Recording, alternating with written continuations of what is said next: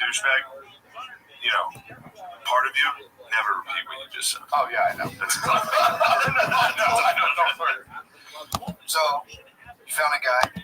Oh, yeah, special. Yeah, we did a bunch of drugs together, and then we ended up sharing a bed because we were at a house party. Nightmare, dude. But and then I looked at him and I was like, "You want to make out?" And he was like, "I thought you were straight." And I was like, "Yeah, but I have to know." So we ended up like making out for like 20 minutes, and I like stumbled up together at some point. And I was like, "Yeah, this isn't for me." And he was like, "Well, I applaud you for trying." And I was like, "All right, cool, good night." And that was it. nice. Flag of bravery, dude. That's a nice thing. Lemaire, what do you think of something like that? When you hear something like that?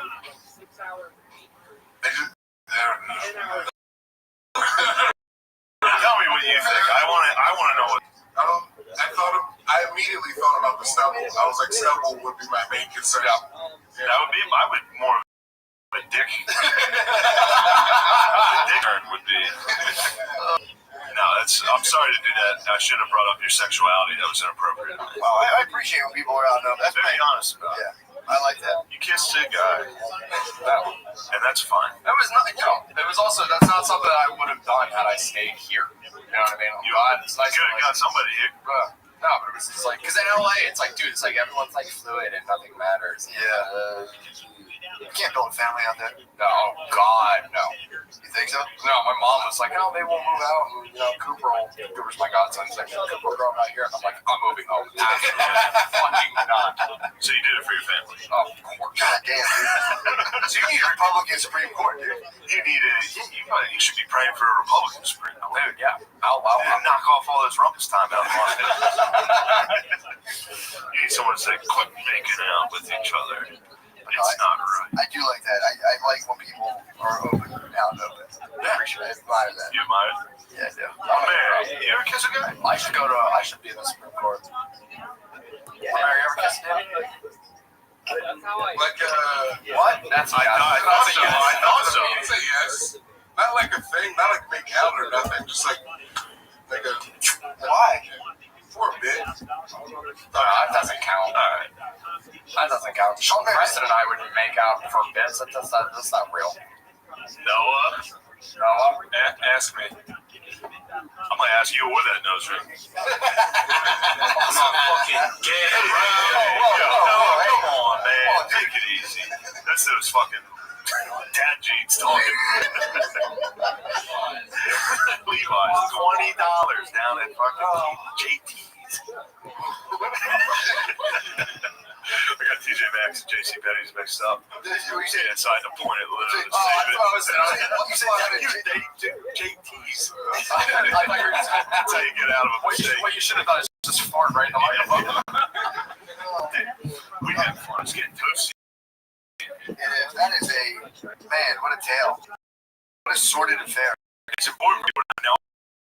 Also, it's not like. Also, Lou is, from what I've seen, like everybody's like, he's good. So it's not like you went out there and fucking failed at No, not at all. Yeah, and Lou is good at stand-up. I want that to be known. Thank you. But you went out. Yeah, I'm bad. Well, it's like just trying to make Matt laugh. Matt laugh. Shavy and Stern is so fun. But it's like that thing where it's like, I'd have a good set and I'd get off stage and I'd be like, well, I still feel like shit. And then it's like, it's like you're not going back to a green room with like you or Six or Shane or Sydney. You know what I mean? It's like you want to, what's the point of doing it if you're not doing it with your fucking boys? True that. Couldn't agree more. That's why I was had the same thought. I was out in Minnesota just eating dick after dick. Mall, dude. I lived in a mall for 5 days. Did you live in there for real? Unfortunately, no. They even kind of dicked me on that. Normally, they put you in the nice hotel in the mall. Got wind of that. I was out across the street in just a ridiculous hotel of Bangladesh? A bad hotel. Were you really? No, it was fine, but it was one of those new hotels that's just like supposed to look modern, but it's just cheap. Right. It was fine. What was nice is they had a shuttle, and I was like one of the only people staying there. So the shuttle was just, I'd be like, "Yo, will you give me a ride to TGI Fridays?" Be like, hop in. He'd drive me across this big ass parking lot. I'd go get hammered at TGI Fridays. call the hotel. I would call the hotel to get picked up. Like, can you send the shuttle to the guy? Wait, you just get hammered at TGI Fridays alone? By myself. It's either, yeah, like that fucking. And that actually, no. That actually ruled. I had a moment while I was walking through this fucking mall, getting drunk at TGI Fridays, all this, where I could either sit there and be like, fuck all these people, fuck these trash stores, fuck this, how dumb do you have to be in this, to just be like, this is actually awesome. This rules. Getting hammered by myself at TGI Fridays is cool. Within the Mall of America. Yeah. And I had to think to myself, like, it's time for me to just fully embrace capitalism. Like the worst form of capitalism, which is franchises in the middle of America. And just, you have to embrace it. So I first night, Bud Lights to the ceiling. Sounds like a mystical experience. It was fun, dude. I sat there, ordered a steak. It was great. Dude, this sounds like your version. This sounds like a white trash version of like drinking ayahuasca. Travel out to the wilderness. It's just you drinking Bud Light Tall Boys and ordering steak at a fucking TGI Fridays. But like, you know what? I get it now. Fuck. That's awesome. So I'm done now. I could have had a good one there. I was gonna give myself a Native American TGI Fridays name. My name is Whiskey Glaze. My name is Light Bud. But no, Bud Lights were flowing. And also, dude, I tweeted it and it made me laugh. My tweets, I was bordering on like, look how quirky I am tweets, which I regret. I don't want to delete. I thought they were funny. I was hammered, and I was at TGI Fridays, and fucking on the jukebox, somebody played Dracula twice. Dude, I think that was you. No, I was fit. Did I tell you it was me? I fit. Oh, that's so I'm funny. ashamed of myself for fibbing. Dude, Trying to make myself Mr. Cool. You gotta take ownership. If somebody plays Dracula, he's like, who did that? That was me. No, I was sitting there and somebody was playing it on the like play, so nobody was even getting up. You couldn't even identify. It was like a game of Clue. Billy controls the jukebox down the street from his house. He'll put on like an hour of Kenny Loggins for like $5. That fucking rules. I would sit there and listen to Danger Zone for 3 hours. He fucking Kenny Loggins rules. Dude. So you stole Dracula Ballad. I did steal Dracula Ballad on the phone with you, which I am truly regretful of. Spread out. Me, probably like 5 different dudes. That's it in this TGI Fridays. Totally empty. Everybody just looking at their phones and just Dracula just blasting. Nobody, it was social distance and everybody was just one guy by themselves.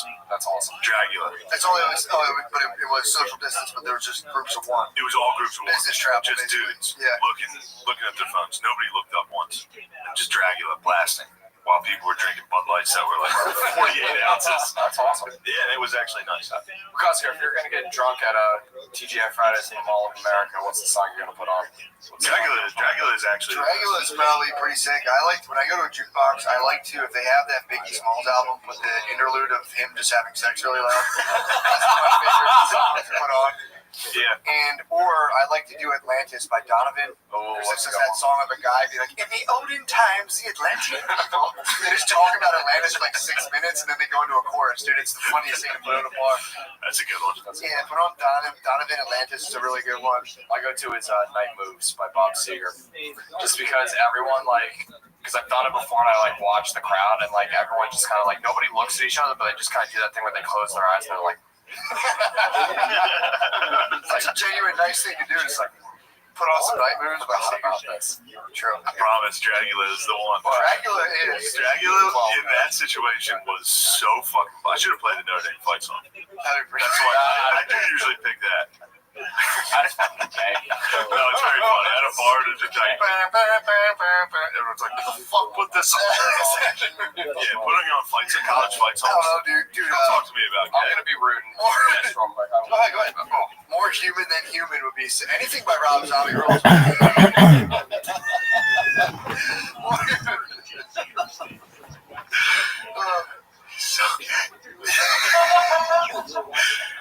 So fucking. Oh my god, dude. What'd you think of his jeans? That's their type. They were You what? can't make fun of his jeans, dude. Why? Because he's fucking turning and twisting around, dude. The dude's dead. You gotta wear pants that tight, dude.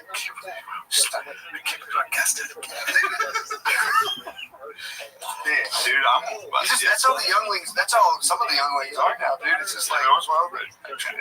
When I was in gay school when I was a surfer. Let's switch. Where were we at, Thomas? Oh, switch over. We're gonna switch over to the Patreon, ladies and gentlemen. Oh shit! Before we do, Matt's coming back on the road, dude. Oh yeah. Matt's doing stand-up again. So October 2nd and 3rd, we'll be at Magooby's Joke House in Timonium, Maryland. It's barely leaving the road. But we'll get you out there. We are gonna get you out there. Yeah, Texas. So October 2nd and 3rd, and Lemaire's gonna come with us, and maybe you can fucking know if you want. I'll get you to a mashup. No, but I'll get you a hotel. You guys 2 twin beds. Get the boys in there. True. And then we're gonna do a live podcast. I think Saturday night, the 3rd. So 2nd, 3rd, we're doing stand up. 3rd, we're gonna do live podcast. 15, 16, and 17. Helium in Philly. So that'll be good. And Helium's a live cast. Helium's also a live cast. So the 3rd and 17th, we're gonna have 2 live casts. Oh boy. Yeah. We get Patreon if they suck. The 23rd and 24th, Hyenas Comedy Club in Fort Worth and Dallas. Now you're not coming to those? You are coming to those. So Matt's gonna come with me on the 23rd and 24th to Fort Worth and Dallas. It's been a while since I've been to Fort Worth. True. I was there for a bunch. Yeah. And then, hold on, we're doing dates. And then the 10th and November 10th, be at Zany's in Nashville, and the 11th, I'll be at Huntsville. Break it into like people are now always go back and like, what did I do to make this piece funny or this piece funny? And at least recording it that way, I'm a Jimmy suffer from chat GPT psychosis. Right. And then I just go through they get some that this sucks, you know. And so when it's a dinner or something like that, I'll do it there. Chat GPT. This idea just hit me, and I'm gonna rant about it right now because nothing I ever think of after this is gonna be as funny as it is in my head right now. I'll just straight to voice memo the whole. This is for real. They get off on whatever crazy philosophical tangents with the chat GPT bot. But what I do is I pass them. I have a great idea. And next thing you know, he's at mental institutions. And I just read a thing before this article. There are other comics that do that. Not there. You just write aliens, like robot free writes, and you just write emails. Well, for me, I title each email with the same word. Idea slash. So that way, when I go to email, I search the word idea. I just have all these emails in my single years. I like that idea. I like that. And that's their life. They're absolutely better. They talk to the bot. The bot knows exactly what to say. The bot listens to them, understands them. I guess you can talk dirty to the bot. The bot talks dirty back. What's your next show? What a sad species. Oh, yeah. I mean, what did it become? It's so embarrassing. You're sitting at home talking to a bot. Sitting in your underwear left. Secretary and the former secretary of the Celtics are walking after the And every night, a lot of shows like this, like how soon this was wrapped up. I feel like now it's happening. Well, now basically, like they kind of It's our fault that you guys are comedians like me. So most of them. So we'll talk about ChatGPT psychosis. Well, that's Never mind. Why? You can't find 24-hour news.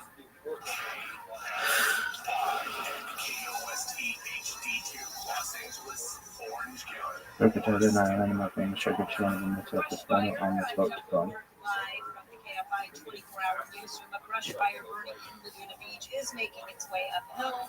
Orange County fire crews are setting up building protection. Police say evacuation orders have been issued to residents on Summit Friction Drive, Club, Baja totally Street, my bad.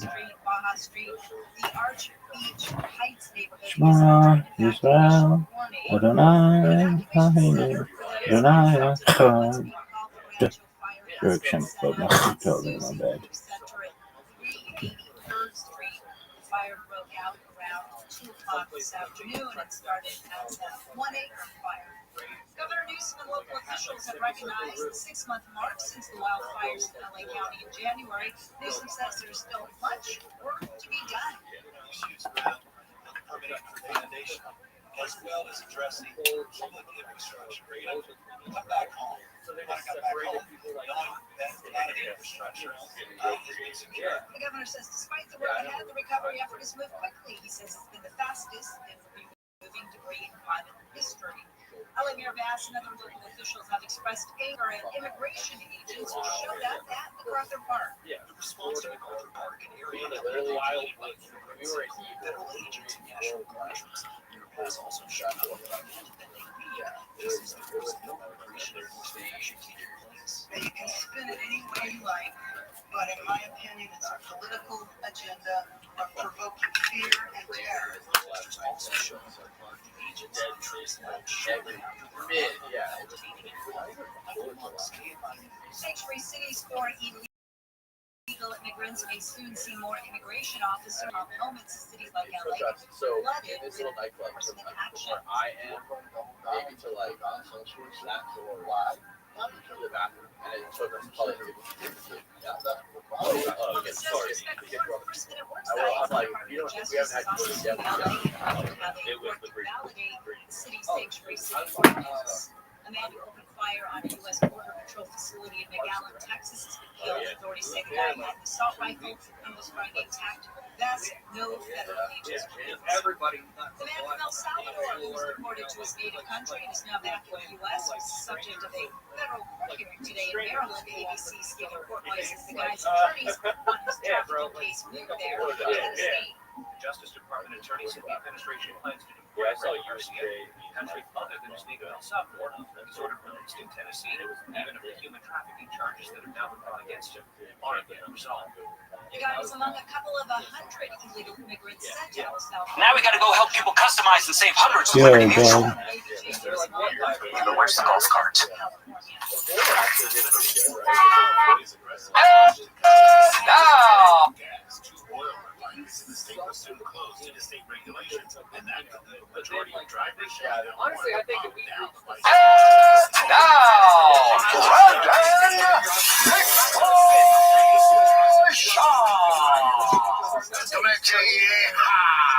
It's Monday, July 7th. It is a beautiful July 7th. It's Big J Shop's beating. Bum, bum, bum. Yeah, it is, dude. How old is he? 44. 2 years old. Wow. We're Irish twins. They do apart. But yeah, he's 44. What's popping, dudes? Happy birthday to Mr. J Shop. Shark Edge, all smile on the house. He's the best. Yes. It finally stopped raining here in Austin. Dude, that was crazy. Never seen anything like it. I've had some rainstorms in Denver. I was in one really bad when I was touring in Baltimore. I've never seen anything like the rain we've got for 4 or 5 days there, ever. And obviously there was the flooding. Just tragic. Just tragic at that Mystic all-girls camp right there on the river. My first reaction was, I was like, what? Like, get them out? But it was like 2 a.m., 3 a.m., did a 30-minute notice, and then it was just filled up like 27 feet. Just took over everything. So yeah, missing kiddos. I can't imagine. I don't want to kick the podcast off with this because it's so negative, but I can't imagine. Can't imagine, man. But the weather's been absolutely insane.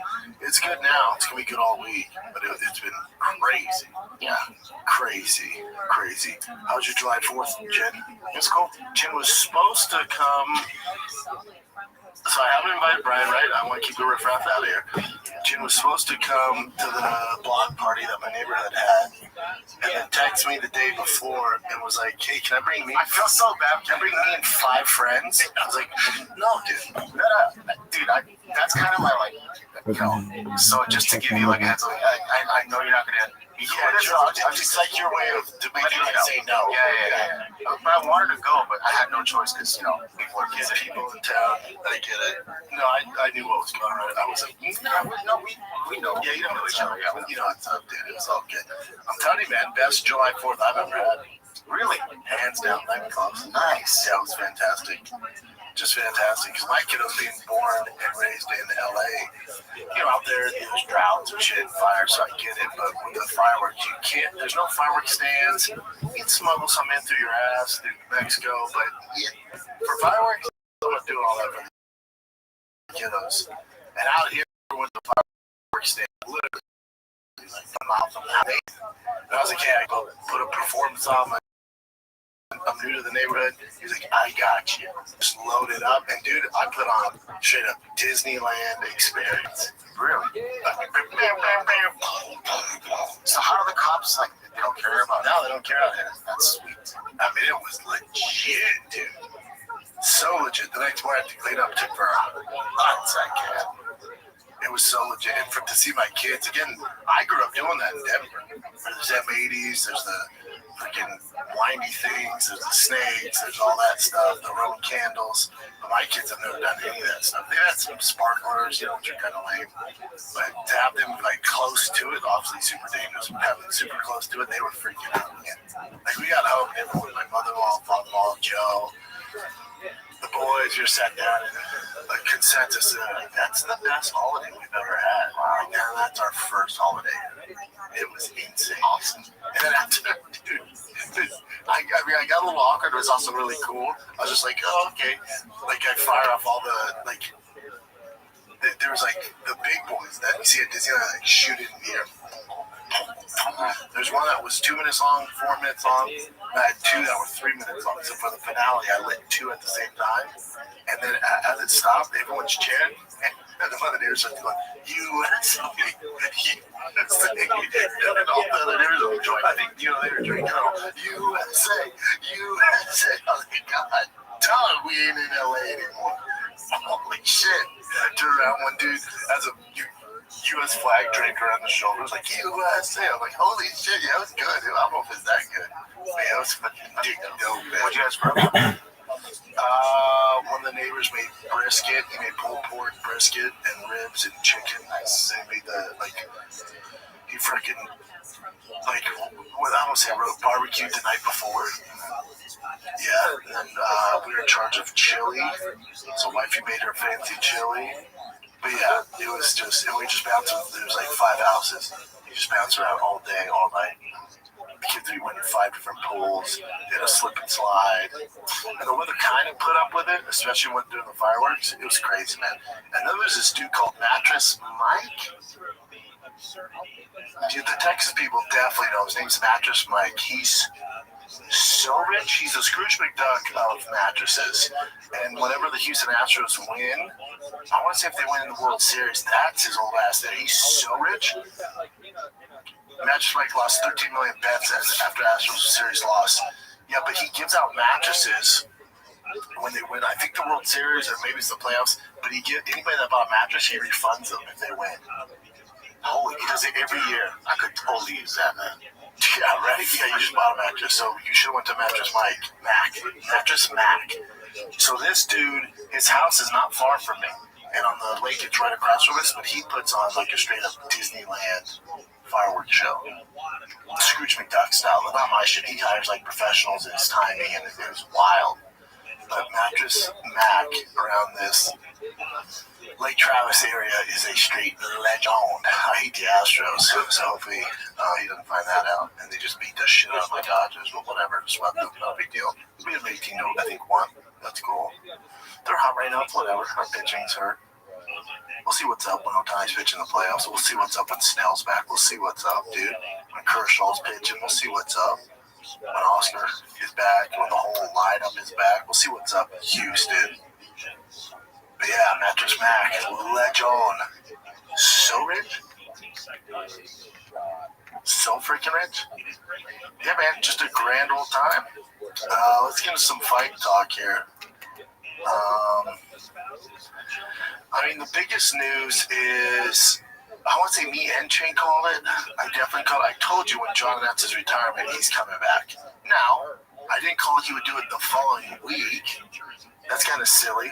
If anything, like, just go into the testing portal, but don't announce it. Yeah. So I knew his retirement would be short-lived. John Jones claims he's re-entered the drug testing pool ahead of the proposed UFC White House event. That's pretty huge. I knew about the UFC White House event. This isn't a flex, but I knew it was confirmed for like 4 months now. Wow. Everyone wants to fight on that card. At the White House? That's insane. Now, if you make it political, like, oh God, the UFC's so tied in with Trump, just take all that out of it, whoever you voted for. This is how far the UFC's come. The UFC is fighting at the White House. That's insane. That should be celebrated. Yeah, but Trump, I don't give a fuck if Kamala Harris or Pete Buttigieg gave up as the president. Dude, if the UFC's at the White House, that is insane, dude. You know how big that is? That's so cool. Despite whatever, if you sway left, sway right, take all that out of it. The UFC is having an event at the freaking White House. Let that sink in. So cool. Everyone and their mom wants to fight in this card. Now, just going through, so you're going to have some American fighters on there, clearly, right? We're not going to do this like UFC No Chess, where we have a Brazilian headline it, right? We're going to have Americans. The problem is, the Americans really aren't thriving right now, are we? Especially as champ status. We don't have a ton of Americans crushing it. A few guys come to mind that you have to have on there, even though they're not champs. Bo Nickel, Mr. Captain America, you gotta have Bo Nickel on there. You have to have Ben Askren healthy walk out. You gotta do that. I would assume Colby Covington is on that card. Probably gets beat up, but either way, you have him on there. If John Jones was able to come back, man, did he speed track his USADA stuff because he wants to fight at the White House? Because if he did John Jones asthma on the White House lawn, what? Now Connor Tuesday's come back. I don't see that happening. Excited with President Trump announcing a UFC fight event at the White House. I would be honored. Count me in. I just don't see it happening. But if you're going to do it, you would have Michael Chandler. He comes out with the American flag. And he's a big Trump supporter. So is Connor. Gotta think of that card. The UFC goes all out. Because it's not like this is going to happen all the time. And I mean, the Republicans are going to hold it for a while. Yeah, J.D. Vance is coming in hot. He's a monster. The Dems are looking at him. But still, it's not like J.D. Vance and Dana are close like Trump. So let's say this is one of one at the White House. You got to go all out. Yeah. So if you have asphalt, did they say when it is? 2026, July 4th. Okay, we have some time. Okay, so, wow. So if we have some time, you could definitely do Connor. Connor can come back. You Connor Chandler. You have Gaethje out there. He's American. You have Bo Nickel. John Jones Aspinall. That card could be so stacked if you do it right. Wonder how they're going to do the fans. You can't, right? I don't know how it's going to work. Is it like when this is an extreme jump? But remember when Strikeforce used to do events at the Playboy Mansion? They do it on the lawn there, and they would like cut it off so you couldn't go into the mansion. I mean, some of the guys made it, but I'm just saying the average person couldn't. They're gonna have to do something like that. Yeah, it's like a smaller version of Apex. Conor McGregor, the only place where disputes truly get settled, the White House. Dude, take my money. I mean, I've been retired for a hot second. I would get my shit together to fight at the White House. That'd be dope. Yeah, just don't test me. Just, they make, I love you. Just let's forget about USADA, but your boy would fight at the White House. How long would that take to get stuff out of your system? Like a month? 2 months? As long as I've been on it, 6 years? I don't know. Yeah, probably a month. Yeah. Feel like shit, but yeah, you can have the cowboy fight on there. American Patriot. Yeah, but you gotta go with the American theme. The problem is, I think John's our only American champ. I think you're right. And not a great look. Let's take a little break here, kids, before we jump right back in this juicy episode. Listen. This episode of The Shop Show is brought to you by Shopify. When we were young, we used to dream of being anything, an astronaut, the president, prince, princess. But as you get older, your dreams change, focusing less on running the world and more how you can take your skills and ideas and turn them into something real. You need money, right? For house, kids, girl, all that stuff. Instead of dreaming of going to space or owning your own castle, we can dream of owning your own business. The bigger website, payment system, a logo, and a way to advertise to new customers can all be overwhelming and confusing, but thankfully, that's where today's sponsor, Shopify, comes in. Shopify is a commerce platform behind the millions of businesses around the world, and they make up 10% of all e-commerce in the U.S. from household names like Mattel and Gymshark. The brand just gets started like Drive Fast on Gas. That's right, we use Shopify. They're hands down the best. They make it so easy. Shopify can't design a website, say less. Shopify can be from the get-go with beautiful, ready-to-go templates to match your brand style. What if I need a hand? We got you. Get help with every task like enhancing product images, writing product descriptions, generating discount codes with Shopify's AI tools created for commerce. We got you, man. And what if I get stuck? Shopify always has around to share. They're always around to share advice with the award-winning 24/7 customer support.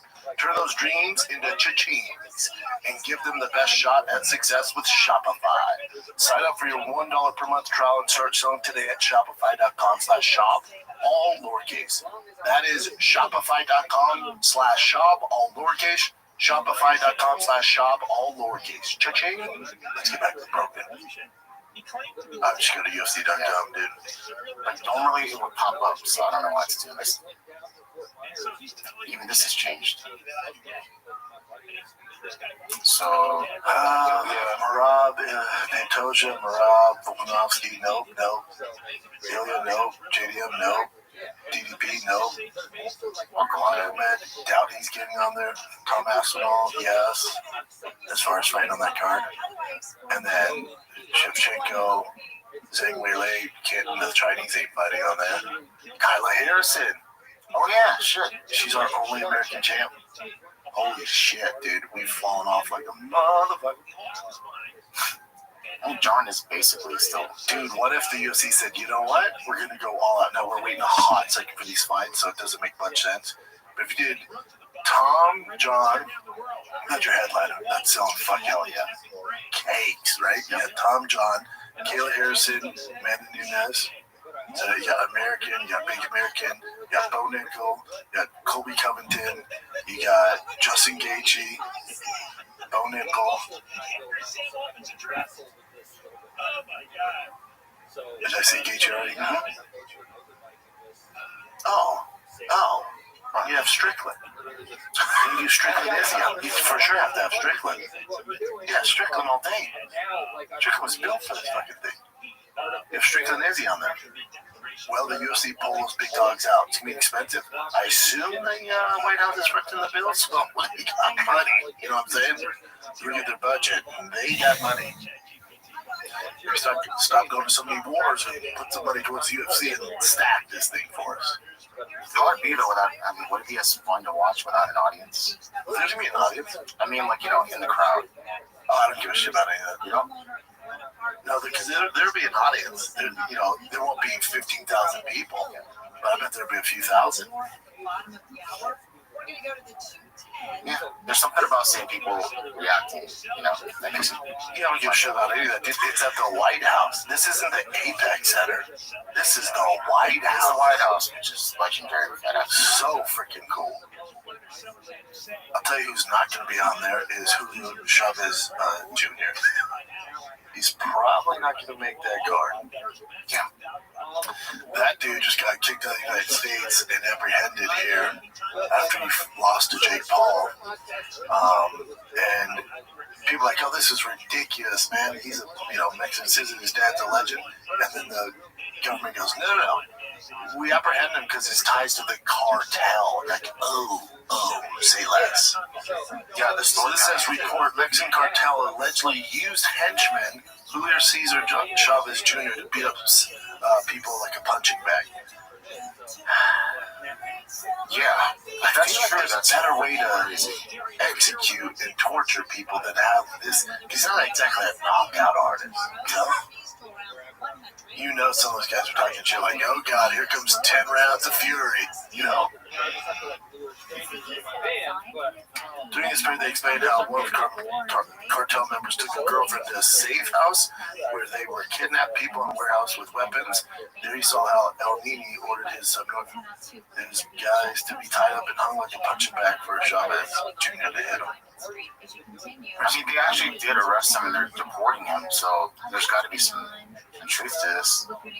Yeah, I just feel like if he's a cartel, I mean, it's a slight flex, but there has to be better ways to torture people than have the guy, you know, Professional boxer beating you up.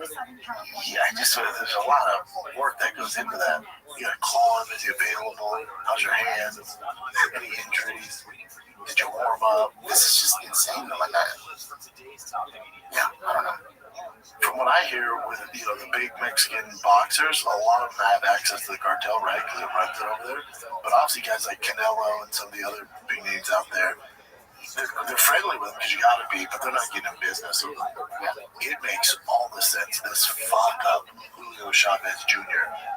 fucking mosey his way over there. He's just a fuck up. Or like, you know, with gangs especially, like you don't have a choice. They'll kill you. I think he has a choice. He just became too close with him, and then someone was like, "Hey man, we got this guy who's not talking. You want to do some? You want to go to the body on him? Maybe do some of those combos." But he's still He's famous. like, "I haven't fought in 4 years." Like, I know. We dust off the old boxing gloves and put these mitts on these prisoners of ours. If he was some regular dude that was good at fighting, but he's a famous guy, like one of the most famous people. Yeah, his dad's a boxer. Yeah, because of his dad. Yeah. Walking like So that's why it doesn't make he wasn't a bad boxer either. His record's like, multi-time world champ, 15, like 5 or some shit like that, like beast. But just wasn't his dad. That's why it's confusing. That shit's wild. Yeah. But he actually got arrested. Hell yeah. I have to clock out loud to myself. Yeah. I wonder how deep his ties go to the cartel if they're going to arrest him like this. Shit, that Texas can't arrest him. Through federal sources, I've obtained video of ICE arresting Mexican boxer in Studio City. Man, that was right by me. The boxer is accused of being affiliated with the Sinaloa cartel. Play it for me. Now, do they just let him? Like, he's gonna get to Mexico and he'll be fine.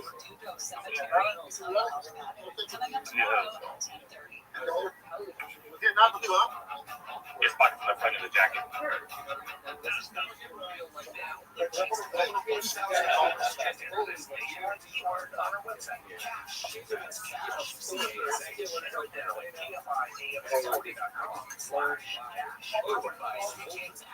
Seems like super nonchalant too.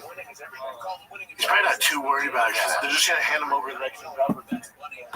The cartel has their hands in that too. They're like, cool, thanks, man. She got free roll back.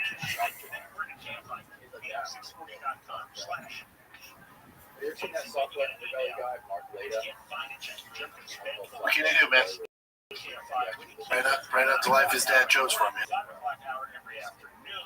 What else you got, Jim? Alright, some current events. We're going to talk about John Jones. I'm not mad at the fight night this weekend.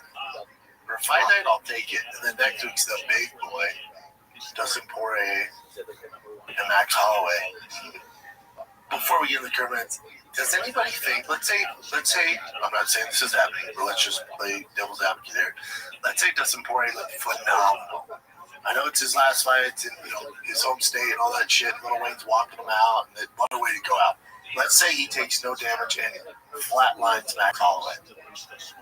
Would we not want a Dustin Poirier versus Topuria fight?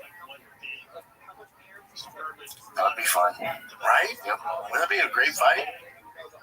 But if he wants to bounce, if he's already, remember you said like if he would retire, you think of retiring. No, he should definitely. It's a matchup wise, it's rough for him, but Yeah. But that would be a fun fight. yeah, that card's fun though. All right, the fight night's fun this weekend too. I'll take it. Derek Lewis. I was telling you earlier that I just don't remember this guy Tellison Teixeira, but he's undefeated. Yeah, he's a problem. That's him. He beat Justin Taffa, which is tough. there's also that knee to the body and elbow. Yeah, he's a beast, man. Look, he's similar to Derek Lewis, where he doesn't really get out of the first round. Matter of fact, his longest fight was in LFA, and it's right over 3 minutes. Before that, 30 seconds, 24 seconds. In the UFC, he's had under 2 minutes, 35 seconds. This is one of those ones with Derek Lewis. It's like, oh man, it's gonna be fireworks, and then you find yourself looking at 3 tired-ass big boys. Round 4, like, God damn it. I hope that one should be fireworks. Let's take a little break here, then we'll get right back into the episode. I'll make it quick, guys. Breeze, all right? An incredible functional beverage company revolutionizing how we drink. Their line of feel-good tonics offers a unique blend of hemp-derived THC and CBD, functional mushrooms, nootropics, and all sorts of to create social relieving euphoric effects with all the traditional downsides of alcohol. You don't need that stuff. Makes you look bloated, makes you feel like trash. All right, and no, these aren't like your typical edible. You'll feel each blend within 10 minutes, and the effect will last about an hour and a half, similar to a cocktail. Y'all know those edibles will get out of hand, man. You just can't trust them. Smell enough for your mom to try, but stackable if you want to dial it up, boys. So whether you're looking to turn it up, tune in, or tap out, Breeze has a beverage to help you feel the way you want to feel. Ready to experience the future of drinking? Head on over to try.drinkbreeze. That's drinkbrez.com/shop. Use the code SHOP and you get a $5 credit and free shipping on your first order. Breeze, drinking has evolved. Consult with your physician before use. If you're pregnant, nursing, have any known or suspected allergies or medical conditions, or taking any medications. FDA has not evaluated these products for safety and efficacy. Products are intended for 21 or plus. One Boy Thompson's back, never mad at him. Calvin Cater, Take My Money. Our boy Nate. Junior Toffa's back down there. Max Griffin, Chris Curtis, yes sir. Jake Matthews, Joe Kennedy. It's a good fight now. It's like a solid fight. It's going to be entertaining. I'll take it. All right, what do you got, Jen? All right, let's see here.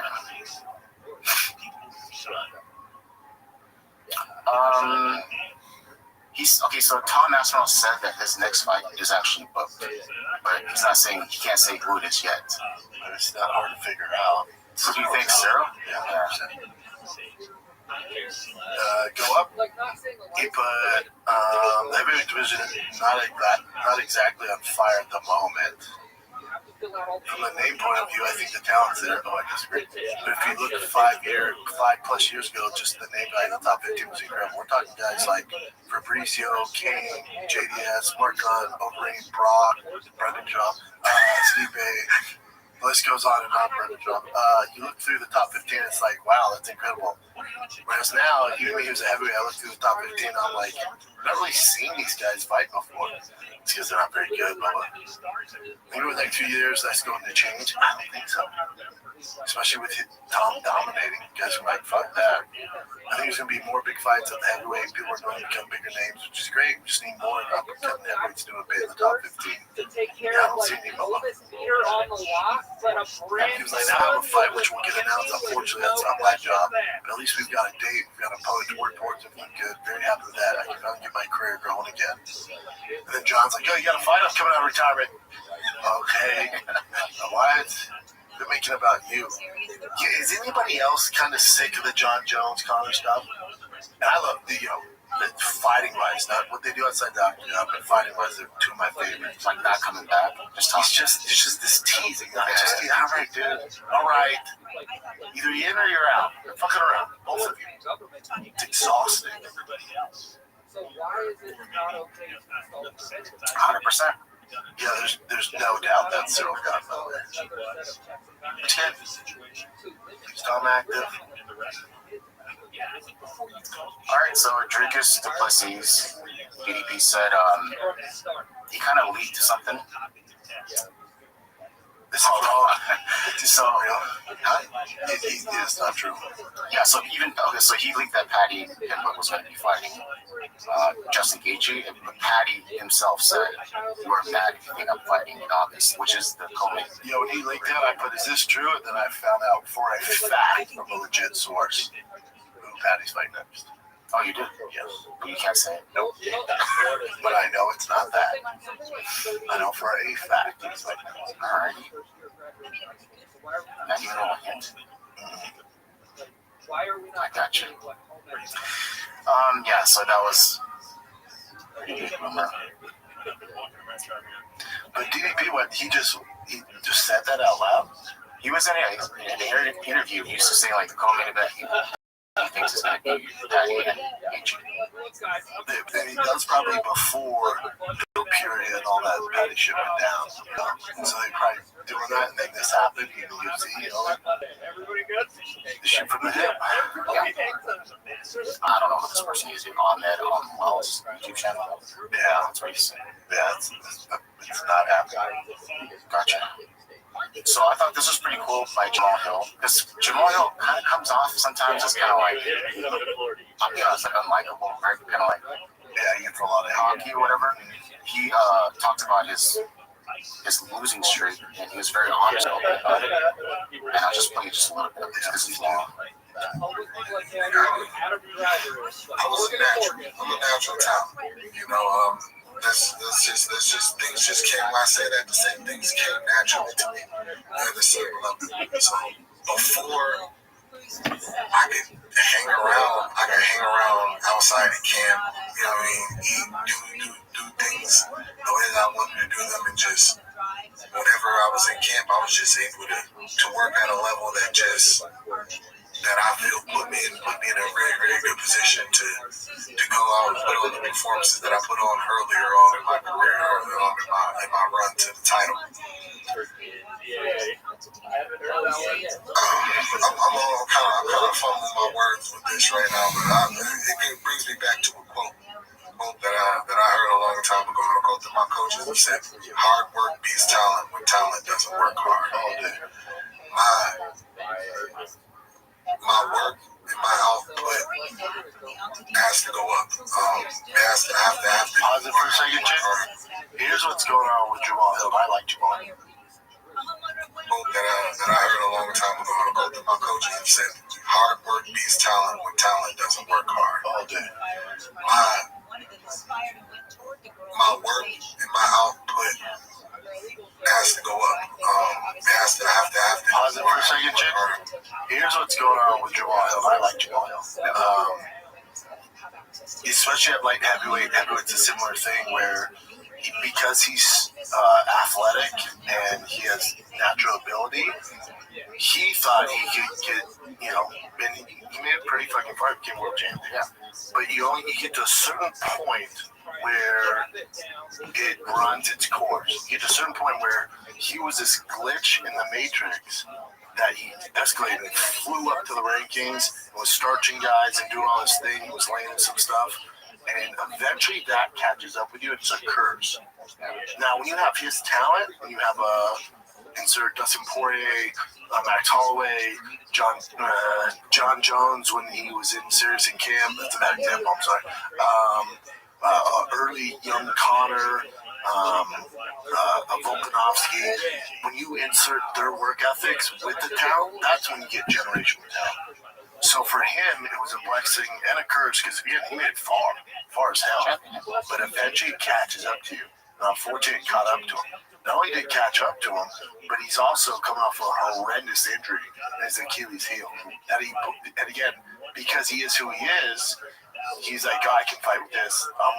I know they say whatever. I need a year off. I'm going to come back faster. And start training and stuff like that. So you can tell he's very flat-footed. He's flat-footed, and he's compromised now because of that Achilles. So now his natural-born abilities and all that is compromised even more.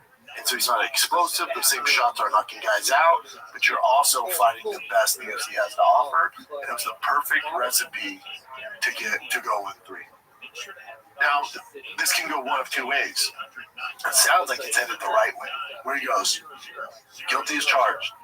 Was super lazy. I rushed everything. It's a marathon, not a sprint. I'm going to reassess my camp, my coaches. I actually, if your coaches are letting you enter that octagon without turning over every stone and making sure you're in there, you probably need to find somebody else. If you don't have a team that's holding you accountable and going, no, you didn't fight, dude. You've been to sparring once in fucking 2 weeks. You put no road work in. You're not doing the explosive lifts. You're not sparring. You're not doing the grappling. You're not wrestling. You're just kind of showing up there.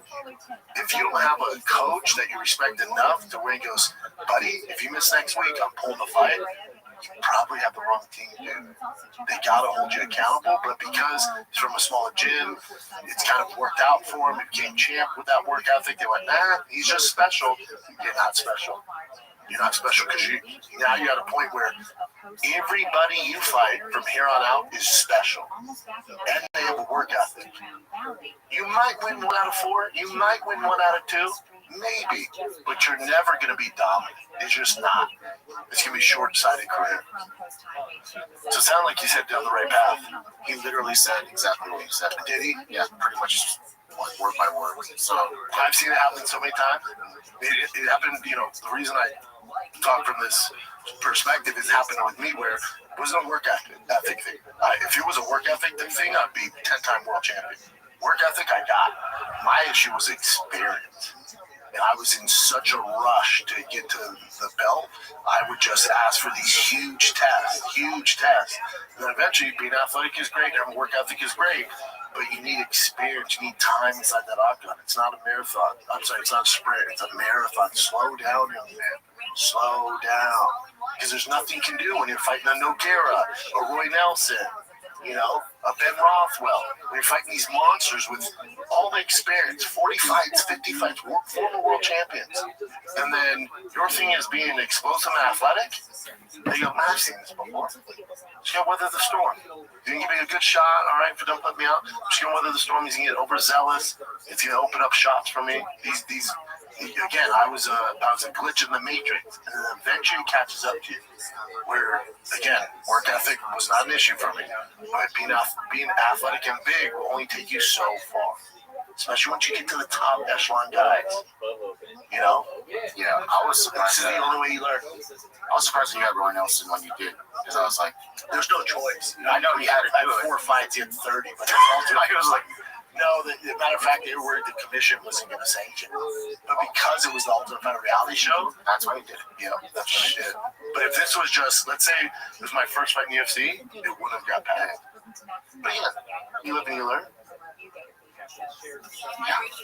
I was the guy after I beat this Johnny Curtis guy, I was calling out Frank Mir and Josh Barnett. Psychopath. Legend. Yeah, that's what I wanted. And so for Jamal, it's just like,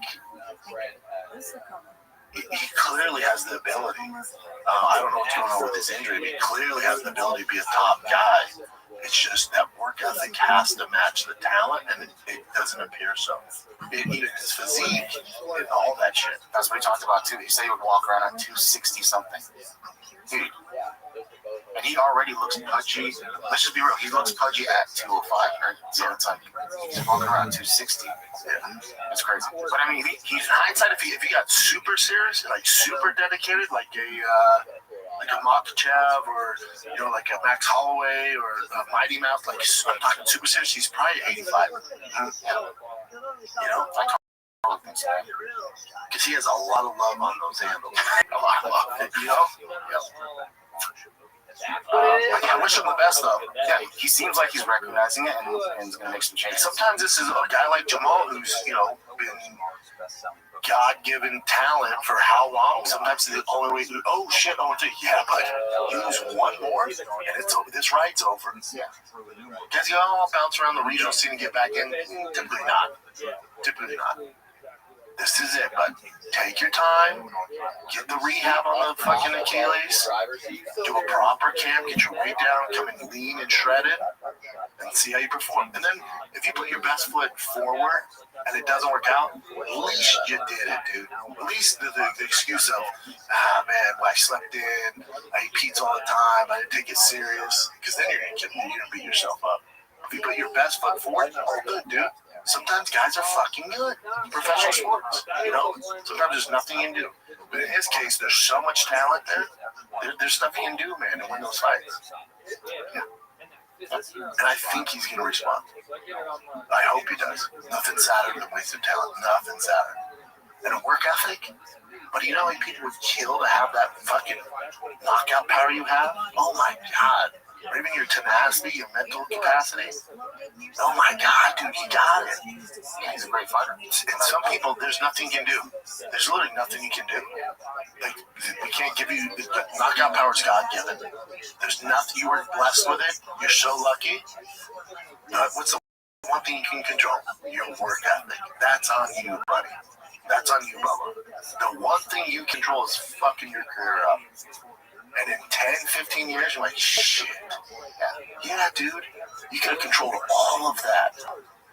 It's not a talent issue. It's not like people go, his boxing's not very good, doesn't have a chin. No, it is a chin from fucking heaven. You check every box. But the one thing that you're responsible for, work ethic, you lack it. Which is a good thing. Which is a good thing. Wow, whoa. If I'm his coach today, I'm sitting down going, here's the good news.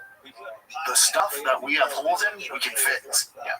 We can't fix you not having knockout power. We can't fix your crazy mentality thinking you're the best. Like, you have all that check, which is stuff that we can't work on. You just can't. You either have it or you don't with that stuff. Your work ethic, showing up on time, your diet, your road work, being a good person in the gym, helping others out, all that stuff, we can control it. That's the only thing you're missing. Here's the good news. We can work on it. It's going to take a lot of work, but you can do it, dude. That's what's cool about this. It'd be such a shame if you don't respond to this and just kick it in gear. Can you imagine? 6-8 months from now, probably 8-12 months from now, he comes back to Shred City. I'd be so sick. The people would be fucking terrified of him. A serious Jamal Hill's a fucking problem, dude. But a pudgy Jamal Hill, coming off 3 losses, the division's licking their fucking chops. But if he gets in the right frame of mind and gets his work ethic to the fucking UFC professional athlete level, dude, to his next opponent, good luck. Good fucking luck. I'll bank on Jamal Hill if he gets his shit together all day. Yeah, he's super talented. Without a doubt. All right, next current event. This is Corey Anderson talking about Ben Askren. So I try to look up stuff like updates with Ben Askren. I haven't seen much, so here's a bummer. You know that with that lung transplant? Yeah, two lung transplant. The survival rate's only like people survive like 30%, 10 years. What? So it's not like he gets this. It's a go Ben's back. 30% of people that get that lung transplant live 10 years, and that's good. Most don't live that long. Only 30%. Shit. Look at it to make sure I'm right. I'm just talking. I don't want to laugh at you. Go ahead. Statistics on people that get double lung transplant. Life averages. It's not. This is going to bum me out. So life averages. The average life expectancy for individuals who undergo a double lung transplant, ready for this, is 6.5 years. But many factors can influence this, including age, overall health, specific lung disease. Some individuals, particularly younger patients, can live much longer, with some reaching 20 years. But the average is 6, dude. That's fucking insane. Yeah. I think kids, they kind of tend to live longer, but in general, it's not great. That'll fucking bum me out. So sad. Yeah, super sad. That's horrible, right? That's fucking terrible. The median survival of double lung transplant recipients is around 6.5 years. Now, I'm talking about elite athletes. Yeah. So all that on Ben that he destroyed 6.5 years. Hopefully with science, get better shit. I mean, hopefully. So this is Corey Anderson talking about Ben Askren. It's like anytime we talk about a situation, someone posted, she shared, starts talking about it, I can see it hurts because. Is this Chris Curtis? No, Corey Anderson. Oh, gotcha. I love it. Chance, because I know how many in your career, how close you've been with him. I know he's going through a lot right now. I think our hearts are all going out to Ben Askren right now. And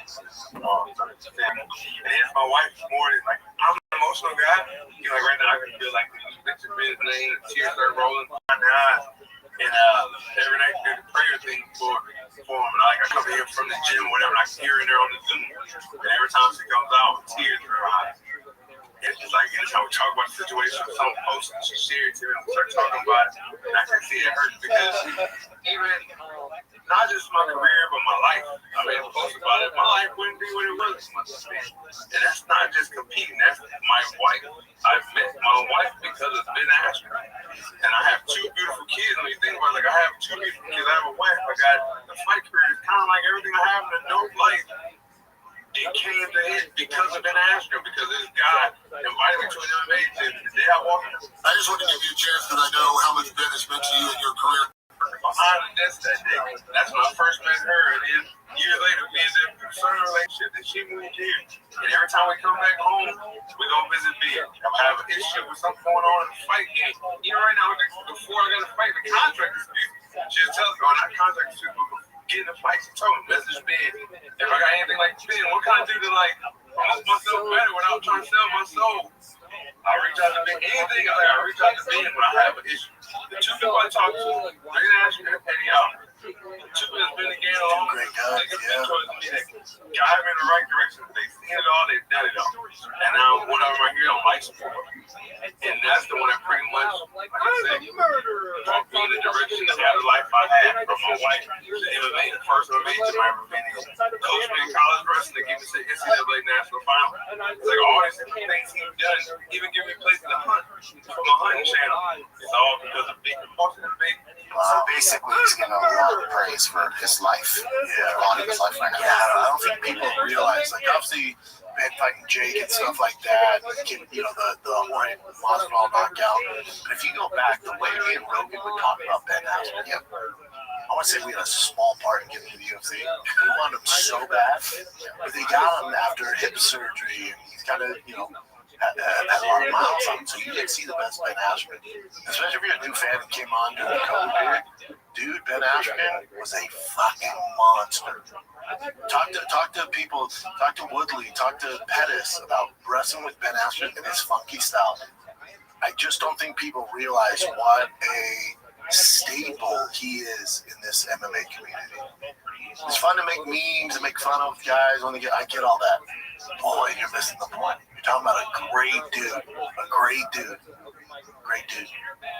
And that knockout from Masvidal, that's just such a freak kind of random thing. Yeah, it just should happen. Yeah. But if that's all you know is Ben, is the Masvidal knockout and the Jake Paul shit, I feel bad for you. You don't know shit about MMA. That's all you're like, oh, you're talking about the guy who got knocked out with Masvidal and fucking Jake Paul. It's like, oh, God. You're so dumb. He's such a legend, dude. Yeah, dude, he was killing all-time world champion. Dude, he dominated everything. And had zero striking. That's how good his fucking wrestling was. Let's take a little break here, because this episode of the Shop Show is brought to you by Progressive Insurance. You choose to hit play on this podcast, smart choice, fam. Progressive loves to help people make smart choices. That's why they offer a tool called the Auto Quote Explorer that allows you to compare your Progressive car insurance quote with the rates from other companies, so you save time on research and can enjoy savings when you choose the best rate for you. Give it a try after this episode at Progressive.com. Progressive Casualty Insurance Company affiliates, not available in all states or situations. Prices vary based on how you buy. Progressive. This summer, Pluto TV is exploding with thousands of free movies. Summer of Cinema is here. Feel the explosive action all summer long with movies like Gladiator, Mission Impossible, Beverly Hills Cop, Good Burger, and Transformers Dark of the Moon. Bring the action with you and stream for free from all your favorite devices. Pluto TV. Stream now. Pay never. I saw this clip of Demetrius Johnson and I thought it was just awesome, so I'll just wait for you. This is an older clip, though. But go ahead. How old is it? They just posted it. They're like reposting. One championship's in some trouble. But go ahead. Yeah, well, Yeah, go ahead. So, but still, this is an amazing clip, I think. My mom, probably she would have between my dad, she would not give me any information. Eventually, I got his social security number. I gave it to a friend who finds people around the world, found every single thing around him, and I had the phone. I call him, I said, hey, this might sound weird. I'm your son. He goes, huh. I was like, I want nothing from no one, no money, don't need nothing. All I want to know is what happened. And he told me everything. And I was like, all right. So he goes, so what about you? And I was like, just Google me.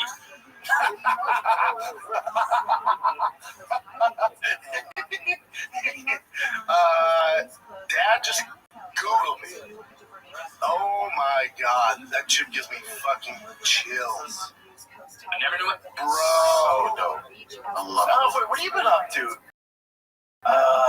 You're not trying to be cocky there? Just Google your son. Pretty good. Some regard me as the best fighter of all time. Most people do. Yeah. Talent-wise, there's no one close to him. So you're mentioning this about watching some. All right. I call him. I said, hey. Championships in some trouble, but yeah, go on. Awesome. So I'll just play it for you. It's an older clip, though. We go ahead. How old is it? They just posted it. They're like reposting what championships in some trouble, but yeah, go on. Yeah, well, yeah, go ahead. But still, this is an amazing clip, I think. My mom, probably she, what happened between my dad, she would not give me any information. Eventually, I got his social security number. I gave it to a friend who fights people around the world, found out every single thing about him, and I had the phone. I call him, I said, hey, this might sound weird. I'm your son. He goes, huh. I was like, I want nothing from him. I want no money. Don't need nothing. All I want to know is what happened. And he told me everything. And I was like, all right. So he goes, so what about you? And I was like, just Google me.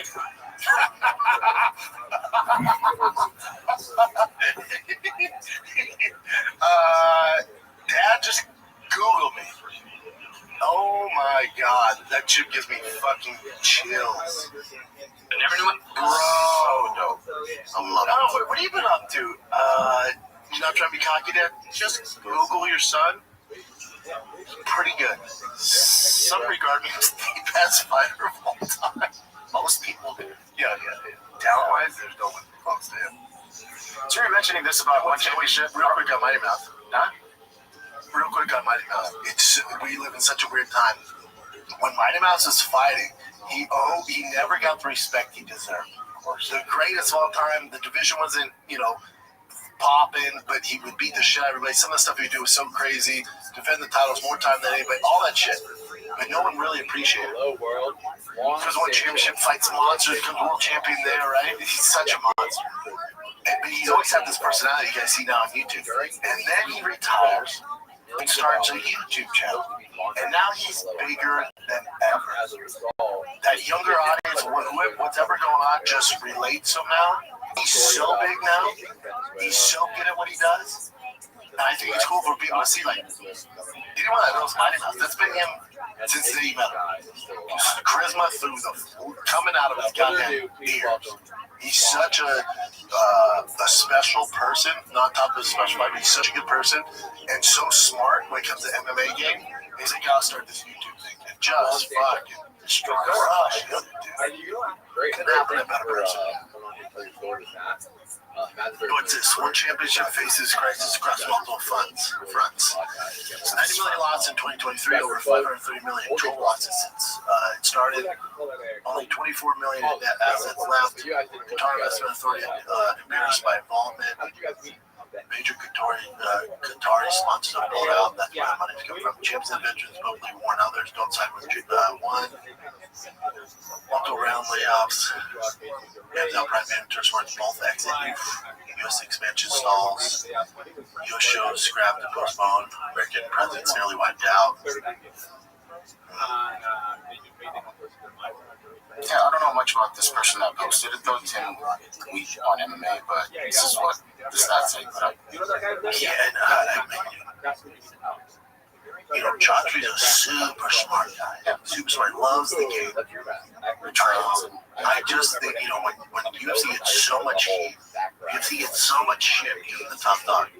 I don't think people realize how hard it is to do what Dana White and the rest of them have done. One championship had all the money, and a good roster, great product, good production, came over the States, huge in Asia, bigger than the UFC in Asia, destroys the UFC. That's how hard it is to run a business and maintain a business. And they were in the negative. The UFC's in net positive how many years? Hundreds of millions, damn near billions of dollars in net positive. It's crazy. Hate to see it. Because this isn't good. So for one championship, GFL, all that shit, when Strikeforce went away, Pride went away, hopefully, Ryzen and Cage Fury, all that shit, the LFA keep going. It's just not good when guys don't have anywhere else to go and UFC's the only answer. It's not good for the sport. I do believe you need a UFC, just like the football needs the NFL, basketball needs the NBA. But there's other places these pros can go in Europe and stuff like that and still make money.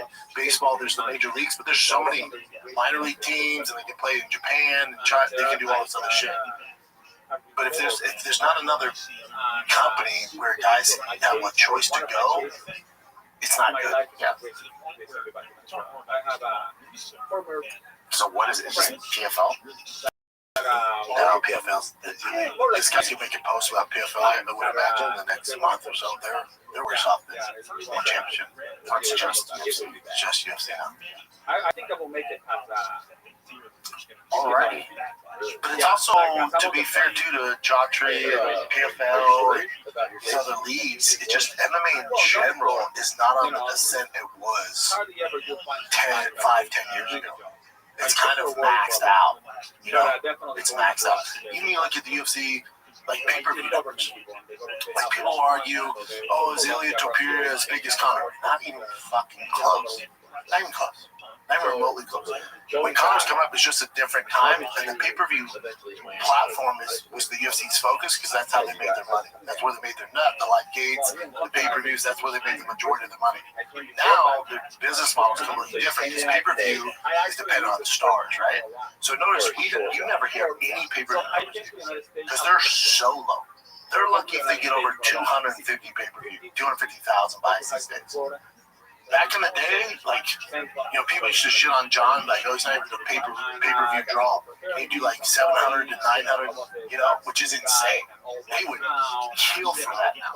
But the UFC makes their money off TV right deals, and they have money, through sponsors and inside the octagon and all these TV rights and all the other shit they're doing. So they're kind of going away from the pay-per-view model because the pay-per-view model was so dependent on having stars. Because the UFC doesn't have that many stars, but they're making more money because they completely changed their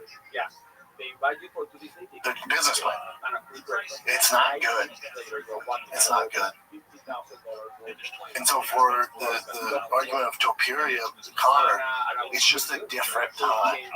It's just a different time. Conor holds, three of the five biggest experts of all time. That will no one will ever get close to that. Ever. It will never happen again. And it's not that Topuria can't be as big, it's just a different time. MMA content is down across the board.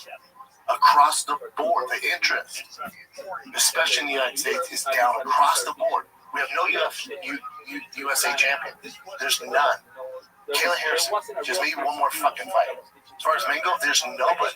We have nobody. Their focus now, because of money, is in the Middle East. It's the Hamzats, the Makachevs. 3-1. It's that shit. It's all that shit over there. That's where the funding's coming from. 4-3. 4-4. They get the same analytics and they can see what's going on here. 5-6.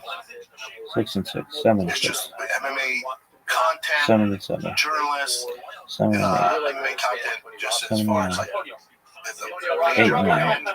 8-10. 11. Everyone's getting rid of it because it just doesn't 10-11. have the same appeal that it did back in the day. 10-13. That's very true because I remember hearing about all these journalists, MMA journalists getting laid off from their jobs, from the athletic, a bunch of people, all of them prominent journalists. Yeah, it used to be like the number one thing. It was like this kind of underground, fight league and sport, and it's on the come up, and then we have these characters, and then now it's like. On the hand, you can name how many guys, even on YouTube, are big names in the space. There's not a ton of us. There's just not a ton of guys that have the fan base from the old day. Like if a new person starts, they have to do some pretty gimmicky shit. It's like, whoa, it's like this kind of YouTube. They're not journalists. They have no background really. Yeah, it's like this, silly shit. You have Luke Thomas. You have Ariel. Anybody else? I mean, it sucks. Yeah. Chael? Yeah, Chael's kind of. And then most of the guys have their own channels now.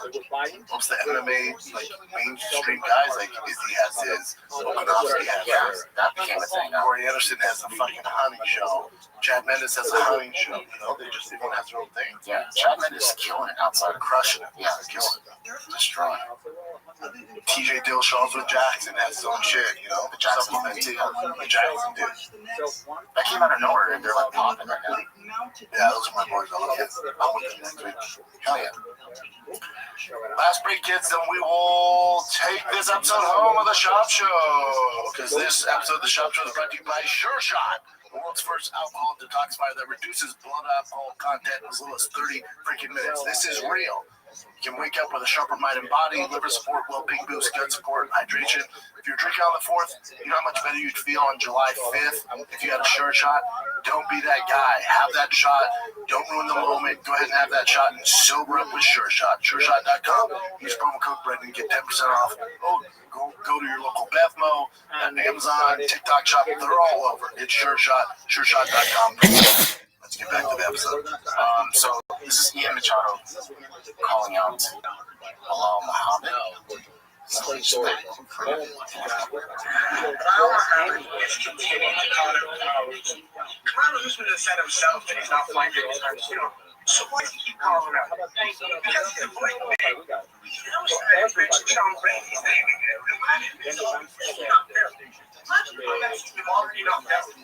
That is weird. So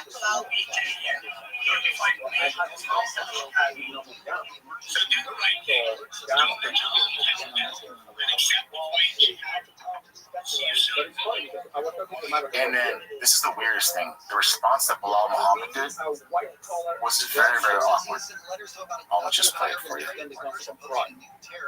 You're out here trying to do Connor cosplay with Dollar Tree trash talk. Bro, your lights hit softer than your jet. You sound like a teenager just discovered McGregor highlighters. You want to outbox me? Try out talking. First, without embarrassing yourself. Till then, go back to rehearsing in the mirror. Maybe one day, your trash talk will be as sharp as your barber's fade. I love Bilal. So people come out saying like he used ChatGPT to do that response. It looks like he was reading. Yes, it was very awkward. Yeah, Right? the whole thing is awkward. So this is what how should I respond to Ian Gary?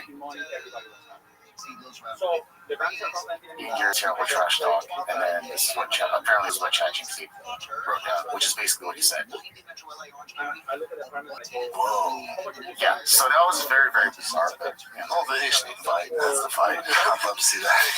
You know, I went to Ian Gary, fucking Sean Brady though.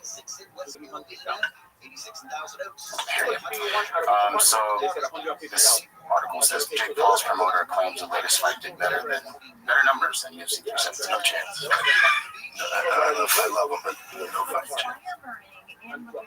Let me show you the actual elements. I don't know how this works though. No chance in hell. Both directions between Broadway, which is in the downtown Laguna area, and Crown Valley, which is at the south end. Dana White won $1.2 million at the casino where they did the last. I guess that was the last car. On betting? Yeah.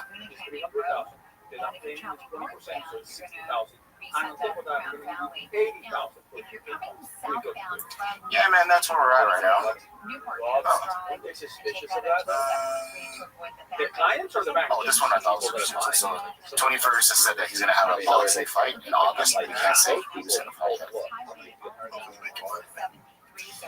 He's got to make money. Yeah. Yeah, you know. Because he used to respect Dylan Danis in GFL. I kind of set that up. I went away. What the hell happened? Is there any update? I mean, is there any update? I don't know. I haven't talked to the guy. And once it goes that south, it's kind of done. You know, it's like there's nothing to do. Yeah, They can fucking pulled out. You're just like, hey, do you know anyone has $300 million? I don't. Bring out Fight Night, kids. I told you it's a fun one. It's a fun one. Well, you know what the means Do you think you guys will know? Hold on a second. No, it's Bridgestone Arena in Nashville, 8 p.m. It's in Nashville. Bittersweet ass, I assume Leo will be there unless he's on the road. And Derek Lewis, Wonderboy, Kelvin Cater, Nate, for that protective. Andy Griffin, Chris Curtis, Jake Matthews, Joe Connie. It's a fun one, dude. For a fight night, take my money in Nashville. 0-1. That main event should be 1-1. a quick one, but 1-2. but I'll take 2-2. it. That's it. 2-3. All right, kids. 3-3. Thanks for tuning in. 4-3. Hope you had a fun July 4th. I sure did. 5-4. The Drive 6-4. Fast All Gas, it 7-4. ends in August. 8-4. Let's go, kids. Drive Fast All Gas. We just 9-4. dropped the new Kimmy Tech, 10-4. Kimmy 11-4. Tech 12-4. collab, the King Shocks collab. We have a bunch of stuff on there. Diesel Dad merch, new hats, new tees, 13-4. all sorts of stuff on there. 18 buy 14-4. automatically enters you to win 15-4. this 15-5. crazy TRX final edition with over 16-5. $50,000 in mods and 17-5. $10,000 in 18-5. cash. That's right, we get in cash. 18-6. So go to drivefastallgas.com. 19-6. Get you some, kids. This is a fun That's one. a great Driving fucking around a round. little bit here. All right? Love you guys. Till next time. I'm out. What's up, guys? I'm giving away the Ultimate Ram TRX with over $15,000 in upgrades. This is one of one. You won't find another TRX on the road, or a truck for that matter, like this truck that I built. It has over $15,000 in upgrades, and this truck can easily be yours. All you have to do is go to drivefastallgas.com, pick up some merch, and automatically enter to win. It's that easy. Good luck.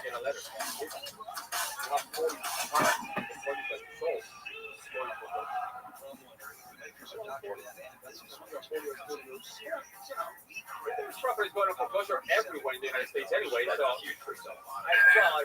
literally started I get another letter.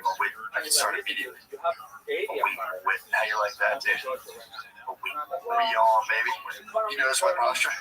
It's the burger method. It's the burger method. I went to the chiropractor last week. Then I get a letter saying, All right, we're live. Omar Dog 2, like you were saying, I checked into it. It actually was $6 million. Okay, I thought it was a lot less. No, You scream on all three cents. I'll get to the jokes. Those aren't jokes, man. We don't start things. No, I was just Omar Dog was like making some money. I bet he was. I'm sure it was actually exactly $6 million. It wasn't 2.5. That's one of the funniest hate crimes in the country. Mathematical debate. I'll give you $5 million. That's as far as I can go. Yeah. The less anti-Semitic one, I thought it was fluidity to their soul. There's shit all the Jews besides animated. If you had a wrestling match with Cain Velasquez, how old do you think you do? Straight up wrestling? Yeah. I think you'd be surprised. Really? You think so? I think you'd be surprised. I really do. I think you fuck you up. There's a certain amount, there's a bridge between you and the very best guys. Germans have a terrible sense of And I don't know if you can cross that bridge. That's the reality of life. You're a very good fighter. That's not I mean, Coach King had some incredible looking ass motherfucker. Next 5 or 6 years, No room for this. fluidity to their movement that you don't really have. There's shit that other people can do that you can't do. gotta buy it. You gotta fall. Yeah. If you had a wrestling match with Cain Velasquez, how old do you think you do? Straight up wrestling? Yeah, I think people would be surprised. Really? You think so? I think you'd be surprised. I really do. I think he'd fuck you up. There's a certain amount of, there's a bridge between you and the very best guys in the world. And I don't know if you can cross that bridge. That's the reality of life. You're a very good fighter. That's not, are you comfortable with getting knocked out 3 or 4 more times over the next 5 or 6 years? There's a fluidity to their movement that you don't really have. There's shit that other people can do that you can't do. If you had a wrestling match with Cain Velasquez, how old do you think you do? Straight up wrestling? Yeah, I think people would be surprised. Really? You think so? I think you'd be surprised. I really do. I think he'd fuck you up. There's a certain amount of, there's a bridge between you and the very best guys in the world. And I don't know if you can cross that bridge. That's the reality of life. You're a very good fighter. That's not, are you comfortable with getting knocked out 3 or 4 more times over the next 5 or 6 years? There's a fluidity to their movement that you don't really have. There's shit that other people can do that you can't do. If you had a wrestling match with Cain Velasquez, how will you think you do? Straight up wrestling? Yeah, I think people would be surprised. Really? You think so? I think you'd be surprised. I really do. I think he'd fuck you up. There's a certain amount of, there's a bridge between you and the very best guys in the world. And I don't know if you can cross that bridge. That's the reality of life. You're a very good fighter. That's not, are you comfortable with getting knocked out 3 or 4 more times over the next 5 or 6 years? Yes. That property, that condo. Around 4 a.m. Then 6 a.m. showed up outside the building and began firing. So I developed this culture of like people rustlers. It's like, okay, he's got it. How do you sleep it? Well, I tell you what, it worked just like you. You know what? You know what happened? It worked against me. I had a $2,000 pasta when the feds went around and they asked all of them. So who told you to do this? He did. They said to trust him. So yeah, needless to say, I got leadership role. So after the feds were on you, how did it play? How did that roll out? So the feds knocked on my door on 2006. Wait a second. Wait a second. So you're saying all the money that came to this complex was from Americans? Well, I had some foreign investors. Some really good foreign investors. Because at this point, there's a problem with the partners are close. The banks not lending money. Banks are going on, and I'm successful. And this is one to the door. They're from my motherland. From the mothership. And they come to me and they say, listen, can we buy that? And I said, he never got in the building. He outside before he was shot and killed. And in the car, they got that's what came to shoot for a lot of bomb squads. But they get there in a couple of carry-on style bags. Yeah, they don't think it's like anybody else. They don't think there are any more threats. The motive, they say they're going to look at social media, talk to family, they don't know. You're going to close cash? Yes. I said, fantastic. So these guys are putting money to this world. His friends might do it, his friends might do it, and all from it as well.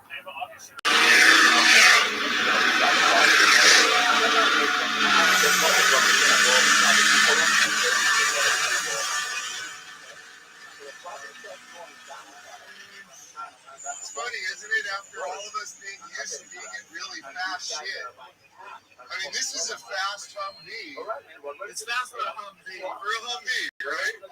But the whole time you're like, okay, maybe a few hundred horsepower more wouldn't suck.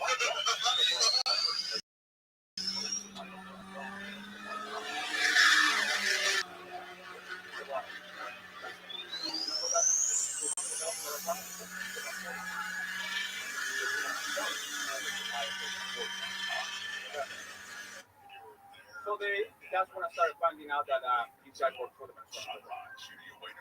And they were like, well, this is what's going to happen. If you don't get your money back, they're going to kill you and destroy your family. And we have a lot of people that you also scam and they want us to kill you anyway.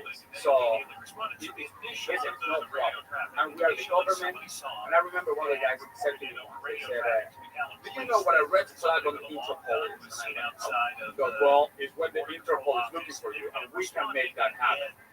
Began firing, and it was the exchange of gunfire. Well, I later ended up getting the indictment of the director of Interpol, so they could have done that. So I have this issue, and then I have the feds knocking on my door, and they come to me and they say, listen, when you come down to Fort Lauderdale, I come to me. I go down there, I hire the phone, and he says, that's fine. So I sit down, and there's like the people right there, they say, well, we're going to run the band. So we opened the open, they said, what do you know about this? And I said, what do you mean? And so, what do you know about this transaction? Clearly, the police chief said today, clearly this was premeditated in the way that he pulled in, and that he had the weapon, that may have had more weapons, that ammunition, and began firing. That's your answer? But beyond that, they don't know how planned out it was, or exactly what he planned on doing. So he didn't know that maybe he didn't walk away. anticipate And this is my where the attorney SWAT looked at me and team said, was inside this building, the Border Patrol's equivalent, and they call this kind of vortex team, where they're the ones who went in to to go into the school shootings and search the woods when there's a high-profile person, not just immigration related, but in 4.5 years later, I got arrested. right now, Travis Decker out in Idaho, the Border Patrol's team is taking part in that. It's a story that we're going to go in a second. Most heavily Because on it blows up, Border Patrol and I'm has like, this is to be in that building, but they hide from the Venezuelans, I need to hide from the Americans, I need to hide from everybody. I need to go to the only place that I can hide, and that place is called New York City. Why New York City? Nobody asked for your driver license. You don't have a home. I don't have anything. My apartment was in somebody else's name. So I'm living the life in New York. Nobody knows me. I had a friend of mine after your talk. She told me, she's like, no other threats. The other thing that is grabbing I said, well, headlines comes out of Texas also. and she goes, so who's the one that we met in New York? I said, listen, the one that you met in New York was the New York one. Yeah, and that's the beauty of New York. You can go there and be anybody you want. You know, a rock star, artist, anybody. You know, you want to be very kind here, right? You know? Yeah. Yeah, you want to be very kind here, right? You know, but you've got to assume, and I know my own intellectual limitations in comparison to some of the people that I've had, like Roger Penrose or many people I've talked to. I know my mind doesn't work the way that other works. So there are variabilities that are, whether genetic, predetermined, whether it's just the life that they've chosen and the amount of information that they've digested along the way and been able to hold to. Their brain is different than mine. And then I've met people where I'm like, there's nothing there. Like, I can't help this person. This is like I'm talking to a Labrador Retriever. So you have to go step by step by step. Privilege. That he just jumped for you. But Chronologically, he just like, yeah, so he was going to say, yeah, but you've got to assume, and I know my own intellectual limitations in comparison to some of the people that I've had, like Roger Penrose or many people I've talked to. I know my mind doesn't work the way that mine works. So there are variabilities that are, whether genetic, predetermined, whether it's just the life that they've chosen and the amount of information that they've digested along the way, and their brain is different. And then I've met people where I'm like, there's nothing there. Like, I can't help this person. This is like I'm talking to a Labrador Retriever. First of all, you weren't going anywhere anyway. And second of all, nobody went after you. Privileged. You want to be very kind here, right? You know, but you've got to assume, and I know my own intelligence. We want to look at you in the eye, and you have to tell us that you lost your mind. #1 podcast network. Open the free iHeart app and explore podcasts. So I'm dating a girl at the time, and I tell her, listen, I'm going to Venezuela. And I'm going to, this is about 2008. I'm going to go there. And I'm going to hold you to my sideline. If I don't hold you, they kill me. All right. So I show up in Venezuela. I have a couple guys from Venezuela. They used to score me out of the thing. Like, they would open the plane, and the guys would come in. Like, we got a thing. They'll be like, hey, one sentence, can you please come to that? So they would come in, and they would score me out. And I kept telling them, don't do that. I can no, because we don't want to go to the hospital. I want to make sure, you know. When you were with, like, I was going to be like, you're doing something that people are broken. So I go there, the guys looked at me, they said, man, you're in good shit. And we're going to hold you here. I said, look, if you hold me here, I cannot give you the money. I need to be in the States. That's where I make the money. They said, well, you're going to so funny if that was if they're actually playing by Black Israelites. you got run, if your country got overrun by black Israelites, that would be a huge problem. They're all jacked. I don't know how you're gonna round them up. Black Israelites will fuck you up, dude. A bunch of dudes dressed like pharaohs. You're not getting No. And we all, it's across the board that we all agree they do. for sure. Yes. So for sure. Barn Dog. So we're here live with our guest, the Barn Dog. Dude, that's a studio. So they're there and they're Brandon, you know, with these horrible Is this- This is my bedroom. I have the mic on a stand. Doesn't that look nice? So It does. I like to hold a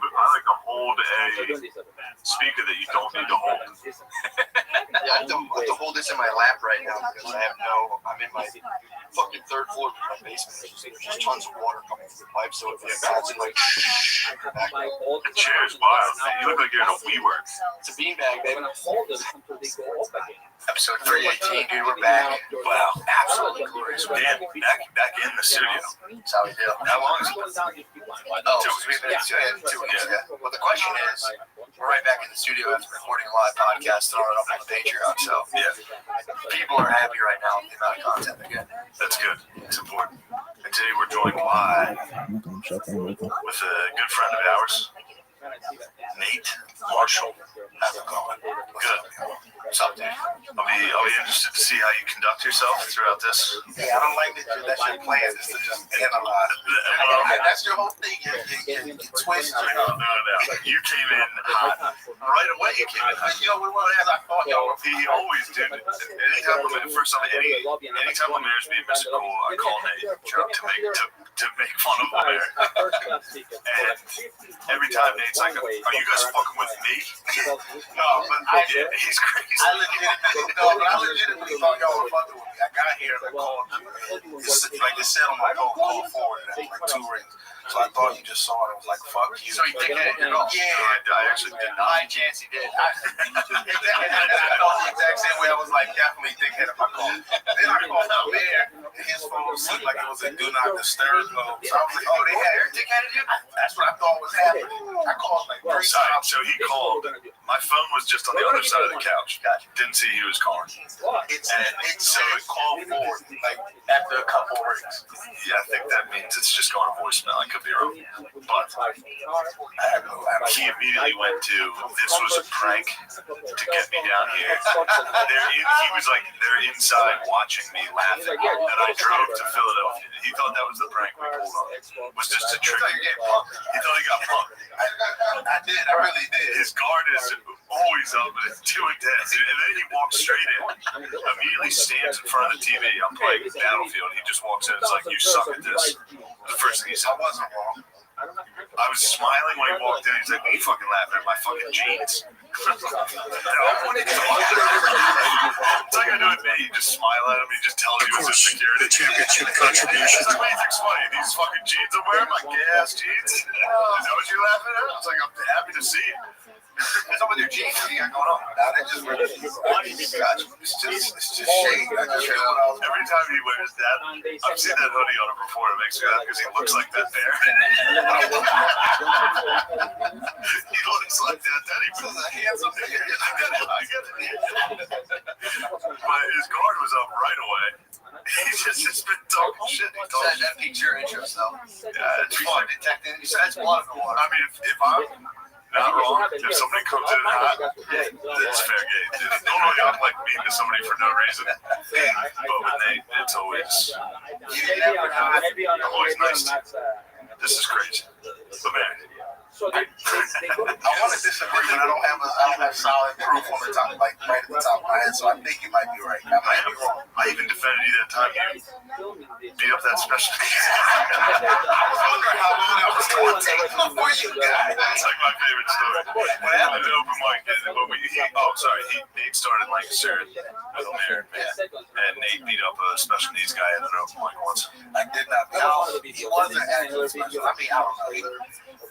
You're giving me that face, but he might not have been. I vote yes, he was. You vote might not. I'm there. If it was special needs, it was like definitely like bipolar or something like that. Like, Oh, that's count. You think it was just bipolar?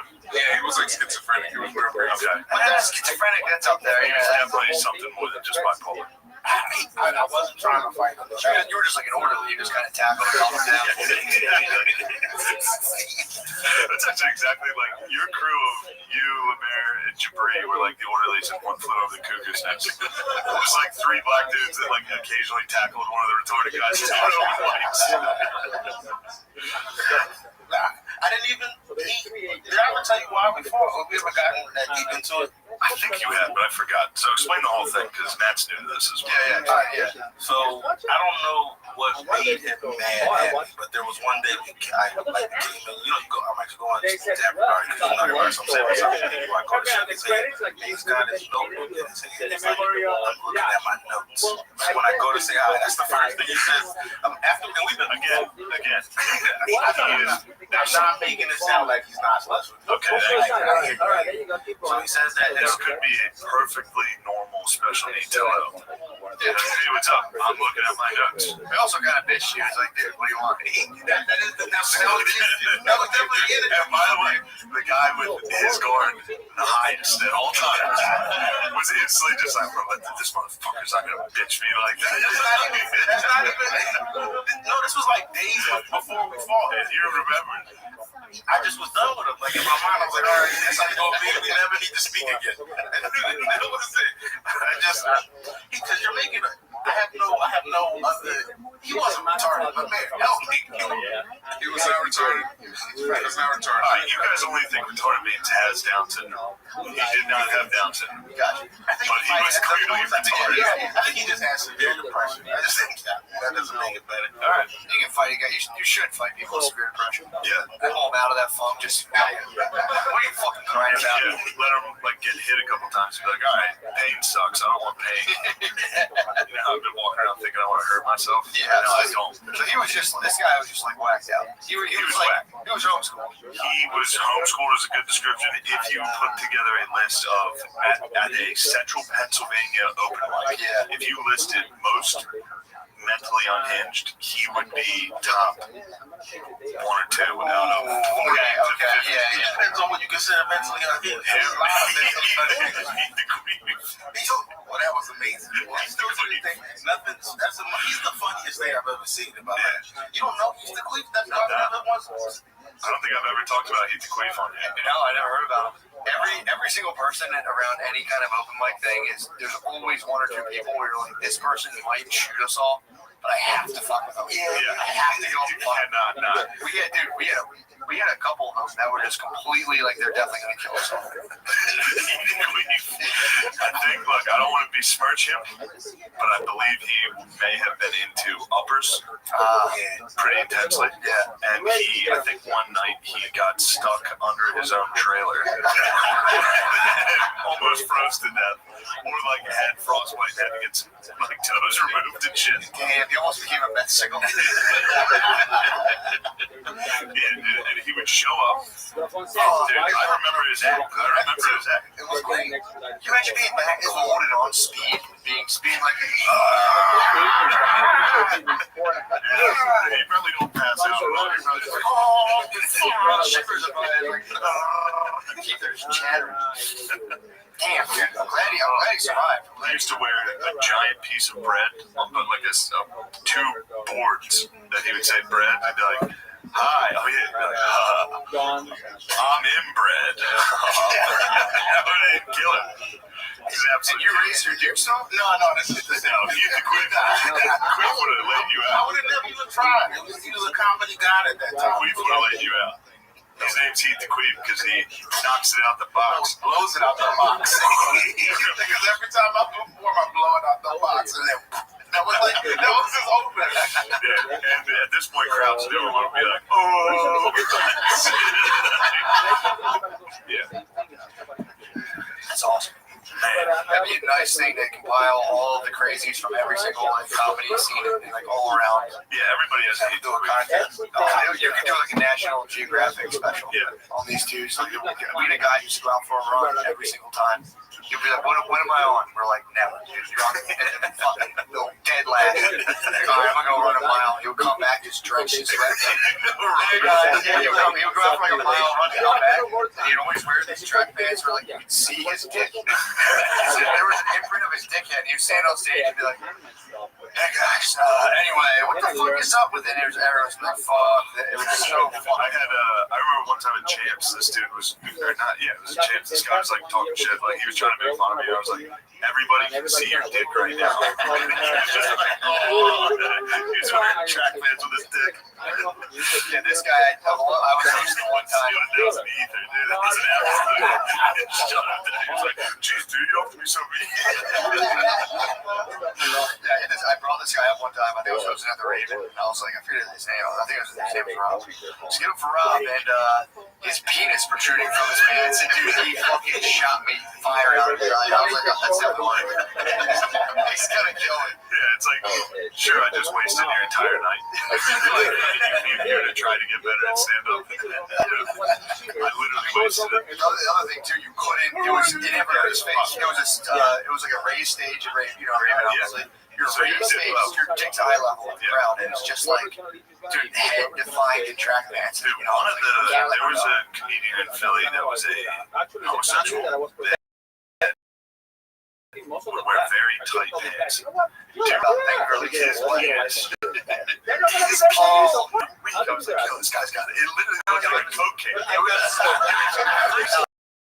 was rocking like a soft six. It was like girthy too, and it would shove you up. And also the stand-up sucked. So you'd just be sitting there watching a guy bomb with a huge dick. As you should. True. If you're showing hog, it's like, don't dare get up there and just murder with a hog on display. That's something you ought to even give him a chance. No, he lingered for, I think he was around for like 10 years. As soon as we saw the hog. Yeah, you know, there's this other thing too. Maybe I was just holding out. Maybe he was the funniest comedian ever. I saw the hog and I was like, I'm not laughing at him. No, it was. So. What are some? I remember some other Equation classics. There was an Asian doctor when he delivered the president at the time, and he's like, that's how they got his name. The doctor pulled out the president and said, oh, Mrs. Obama, you have a Baraka baby. That was him. Was he usually writing for Fallon now?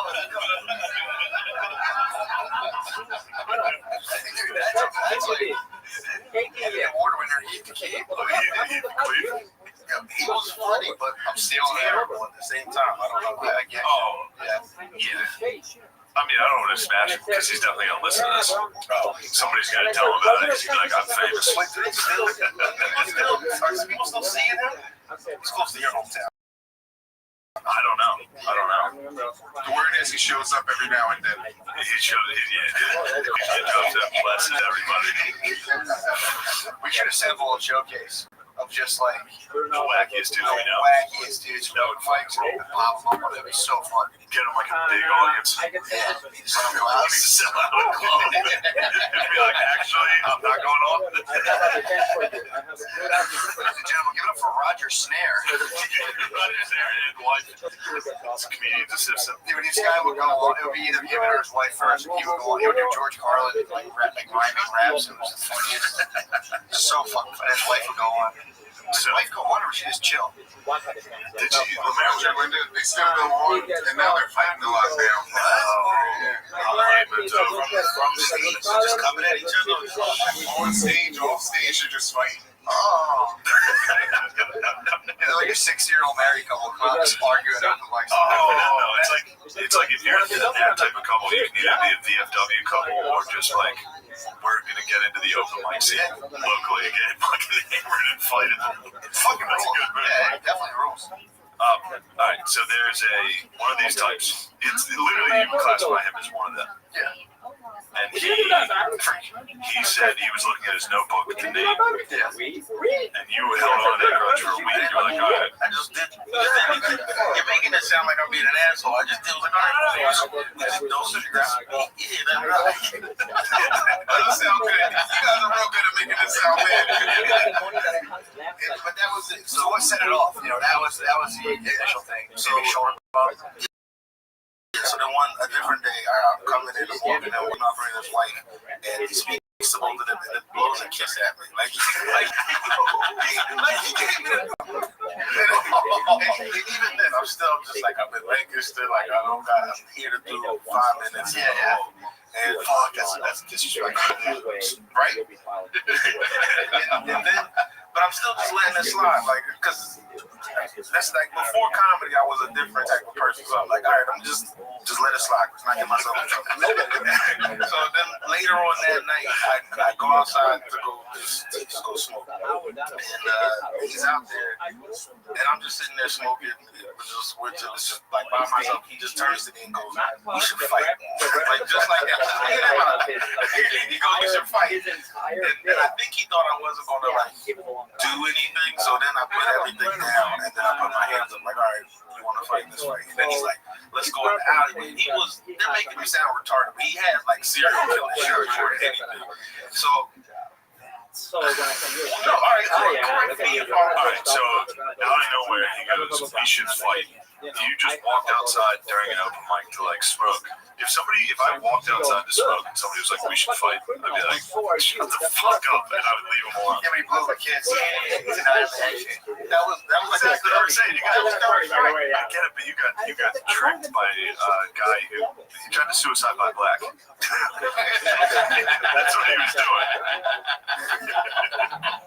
You think he was suicide by black? It's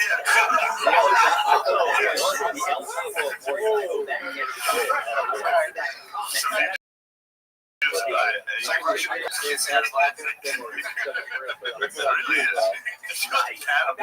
You guys are fucking. You're getting the shit beat. I talk about the guy I found trying to get into people's houses. I don't know. I had to tell you about this. There was a guy just trying to walk into people's. He was trying to walk into my neighbor's house. I swear I talked about this. I came out one day and my neighbor like, get out, stop. No. So he would just ring your doorbell and he'd answer the door and you would just walk into your house. So I'm like, dude, I came out. I'm like, what are you doing? He's like, this guy just came to my house. I'm like, where are you trying to go? And he had like a hospital bracelet. And there was a guy who kept saying 19th Street. But at one point, I tried to like. So now imagine beating that guy's ass. That's what here's what happened though. He would go up to people and get real close to them, and he would like try to get people's houses. And like we walked on, like I'm near Fairmount, and it was like a borderline Francisville. You go to Francisville, and it's mostly black. And he walked up to these younger black dudes who was getting the face like 19th Street. And the guys go back to the fuck. He was about to knock them out. I was like, dude, I was like, no, come on. No, he was about to get fucked up. Yeah. He was just getting right up in people's grills and be like 19th Street. Like, yo, man, what are you fucking doing? Get the fuck out of here. That sucks to lose your mind that hard. Yeah, man. Just walking into people's that was a dude that sent me a post. I was like, yo, there's 19th Street, it's a post office. Yeah, so I opened the door. You came to the federal employees. Yeah, I was like, the cops, I'm like, you guys gotta get this dude. And they're like, well, technically that's the border of the other district, so we'll wait till he gets a little further. I called the other district, like, yeah, that's not us. Like, oh, what's the next best thing? I was like, postal employees. Oh, shit. They must have hated that. Sir, I chilled out there for like 2 minutes, sir. Just to see if they would send him out. He was in there for a while. He stayed. So he made it for 2 minutes. So if you find somebody, total lessons. If you see a deranged man, just point him in the way of any federal. Yeah, they'll just start USPS uniform on. I'm like, oh, perfect. Here you go. Goes over to Amazon's killing us. All right, so Nate, this severely autistic man said to you, would you like to fight? You dropped everything you're doing. Put my hands up real quick. I didn't think you wanted to fight. Yeah. Did you put your hands up cool? Fighting Irish. I see you guys online.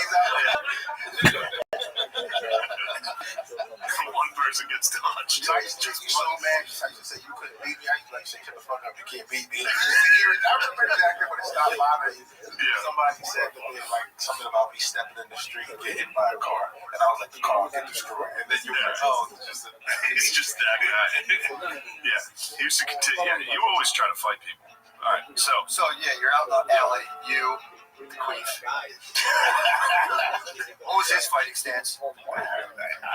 You're like the praying mantis. we didn't even, at that point they get that far. Like I really tried to go back inside. I tried to go back inside. I kept like doing the jump in front of me. I was like, you're right. Classic autistic talks that jump in front of you. So, what happened next? That was You punched him in the face. Yeah, but I hit him first. And then what happened to him? He wrestled you to the ground, right? We started to fight. He didn't wrestle me to the ground. I remember the cops wore him off you, right? That's not how that happened. That's not how that happened. Is that what? This is too many people listening to this false information. All right, true. The cops did come though.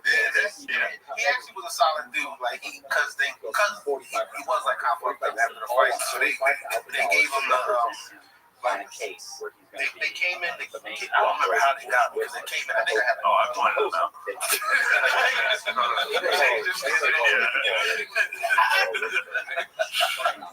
don't know how they got you. They walked in and they were like, you mean Crick and Andy standing next to each other. Obviously they're gonna take you out. And they were going to let him. They was like if he would have said that he wanted to press charges, they'd have taken me that day. But yeah, but solid move to do. You couldn't trail the league. Could have definitely been a bitch about it. Damn, dude, that's pretty tight. Yeah, fights on like that. Oh man, this guy was on cloud nine after that. I was. He thought he was. I was more upset because that's like I remember I knew doing my shit. I had something new I wanted to try, and I remember knowing like that I can't do it. All anybody wants to hear me talk about is the fight now because I had blood on light blue jeans and shit. Yeah, well, you can't get in a fist fight and then walk inside and be like, have you guys seen this new show?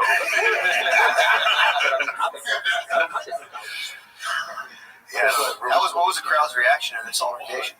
Sadness. A lot of people were sad. Really? Yeah. How did you feel personally? I personally was pretty happy. I was very happy because I knew for a long time I'd be able to make fun of Nate for beating up a retarded guy. I knew that. I remember you saying you didn't think it was like you were like your voice was deeper when you actually thought I was somebody else. Oh, that's right. I heard it. I remember hearing it, and it was like him screaming my dog at. And he immediately goes DMX. Yes. Man, that was great. I forgot that guy's name. Don't say it. Tell me later.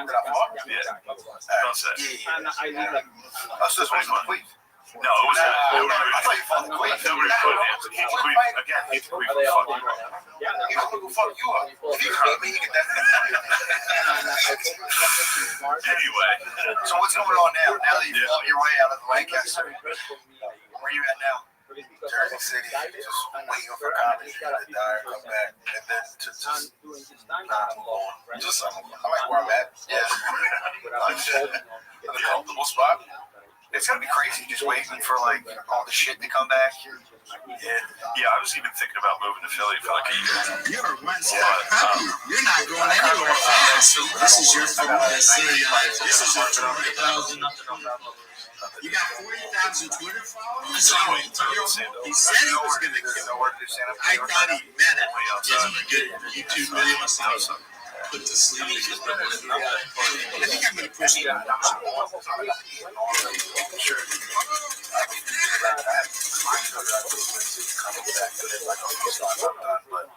Just wait. Yeah. It was weird, live cast. I mean, it was awesome, but it's definitely weird when you're not out. You don't go into the crowd forever, and you're just around like a couple hundred people. It was kind of mind fuck. That we fucked up. From now on, your girls are entirely no. Yeah. No, I mean, if you did no more pictures, we gotta take it easy on that. I know it's impossible not to like. You feel bad not doing it. She's a dog. You're out there. Everybody's excited. Dude, this is the problem I have right now. Is like, yeah, I definitely hear that. I was like smoking a joint. Someone was like, "Yo, let me hit that." And I was like, "Just you can have this, man. I'm not doing that." But dude, I was looking up the COVID statistics, man. I don't know what the fuck's going on. 200,000 deaths. I think like I don't know. Don't quote me on it. Like 95,000 of them. I know about the AC White House event. Season flies. I know it's confirmed. Either the flu and or just like fucking half. Where it's like, all right, let's go. What else we got? Dude, there was like 8,000 cases where people just had big flu. I know. Oh shit, he had COVID too. And then like you knew that. Yeah, they fucking count that. It was the CDC. The fucking CDC tried to work for it again before this podcast. Obviously, brush up on my stats. If you fucking find it. You know what stat I got? Which is my big stat. It's been already stoked on the stat. There's more millionaires than people who have tested positive for COVID in the United States. Like 3 to 1 millionaires. That's solid. Pretty good. How many people tested positive in America? We tested positive or died? 2 or 3 million. So we have 6 million millionaires? Actually, I got that wrong. We have 18 million millionaires. That's awesome. It's not even special anymore when you say it like that. 18 Yeah, it's just millionaires. And also, that feels like that can't be right. Well, they probably do net worth. They do.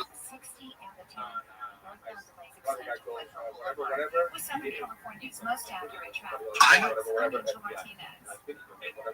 and I said, we're with Bridge Video, whatever, which is I own from months. And I said, my name is Juan Sanchez, that feels true. And they're like, oh my God, this guy's so funny. So the prosecutor comes in and goes, you know what this guy said? He said he's Juan Sanchez, SBOP. And they're like, so we're talking, and the guy said, listen, anything, any paper trail, this guy. I said, yeah, give me my document, give me my cell phone. And I'll get all. They gave me my cell phone, man, because I was arrested. These guys couldn't get a hold of me for like 3 months until the service got disconnected. I had about 5. All right, so it looks like we've got a major.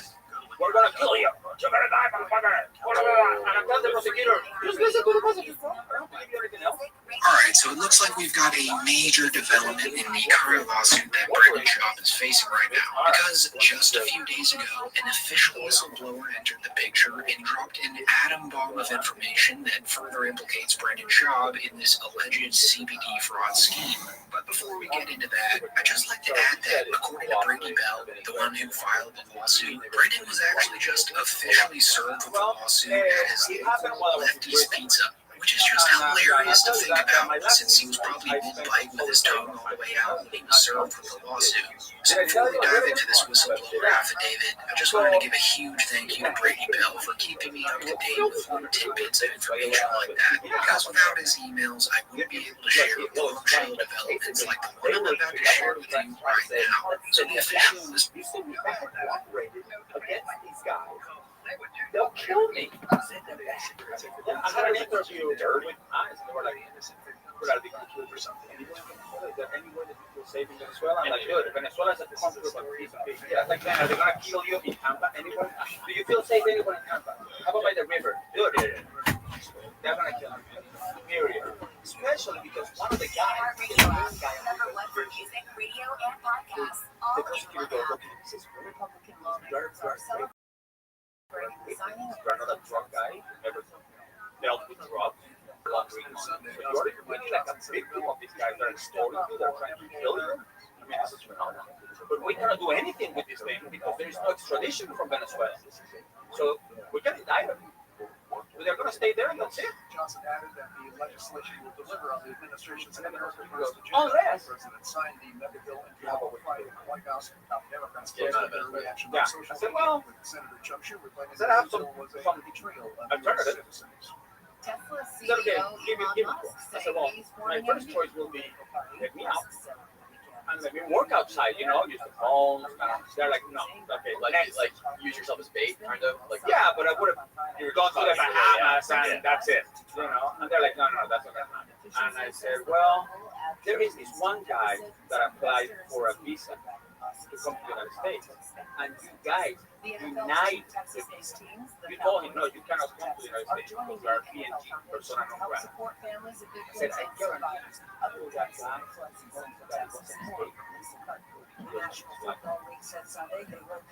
because he wanted to come here with his family. He had been asking you to help get him here, right? And you'd be like, man, they denied my visa. Help me out, or I'm gonna kill you. That's why he knows.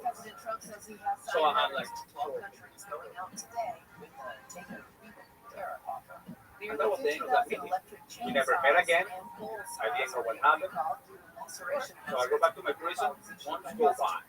And I'm telling my attorney, dude, what the fuck? We had a meeting with this guy. I feel like the girl that you took me from, you fucked me, no more calls. Prosecutor like, my attorney's like, listen, if these guys don't leave Venezuela, there's nothing they're going to give you from. We need this guy here. Man, one day they take me downstairs to go to medical. And I'm standing in line, and there is a guard greeting me. Smith, Young, whatever. And she says, this guy last name, the Venezuelan politician. And I'm like, I look around, and I see this guy walking by me. He doesn't recognize me. And I start going like, dude, what's wrong with you? You gotta pee? And I'm like, no, I don't gotta pee. I gotta get the fuck out of here. I gotta go upstairs. I go upstairs. I call my attorney. I tell him, you have any news for me? He goes, no. Well, I have news for you. He goes, what? He goes, I go, they arrested this guy. He goes, well, I need to know the phone.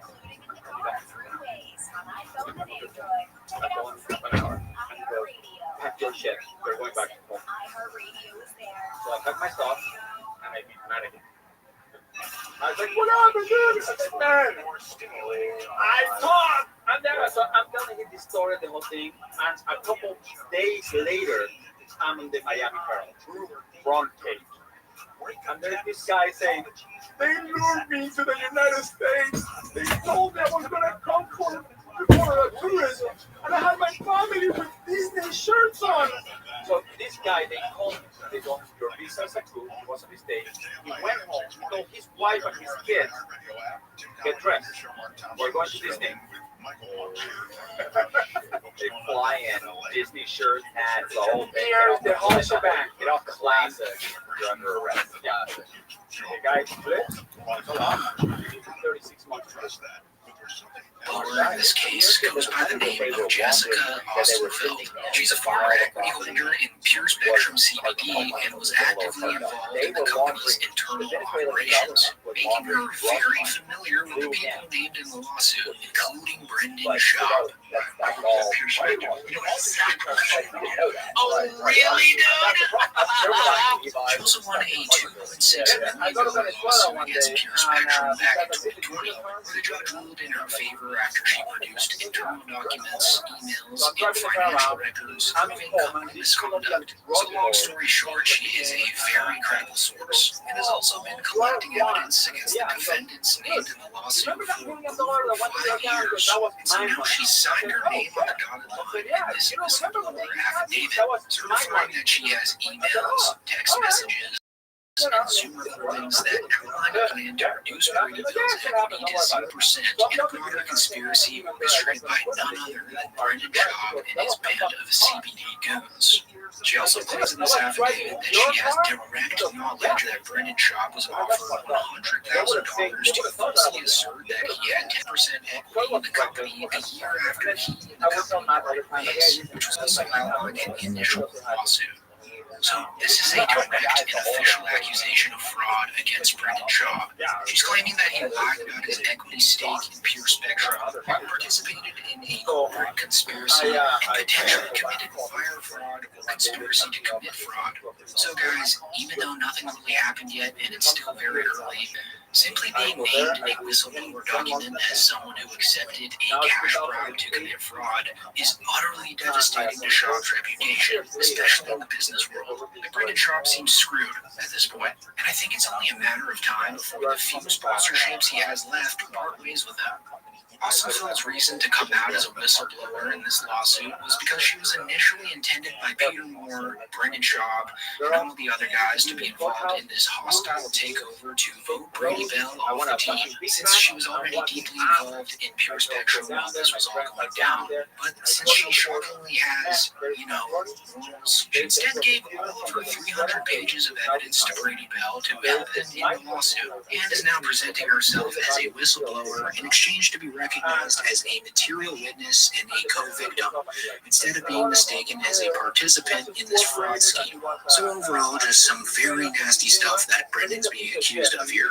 And now that this whistleblower is coming out with this information, it's really not looking good for Mr. Schaub right now. I mean, this is a massive development in Brendan Schaub's lawsuit, because ironically enough, after Austin Feld's evidence is processed, Brendan Schaub will probably have over 300 pages of evidence against him that implicate him in some serious ass offenses. Oh, how the tables have turned. And might I remind you that he could actually face prison time for what he's being accused of if he's found to be guilty, particularly wire fraud and IRS fraud, which are indeed federal crimes that carry significant prison sentences if criminal charges are later brought, with wire fraud carrying up to 20 years in federal prison per count, especially when large sums of money and interstate commerce are involved. And then IRS fraud, including knowingly submitted falsified K-1 forms, which Schaub was accused of in the initial lawsuit, is punishable by up to 3 years per offense under federal tax law. And then lastly, and certainly the worst, the count of theft in Florida, involving amounts more than or equal to $100,000, may also rise to a first-degree felony, which can carry a sentence of up to 30 years in state prison if prosecuted criminally. And remember, I'm not really a beast of a lawyer at all, but I believe the worst-case scenario for Brendan Schaub is spending over 50 years in federal prison. I mean, you really can't make this stuff up. And so according to Brady Bell's email chain with me, the evidence that this whistleblower is bringing to court is so damning that they're not going to make it public information until trial, which tells us that the 44 pages of evidence against Schaub, including the emails, documents, and text messages, are just the tip of the iceberg in this coffin-shaped lawsuit that's being formed around Brendan Schaub right now. Also, according to Bell, this case is only the beginning. He's already filed 2 additional federal lawsuits against former executives at Pure Spectrum, and says that a 4th case, potentially a RICO case, is being prepared with a major West Palm Beach law firm. That case, expected to be filed within the next 3 weeks, could further implicate Schaub and others in what Bell alleges is a long-running scheme of corporate theft, fraud, and money laundering. So yeah, it's almost like Brendan Schaub's facing the weight of the world right now, and he somehow thinks that nobody knows about it, I guess. I feel like making a public statement would help his case here, but he and his team of monster lawyers just go, I guess. The only lawsuit reaction we have of Brendan Schaub is when he closely examined a podcast Cringe Bites video that came up in his producer's recommendations, which is hilarious because it was probably right around the time he was served with the lawsuit at Lefty's Pizza. How it survived.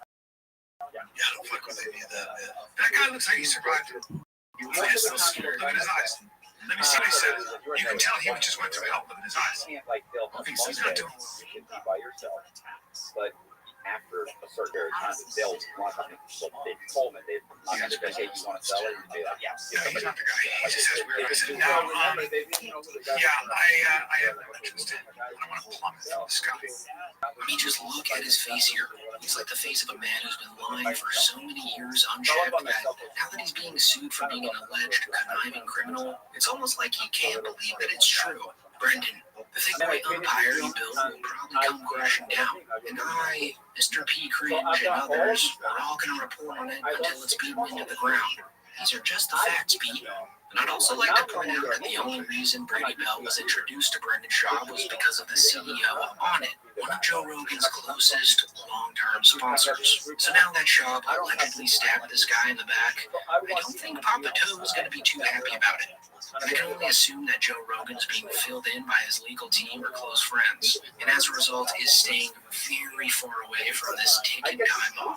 I'm also going to assume that Rogan's not responding to any of Brendan's daily calls or texts, because Brendan Schaub seemed to sneak diss Rogan on his recent podcast, talking about how ice baths are stupid and aren't needed if you just do workouts with kettlebells. 2 things that Joe Rogan preaches about nonstop. Pretty personal stuff. You're just not built. I'm addicted to nicotine. You're not built for the cold, though. Is that your thing? Like, why are you doing it? I'm not built for the cold. I never do cold plunges. I don't get anybody who does it unless you're a professional athlete. What, do you have so much inflammation from your kettlebell workout? Pro athletes, I get it. Sure. You work out an hour a day? You think you need a cold tub? We want chicken or I'm gonna do it. As unlikable as Brendan Schaub is, though, this might be the most accurate thing that he said about Joe Rogan's ice bath habits. But apart from that, I think that it's pretty telling that there may be some trouble in paradise in Austin, Texas. So overall, guys, just to sum it up, what we're looking at here is probably the most damaging development in Brendan Schaub's lawsuit so far. Jessica Austenfeld coming forward as a whistleblower completely shifts the momentum of this case. Not only has she already won a $2.6 million judgment against Pure Spectrum CBD, but now she's supplying Brady Bell with over 300 pages of evidence, emails, internal documents, Zoom call recordings, tax records, all the ammo needed for Mr. Bell to win this battle. And Brendan Schaub is being directly named as someone who took a six-figure payout to lie about his ownership in the company, which is a clear accusation of fraud, and it lines up perfectly with the claims Bell made in the original complaint. So from a legal standpoint, this is a disaster. Wire fraud alone carries up to 20 years in federal prison per count. IRS fraud carries 3 years per falsified document. And theft in Florida over $100,000 can hit 30 years if it escalates to a criminal case. So all those charges are now floating just a few steps away from Schaub if this ends up in the hands of a federal prosecutor. And based on how airtight Austenfeld's affidavit is, that possibility isn't far-fetched at all. Brady Bell also explained to me in his emails that this is not the final wave. 2 more federal lawsuits have already been filed, and a 4th one, potentially a RICO case. If Schaub's name shows up in that filing, which it probably will, it's game over. What makes it even worse is the Rogan connection. You think Joe Rogan's not hearing about all this behind the scenes? You think he's picking up on Brendan's calls right now? No. So yeah, Brendan Schaub is circling around the drain, and as the days pass, it's becoming pretty obvious why he chose to hang around these low-level canceled comedians who are accused of forcing themselves on women and overall being extremely creepy in their careers. It's because Brendan himself is likely a criminal who is on the exact same level as these guys. Who are you hang out with, right? Make sure to subscribe if you want to stay up to date with Brendan Schaub's lawsuit, and as always, thank you so much for watching. When you're an inmate, you bang on the doors. Back your leg. So yeah, the back of your leg because I'm making. All right, so it looks like we've got a major development in the current law. The guy from Iceland.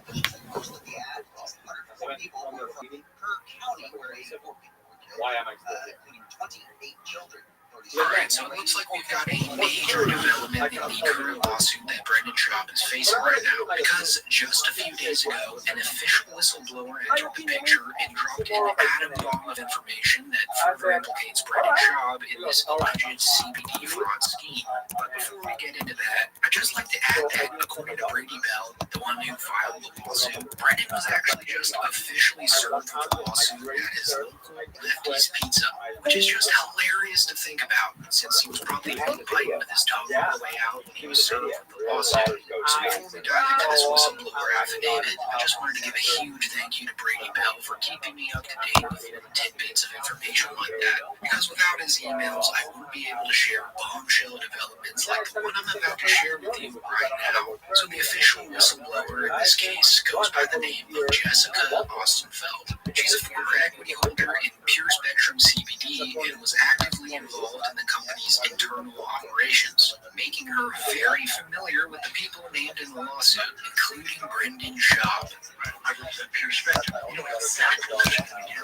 Oh, really, dude? She also won a $2.6 million lawsuit against Pure Spectrum back in 2020, where the judge ruled in her favor after she produced internal documents, emails, and financial records proving company misconduct. So long story short, she is a very credible source, and has also been collecting evidence against the defendants named in the lawsuit for over 5 years. So now she signed her name on the dotted line in this whistleblower affidavit, certifying that she has emails, text messages, and Zoom recordings that outlined a plan to reduce Brady Bell's equity in a broader conspiracy orchestrated by none other than Brendan Schaub and his band Goons.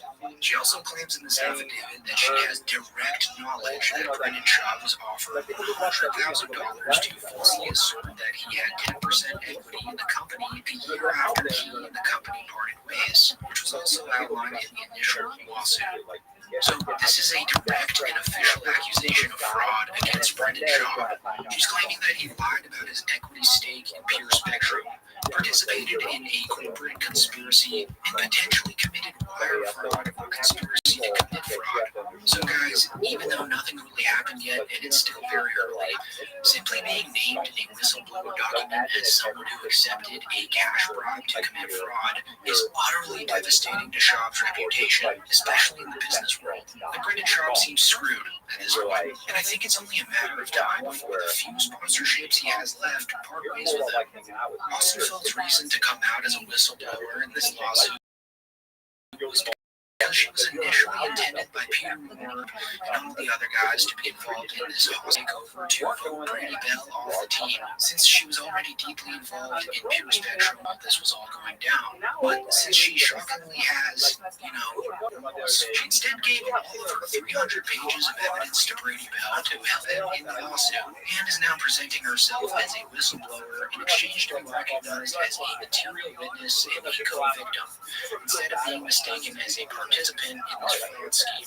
So overall, just some very nasty stuff that Brendan's being accused of here. And now that this whistleblower is coming out with this information, it's really not looking good for Mr. Schaub right now. I mean, this is a massive development in Brendan Schaub's lawsuit. Because ironically enough, after Austin Feld's evidence is processed, Brendan Schaub will probably have over 300 pages of evidence against him that implicate him in some serious ass offenses. Oh, how the tables have turned. And might I remind you that he could actually face prison time for what he's being accused of if he's found to be guilty, particularly wire fraud and IRS fraud, which are indeed federal crimes that carry significant prison sentences if criminal charges are later brought, with wire fraud carrying up to 20 years in federal prison per count, especially when large sums of money in interstate commerce are involved. And then IRS fraud, including knowingly submitted falsified K-1 forms, which Schaub was accused of in the initial lawsuit, is punishable by up to 3 years per offense under federal tax law. And then lastly, and certainly the worst, the count of theft in Florida involving amounts more than or equal to 100. So as I'm walking out, the manager is standing out and I said, I come here with my groceries here. This guy charged me $1.50 per mask, and I had to get 3 masks just to prove a point. So the guy goes, oh shit, that's why. We're gonna keep you up for the rest. All right, so I walk out and I'm like, man, nice. So I go to Maria, who's the attorney that I work with, and I tell her, you know what happened? I fought these people. I came there, I told them I got 1 mask, then I told them 3 masks, it was $4.50, and I got $4.50. And she goes, all right, I'm going to drive you right back here. I'm going to give back the $3.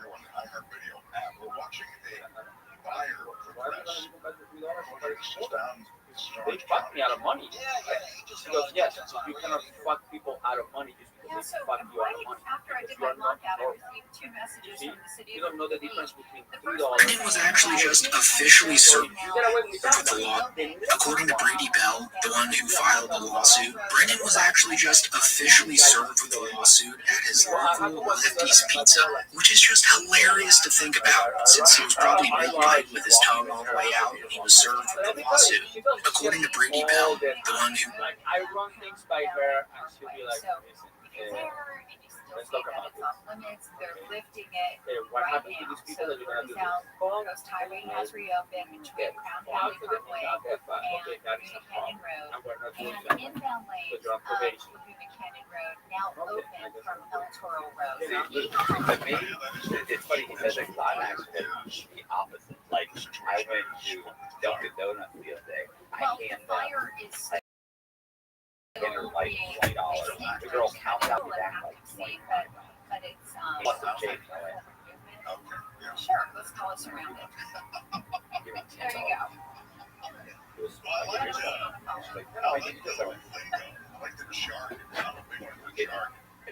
Just give me 25 or 26 and 12 cents. My coffee and my thing. No. She goes to her manager. Manager comes back. They look in the thing. And I'm sitting there in the line, and they're going, no, it's right. I go, I'm gonna do it. I'm gonna do it. I said, I assure you, I didn't give you. I opened up my wallet. I only had 20. It was 30. I go, you gave me too much money. I said, I'll leave. I'm good. She goes, hold on. She opens the register. She looks at it. She goes, yeah. It's a free complimentary. Well, no, I gave her the money back. And I was like, I drove and I left. That's like, how does that make you feel? You know what? It seems silly. It doesn't make me feel. It didn't make me feel any way at all because here's the problem. Like it's constantly. Like people contact me about calls. And it's like, it doesn't happen. Like it was a long time ago. I was like 20,000 acres. But now I'm like, they're looking for me. I do one thing, I get better judge, I'm done. I can never be in front of them. Like there's silly things the other day. Shut down that are now open. The cameras the other day. This is what happened. So I ordered these cameras, right? Like I have a buddy who bought cameras for me. You're talking about me. Okay, so I had a buddy who bought. Do like your house. Yeah. If you had to sell your like, your wife's probably worth like $500,000. Kids. True. Oh, so your children. True. Sex slavery. That's one of the biggest slaveries. I wonder if they count like. Technically, you could always sell your dog. So that's like $800 right there. Unless you got a purebred. True. Then at least $2,000. Yeah. So I wonder, that's a pretty tight set. 18 million millionaires. I think it was 18.6. So we just have. Whether COVID is big or not is relevant. We just have a ton of money. So it's so much fucking bread. Who cares? No, seriously, 18.6 millionaires. My brother was. He noticed it's actually pretty funny. He was like, it's really funny that all of a sudden all the people who eat like 4 donuts a day and drink Gatorade all day are like, I'm worried about my health. Does that mean millionaires aren't mothers anymore? I'm trying to get that. Millionaires, if it's 18.6 out of like 300. Hell yeah. So nice, the 1%'s growing. Yeah. That's why my friends call me. I've been taking preventative measures for my health lately. Yeah. Grounding is my new thing. Grounding is pretty bad for you. Grounding. Ground's full of highly charged electrons. Dude, that heat queen must be healthy as fuck. Oh, he probably is. How do you think he survived that incident trapped in her trailer? So apparently, I've been reading about this. Apparently, the ground has like an electrical charge. It's very low, but it has a ton of negative electrons, and your body typically has an abundance of positive electrons because you're separated from your feet. Don't ever touch the ground really, and you're constantly walking around electronics. And the guy who invented it would hook a little thing up to himself and take his measure his internal electricity. Like Scientology. What are you talking about? Hook you up to some biocretins. Something like that. What does Scientology do?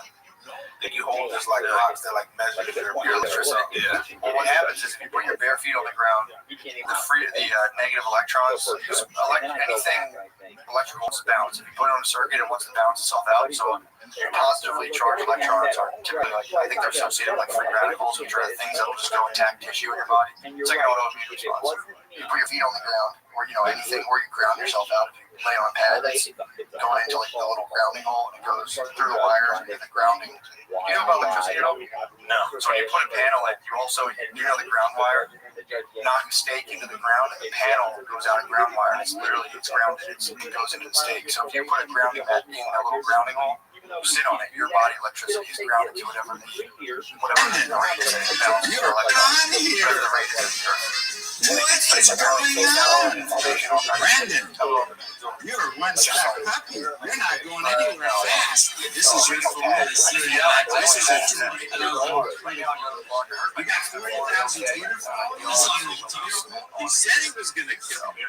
I thought he meant it. Is he good YouTube videos? I think I'm going to push feet on the ground, just chill. It's pretty tight. Just stand there.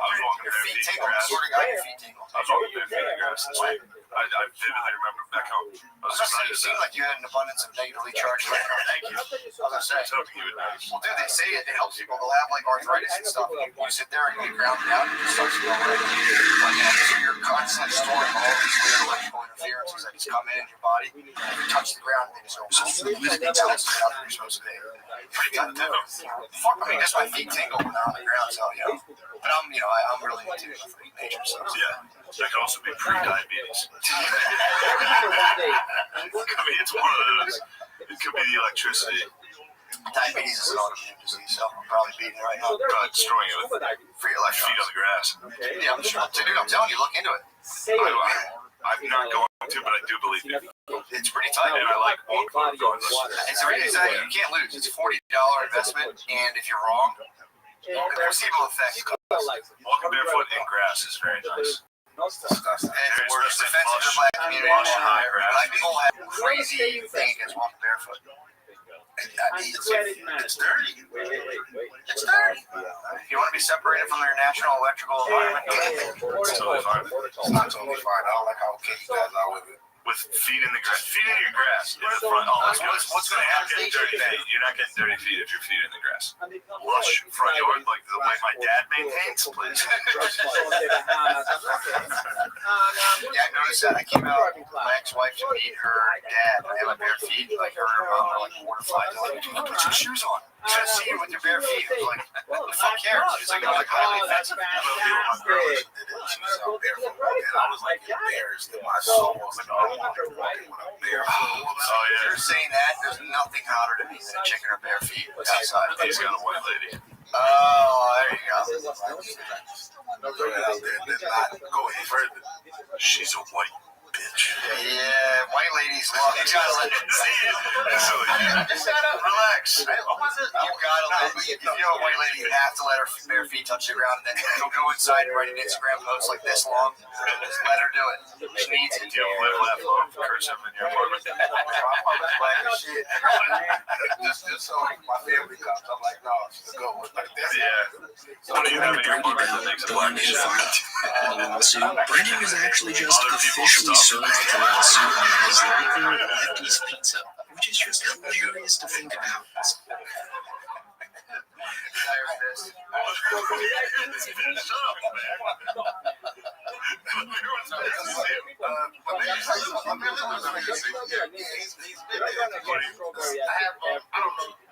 That have like black concordance in Yes. Yeah, the more. That thing fucking rules. Yeah, I got that on In the Philly Museum. Have you seen that painting? Never seen it. Oh, I was in there the first time I went to the museum. That painting stuck me. I was like, damn, how is this not everywhere? I was a black dude. This would be cool. I mean, that's like a painting of like Napoleon for us. Shit rules. I think Spain just like more fucking people up. I think he's in like an all-white thing with like a sword. Yeah. That shit rules. That's got to roll. Yeah. I got that. It made it a little blacker than I would like, but that's fine.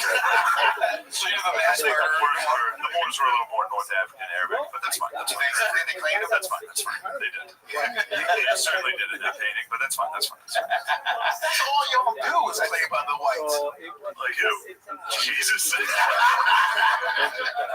For the record, Jesus was blonde hair, blue eyes. That's why they killed him. Yeah, freak. Get him out of here. And the way they discovered it, there was dancing in the Last Supper. Jesus was out of tune. What the fuck? He's not one of us.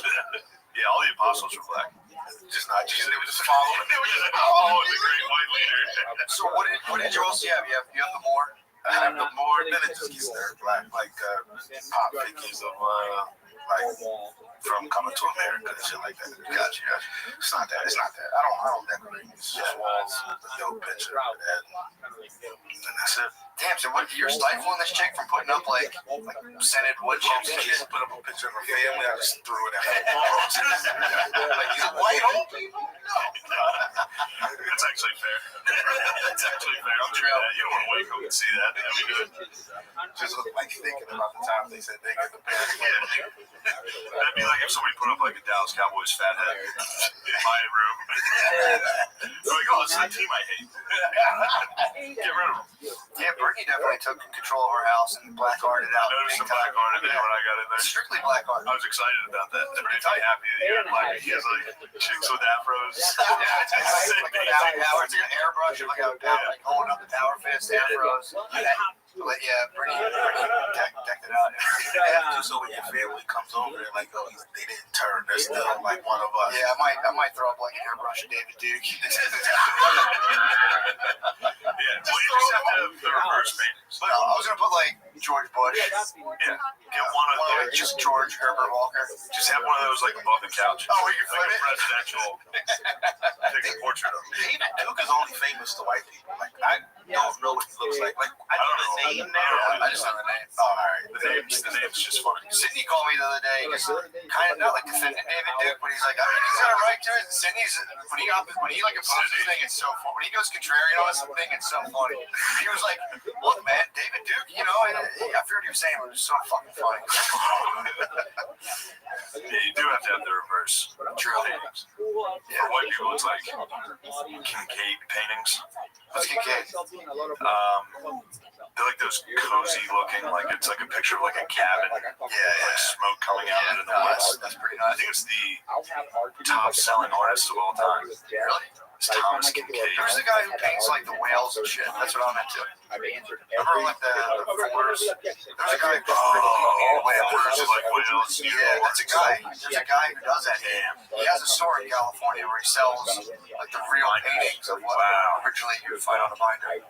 You can go buy one of those and just have like a sick shot of like a killer whale with like a couple dolphins. True. Like moonlight in like a purple sea. Yeah. Wow, that would be nice. I think both races would agree on that. I think so. As if there's only two. Killer whales. Oh, wait, sorry, no. You got to check the other box. Yeah. Did you check other on your census? I'm not filling out the census. You better fill out the census, dude. Fuck no. I know. What are you? What are you? Yeah, I can ask you. It's okay. Yeah, I'm Irish and Italian and Native American. Take that. That's one. Take that. I was wondering where the tent came from. Like you had nothing about you. I thought you were. That's Italian. That's Italian. Okay. Easy gets up. You know, I believe that took me a while to Skins are Geronimo. So I didn't realize Italians could look like that. So what's the plural? His name Anthony in New York. Wiener? Anthony Wiener. No, DeVito. Anthony DeVito. I just saw with him like in Allentown or something like early, and I just until like the end of his set, I thought he was Middle Eastern, and then he was like, I'm Italian. Goddamn, changed my life. Yeah, a lot of Italians come off like Noah. Southern Italy had a. That's what my mom's horse attack that when my man ran through. Yeah, Southern Italy's always had a long history of trade throughout the Arabic and Mediterranean world. So yeah, you run into a lot of Noahs float around.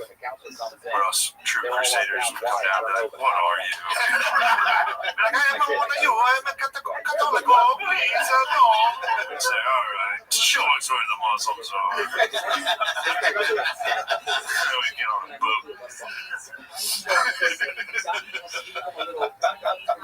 What are you? What the hell are you? I came here from England. I'm pissed. Let me see your sword. You're cool. Sweet. That's actually a pretty sweet sword. There must have been a lot of sword talk. It must have been like 80% sword talk back then. Yeah.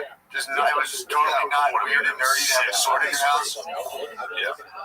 It'd be always someone came in here, give my sword. Like, Jesus fucking Christ, they're like 18 pounds. Yeah. Or just having an old, dull sword and you just hit somebody with it, like,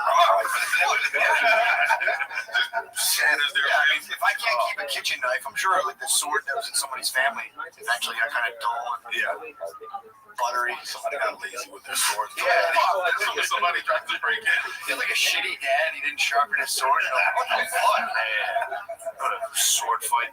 Someone breaks in your house in the middle of the night. But they just slow kill you with your own dull sword. Also, you know for sure, without a shadow of a doubt, they're raping your wife. Oh, yeah. As there's no, like, oh, maybe he just wants the money. You're like, no, this guy's gonna rape everybody. As the sword's going in, you're like doing one of the things, you're holding it for your chest. You're like, nah. Saving Private Ryan. Oh yeah. He's like starts to get that just into your chest, and then you probably can still be alive and listen to whatever heinous act he broke into your house for. He just eats your one daughter and rapes your wife. There were hard times back then, dude. Hard times. That's the harshest times. That must suck, dude. You ever get bugged out thinking about about how like similar that people in the world still live, like not with swords and shit, but that same existence of just any moments like come here and fuck my shit up. For sure. I come out like right in like in today. Yeah, not in America, but other parts of the world. Like I don't know. Sometimes I get bugged out. Guess a country. Huh? I want to hear you imagine what countries you think suck. No. Please. No. I can't wait. You'll be like, fucking France. I just want to hear what country. Name a country you think sucks. Germany. No, really. Germany's like better than ours.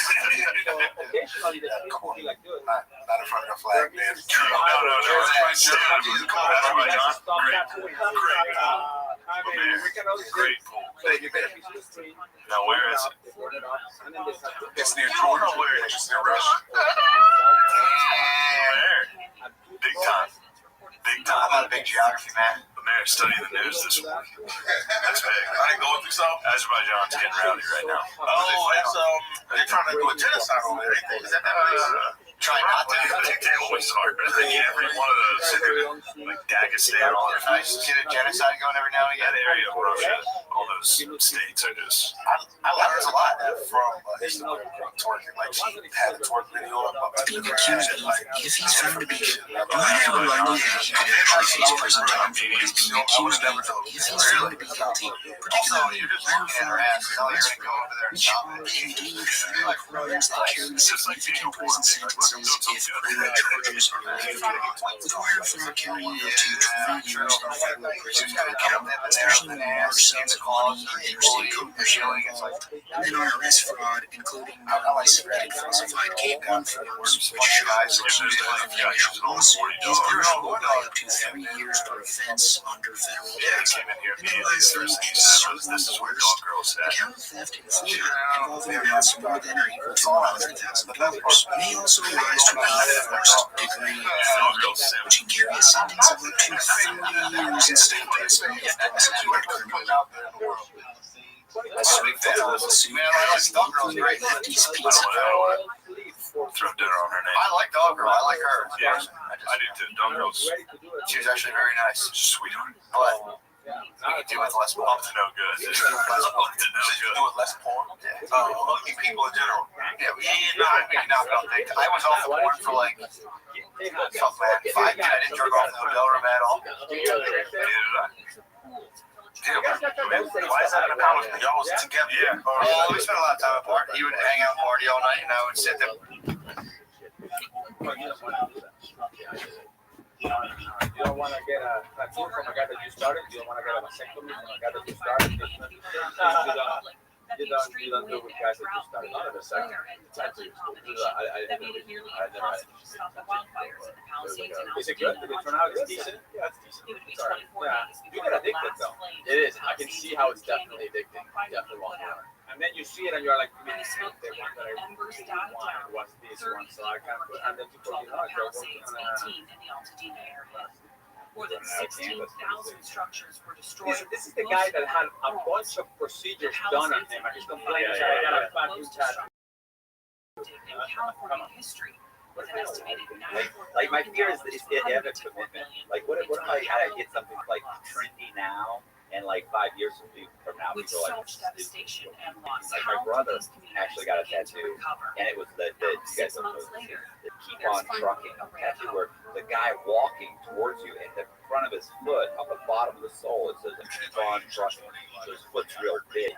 And then he got another one of like birds. He's got like these stupid tattoos that he later I'm like, fire. You fire the house fire. Sure. If it's trendy,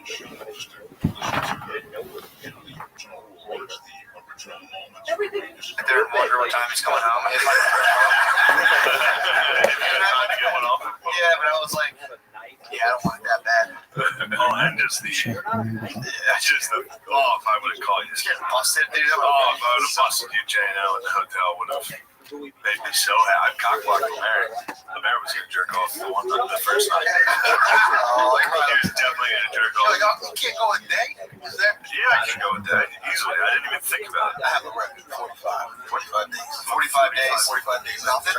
No work. No. But when I broke, it was like, What'd you break on today? What? What'd you break on? I mean, it wasn't that.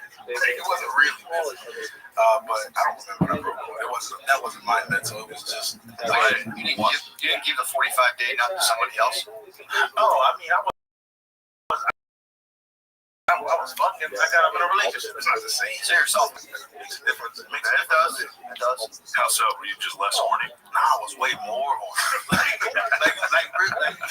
It felt bad how horny you get. Like, yeah, just seeing like a fat ass in the street. I know it's a. You're excited about fat asses. Yeah, we were walking around the mall, and it's just like at the mall. Yeah. Black people mall. Black people mall is just a fucking $1 million street. But it goes back to that like Patrice joke of like seeing a woman and just being like she has no idea that you're just literally I would just look at women like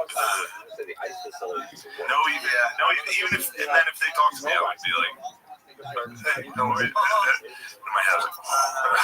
Yeah, it's like I don't get if I stay off the porn, I won't get that, and then like I'll just be watching. I know I'm really horny. I'll be watching. I think we were watching. I was watching Solo, the Han Solo movie the other day.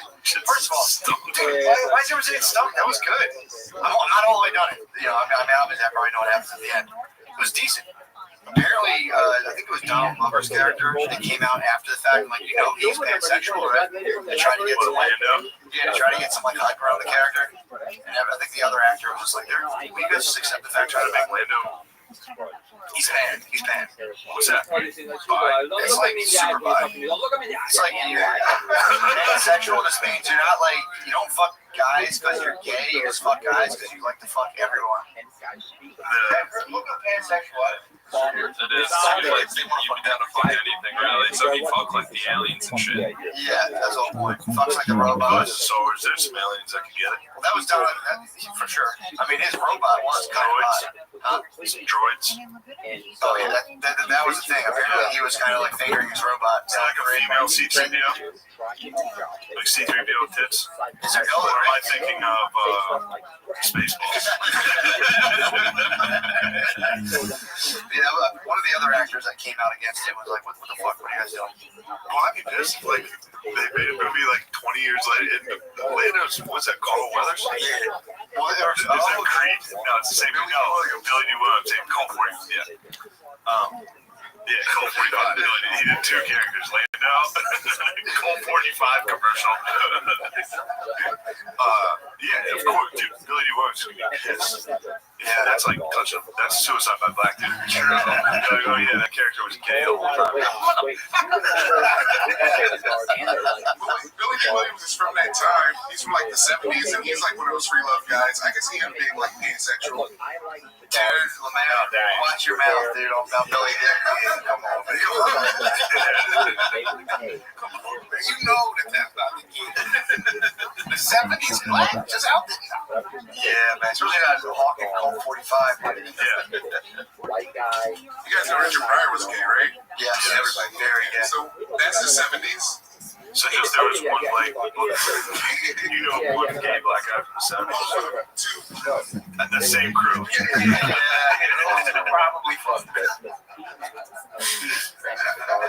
Dude, did I talk about that when I watched the roast of Paul Mooney, or was it the roast of Richard Pryor, where he like outs Paul Mooney? Yeah, it's fucking incredible. So on the video, Paul Mooney's sitting next to him.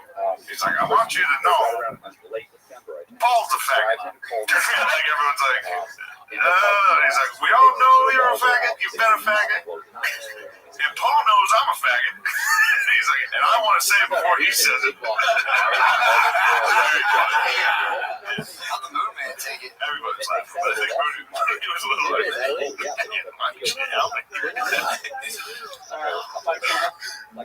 yeah, that'd be tough. According to British National Face Present Time for what he's doing. National television. Not for the language, but they were black. No, but national. No, they wouldn't put that on. I think it was like private. Or I don't think it was aired. It's on YouTube though. The footage is on YouTube. I think it was supposed to be private. Now it's it's a private roast. No, it's out there. Yeah. People do that still. Yeah, like in little scenes. You see them and it's like, who gives a fuck? But yeah. Yeah, man. Hell yeah. What else is going on? What do we got? What's on the record? I don't know. Right now, all I have Last is night I farted Phil awake. Yeah, he fell asleep watching the football game. I took my camera out, filmed him from across the room, and farted as loud as I could. And it was wild. We'll just be watching TV. He's like, just starts hitting that storm. If you fart loud enough, you wake up. He gets mad. That's such a horrible thing to wake up to. It's just a loud fart. What did he say when he woke up? Why would you do that? He woke up and goes, why would you do that? Actually, I have it on camera. You talk for My dad gets really butthurt if you fart real hell fart, and it's like whatever. If you fart in front of him, he's like, come on, man, have some respect. That bothers him. He's not that close to him. Don't fart. No, he'll fart. It's like, it's hilarious, but anyone else does it. He's like, out of my space. He's real alpha about his family. He's real alpha about the house. He's like, yo, especially doing the dinner table. And they would do that. And they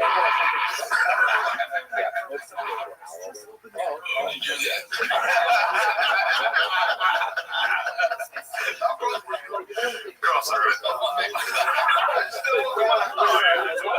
I had the remote, so I muted the game. Which I was worried was going to wake him up. So that's, you can hear the headset. We'll do it like in front of the car, where they put their hands up. It sounds like John Malkovich. Why would you do that? Oh, fuck. You're coming out of a slump. I'm coming out of like stage 2 rap sleep. Like, why would you fart like that? Fuck, dude. I fucked up speaking of sleep. I had fucked up dreams last night. What did you dream? So, first of all, I did so I was doing, me and my friend were doing this like bet of like who could lose more weight within like 2 weeks. And, we had like $50 on the line for all the people. It was fun. Actually, won pretty tight. My team won. But yeah, so I like, so this morning, dream or real life? No, we did it in real life. So this morning was the weigh-in day, so I was like, all right, I'm out. I went for a run last night, and then I didn't eat dinner. I just totally fasted, skipped dinner. I don't know if you ever went for a run and just didn't eat for like 12 hours. I was so hungry. Oh, dude, I started having dreams that I like broke my dog's neck. That don't sound like that's because you ain't eating. Yeah, you have been. Was it Jackson?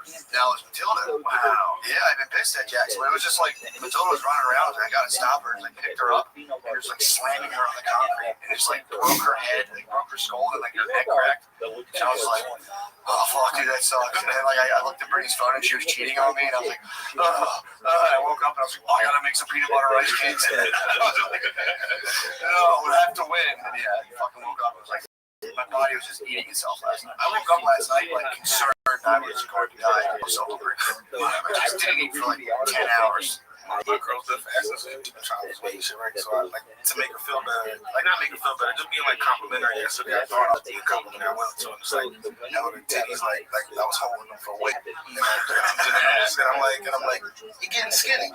Like thinking that like I was saying your titties were like that, you're getting skinny compliment. And she's just like, to her I just came up and was like, your tits are getting smaller. I don't like it. And she's like, her neck's still a little salty. But I didn't think about it that way when then I was like, I play full skinny joke. Yeah, I mean, you can. True. I wonder if you're a white chick dating black guy, like you gotta keep your weight up. Like I don't want to lose my man. Nah, you gotta stay. It depends on who. Like, you can't get fat. Because if you get too fat, then you're like. I told you I was just at the mall. No, I know that's a different type of like dude, man. I'm not trying not to say nigga here. Like I'm really trying hard. No, we're trying to. I know you are. Just have people turn it up like, you got if you get too fat, then your family's like, look at you, like out here with this fat one. But if you get like a nice white girl, I see. Yeah, I see. It's kind of shameful. It's shameful if you get like a fat white chick. They're like, they look at it like, I want to date her. Yeah, you got the scraps. But she's skinny, you got it. So it's a good nice skinny, but just fit, but like just can't cross over. I see. I've seen a lady, she's in no danger of being Yeah, That. I wasn't saying she was. No, I know, but You You said, just trying to say yeah, Brittany will do stuff to me where she's like, I just want to like lose a little weight here, make this bigger. And I'm like, that's not a real thing. You're just gonna lose a bunch of weight or not. You can't like spot these certain parts or so. I think you can. I think you can. I learned them funny things that they Like a girl. Oh yeah, that's impressive. Sweat it out. No, there's no spot. There's no spot reduction. You can't like reduce fat on one spot of your body. It's amazing. You have to lose it all. And that's what you're saying. It's all the girls in the Drexel gym. They do like 1,000 squats. So they just have muscle butts. Yeah. But muscle butts look good. Muscle butts, they don't got no shape. A shack to them when you hit it, but they look nice. You have to get them parading around town. That's all you can do. you can show your animals. Both great legs. It's got no jiggle, but they don't know that. No, that's what half the battle is. That's interesting. I thought it was kind of a celebrated thing if you were to bring home like a really big fat white chick. It's definitely not. I want to say, I think you might be right about me and my walls, because when you move too quick, I'm like, what the fuck are you thinking over there? Because I said something, you do like a, I saw like a face cut and your cheeks went up a little bit. Like what? No, I can't help it. I don't know where that kind of happened. You think he's like PTSD too, or have you? I was never on that. This is all never. Yeah, but did you get fucked with a lot growing up? Nah, not really. Not in a way that it would be like a problem no more than anybody. Sure. I was thinking about that today. I hate to always talk, cancel culture and all that stuff. So talk about it all the time. But it's important to us. But I was thinking about those kids, those like cliques. They must have gotten bullied so bad. Like, cause they're like mean now. Yeah, they're like mean, cruel people that are like fucking piece of shit. Fuck yeah. Like, just like, I don't know. Yeah, they wanted the president to die. The president was in danger. Helicopter was just too jacked. True. Well, thanks to the Regeneron, which Regeneron, whatever that cocktail was. But yeah, I was thinking literally today while I was driving, I was like, man, they must have been just years, because I don't know what that's like to have been bullied like that. Like in school, where you're like afraid to go to school because somebody's going to fucking it fucks you up for the rest of your life. Yeah, and then you move to New York, do stand up or whatever, get into like improv, and then just are pushed to the top. And like you just cruel, beaten. I don't know. No, that's the thing. No, I'm telling you, that's the thing. I know people who got bullied hard, and it's like, they constantly have to stop themselves from trying. Like, a lot of it is like this revenge mission people are on. You're not really aware of it, and then you'll like trigger a nerve in them. There's like, and you're like, what the fuck is that? I always get fucked with it. And it's like, holy shit, dude. I feel like when people tell like they go out their way to put their foot down on something that feels like it's not important. Like, Craig did that when we tried to when we stole the PlayStation from him. Really? When Craig stolen we didn't steal his PlayStation, we kept it in the living room for everybody to play. Yeah. By everybody, I mean me. 12 hours a day. That was it. We came back from a mic. It was me, McCusker, 6 and Wood. And we were like, yes, 2-on-2 NHL. We get back to the house, we're gonna fuck you up, talk shit the whole car ride. We get there, and Craig's playing fucking Elder Scrolls. Great game. And we were like, and he made us. We sat on the couches behind him, waiting for him to finish. At that point, 4-1, you gotta be like, all right, I'll stop. He put his foot down on that and played as long as he could. He played until people went to bed. It was a siege. I wanted to be on his side. It was just him running around like it was a siege. He was like, go in a cave, grab a scroll, filter through the scroll like a backpack, and go get another thing. Talking to villagers and shit. Yeah, it's not a fun game to watch at all. I get it. It's brutal. Look, it's hot as hell in here. Where are we at time-wise? Nice. 4 more minutes. Yeah, we got it pushing. We got it in us. Yeah, but he outlasted us. Good for him, though. Yeah, I mean, you definitely got to do like I thought y'all put him out. That was the impression I always got. He had no choice but to get out of it. Not like he got kicked out. Like he just was like, what, out of our house? Not like actually like you have to leave. No, I invited him to the house. No, I know that, but I always thought maybe. All right, I think he just was uncomfortable. that's what I mean. Like, he was a different type. Nobody was mean to him. I wouldn't say mean. They had a genuine, like a genuine. In his defense, there was like a jacked guy with a mental disorder in the house that hated him. So at any moment, it could have gone south.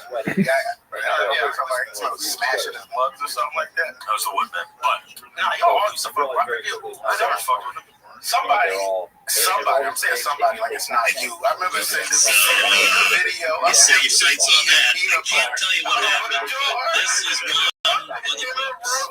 Remember the Trump Biden? This is, I don't say it's letters. That was like legends. This is a lot. And the guest he has on is I'd see what he would eat. about bigger, crazier, bigger than Jordan. He would just take out Nutella and just stand at the city. I can't give it away. No. Somebody you were say hi every morning. Hello.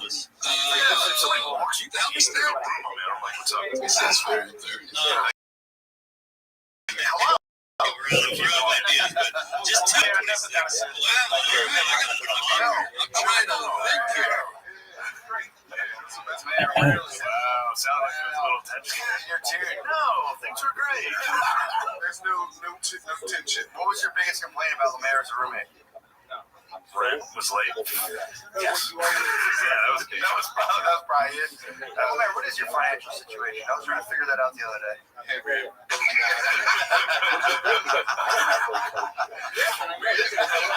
on, man. That is junk, dude. That's crap. That's Noel. He could have never known that was Noel. You can never know it's a Noel when you ask about somebody's money until it's a Noel. How you doing on money? They're like, fuck you. You're a piece of shit. No, but it wasn't how you're doing it. It's how are you doing it? I don't know how do you make money. Well, when I was living with Nate, I was driving Lyft all the time. I did that. Remember that? I drove Uber for a day. I'm not doing this. I used to try to get you out there all the time, my dog, man. You'd be like, come on, I'm not doing it. Like, no, just go do it, man. This guy, I think it's the worst. I loved it. I absolutely love driving Lyft. I'm a driver, and my phone would ding, and then, and I would go and pick people up. I thought it was addictive. I would go out and do it for hours. You built for it. Yeah, I loved it. I got a jack small talking to everybody. I got a lift jacket. Oh, yeah, he did a lot of it. He did do enough to get a lift jacket. I probably lost money on Uber. Yeah. That was crazy. But I think I was working a job at the time. I remember when I applied for it, I had a job already. Yeah, you did. It was like, someday. It was so funny how little you showed up to that. The fact they didn't fire you. Well, that's because they were giving me like $400 a week. True. Maybe less. I think it was $300 a week. Yeah, well, that's less. And it was $300 a week, and it was. Actually, there was some days where it was like 10, 12 hours. Like you just get stuck there. Yeah. Like you get there because they hired me for the sales department at this Toyota dealership. And I told them I couldn't sell cars. Like I wasn't going to sell cars because I wasn't going to commit to those after being there. So then they put me in the internet sales thing, which was cold call. Never sold one. Yeah, never got one thing done. I was like, I'm not calling these people. I would sit at my desk. They just let it rock? No, they were like, we're going to have to get rid of you. And so the garage was like, we'll take it. He's funny. They just moved me. I was decent there. Customer service. Yeah, the customers. I was the guy at the front desk at the garage. Except I didn't know shit about cars. So they'd ask me a question about what was wrong with their car. And I'd just be like, Like you, just the guy, just being funny at the. Yeah, and it got to the point where I would just show up when I showed up. Because I was like, you guys can fire me, I don't care. I'm not afraid of getting fired. As soon as you show you're not afraid of death, everybody's afraid to kill Dude, them. that's what I thought. I remember because I figured that out too. I've like been in jobs where I don't give up. I've made it clear. Like the one lady was like, you could get fired. I'm like, I fantasize every day about getting fired. And they don't do it for some weird reason. I tried that at my dog walking job. And dude, they called my bluff and fired me so fucking bad. I like that job. Via like the phone, like an app. No, I would go in person, grab my key. I talked to this lady. She was sending me up to out of her own house through her company and paying me like I have to drive all the way to Conshohocken for like $8 and drive back. And I was like, dude, I'm not doing this. She's like, well, it's my personal house. I'm like, you fucking bitch, you're the one sending me out there. She knew exactly where I lived and where she was making me drive and how I was. It was like Fridays at 6 p.m. I'd have to drive up to Conshohocken for $8 and then come back. And I was like, an hour. I'd be sitting in fucking traffic. It was crazy. And I was like, dude, this is bullshit. And she's like, well, I was like, if I go to contract, I quit. I'm not going out. She's like, all right, you're going. I was like, gosh, shit, goddamn it. Fuck. Shit, I loved it, dude. It was $400 a week, and I would just walk dogs. That's what I'm doing right now. Just get high and walk dogs. Oh, it's the fucking best, dude. I was gonna sign up for that night now. Dude, dog walk, zero chance. It was like the thing I signed up for was almost like Uber app. Where and I started to fill it out, and I was like, I'll literally never do this. Well, that's the thing with I dogs. got a notification for it. I'd just be like, nah, I can't. Yeah, I can't right now. It's almost dinner. Well, with the dogs, like I worked at cash registers when I was younger, and I would steal. Like, if I didn't like the manager, I would just start stealing as much money as I could from the cash register. But once, when I was serving dogs, I'd be like, I could probably do a 20-minute walk instead of a 30-minute walk, and I'd look at the dog and I'd be like, yeah, every single, I'd be like, I was so honest with the dogs. I would hate it. There'd be owners that I would hate, but I'm like, I gotta have this guy. I wasn't a big dog guy. Yeah, man, I would get him out of the cage, and I'm like, let's go, bud. I would give them like full walks, and sometimes a little extra. I love that job, man. It was so fun. That was a good job, actually. I didn't realize I was a dog guy like I am until I started walking. Have you had any aggressive dogs that like when you came in, they weren't really? Yeah, I got a German Shepherd that will attack everything. Like even when I first started, he bit at my beard. Damn. And but I didn't flinch, and I guess he was like, all right, I see, and that was it. But he for real. Damn, dude. They don't like he bit at he got up to your beard. Yeah, you didn't flinch. That's physically impossible. Darwin used to stand in front of a snake in a glass box, and he would test that out every single time. He couldn't not flinch. I think it was because the woman took me in there to meet your dog. She was like, he might have in front of a snake in a. For real. He got up to your beard. That's physically impossible. Darwin used to stand in front of a snake in a glass box, and he would test that out every single time. He couldn't not flinch. I think it was because the woman took me in there to meet the dog. She was like, he might act out. Just don't act scared or he'll get worse. So he bites at your face. I stand still. I probably should have flinched, but at that time, But he has an absolute monster. Like I fuck with him. I'm saying that but if he was here right now, he'd be like, what the fuck, looking at shit. Just like you making this eye contact with me. I can't turn it off. I didn't say that. I know it is. It's weird. Yeah, dude, I had a couple. It was funny because I would go in with pit bulls. They're always so friendly. Go in their house, they're just like, "Oh, what's up, dude?" And they're all excited. Fucking labs, dude. There was a lab that would bark and snarl at me every single time until I made it to its refrigerator. I'd have to be whoa, get to the refrigerator, get off a pizza hot dog, throw it to him, and he was just like, "Oh, okay, cool. Should have Grammy, why don't you give me a hot dog before you know it?" He'd slowly change his tune, and I'd walk up and come by the next day, and he's like, I'm like, what the fuck? Yeah, it was pretty tight. I went in there like such a cock. It was like, I can specifically work with aggressive breeds. I can handle any kind of dog situations. They finally gave me one. I had the Akita, so I figured I should. You were like, I can handle it. You're walking in on an aggressive dog. I was shook. I was walking in just kind of like, maybe I'm not Caesar Milan. Yeah, I had the Akita, so I thought I was a man. They gave me a couple. They're like, this dog actually not that friendly. Yours was a motherfucker. Yeah, my dog was mean as fuck. Yeah. My dog bit other dogs. They would hop the fence. Hop my fence, run, bite other dogs, and come back. I'd be like, his dog. Yeah, that was a so mean. A cool looking dog though. Yeah, it was really friendly dog, but yeah, the first time I met it, I walked with it, made eye contact with it, and it was surprised. Dude, so when I had so I was getting divorced, we had like a month, maybe like 2 months before my first marriage. We had 3. I was getting divorced, and know, so I'm walking dogs. I'm getting divorced. This is like when things are going really well. And, Killing it. So I had anybody out there, it gets better. 100%. All right. We get a lot of, I don't know about you, we get a lot of DMs that are like, shit's tough right now. You guys help us. All that, like, a lot of that. It's like, bro, you just keep pushing. I couldn't even Uber.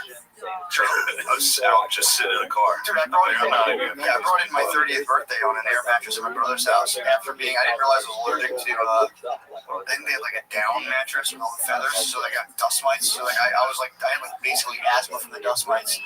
Brought it up to an air mattress. I remember laying there on my 30th birthday and being like, it's not so bad. Come on. It's not bad. You had some nice air mattresses. I did have some. I do remember some air mattresses. So what I used to do is I used to take a big air mattress, blow it up. It's so nice air mattress. I remember some very nice air I'll get an air mattress, blow it up the big one, and then I would buy a foam pad, steal it from Target, and I would get a foam pad from Target, put a foam pad on an air mattress, dude. It feels like a fucking number, dude. I don't know what you're nodding at. Yeah, that's what. Because did you share one? Yeah, him and Jabri would just shatter.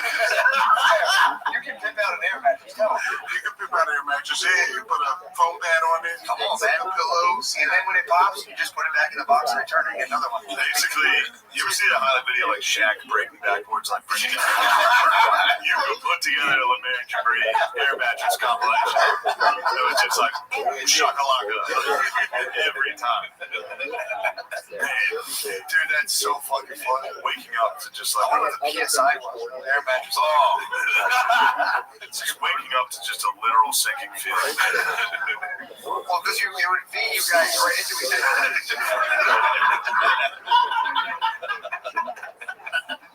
Just picked it a blanket. Just picked it a blanket. That thing, honestly, if you were to bring her in the air mattress, both in your prime of fat, both ends of air mattress will be off the air, off the ground. It would literally be off the ground. Those are some big dogs. The absolute half pipe. How did y'all start? Just like hitting the head, just. No, they would go one at a time. You guys never shared an air mattress. Somebody would take the couch, somebody would take the air mattress. Gotcha. Yeah, because there's no air mattress. It would just be a mushroom cloud. It would be insane. Oh, fuck. But them colliding, there had to be some sort of physics involved, like one of those things on your desk. Just two dudes in an air mattress.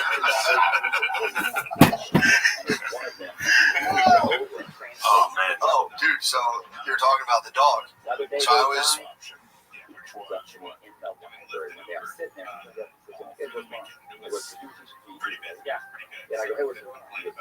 Was it surge pricing? That definitely happened on Friday. Thursday is just like another, because since the fourth fell on a Friday, I knew a lot of people were going to go out on Thursday night because it's basically like an Apple Friday. Now I'm getting nervous. So people are going out. It's gone so viral throughout the world. I'm now starting to think they're going to throw me in the shoe. Like you there, because there's a side of the story that Mac was not a participant.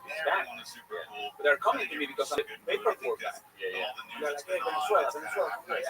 So this out. And I'm reading it, and I'm like, sure. That's American. How come that's like saying they're going to deport you to Alabama? That shit doesn't work like that. You know, my sister, she heard about it on Telemundo. And I'm like, yeah. And they're like, yeah. And then somebody's like, yeah, CNN last night. I remember we were on the TV room, and they're like, oh my God, yeah. And I'm like, none of that, man. They're up. They're just exploded. Yeah. People are calling their moms. Mom, we talk to my attorney. I cannot go back to Puerto Rico. They're going to kill me there. The counselors are walking out, calling the town hall. We got a town hall. Guys, we're doing our research. We have not done any news from the DOP that this is going to happen. We need to slow down. I mean, I'm sorry.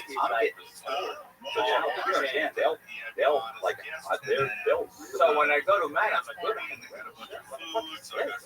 And I'm like, scared. He's like, so tell you guys to take on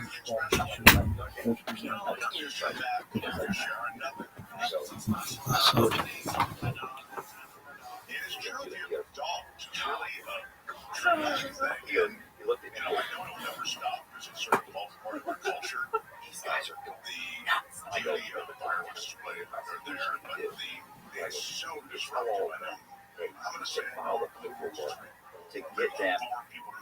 stay here, like where they will not deport them because they're in trouble. I said, the office sends you $125 and you get the paperwork you have, get you a bottle of oil. And he goes, and I said, well, write up a form. And he's like, I'm like, you know how much money it is? Yeah, I'm all $1,000. There's hundreds of these guys. They're going nuts. Matt, you would make a great CNN and Fox executive. Well, seriously, I'm out of prison. I missed all the politics and all the shit. I want to prison. And I'm hearing these fake news stuff. So they're like, oh, these all fake news, it's all fake news. And I'm trying to figure out what the fuck is fake news. So I'm watching the newscast, and I'm like, I told my brother, I gotta tell you a story about fake news in prison. My friend, and I'm telling the story, I'm like, that's the first time I heard of fake news. They're the same thing that's going on. Yeah, that's right. It's a system of what society is. You have a percentage of people that have money, you have a percentage of people that you have the drug lords and stealing the drug people.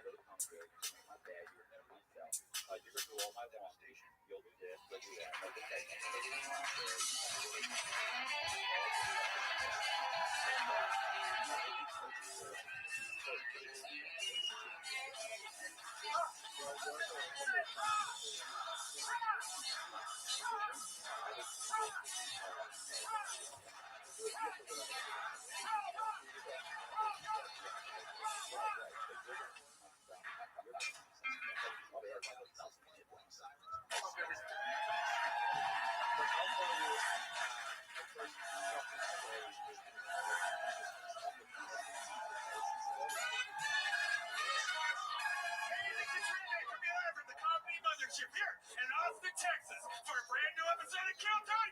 Give it up for Party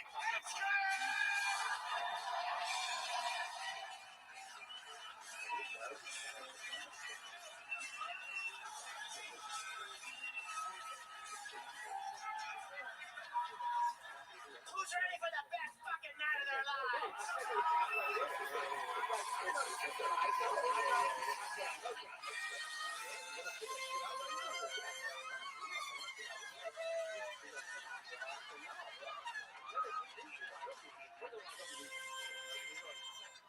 Make some noise for Brian Redband, everybody. And make some noise for the best goddamn band in the land. Oh my God. Unbelievable.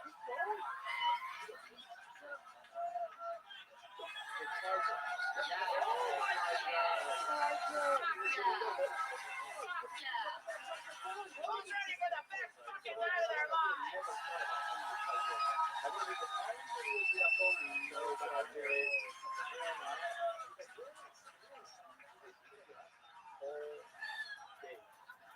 Oh yeah.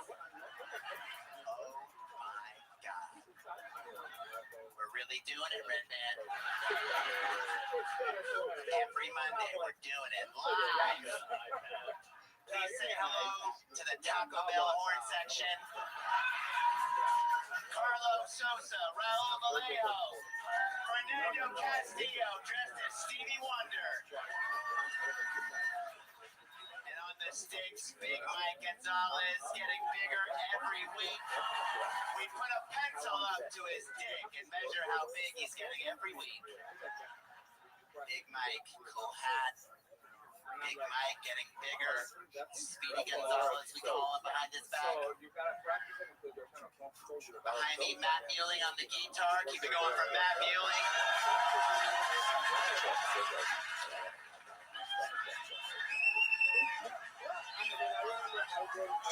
John Dees right behind me, the great John Dees. And speaking of D's, keep it going for D's Madness. D Madness, ladies and gentlemen, the one and only. Oh my God. We've got an amazing episode planned for you. I can't wait for you to see what we have, but before we do, here's a little bit more from the amazing sponsors who make it all possible. That's where we talk about Ignito, Incognito, and Jacobus. Jacobus, that's a fun word to say. Jacobus sounds like something D-Madness got at a rub and tug. Really doing it, Red Man. Oh my God.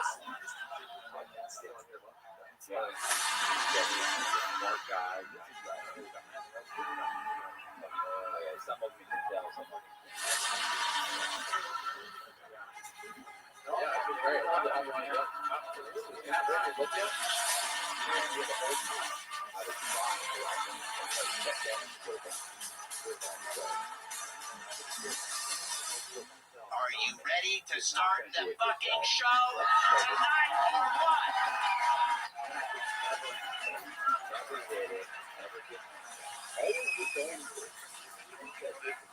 You know, for the last 12 years, I've been booking this show. And when I say tonight might be the best fucking show I've ever seen, what I mean by that is it might be the best fucking show you've ever seen.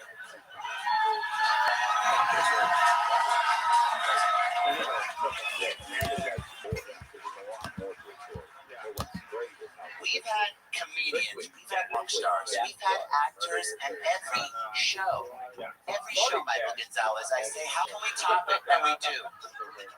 We've had every type of person. We've had guy, girl, black, Jew, crutches, wheelchair, fat, gay, not gay, people who lost their socks at the hotel, every type of person.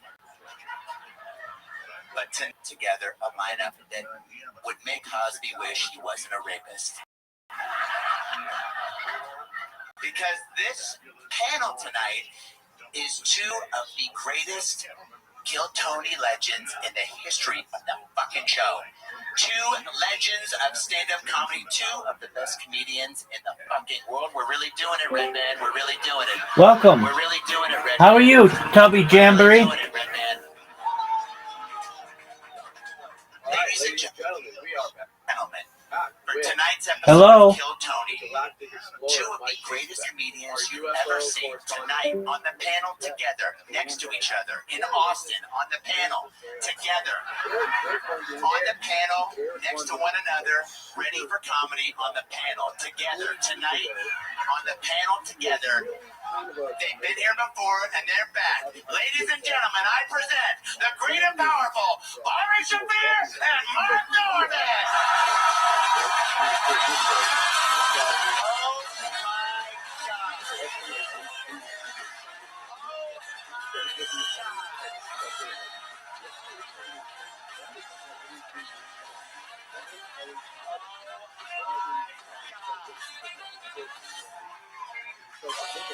My God.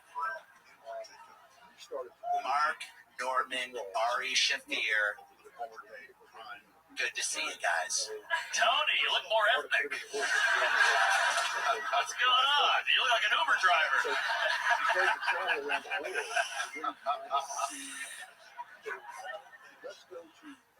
These guys have been on the show before. You know how it works.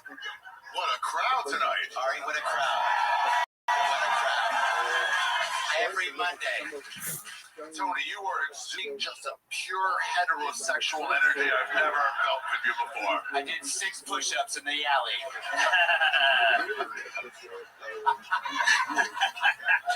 Let's cut to a clip. We don't have it. You guys know how the show works. Over 200 innocent souls have written their names down for the opportunity to get plucked out. Unbeknownst to them, they come on this stage to do stand-up comedy for 60 seconds of uninterrupted fun. They know time's up when they hear the sound of a kitten. They know, God fucking damn it, Red Man. It's okay.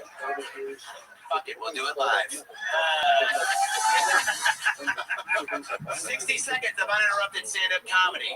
They know their time's up when they hear the sound of a kitten. That'll let them know it's time. How many? There might be multiple kittens depending on what Red Band's doing.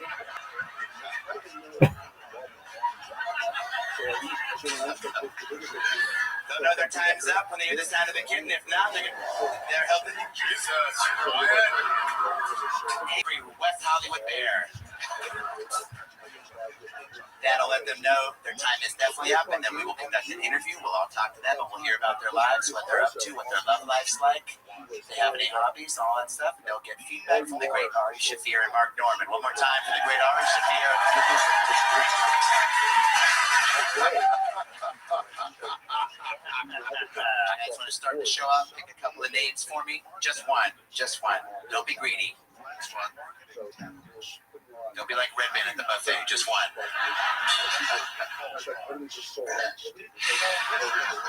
Are you guys ready to start tonight's fucking show or what? Tonight's show, we are starting with a golden ticket winner, the newest golden ticket winner. Someone who's only been on the show once before.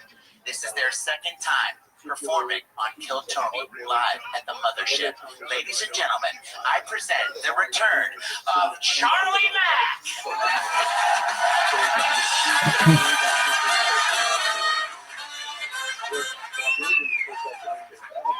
Also keeping it weird. Yo, I love it here. Like, Austin has some of the most beautiful dikes I've ever seen. Look, dikes don't get enough credit. So, you don't fuck a dyke? No. You don't like Jelly Used Coochie? I used to say I'd never fuck a dyke. Never. Where I'm from, we call them studs. And I looked on Facebook, and it said studs was an acronym. It's STUDS. Stand for still titties under that shirt. I said that at my last show, one of them studs got mad. She jumped up and said, it don't stand for that. It stands for swinging this unreal dick, sir. And then she got mad and told her little dyke friend, he think he funny. Go to the truck and get the strap. So first I was scared she was getting a gun. Then I started praying she was getting a gun. Because if strap is short for strap on, different conversation. I got scared, like, excuse me, Mr. Ma'am, please don't get the big black 9, because it might be inches or a millimeter, I don't know. Thank you. Oh my God. Charlie Mack, you've done it again.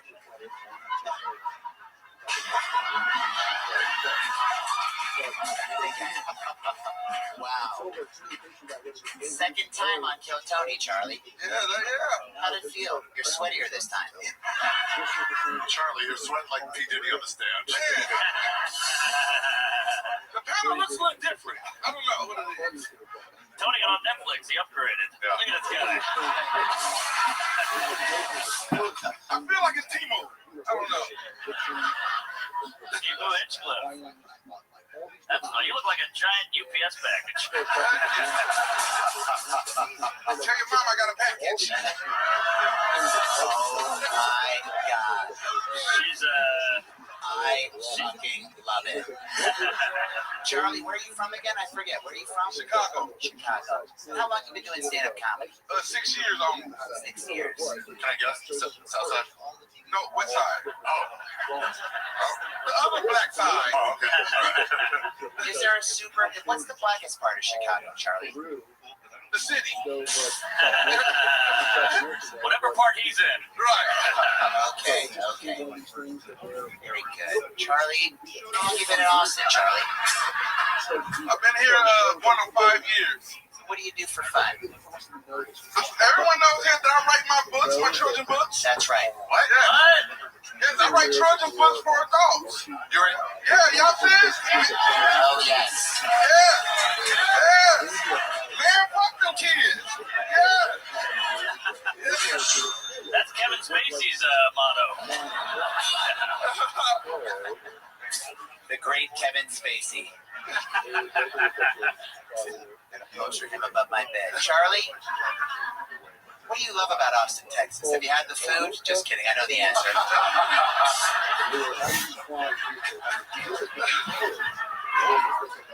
No, I just said it's the dykes.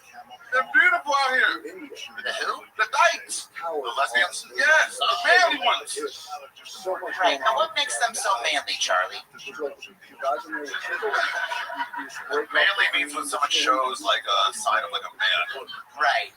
But they're lesbians, but you said they're manly. Yes. What do you mean? They be in a man section of the store taking all the big hoes. Right, and that's a problem for you. Yes, because I try to get my size, but they end up having to get skinny jeans. I don't like that. Those are skinny? They wasn't when I first bought them. Charlie, what was the last time you had a vegetable?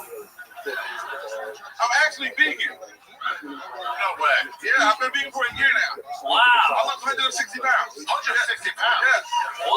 Congratulations. Un-fucking believable. Down to 840 pounds. No, I'm regular fat. I was, oh my God, it's coming fat. Do you have how many fat friends do you have, Charlie? Just your sister. That's it. Oh, shit, Tony. Whoa, wow. Okay, got me. Play something fun, Red Band. Perfect. Fuck you. Charlie, you've done it again. Second time on the show. First time, got a golden ticket. You came out, you did it, you said it all. Anything fun we should know about you before we let you go? From my book sales last time, it upgraded my life. I went from thank you. Yes. Yeah, I went from raise my tax bracket. I went from Go Joe to Let's Make America Great Again. Unfucking believable. My people can help you with that. We'll figure it out. They told me to get an accountant, but I think I'm going to jail. You'll be fine. You'll be fine. We'll bring those taxes down to $1 a year. I'm in the club now. Just don't drop the soap in jail because you probably won't be able to stand back up. Charlie, you did it. You came out. You did it. One more time for the great Charlie Mack, everybody. Golden ticket winner. There he goes. Oh my God. We're doing it. Are you guys having a good time so far? Is this not the best fucking night of your lives? Our first that was a lot of sweat. That was a lot of sweat. When's the last time you sweat that much, Ari Shafir? When I visited Auschwitz, they reopened. Perfect. Our first bucket pull of the night goes by one name. I love a good one name. I love a good two name, but I love a good one name. He actually works here at the comedy bar. Huh? It's a guy. He works here. Well, let him decide. It's 2025 right there. He might be a guy tonight and a woman in the morning. Please give it up for Fuzzy, everybody.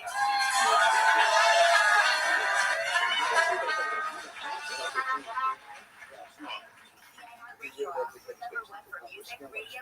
believe the best superpower is the ability to freeze because you're. You gotta remember, they don't want you to have superpowers. Necessarily consider themselves. They, the Jews, now want you to have. It's really kind of like following your they were told that it's right here. But when you freeze time, you're in control. And the perks are motherfucking sweet. Everyone here would do the same thing. We're going to the bank. We all do it. Come on, you go to the bank. I never kind of bought off of that. And see the teller. You wait for her to open the call. But if you click it now, you'll never miss an episode. Freeze time. Monkey's getting a whole lot smarter. And then,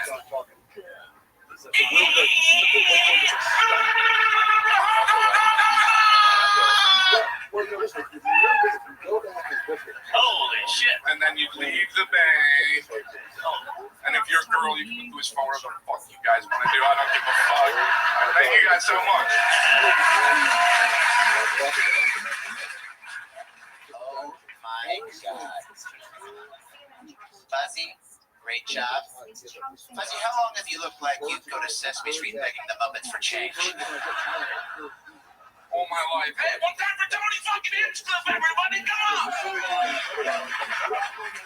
Okay. Fuzzy, you make me look not Jewish. You look like Muzzy. Muzzy the Muzzy. Hey, are there any Indians in here? I'm not allowed in, bro. Good. Pakistan forever!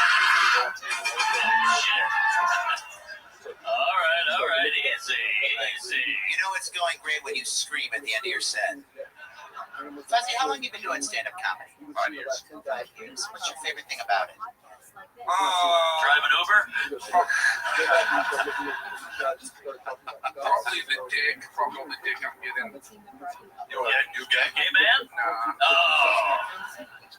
What would be the first thing you'd do if you were gay, Fuzzy, now that we're here? I'd suck your dick and try to become a regular, probably, so. Get in line.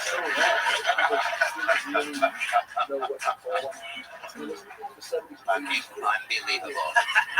Fuzzy, you treating those cancer spots in your forehead at all, or just letting it ride? Just let it fucking ride, dude. This shit's almost over anyways. What do you do during the day, Fuzzy, when you're not at the mothership? I like to go for walks. Where do you walk? On the east side, motherfucking East 5th Street. How big is your vest? Bigger than Tony's.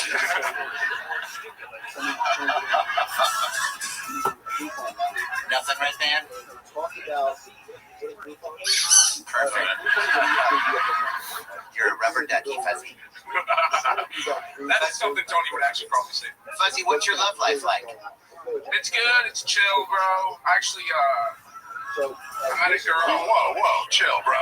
He's allowed. Give him a chance. Of course, Give him a chance. Yeah, who the fuck is that? The fuck's laughing like he can't get it. You're here with a guy. Oh my God. Got him. You look like you like dick in your mouth. Okay. Life's good. Love life is good, dude. I've been fucking. I don't know. I got this fucking. I got masturbating, so I got chi now. What? Chi? I got chi now. Chi is your semen. Whoa, is that what you call it? And it's so. I No, do you know about G? No. I love cheese. But I also love pad thai. Fuzzy, I would drop the Chico with Chia Pet on that head because that is a level of ball I've never seen before. All right. Sorry, buddy. You look like Ari before the camp.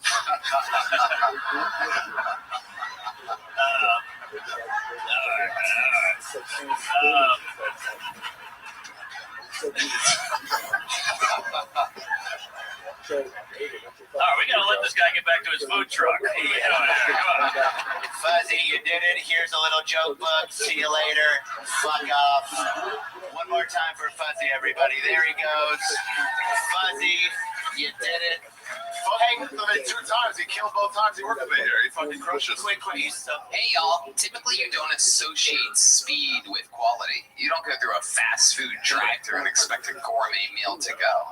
Well, there is an exception to this unwritten rule. If you're hiring, you can find candidates fast who are extremely qualified for your job. Just use ZipRecruiter. And right now, you can try ZipRecruiter for free at ZipRecruiter.com/KillTony.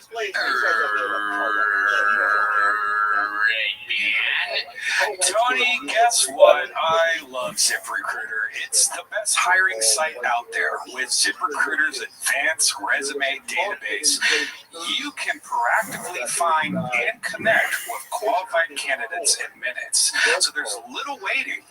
Want to meet with a standout candidate? You can unlock their contact info instantly. No wonder ZipRecruiter is the #1 rated hiring site based on G2. Wow, that's incredible, Red Bam. That's amazing news. Experience hiring speed and quality with ZipRecruiter. 4 out of 5 employers who post on ZipRecruiter get a qualified candidate within the first day. And if you go to ZipRecruiter.com/KillTony right now, you can try it for free. Again, that's ZipRecruiter.com/KillTony. ZipRecruiter, the smartest way to hire. Hello there. This podcast is sponsored by Talkspace. Therapy can be costly, but Talkspace is affordable and in-network with most insurance providers. Most insured members have a $0 copay. Talkspace, the leading virtual therapy provider, makes getting the help you need easy, accessible, and affordable. You can meet online, message your therapist anytime, and get matched with a licensed pro, usually in under 48 hours. No awkward waiting rooms, no driving across town, just real help from the comfort of wherever the hell you are. Great, man. You know what I love about Talkspace, Tony? It's covered by tons of insurance plans and employers, including TRICARE for active duty, veterans, and their dependents. Most insured members have a $0 copay, and if the first therapist isn't right for you, no big deal. You can just switch at no extra cost. That's awesome, right, man? So here's the deal. As a listener of this podcast, you'll get $80 off your first month with Talkspace when you go to Talkspace.com/Tony and enter promo code SPACE80. That's SPACE80 to match with a licensed therapist today. Go to Talkspace.com/Tony and enter promo code SPACE80. Everyone here at the mothership is being groomed to.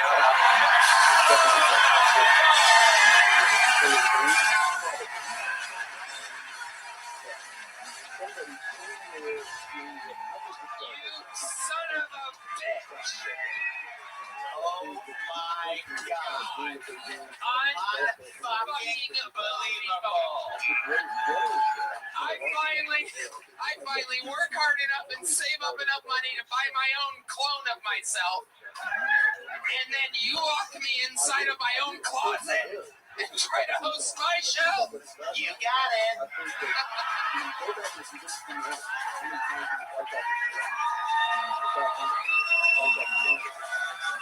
Who's ready for the best fucking night of their lives?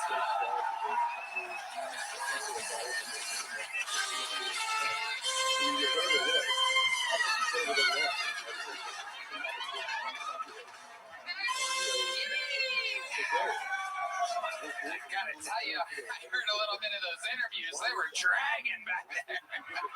You could really hear the wheels turning on you. And I didn't realize my clone would sweat more than me. It's not easy, is it, clone? To kill Cloney. Tony Hitch, that's a Tony Hitch, By the way, Dwight, it really is Pride Month. This is what we call a Mark Norman wet dream.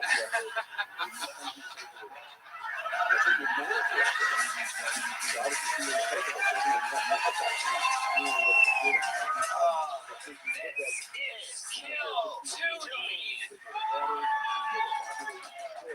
The only thing better than one of me is two of me. And now, back to the show. All right. Oh, you. I made a couple notes.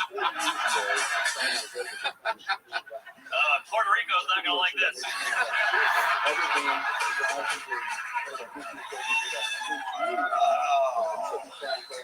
Oh my God.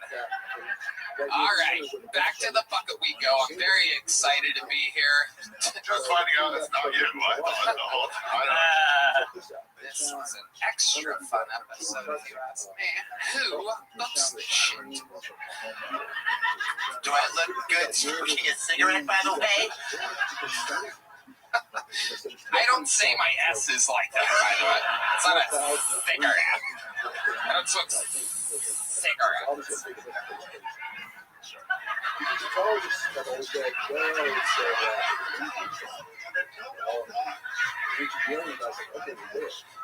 Where did the hit? Well, you're the serious. Probably already.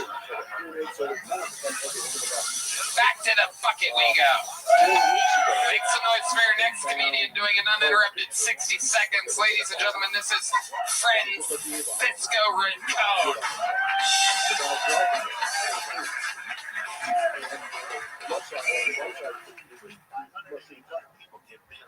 They just found it. So now This guy was like on trip. It's too peculiar. I think if you look at those pictures of the drug, In her house. they also had pictures. I am from Puerto Rico.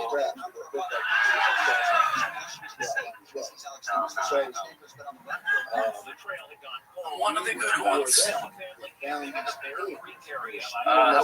Pride Month to this guy mainly. But yeah, I don't know. A couple of years ago, I was watching the gay news, CNN. I don't know if you guys heard Pope Francis. He said, R.I.P. Pope Francis. A couple of years ago, he said, if you're gay, you can get married now, and you will no longer burn in hell. It's a real thing. I don't know if you guys heard about this. But it made me think, it made me wonder what was going to happen to the gay guys that were previously burning in hell. Do they make it fair? Do they make an announcement on there? Are they like, excuse me, if you're here and you're gay, make yourself to the lobby. We have great news. What do they do? Francisco Rincon, ladies and gentlemen. Welcome back to the show, Francisco. We've seen you multiple times before. One time before, yeah. You've only been on the show once. Once. Wow. Yes. You probably see me on Rose Bottle. Yes. I love it. See, you're not Puerto Rican. You said you're one of the good ones. What is one of the good ones? Mexican.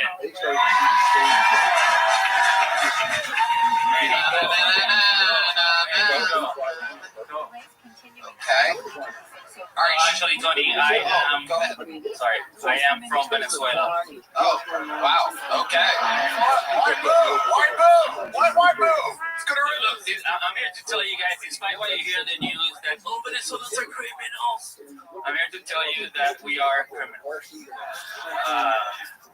But I know I am from Venezuela, but Venezuelans have been getting a bad rep, right? So, like when I moved to Texas about 10 years ago, they would be like, "Are you from Mexico?" And I would be like, "No, that's gross," And now they're like, "Are you from Venezuela?" And I'm like, "No, I'm from Mexico."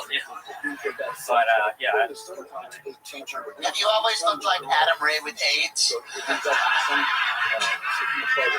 Yeah, you throw a vest up, we got a third Tony here. Unfucking believable. Francisco, what have you been up to since the last time we saw you? Give us something good. What's going on? Oh man, living life. I not to brag or anything, but I got funny because last time I did the show, I had just recently gotten fired, and I just got fired again. I know. What'd you get fired from? He's gonna ask. You're a fucking genius. And you're extremely good looking. Thanks, me. Wait, what was that? What was that? I smoke a lot of cigarettes. I don't do that. I don't do that. Do I do that? No, I don't. Easy, Steve Urkel. Good one, me. All right. Where did you get fired from? I'm not gonna say the company name, but I was working as a engineer, remote sales engineer. It was really. They fired you. Why will you not say the name? Is it because you can't say engineer?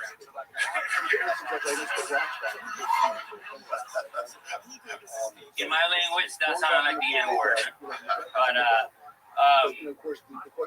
yeah, I don't know if I'm gonna have to look for another job, so I don't want to throw these guys on the bus. You know? Hey, can I just tell you real quick? If you got fired, you are going to have to find another job. That's how it works. That's how it works. No doubt about it. No doubt about it. Yeah, no, well, No doubt about it. Francisco, what's your love life like? You're a good-looking guy. You seem like you should be doing good out there for yourself. what do you say? I bet you fuck. Oh yeah, no, I'm doing all right. I'm not. I got lucky a couple weeks ago. That's what I like about Austin. Lots of beautiful Mexican girls here in Austin. And yeah, so I went down on this girl from San Antonio. How long did you go down there for? Give us an exact time frame. Morning, night, lunch. Over under 25 minutes. It was a good time. It was a fun time. It tasted like Takis. So what? Like what? Sometimes I don't even understand myself, man. I'm sorry. I had a rib in English last night. I don't even know what I said. All right, we gotta deport you. Yes. Yeah. Yep. No doubt about it. No doubt about it. We're sending you back to Venezuela.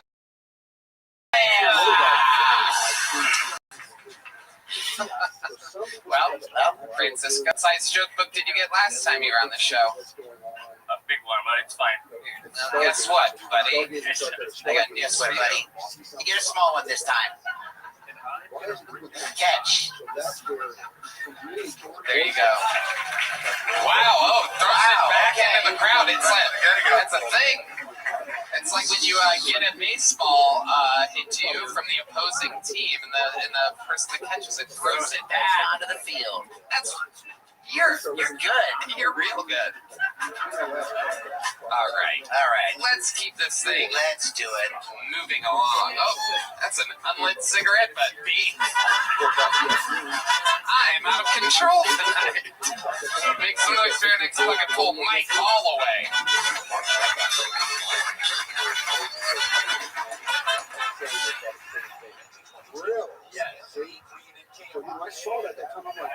I don't think everyone who has a cat also throws trash on the floor and calls it a toy.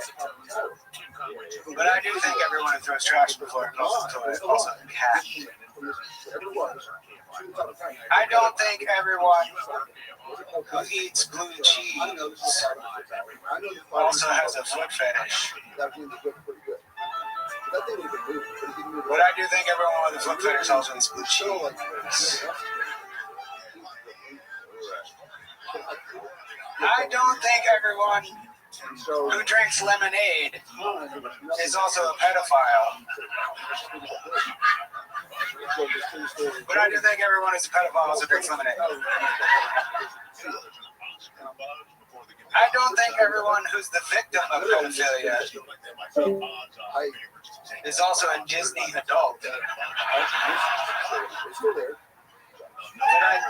You guys get it. How's it going? All right. That was fun. Wow, Mike Holloway, this is your first time on the show? Yes. Okay. How long have you been doing stand-up? Kind of 5 years, but more like 3 because it breaks from COVID and being broke. Okay. COVID was over, fuckers. Are you still broke? Well, I did. He's not wrong. I did like 1 or 2 mics before COVID. I know the whole Lincoln years I had to take off. I'm an accountant. Sorry. The OJ trial really fucked up my schedule. Okay. Okay. What do you do for work? You work in I'm getting aquarium vibes, like you work with pets of some kind. Like 2 fun facts about dolphins. Go. Let's go one question at a time here. Dolphins rape a lot. Oh, there you go. That's the one they answer. What do you do for work? I DoorDash right now. I just moved here 2 weeks ago. So did you save money from another job? Kind of. What was the other job? Amazon delivery. Amazon, you see? I thought an aquarium. There's fish in an aquarium. There's also fish in the Amazon. I did it again. Genius. All right. So how much money did you save exactly? I love people in interviews and podcasts, they never ask questions like this. I'm obsessed with a question. Like, how much money did you save before finding a job where you moved to? No drum roll. No drum roll. $500. Two fucking hosts here. None of them asked for a drum roll. How much did you save? $500. Holy shit! What are you gonna do? Are you in your car right now? Technically, I'm camping at a campsite, so I'm paid for it. Technically, I'm not homeless. Do you have a tent? Yes. So you sleep in a tent? Yes. Where do you shower? At the campsite. There's outdoor showers? No, it's in like a KOA? What the fuck is that, Ari? I know, like some Jewish shit. Yeah, not all of us take world vacations and camp all the time. Some of us are trying to fucking change people's lives out here. They know about camps.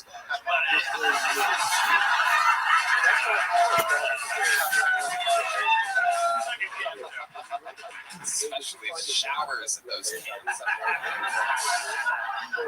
Some of the showers are decent at those camps. It's just the one or two were like real bad. So explain to the people. People are watching all around the world. You came to Austin, Texas with $500. How do you plan on surviving? What are you eating? Take us through like your actual life. I go to HEB and I get a pack of 3 steaks for like $8 to $12. Okay. And I get some corn on the cob, fresh corn on the cob, for like 33 cents a piece. Where do you shove the corn on the cob? In tinfoil and the coals. Does the corn? And I got potatoes too. Does the corn ever get stuck in that massive gap between your Yes. All the time. Yeah, look at that old corn catcher you got there. Did your mom eat dentists? How many times do you shower a week? Every time I come into the city, every time I come to do comedy, And is it easy to make friends at the campgrounds? I hate the questions I'm asking. It really leads to absolutely nowhere. Yes or no questions don't really work on the show. Let me ask you this. I think you're cool. Outside of us, you got a real fucking manifesto. You're like a manifesto guy. Appreciate that. What is the craziest thing that you've ever almost done? Like you seem like you've had some thoughts cooking, like you've read like a how to make a bomb book or something before. Oh yeah. Okay, so now it's your turn to answer the actual question. Back in high school. You did what? I read The Anarchist. Okay, other than the thing that I fucking said that you did, you get to use your entire life right now as a reference point. What's the weirdest or most criminal thing you've ever almost done? Not the one that I fucking guessed. That you're like, yeah, I did do that. I'm asking your whole life. Did you ever think of several times I almost drove the Amazon truck up. Okay. Now take us through this exactly. First of all, were there a lot of packages in the Amazon truck? That's why I didn't get my vest.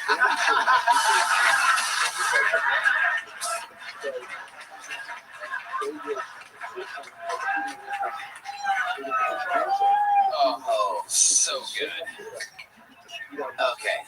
So, did you really think about it? You thought about driving the Amazon truck off a bridge?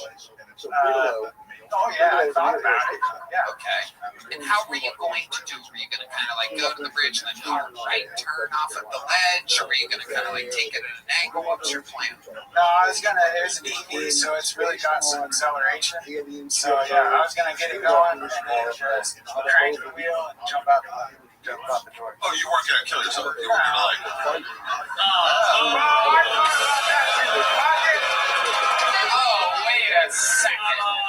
This is crazy. I did for a second, but then I was like, I can jump out. Yeah, I like that. You just fucking Bezos over by yourself. Yeah. All right. Fuck Bezos. See, we're just gonna selfishly drop a bunch of people's packages. The water. Alright, what's the other craziest thing about your life? Mike, give us something good here, other than almost driving an Amazon thing. What's a fun fact about your life? Did you have a weird childhood? Were you molested? A lot of pedophile jokes. No, I wasn't molested. I did have a weird childhood. I moved around a lot. I was a fat kid and a nerdy kid and a new kid all the time. So I got. What's the neatest thing somebody was? Shut up, I'm fucking talking. What was the meanest thing somebody ever said to you in school? I don't remember. I said a lot of mean shit too, because I would basically to deal with bullies, I would basically like roast them. I didn't know the term back then, but I would roast them, and then like if they put hands on me, then I would just go wow, like, right away. You killed a kid. No. Beats crap out of it. You look like the bad kid in Toy Story. Oh my God, you do. The neighbor? Yeah, Sid.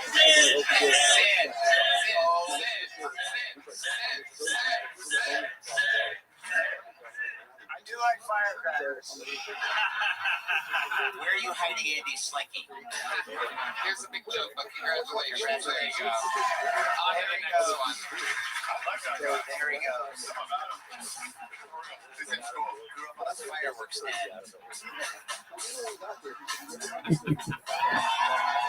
Oh, you know what that means.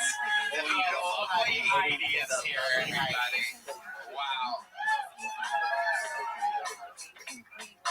Hi. This podcast is sponsored by Via. Life moves fast, and sometimes you just need a way to relax, recharge, or stay focused without making things more complicated than they already are. Have you ever tried meditating, but then get stressed about how bad you are at meditating? Same. That's why I love Via, because they actually make feeling good easy. 500,000 customers can't be wrong. Via is changing the game in natural wellness, combining high-quality hemp-derived ingredients with powerful cannabinoids to create real effect-driven results. Want better sleep? Want more focus? A little boost at the bedroom? Or maybe you just need to chill out because your stress levels are currently screaming into the void status. Whatever you need, Via has a solution for you.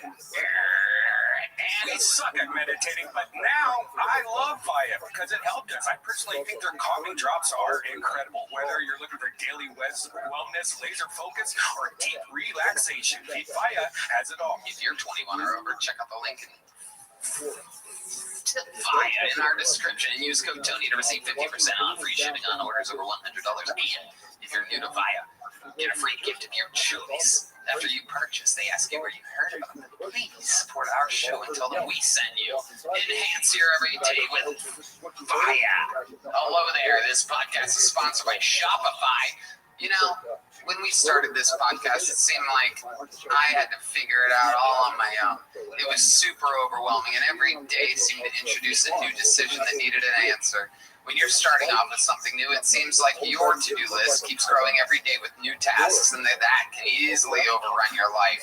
Finding the right tool that not only helps you, but simplifies everything can be such a game changer. For millions of businesses, that tool is Shopify. Shopify is the commerce platform behind household names like Mattel and Gymshark and brands just getting started. With hundreds of ready-to-use templates, Shopify helps you build a beautiful online store to match your brand style. You can accelerate your content creation. Shopify is packed with helpful AI tools that will write your product descriptions, page headlines, and even enhance your product photography. Get the word out like you are having a marketing team behind you. Easily create email and social media campaigns wherever your customers are scrolling or boarding. And best yet, Shopify is your commerce expert with world-class expertise in everything from managing inventory to international shipping to processing returns and beyond. If you're ready to sell, you're ready for Shopify. So turn your big business idea into with Shopify on your side. Sign up for your $1 per month trial and start selling today at Shopify.com/KillTony. Go to Shopify.com/KillTony. Shopify.com/KillTony. Someone's rooting for Ari from the audience. Let's go, Ari. The guy wants you to be funny right now. All right. This looks like a new name. I'm excited about it. I love new names. You love new names. It's my favorite thing other than my condo.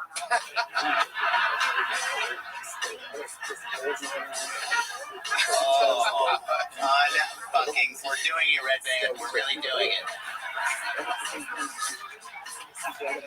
Ladies and gentlemen, make some noise for Candace August, everybody. Candace August.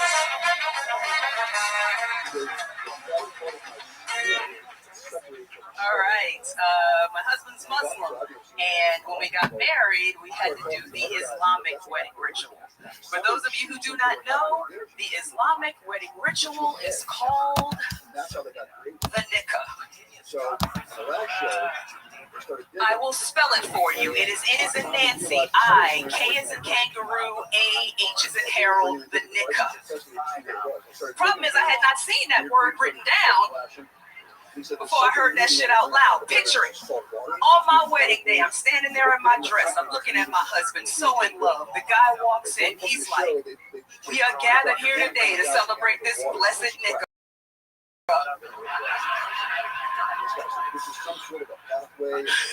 He kept going. In the eyes of Allah, all niggas are beautiful and wonderful. And this nigga today is special. It's like, what the fuck did this nigga say? Thanks for the compliments, dude, but you can call me Candace. Fantastic set. Wow. Candace August. Welcome to the show, Candace. Thank you. Is this your first time? It is not. You've been on before. You were great. I remember you. Thank you. I was on in January. Yeah. Welcome back. Thank you. I figure I have to keep signing up. It's the only way black women are ever going to get on the show. So. Well, it's also the only way anyone gets on the show. I love that you have to be a victim of racism. We'd never expect anybody like you to do that. You people never do that. For this is the fairest, most diverse show in all of show business. Incorrect. How dare you? Oh shit, 2 Tonys. Oh, I'm getting roasted by the bouncer at Fraggle Rock. Oh my God. It's Pam Patterson.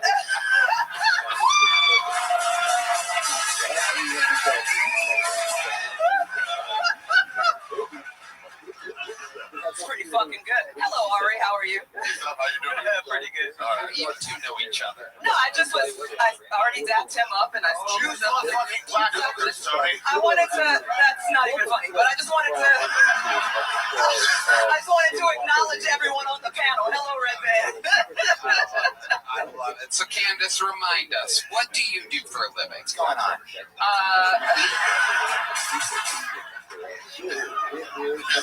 I'm Ari's call girl. Didn't you hear? No. We talked about this before. I work at a debt consolidation. Okay, a debt consolidation company. Yes.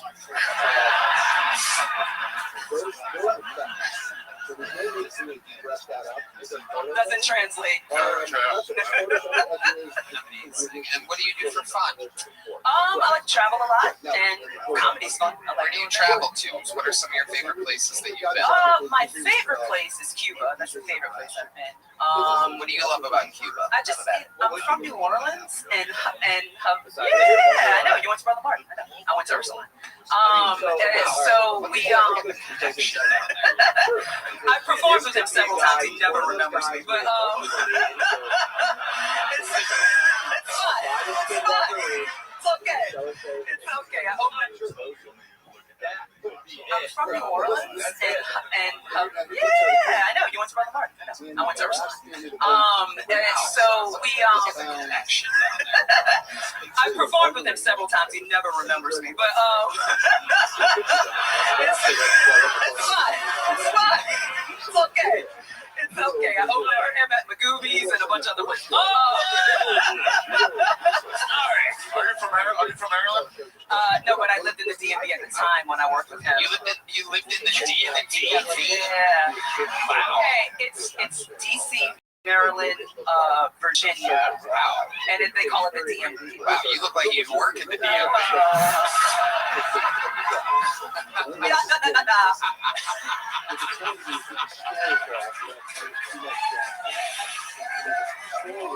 My God, we're really doing it, Red Man. We're really I was answering you about Havana. So I'm from New Orleans, and Havana has a very like New Orleans type of feel. A very it has a lot of soul, and it's a very small place. A lot of live music playing all the time. It just the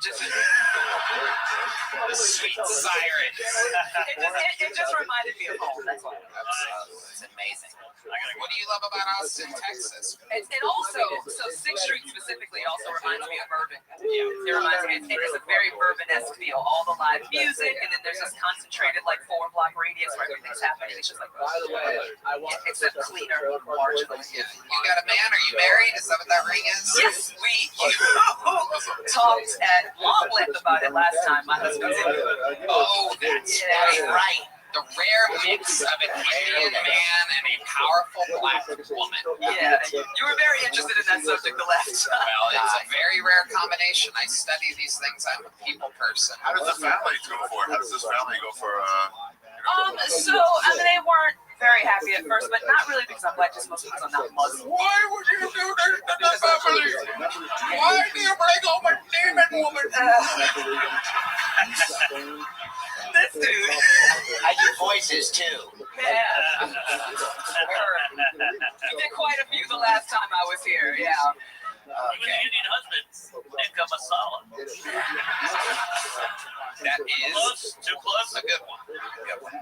Right on the borderline, Mark. Right on the borderline. Sorry. And what does your husband do for work? He also works at a that consolidation company, a different one from me though. Till death do you part. Absolutely. Oh, you like that one? That one. That one. You don't like working at the DMV? Maybe that one was no. That consolidation humor really goes better on the office. Right. Did he get to watch your appearance when you were on the show last time? You showed it to him, right? Yeah, he watched it from home. He wasn't here live, but he watched it. How much did he beat you for? He did. You fucking bitch! You bring up my first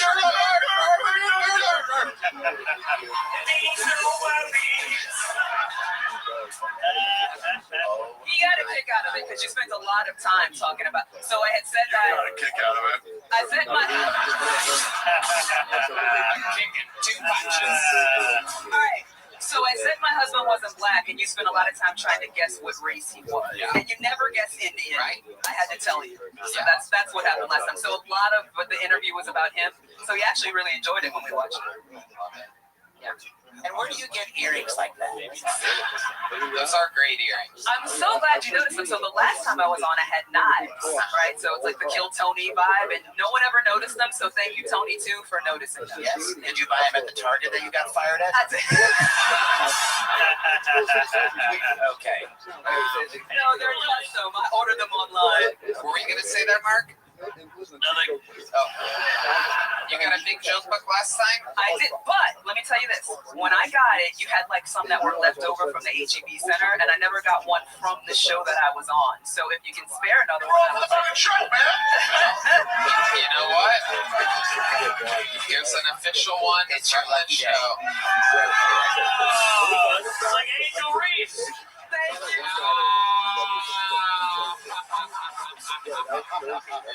Thank you, Tony. You guys have a good night. Thank you so much one more time for Candace August. Candace August. When the show goes on, It has to. we keep it moving. Let's do it. We gotta do it. Your next bucket full goes by the name of Karen Jones. I love this woman.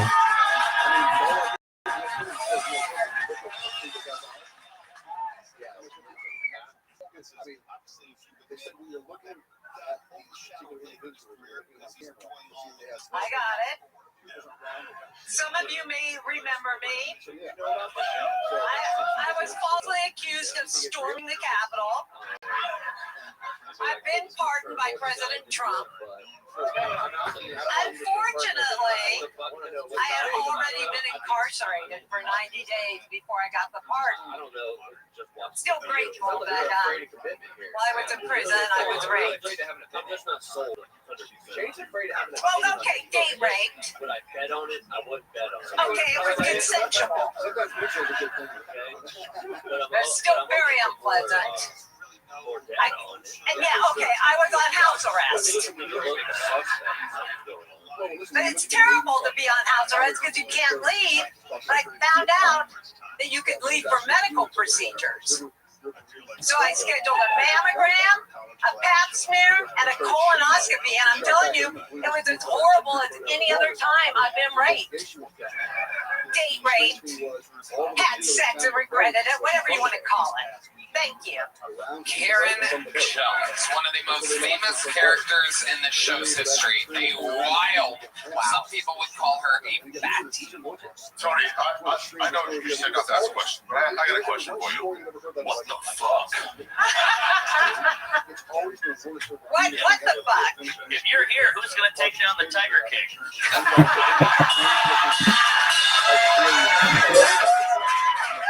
Mark Norman is on fire. Fucking fire. You look like the woman who fired Angel from the Target. Or Candace. Who was the last person? That's right. It was Candace. So, Karen Jones, give us an update. What's been going on in life? Sometimes, hear about you. You come up a lot. I get reports. Karen Jones is doing this and that. You're around. Well, I always try and be in the most interesting places I can be. Flower shops, plant stores, burritos. Well, probably one of the biggest changes is I was in a little granny flat out in Dripping Springs on my son's property. He was going through a divorce. You remember my son? The real Alex Jones. And keep going, Karen. Keep going. I think you had a stroke there. Yeah.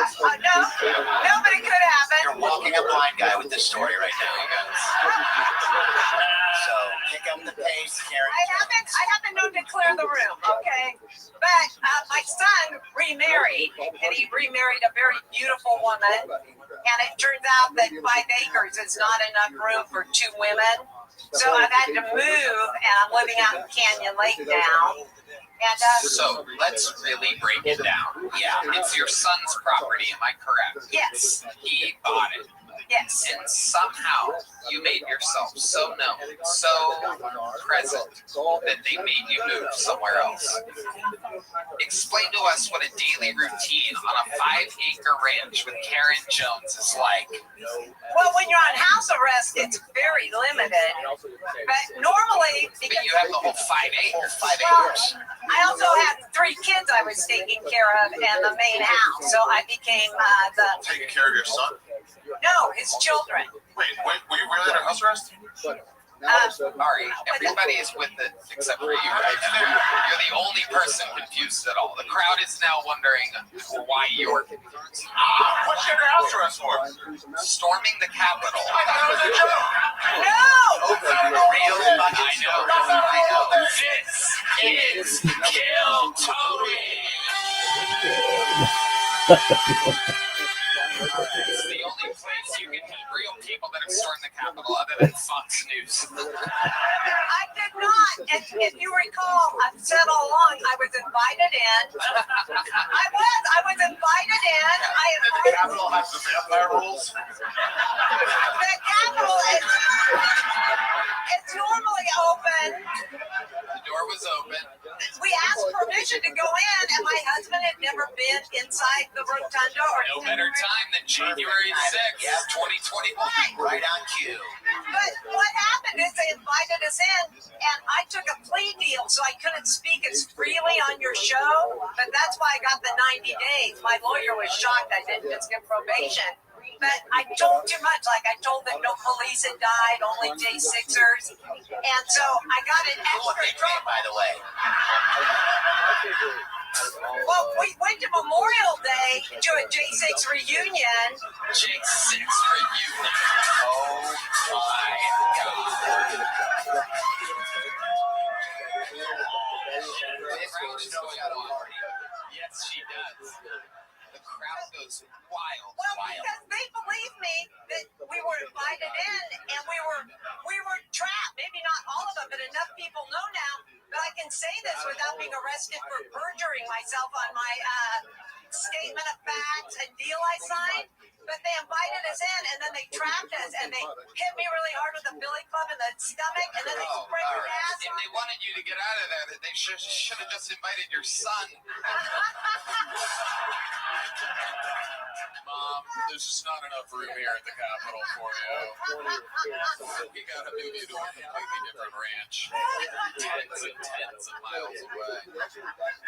So do you still make it back to, have you been to the Capitol since? No, just the Texas Capitol. And they're very nice. Even when I was on free trial, they let me in. They're open on Sunday. Texas had such a nice capital, and Washington, D.C. used to be nicer, but it's really went to hell. Yeah, it sure has. It sure has. Just with the Congress, like the Congress inside of it, if you ask me. What did you do after Dennis the Menace stole your cookies? Good question. Thanks, me. I can't believe Willie Nelson transitioned.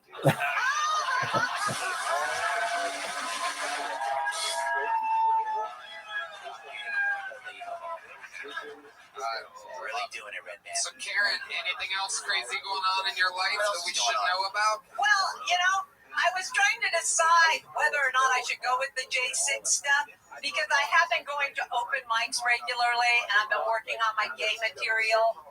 Why don't we hear one of your gay jokes? I want to hear one of your gay jokes. One of your gay jokes? I think we do. I'll give you a bit of my gay minute. Okay. It's that I told all my kids growing up I didn't want them to be damaged. So I always told them that if I find out you're gay, I just won't be able to love you as much. It's nothing personal, but we all know that homosexuality is caused by overbearing, castrating, ball-busting bitch moms, and I'm not going to let one of you to make me look like a bad mom.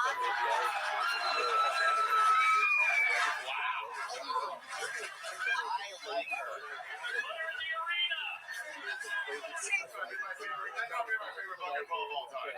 She is a legend. She is a legend in Kilton. Well, you probably missed me talking about your ball sack on Joke World, but you're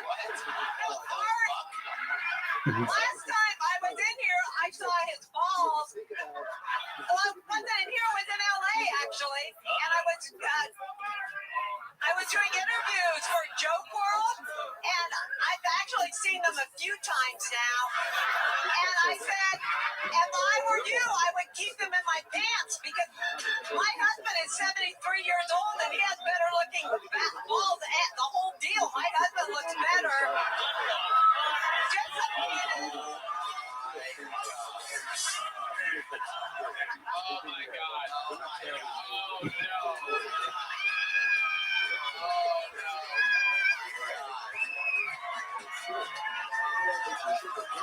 There, hooker hook, chicken size.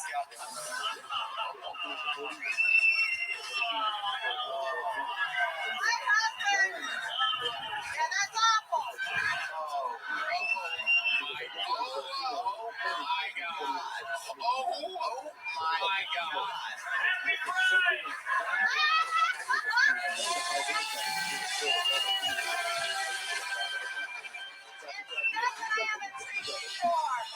Yoni, cancel my Postmates order. The bad thing is after my husband sees this episode, he'll be like walking around with his dick swinging. It's funny, when you get older, your dick gets bigger because of gravity. Except Ferraris, obviously. Oh, can you imagine what they're going to look like at 73? That's scary. Well, he's already 72, so come on, Mark. All right. Shit's asshole, by the way. I don't want to see that. Red Man's actually got a point. It is covered in weird balloon knot hemorrhoids. It is Normal hemorrhoids. very disgusting. Your penis to balls ratio always shocks me. It is absolutely Never understand it. It is wild. It's like some type of animal, like Seems like a weird creature you shoved into that zipper pocket. yeah, it's very bizarre. It's one of the weirdest ball sacks. It appears as though it looks cancerous, by the way. Yes. You ever get it checked out? I'll get it checked. I have not. Have you had a prostate exam? Yeah. Well, it's a hooker. Karen Jones, you are always such an unbelievably entertaining interview. Thank you again. Here's a big one for you. Fuck yeah. Not like those other chicks. Karen Jones, ladies and gentlemen. There she goes. Karen Jones, everyone. Goodbye, Karen. Whatever this thing was. But that's what I feel these things are. Now, the extraterrestrials that are coming here, go back and start looking at the modern option. Fixing that your favorite baseball players to your lineup, whether it's strikeouts, RBIs, or first inning runs. Make your call with more or less. Play for your shot to win up to 2,000 times your cash today. Sign up today and get $50 instantly. When you play $5, you don't even need to win to receive the $50 bonus. It's guaranteed. Prize Picks is the best way to win real money this baseball season. Which players are going off? Which ones are? Make your picks in less than 60 seconds. Turn your sports takes into real money all season long with Prize Picks. And I was looking, and I think this week Prize Picks, I'm eyeing the baseball board and selecting Aaron Judge for more than 1 home run and Dylan for more than 6 pitcher strikeouts. I have the same picks, Red Man, and I love how easy they make it. Download the app today and use code Tony to get $50 instantly after you play your first night. That's code Tony to get $50 instantly after you play your first night. Prize Picks, right over game. This podcast is sponsored by Incogni.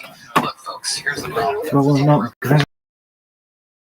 Gathering your personal information and selling it for profit. They scan the web for name or records of build detail profiles on individuals just like you.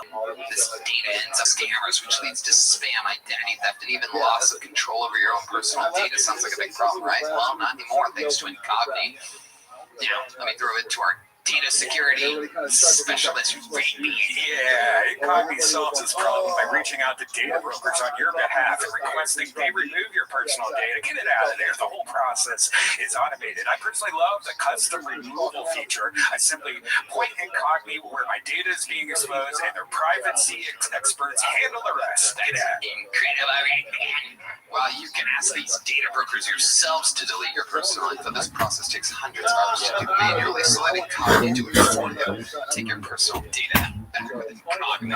Use code KILLTONY, get 60% off an annual plan at incogni.com/KILLTONY. Your next bucket hole goes by the name of Aldo Caldo. All right, one more time for Aldo. I guess there's no fucking music here tonight, all right? A lot of women, how I love my coffee. Sliding off the roof of my car. Many moons ago, I used to be the bass player for the Latin boy band called Menudo. Yeah. Man, nude. Oh. We used to hop the borders all around Latin America playing these sold-out shows. I used to think to myself, wow, I made it. I really made it. I remember I came home with my first million in pesos. It was like the best $100 I ever made. People would always ask me, hey, Aldo, how did you know who was going to be the next Menudo? Because they would get molested and then kicked down or hit puberty. Was it always the cute one that would say, súbete a mi moto, vamos a mamar entre los dos? No, it was always the Menudo that set their microphones up like this. He was the next Ricky Martin. Gracias. Okay, de nada. Aldo Caldo, that must crush it. Taco stands all across the country. Very Latino material. You don't gotta represent. Okay. All right. That's a couple Very, people. very almost store set. Hey, that's good. All right. Aldo, what do you do for work? I tour. I'm a musician. I'm a musical comedian, but How long have you been doing stand-up? about 8 years, off and on. You've been playing music your whole life? Yes. You started with an accordion like a typical Mexican? No, I'm actually started on piano and guitar. I am kind of now I play. What do you specialize in now? Right now, guitar and bass. Okay. Acoustic or electric? Whatever the gig calls for. Right All right, let's get this guitar out here. Let's see what happens. Let's get him a guitar. The beautiful Heidi with a guitar ready to go. No covers, Aldo. It's got to be an original song. You got to make it sound good. None of that Gypsy King shit. Yeah, we don't have to give our money to YouTube. Oh shit! They're communicating back here. They're calling out the play.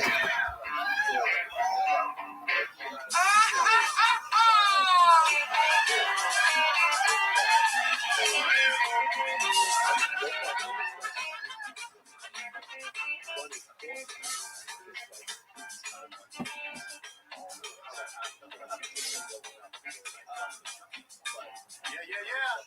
Let's do this. We all kill Tony. Funny motherfucker, bad bitches only. We all kill Tony. Rolling out of Texas on a golden phone. We all kill Tony. Rolling out of Texas on a golden phone. We all kill Tony. Guitar went out. Yeah. Una cumbia para todos los que están buscando la música. Let me see, put your hands together. Say kill Tony, kill Tony. All right, you're not singing or playing the instrument. That's just my band doing really good stuff.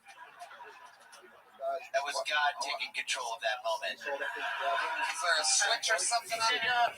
Matt Mueling, what would you do to get that guitar to work? Wait, you didn't really play that though. Yeah. Not really. That's hard to go. Let's talk to Gibson to get one that works. All right. I'm gonna get Ice on the phone. Ice is on the phone. They're waiting for me outside right now. Wow. I shouldn't even be here right now. I'm just trying to be around. Where should you be? Where else would you rather Well, be? I come from a law enforcement family. They're all CIA. I should be at a deportation center. Yeah. That's very lucky. Wow. Okay. You just one in the middle of an answer with two other people talking. Yeah. Let's go, Ari. Every time he pulls out that giant, tiny cock of his, he gets real excited. By all means. Aldo Caldo, I gotta get something juicy out of this interview, man. Give us some real interesting fun fact about your life. Something fun. I recently almost had a felony charge for having weed down in South Valley, South Texas. Well, I mean, we've all been there. How about something else? What else? Anybody who's had any weed in South Texas has almost been up. Something else. I have a day named after me, like Dave Madness, for doing music here out of Texas, representing the Latino Music Association here in Austin, Texas. You have a day? What day is it? November 15th. I also turned it into a festival called the Caldo Festival. Help feed 3,000 families with caldo, soup. Okay.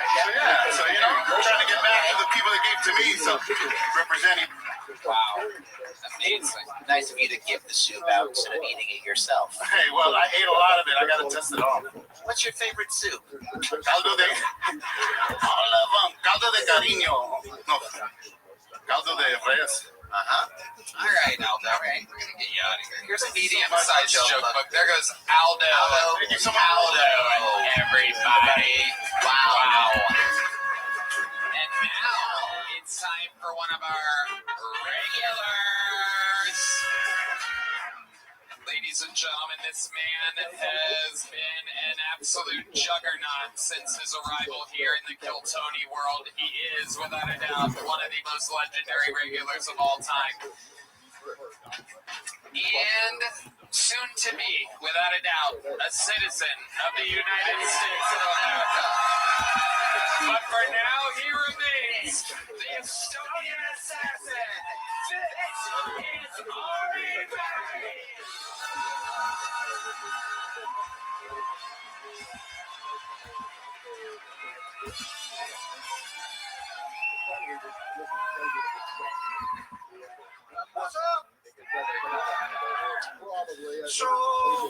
Speaking of small dicks, when are we getting big dicks, huh? Isn't it crazy? There's no developments at all. Yo, Elon Musk, fuck you. I don't give a fuck about Mars. Where's my big fat cock? Isn't it crazy Katy Perry's in orbit before I have a big hog? And I've looked into it. No progress. The only thing you can get is you go to Mexico and they don't make you a big dick.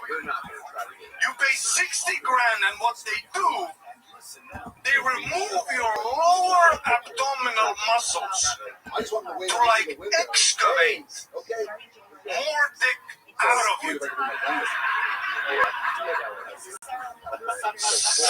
$60,000 for an extra 2 inches.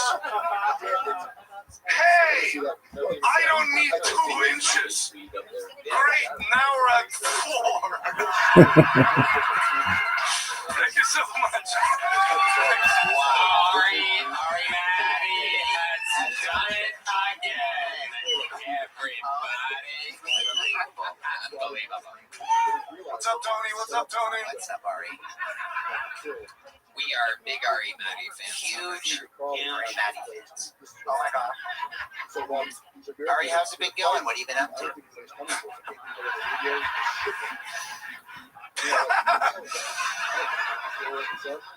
I went to New Orleans yesterday. You're from there, right? Wow.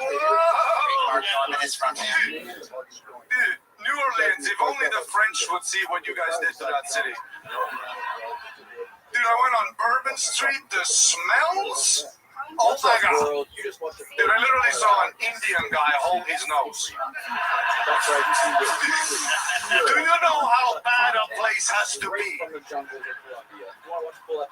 for an Indian man? Candace August showing her husband around her old hometown. Yep. Taking him back to see the sights. Sorry, how's life? What else is going on? Anything crazy?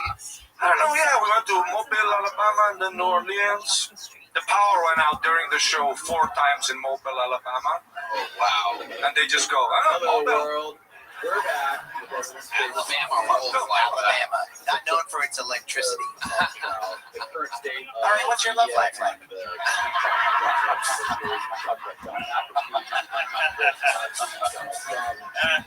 Two Tonys, 2 Aries. Oh, yeah. Oh, 2 Tonys, 2 Aries, 1 more.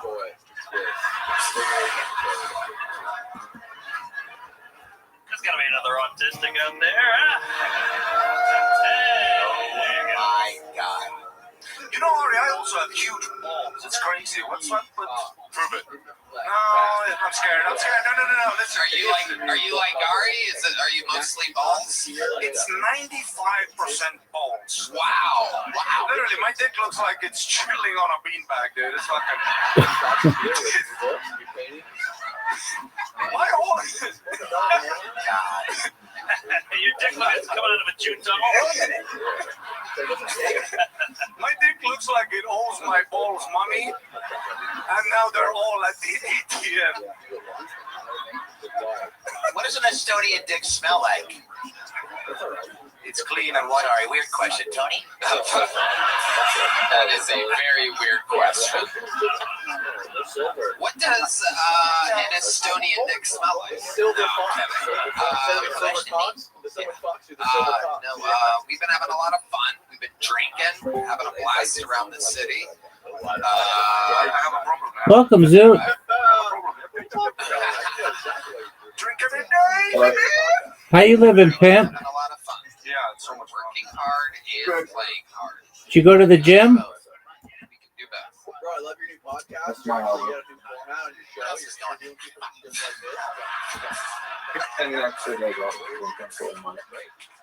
this. All right. Are you ready for me? You guys look like Siegfried. Hold on a second. You're just resting? Yeah, next to You're resting? for the next day. Sorry. You're resting? Day yesterday. You're resting from all your rest? Yeah. Okay. That's fine. You're allowed to do that. What else is good in your world?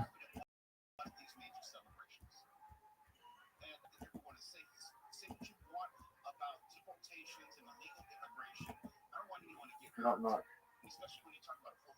Have you been slanging dick like it's going out of style? Yep.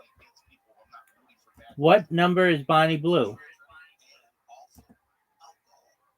9. She's 9?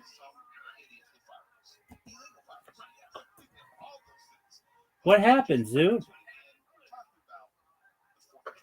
Right now she's 5.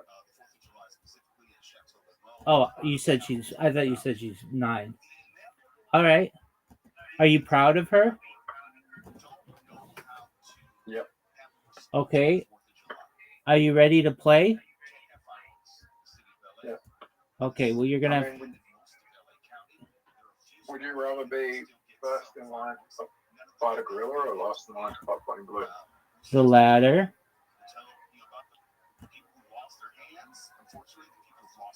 The last in line. All right, big dog. Just one moment. I think I could take a gorilla. You will not be able to kill a gorilla. If you're first in line, right, it doesn't mean the gorilla thing. Like, do I have to attack the? Do I have to attack the gorilla or I'm just first in line to fight it? Like, you know what I mean? I don't know what you mean. Can you please elaborate? If I'm first in line with a gorilla, it doesn't mean the gorilla's going to hit me. Yeah, it'll probably fuck you up. It could be a really calm gorilla, and it could just like see me and be like, "Yeah, I'm not going to attack," and then I just wait for the other people to attack it with me. All of that is true. All right. I'm about to send you an invitation. Are you ready? I'm going to tell you what. I've not been playing well in mini golf recently. I don't know if I'm distracted or what's going on, but I've lost like about half the games that I've played, maybe more. I've been playing with some mean motherfuckers, some people who have just unbelievable strategies.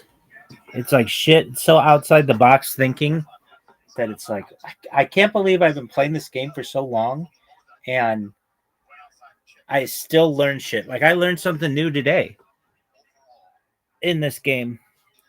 So now I'm going to send you an invitation.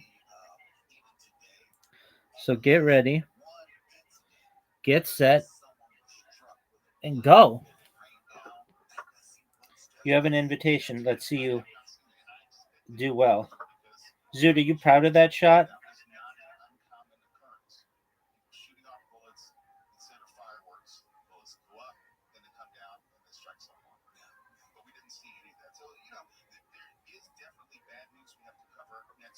Proud of fucking dick. Oh, Zoot, that was an amazing shot. Zoot.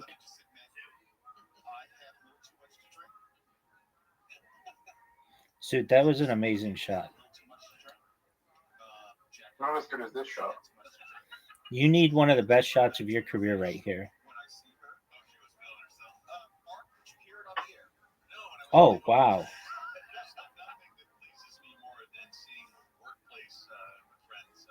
Does that mean I get to go first on the next one? Perhaps. Psych. Why do you think that's good for? Because I'm sexy and I've got a big dick. What do you want me to do about it? Look at this shot. Zoot, get there.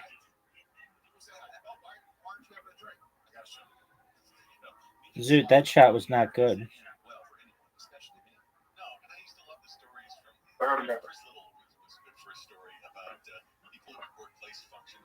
What'd you say? What'd you say?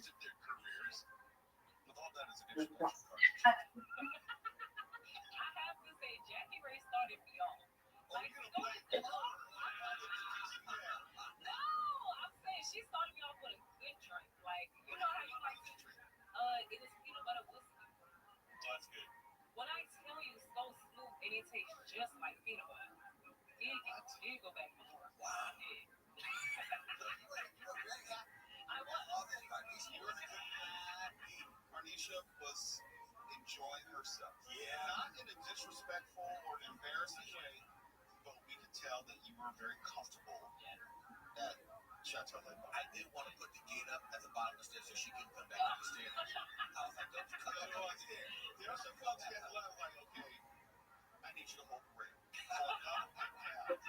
Hold the rail. I don't want to have a lawsuit. I am crying. But no, seriously, I really had fun. And then I like that I did get a chance to drink before doing the dessert competition because it kind of smoothed off the nerves and everything. So I really had so much fun. See, everyone had a chance to loosen up and, just let themselves go. And this is not what we always argue about every year.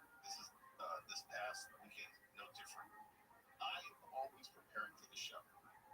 She is enjoying the part. We're not on the same page at any point. I tell her each year, and I shouldn't tell her, but I tell her, okay, dessert competition is on. I need you to make sure everyone comes upstairs at about 6:57 so we can kick off the live broadcast portion. You know what that's like. Every single year, I have to remind myself, my wife has already had 8 drinks. She's not going to have any real concept of time or urgency. So 7 o'clock, I'm coming back downstairs, and I just look at her, and she says, oh, what time do you need them up there? Oh, this place is absolutely wild. Ari, you did it again. You are the man. Thank you. Unbelievable. You'll get your citizenship soon. Great to see Ari. There he goes. And it goes on and on. Back to the bucket we go. Make space for your next bucket pool. It's Benjamin Grell. Benjamin Grell.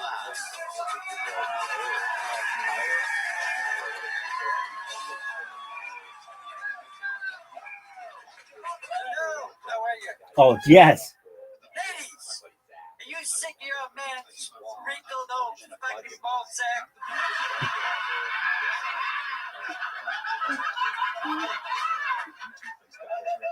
And hairy old dusty nutsack? I got something for you. It's called Botox. It's Botox for your testicles. I don't care if you like the Red Sox, the White Sox. I don't even wear fucking socks. For your smooth nutsack tomorrow, use Botox today. It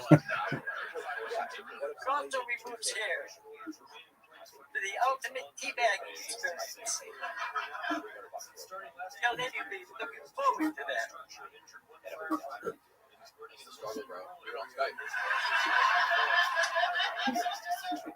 My cousin recently married a Chinese girl.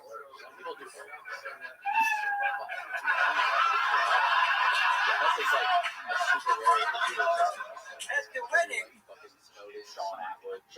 reception,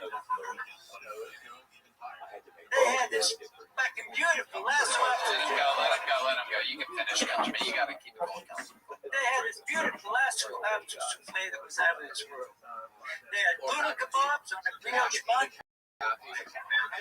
Hey, Rabbi. Yep. Burgers, Like McDonald's leg and lamb with a nice mint sauce. Okay, are you done or can you play? Can you play? Not yet. Okay. Shit. Better do it now. That's it. Benjamin is a legend, believe it or not, much like Karen Jones in the show's history. And for the same reason as Karen Jones, he is not necessarily known for his stand-up during the minute-long sets, but my God, if this is one of the greatest interviewees in the history of the show. Famous for being able to somehow tap into a story that is 1,000 times funnier than anything he says during the stand-up part. It's happened before. The legendary story of him stealing a man's television while he made himself a sandwich was told on the show. We've heard of him having many hangs with the Night Stalker. Some other highlights as well. Well, he has a son. Okay. They call him Little Richard. Could call him his mom. Right? Like I said, his jokes aren't really that good, but if we can guide him into accidentally telling a story that he never thought that he would say. Do you have anything else up your sleeve, Benjamin? You've had so many highlight moments on the interview part. I mean, we're really pushing it here. It's like staying in Vegas when you're already winning. Signed up again. You're famous for tapping into unbelievable stories. Is there anything that we should know that you haven't told us before? You must have been kicking something around in your head. I get another story. What? I have another story. Okay. What's this story about? It's about when I was a drug dealer, I owed these Italian guys in New York $80,000. Oh, great. Wow. That's fucking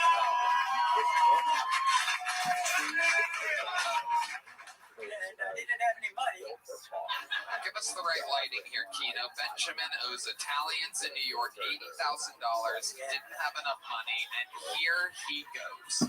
This is Benjamin. This was the height of my heroin addiction.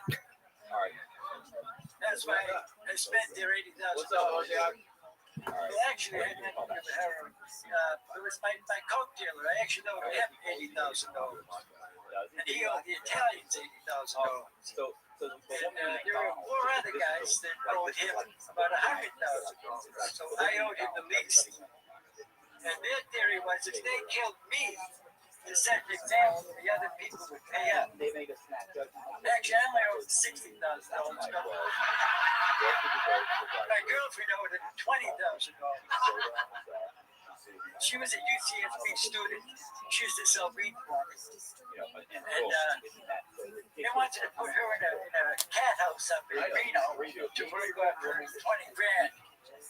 And she's like, well, I'm a vegan. What are you talking about? I'm going to graduate this year. And so I absorbed her $20,000, which brought mine up to 80. And my friend, his name is, we'll call him Jason, because that was his name. Here we go. This is what I'm talking about. We're doing it right now. Right, man. We're doing it. Keep going, Benjamin. Go ahead. He was a rich kid from Santa Barbara. His dad was like the president of the Santa Barbara stock exchange or something. But he wasn't a good drug dealer. And hanging around with me, he got strung out on heroin. It's so hot. Fuck. And he didn't get along too good with the Mexicans in the neighborhood. So the tops are And I got along great with him. It drops in her lap. Until I actually burned one of the houses down. But I just went to blow up the car. 80-year-old vagina. But I used too much gasoline. In the driveway, we had a little incline to it. Looking down there anyway. The gasoline went around the house. So anyway, better for the settlement. You know. So now you know shit happens.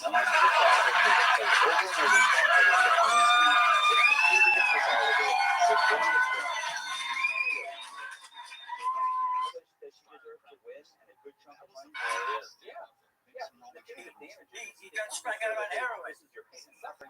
What we're saying And he, This is what I'm talking about. We're doing it right now. Right, man. We're doing it. Keep going, Benjamin. Go ahead. He was a rich kid from Santa Barbara. So I'm saying now you look at His it. dad was like the president of the Santa Barbara Stock Exchange. McDonald's. But he wasn't a good drug dealer. Right. And from hanging around with me, he got sprung out on heroin. So, and he didn't get along too good with the Mexicans in the neighborhood. And I got along great with him.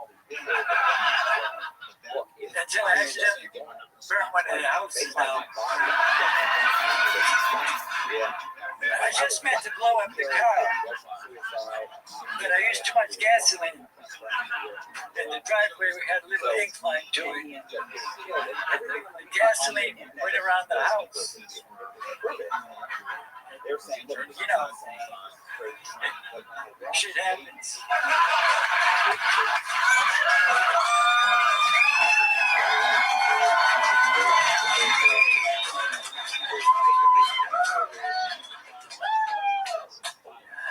I didn't expect the house to catch fire.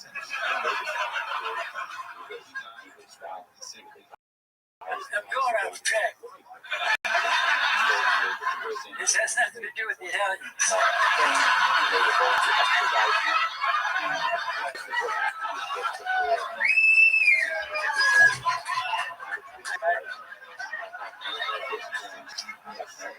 Yeah, well, these these guys are Rodriguez brothers, because that was their name. And they were cool guys. They were honest drug dealers. You give them money, they brought the trucks back. And none of them were home this particular day, except their one brother, Jesse. And he had just got out of jail like 2 days before that. And I figured he was cool like the rest of the brothers. So I gave him $6 grand for an ounce of heroin. And while we were talking about the heroin, he showed me this vintage car that he was working on. And he was really proud of it. So anyway, I gave him the money. After an hour, he didn't come back. He left me at his little shack behind his parents' house. I'm waiting for him. After 2 hours, he didn't come back. Then I finally realized this motherfucker ripped me off. And it was Jason's money, my friend Jason, the coke dealer. So I had to go back and tell him, hey, I lost some money. I got ripped off. He's like, holy shit, the Italians are coming. We have to get all this money together. So I said, what are you going to do? I said, I don't know, but it's fucked up. I said, I'm going to go blow this car up. Went to the gas station, got a gallon of gas. I used to blow up cars up a lot when I was a teenager.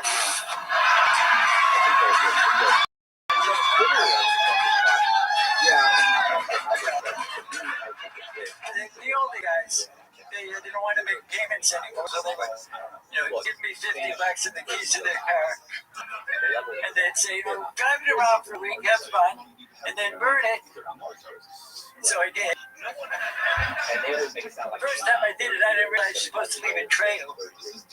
And I put gas all over the place. They said, put it in the engine compartment, the trunk, the interior, and then throw a match at it. But they didn't tell me to make a trail.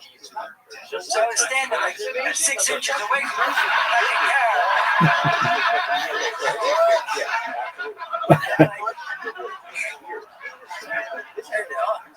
All my hair burns. My fucking eyebrows, my eyelashes, my hair. I go back to the donut shop. Oh yeah, and they said, wait, hold on 1 second. Where's this donut shop? Donut shop. Okay. Okay, go ahead. I went down to the donut shop. My big boot is filled too, by the way. Okay, just keep going. Come on, about that later. It's almost tomorrow. So, and they said, make sure you bring the keys back. If you don't bring the keys back, the insurance company will, they won't collect. And I forgot the keys in the ignition. As soon as I go back to the donut shop, they said, you got the keys? And I went, oh shit, I forgot the keys. And they're like, what the fuck happened to your hair? I said, I got burnt, you know? So the next day we went to look at the car where they towed it, and everything was melted. The dashboard, the steering wheel, the keys were like a puddle of the air. Anyways, that's a different story about Jesse's car. I should have used their real name because they might still be around, these guys. And they're going to be pissed off to see this. Because the very next day after the house cracks, right, I go right back, knock on the door, I'm like, what the fuck? Your brother ripped me off last night. What happened to your house? And the dumb fucking asshole blew it up. My brother's been ripping everybody off, you know, and people are pissed off. Anyway, so that was that. So back to the Italians. Yes, here we go. So Jason said, hey, you guys gotta pay up. The Italians are coming. He was saying this for like 6 fucking months. And he was a whip, you know, he go to score heroin, call me one day crying downtown. He said, the fucking Mexicans took my BMW. But he went down, I told you not to go down there without me. He goes down there with his, tennis shirt and his sweater tied around his neck, you know how fucking Santa Barbara gets it. Back to the Italian. So anyway, he said the Italians are coming. And we're like, yeah, fuck you, Jason. So finally, in my house one day, my girlfriend was sitting there about 6 o'clock at night, and there's a knock on the door. I opened the door, and there's this little guy who looked like Joe Pesci with an afro. And he goes, hey, I'm Frank, and this is my friend, Bubba, the big muscle guy. He said, we're here to discuss your bill with Jason. Oh, fuck. The Italians, they're here. The Italians have finally arrived. For those of you that have completely fallen asleep 6 minutes ago, the Italians, they have arrived. I got distracted. The Italians are here. And they're saying, come on, we're gonna take you up to dinner. We want to talk about how you're going to pay us back. And I'm like, I'm really not hungry. I just ate. And my girlfriend's going like, no, you'll never come back. She's the one that owes me $20,000. So anyway, I did. We went with the Italians, and they said, we're talking about how I'm going to pay them back. I said, look, I don't even fucking deal drugs anymore. Just a fucking strung out junkie. And, one day at a time, keep coming back. And,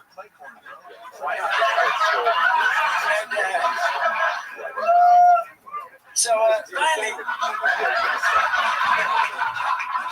I'll pay you $80,000 to finish this story. And I'll double that money if you tell me where Gabby Petito is. So anyway, I talked them into letting me. My girlfriend got a job in San Francisco at Chevron. And I told them, look, I got a job at this restaurant in San Francisco. You guys let me leave town, and I'll send you guys like $2,000 a month, I didn't have a job in San Francisco. So anyway, they said, okay, you go to San Francisco, and you send us that money. If you don't send us that money, we're going to come up there and fucking use you and set an example for the other guys, so they'll pay up. And I'm saying, well, yeah, if you kill me, you won't get the money. They said, yeah, but it'll, give them the impetus to pay the rest of the money. They owe a lot more than you do. It was like $500,000 altogether. So anyway, I'm in San Francisco. 2-3 months go by. I didn't send anything. I didn't talk to him or anything. And then one day I'm in bed, and I hear it. I'm dreaming of a firecracker. Firewood and crackers. It's like 6 a.m. in the morning. My girlfriend was visiting her parents in Santa Barbara, so I was alone. And it wasn't a fireplace. And then I thought it was a fireplace, but what it was in reality was my door to the apartment being cracked open. It was the wood actually cracked right down the middle. And I see these big guys go walking by my door, big guns, t-shirts, jeans, tennis shoes. And then 1, 2, 3, and the fourth one. The fourth one looks in the bedroom and he's going, shit, he's in here. Next to sit up like that, there's 3 fucking guys on my bed.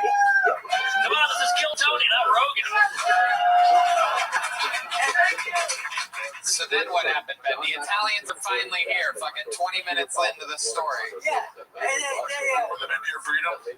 one of them straddled me, and the other two were standing on my hands. Later on, they told me they thought I was reaching for a gun. That's why they did that. And the one in the middle put the fucking gun in my mouth, chewed my tooth, blew the hammer back, and I'm going, okay, this is it, I'm going to fucking be dead. Then a guy comes in the doorway in a three-piece suit with a tie. Pulls out a fucking badge. He goes, "Been growing?" I said, "Yeah." He goes, "DEA, you're under arrest." So it wasn't the Italian. You got busted for being a heroin dealer and addict. Jason got busted in Santa Barbara. And he had my name and address in his book, my telephone number, and the other four guys, all their names and addresses. And he was always telling us, use code, don't use my name, blah, blah, blah, all this shit. And he didn't follow his own direction. Man, is there like something big coming? Is that it? No, that's not it. That's it? No, there's more. Okay, well, let's get to that stuff real quick. Anyway, yeah, well, they picked me up out of bed. I had my fucking boxes on, which happened to have marijuana leaves blazing all over them. And they had me in the kitchen. They were looking for coke. They said, "You owe him $80,000. And I'm like, "No, I owed him $80. You guys are fucked up. You didn't do your homework. It's $80, not $80,000. He paid for my Frank Zappa ticket. I fucking made up this ticket. We did go to see Frank Zappa. Anyway, so the Santa Barbara cops flew up Santa Barbara, the DEA. You might have to finish it next time. It's a little too long. Okay, long story short, I didn't talk. You can't go. No, go ahead, don't let him do it. Let him do it now. I'd rather listen to Biden. I didn't talk. And the Italians actually, the head Italian called me up. He said, "You're the only one that didn't fucking rat on us. Everybody else talked." He had the fucking transcripts, and I said, "Well, what about the $80,000?" He said, "Forget about the $80,000. We had a good day yesterday." And that was it. Wow. All right, here's a big notebook, Ben. Thank you so much. Congratulations, Benjamin Grell. Wow. All right. Wow. Like a piece of ginger in between bites of sushi, the lovely Heidi cleanses our palate from the unbelievable, dreadful story of Benjamin Grell. Who's gripping and nothing at the same time. He's really good at it, but that one didn't really have the twists and turns it normally does. No, that was like the Irishman. All right, ladies and gentlemen, back to the manga we go. This looks like a new name. Make some noise for Luke Lawrence, everybody. It's Luke Lawrence, everybody. Here he goes. I know I'm not a confident guy. I know I'm not a hot guy, but I know I'm just hot enough that prostitutes are relieved when they walk by my apartment. Like, I know I'm not like a hard day's work. You know what I mean? But I'm gonna give her a run for her money for sure. For sure. I got a crazy little message from my ex-girlfriend my friend's ex-girlfriend a little while ago. She texted me, she's like, "Hey, Tyler just died." And I'm like, "Holy fuck." She's like, "Yeah, he just told me he loves me." And I just picture my best friend having a heart attack and just throwing his phone immediately because she couldn't find it right after he died. And all I'm thinking is just like, he wants people to love him right after he dies. Nope. Things aren't always the best they can be. Sometimes you get fucking cheated on. And, you know, your friends try to support you sometimes and you get cheated on. My best friend's literally just like, "Yo, man, she's for the streets. She's not, she's native. She's for the land." That's it. Holy fuck, that was terrible. Jesus Christ. Wow, what the fuck? You nailed it there at the end. You are correct. That was terrible. Wow. All you had to do was get one laugh. Dude, I know. All you had to do was anything. Hilarious. Okay, so Luke Lawrence, how long have you been doing stand-up? Oh, too long for that. Okay. Too long for that. I only do it once a week though, because I live in Newfoundland. Oh, wow. Yeah, so I own the only comedy club in Newfoundland, and it's only hosts comedy one night a week. Okay, but it's gonna close after that. Yeah. Oh, dude. They tried to cancel my show. They tried to cancel my comedy club like 2 weeks ago. It's great. For what? We hosted the Danger Cats. And what's that? It's a group in it's a comedy troupe in It's a comedy group in Canada, man. Yeah. Oh, there's a Danger Cats. Exactly. What are you doing? Canadian comic strip, they're coming down here. Yeah, they got fucking. They were like apparently they're like tied to like neo-Nazis or some shit. I don't fucking know. It was. Yeah, right? Right? And then the woke people were all flipping out, saying that I was like affiliated with it. I was like, Jesus Christ. Right. Yeah. Okay. You dress like you coach a Nazi basketball league. Yeah. Why Newfoundland? That's where I was born. Okay. And then I moved to Toronto. I lived in Toronto for a while, and then the pandemic happened, and then like everybody in Toronto cared about the pandemic. I went back to Newfoundland because it's like I was one of the last people to see the submersible leave. What do you mean by that? I have a boat, and I was like hanging out on the boat, and I seen the submersible go away. The Titan submersible. Yeah. Gotcha. What do you do for work? I own a comedy club. No. What? No one believes you. How do you make money? I have a couple businesses. What are the other businesses? The other business is a production company, and I'm also a screenwriter. How much money have you made in screenwriting? Too much to talk about on the show, I guess. Really? Yeah. Have you written anything that we've seen? Yeah, I got a movie called Party Pirate that's on Amazon Prime right now. Party Pirate? Party Pirate. Where are my Party Pirate fans at? Party Pirates. You've seen it? It's got surprisingly good ratings. I don't know. Canada editing, they just made the fucking movie so shitty, I think. But like, what is Party Pirate? Like literally, like they was just like every time I submitted a script, they're like, it's gotta come out, it's gotta come out. I'm like, fuck sakes, man, Jesus Christ. It's not the same thing I tried to put out there, but Is Party Pirate about an Asian guy who flies planes? I didn't even hear what you said. What did you say? What happened earlier in the show that I'm not getting? Nothing. It was right there. Because that's how Asians talk. This episode's brought to you by Incogni and Takoja. So tell us something crazy about your life here. We're trying to figure something out. I know. I have a lot of near-death experiences. Yeah? Yeah, I've like almost died a bunch of times, like a lot, too often. One of them got 30 million views in a day. What happened? I drove a side-by-side, a four-seater side-by-side off like a 7-story cliff. And I wrote it off, walked away immediately, and then the cartel were just like, you owe us $50,000. Ooh, the Italians.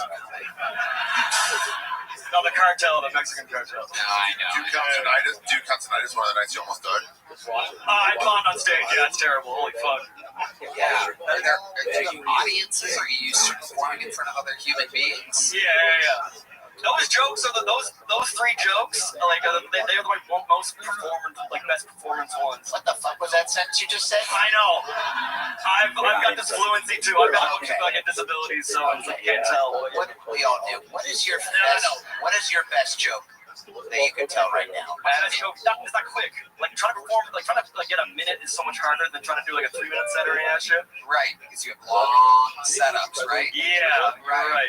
Yes, I am right. Yeah. We're gonna keep it moving here. Here's a little joke about Newfoundland. Right. Okay. Oh, everybody's sad. I mean, he doesn't have any something to talk about. There you go. See ya. We're gonna keep it moving along here. Move it back to the bucket. Back to the bucket. This is surprisingly our 9th bucket pull of the night. We've been flying through it here tonight. Make some noise for Neil Rubenstein.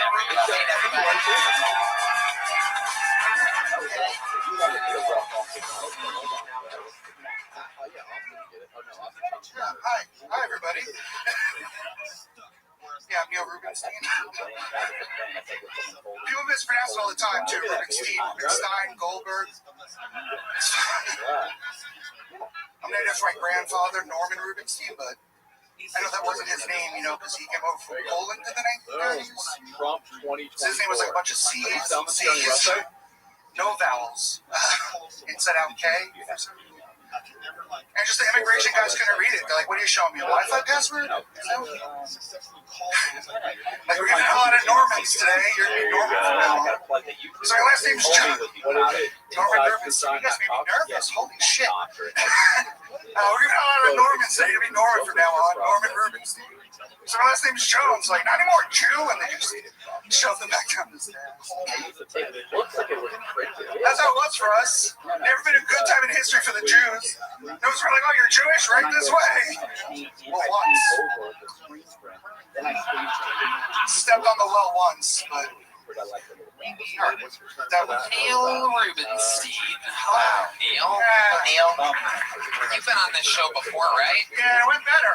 Yeah, it went better last time. Yeah, that's right. What do you think went wrong today? So I got nervous. I switched because he brought up Jew right away.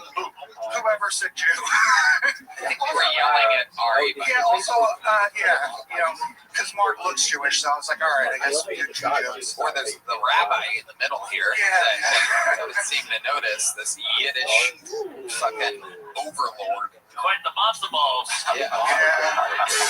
The final boss of Auschwitz, the video game here. Ari Shafir. You look like you eat Jews. Yeah. Oh, yeah. You look more like Ruben-esque. Yeah. He did that last time he did the Ruben. You don't have to. Yeah, the people are. Mm. People think Oh, Marissa. that everybody thinks when they see you. It should be a barometer. You know exactly what people think. How long have you managed the animal band at Chuck E. Cheese? I wish this place was more insane. What do you do for work, Neil? Just do this mostly. How do you make money doing this? Like doing shows, road shows, and then also Sirius XM. Oh, my gosh. But you tell me from a show you have No, I have a record out. That's right. And it's in like regular rotation. You're a musician. No, comedy album. Oh. Yeah, isn't that concerning? How long have you been on stand-up again? 10 years. 10 years. And you're making money doing this. I mean, not a ton, not as much as you guys. But... Yeah. You're goddamn right. I got my own fucking clown.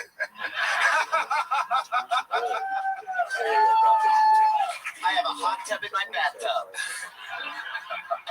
I do have a hot tub in my bed. I know. That's why I said it. Neil, since this isn't going hilarious for your end, let's go the other direction. What's some of the saddest thing in your life of all time? Like, what's some type of trauma that you're dealing with? Makes you cry. I tend to talk about my parents' deaths a lot. Yeah, what happened there? My mom died just a month after my dad. Did you meet both of them? Yes. So how did they die? My dad died. It was like concussive symptoms, but it was just like he was just like old. And my mom died of leukemia. She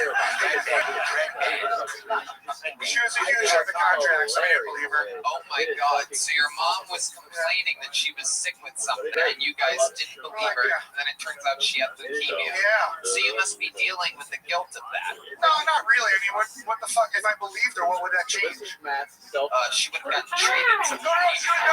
Ever heard of chemotherapy? She was already. What do you call that? She was already like in the hospital. Actually, chemo. She had breast cancer. They gave her chemo. It gave her leukemia. Wait, she was in the hospital for cancer and you still did not believe her? Where were you? The cafeteria? Yes. I'm so sorry. She was, yeah. Because like she was always like, I have fibromyalgia. Like, what are the symptoms? Being mean to me, like, your mom was mean to you. So then, so then she was in the hospital for leukemia, and they were. It's okay. I don't know who's doing it, but it's great. She was in the hospital, and my sister was like, "Come see her. She's about to die." And we're like, "Yeah, we'll get her." I got there like ashy. Like when you say as she died, because there's a part where the heart stops. No. So did you make it or was it just after? Did you feel guilty about it? Should I be doing bits or? No, she just. I wasn't asking you.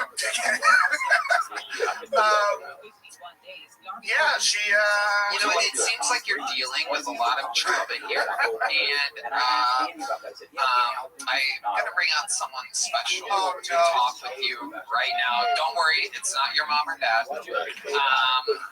Ladies and gentlemen, we have a very special treat. Make some noise, swinging in, just to give a quick analysis of the great Neil Rubenstein. A very, very special treat. Make some noise for the great and powerful Dr. Drew. Wow! Legend of the game. The man, the myth. We know him, we love him. The great and powerful Dr. Drew. Dr. Drew, grab Mark Norman's mic there, or Neil, whatever. And been using it enough? The great Neil Rubenstein ran late to the death of his mother. He has problems dealing with it. He says that his mom picked on him, his parent died, and that's why he says he eats himself to death every day. Do you have any advice? Some liberties with the story. So you were there when your mom died? Yeah, we watched. Yeah, we were there. And what happened? We just. Jesus Christ. She just died? She was like, just wanted her kids around her, and we all said goodbye. And she asked me to make sure I make jokes about leukemia. Sometimes when your mom's a C, she does you a favor. Because when she dies, you don't give a shit. No, she wasn't. Oh, now we're defending. Well, what am I supposed to do? And is there a food addiction here? Is that...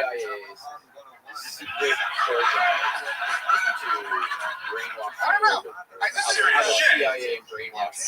Tell us about the food addiction. Go ahead. I don't know if it's food. I guess it is. It's food, bro.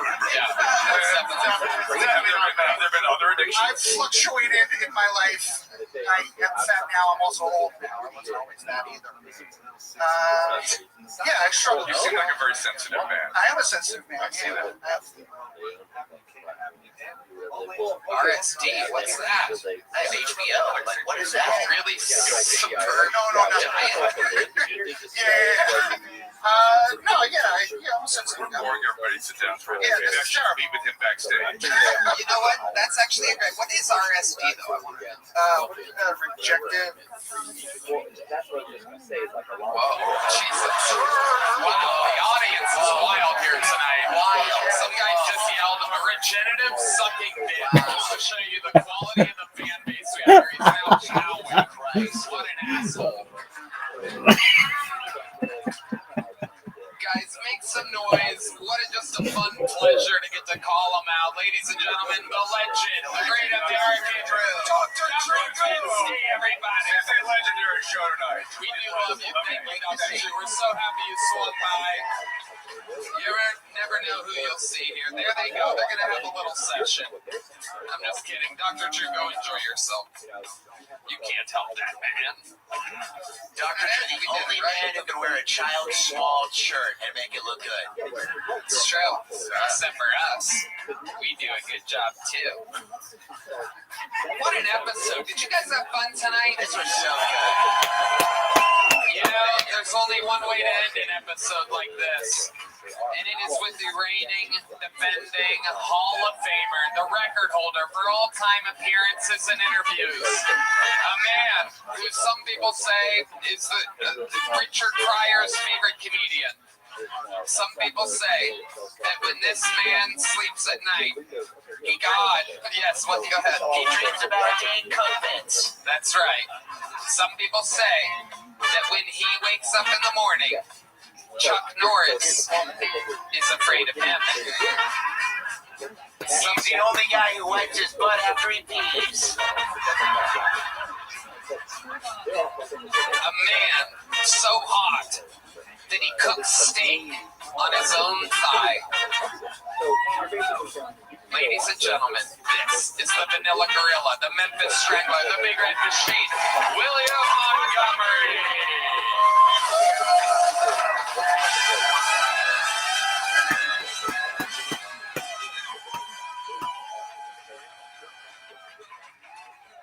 And that is true. I do wipe my butt after I pee. Anytime I hear someone say, I didn't save my dog saved me, I'm like, you stole Lassie? Wait, were you drowning? Or the children show Sesame Street to celebrate Pride Month, and I'm going to be honest, I had no idea puppets had anuses. How about those people that say, I'd like to order an iced coffee, hold the ice. I want to go up and say, I'd like a blowjob, but hold the blow. And they go, wait, what? And then I'm like, I'm sorry, can I fill out an application?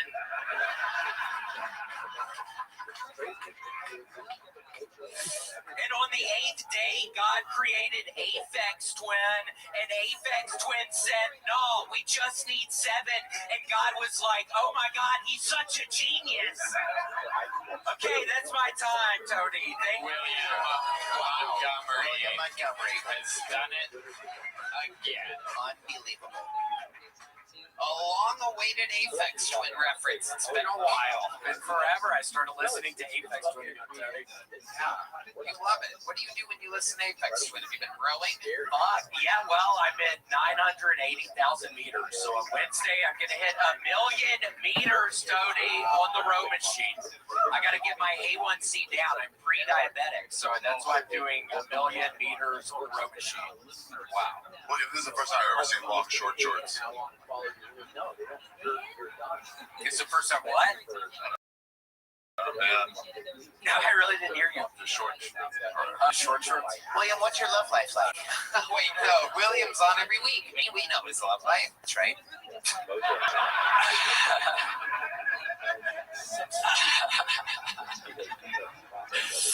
But yeah, Tony, I finished a puzzle. I started it Friday, finished it Sunday. So what was the puzzle about?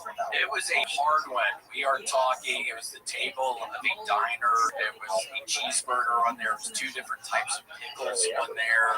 It was Keep describing the things that were on the puzzle. There was a what? A cheeseburger? Yeah, there was the cheeseburger. I mean, we're also talking apple pie. A couple straws of different colors. Those are kind of hard. Sorry, Tony, I just can't get into it. You can't describe the things that were in the puzzle? I'm trying, but then it's like they were, I don't know. What's going on, Willie? I'm going to get into it. Oh, come on, Willie. Willie. It's just friends here.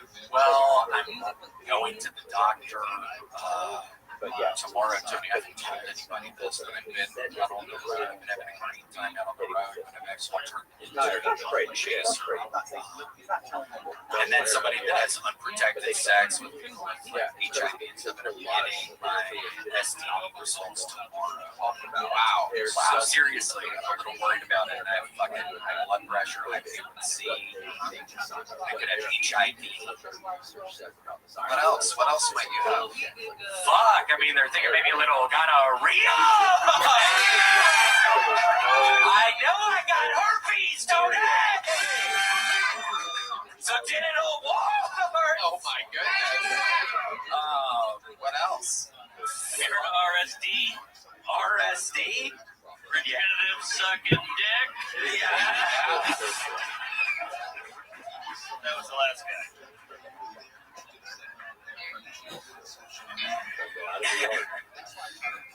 Wow. When you said you were a bug chaser, I thought maybe you were chasing bugs. No, it's a. If you were gonna chase bugs, what kind of bugs would you chase? Your favorite bug? What are your favorite bugs? Oh my gosh, I love little cicadas. They make really fun noises in the summertime. Cicadas, Tony. That's all I can think about right now. I can only think. I'm sorry. No. What else? Hold on. What other bugs do I like? Beetles. Ooh.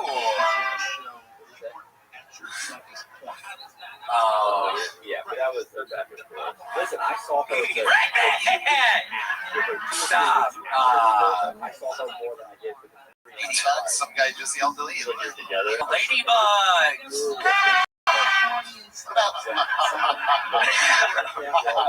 What about ladyboys? What's your love life?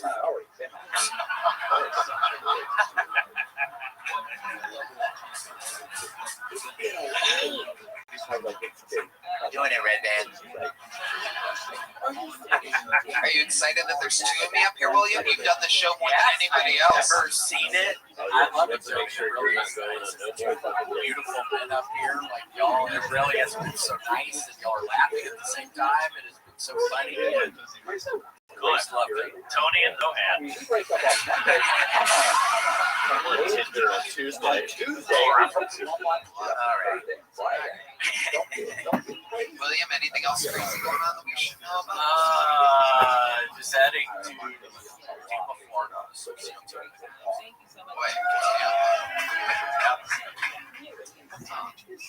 Why you guys cheering for Tampa like that? What are your favorite cities? Oh my gosh! I mean, I really love Portland.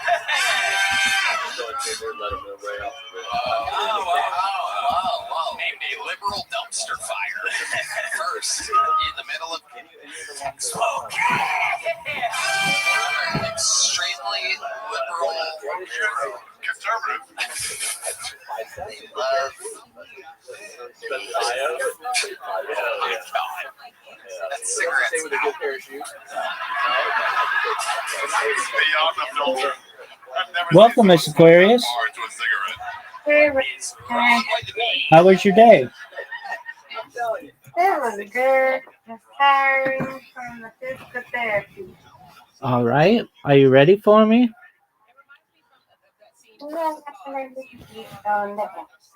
All right. You got me 2 games yesterday, so it's my turn to. Even though Yes, it's your turn today to win. Now you gotta win. You gotta turn it up. I believe in you. I do Rabbi. too. I'm gonna focus. You have an invitation. Yeah, you gotta focus. You gotta focus now. You gotta focus. Focus, see? Focus. Yeah, you gotta focus. Let me see that. Okay, there we go. You got these 5, no doubt. It's okay. You'll get them next time. I know next time. You got this, Rabbi. Come on. Okay, all but 2. I'm gonna get these 2. Yeah, you got it. Got them. Good job. Thank you, ma'am. You're welcome. Ooh.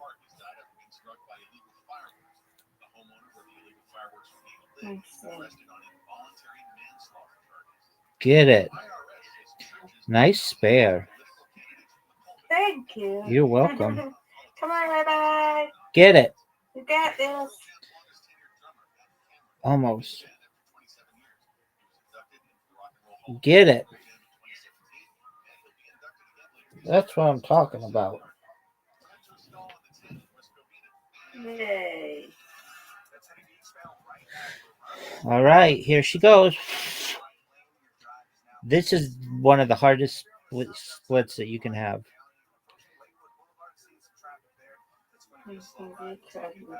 There we go. Oh, you had that invisible pin. You should have got that. Right. That was Come on, Rabbi. phenomenal.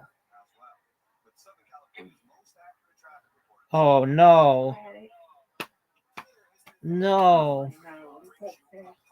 Not what I wanted.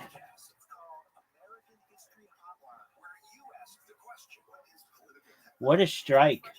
Folks, did you just see that? Come on, Rabbi. You got this.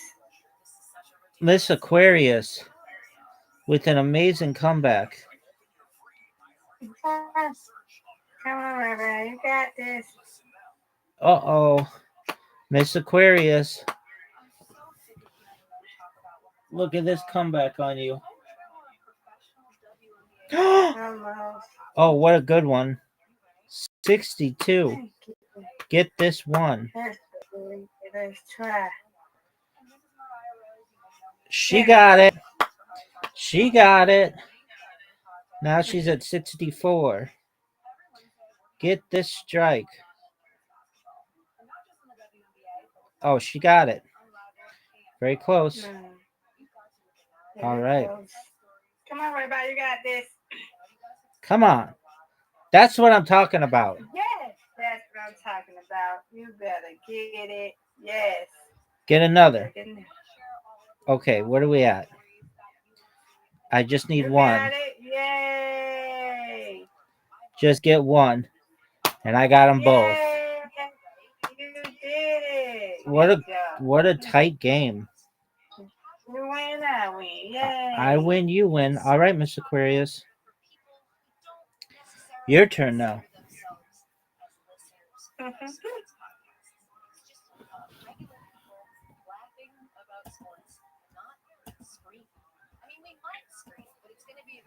Ooh, all but one.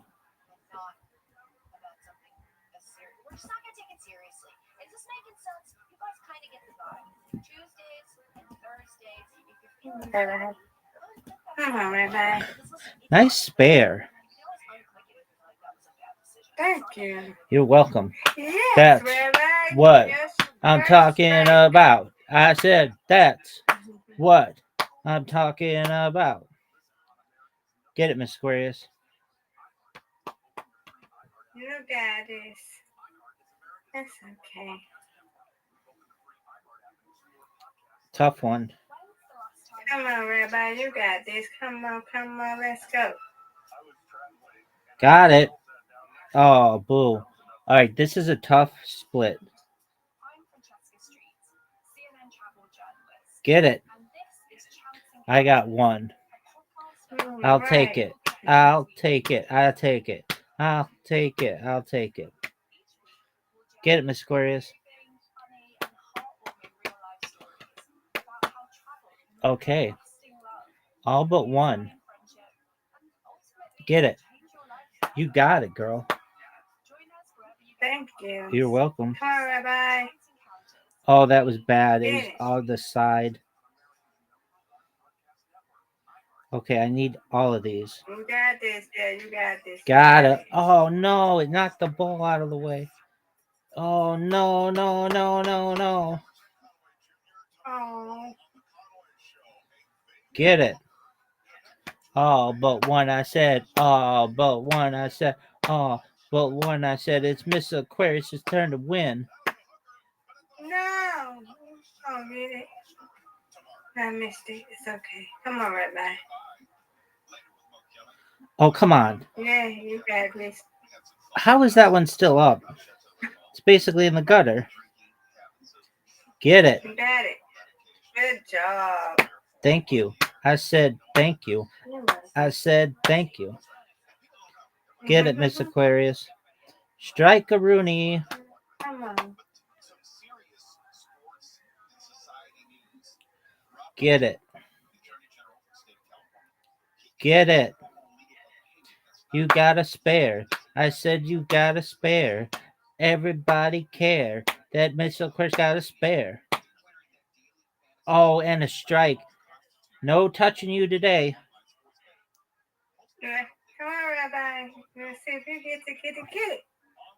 I'm not touching you. Maybe. Maybe. Don't say that. I don't think I can get Good you. spare. I don't think I can get you even with a strike. Get it. That's all right. You win, I win. I win, you win. Yeah. Good job, Miss Aquarius. Nice job. Yes, you too. Thank you, ma'am. You're welcome. Okay. I'll see you in the morning, guys. Women. God willing, We sweet play again dreams. tomorrow. Excellent. Sounds like a plan. Take care, Miss Aquarius. Alrighty. You too. Thank you. Good night. Good night.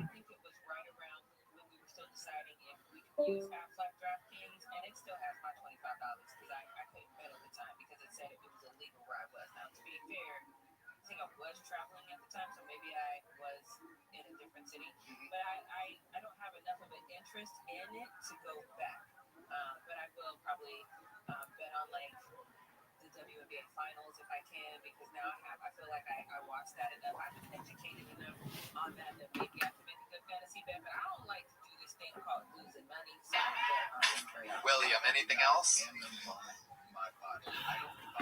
Could you name a few more bugs that you love?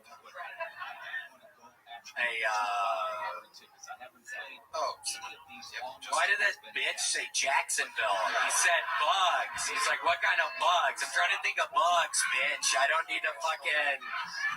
It's sure as shit not Jacksonville, you stupid bitch, for the fucking places I like. Seriously, what the fuck is that, you stupid bitch? I'm already obviously having a really hard time up here tonight. Seriously. I gotta go to the fucking doctor tomorrow, you stupid bitch. I almost did 1,000,000 fucking meters on the row machine. I'm sure your stupid ass couldn't touch that, you stupid bitch. You're probably horribly out of shape.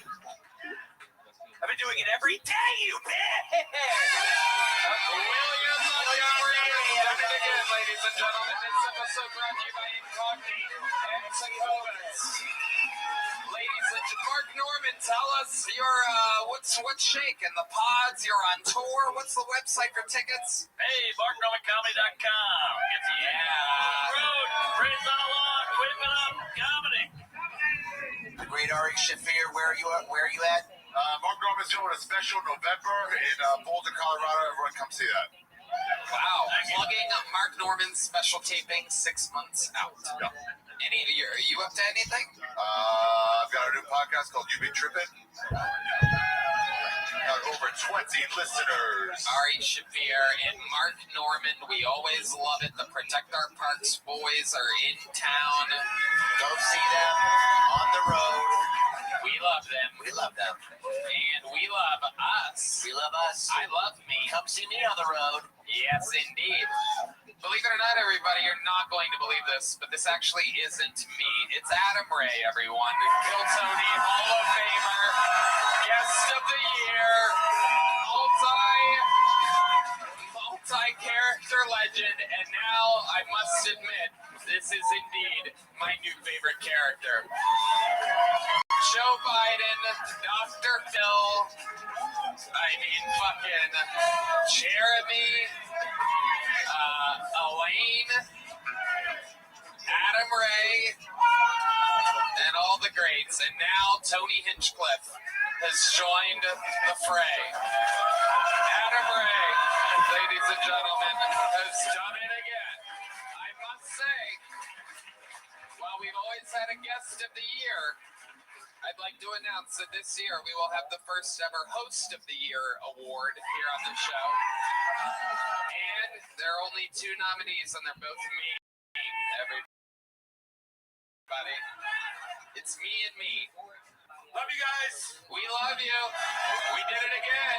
You guys were here for another episode of what used to be the #1 live podcast in the world. It is now the #1 comedy show in the world. This is Kill Tony. Thank you.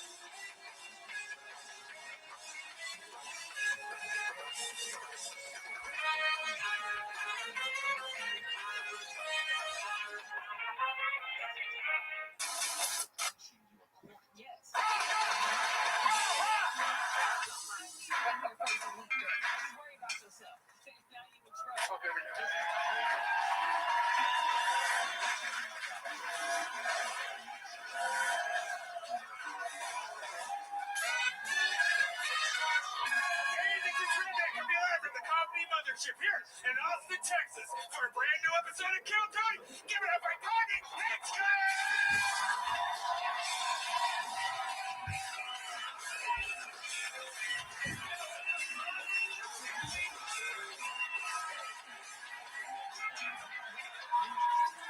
Who's ready for the best fucking night of their lives?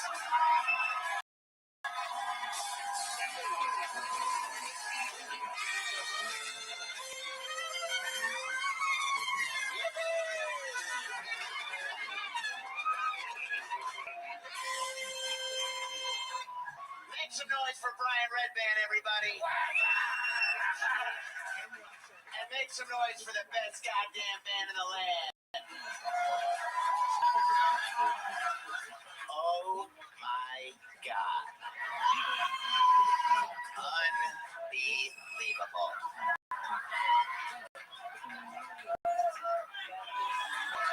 Yes. Yes. Fuck yeah. Fuck yeah. Who's ready for the best fucking night of their lives?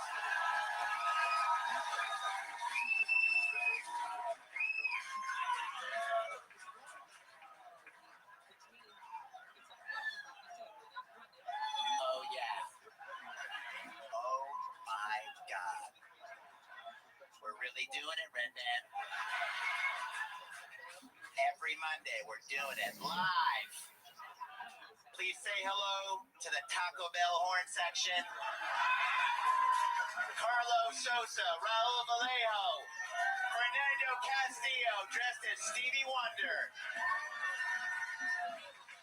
And on the sticks, Big Mike Gonzalez getting bigger every week. We put a pencil up to his dick and measure how big he's getting every week. Big Mike, cool hat. Big Mike getting bigger. Speedy Gonzalez, we call him, behind his back.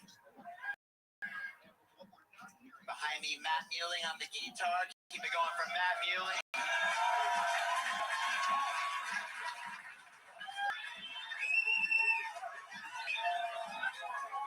John Dees right behind me, the great John Dees. And speaking of D's, keep it going for D's Madness. D Madness, ladies and gentlemen, the one and only. Oh my God. We've got an amazing episode planned for you. I can't wait for you to see what we have, but before we do, here's a little bit more from the amazing sponsors who make it all possible. That's where we talk about Ignito, Incognito, and Jacobus. Jacobus, that's a fun word to say. Jacobus. Sounds like something D Madness got at a rub and tug.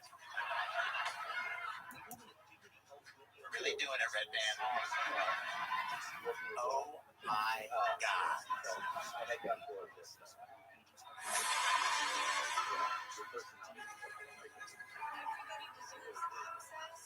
Boyfriend maybe 5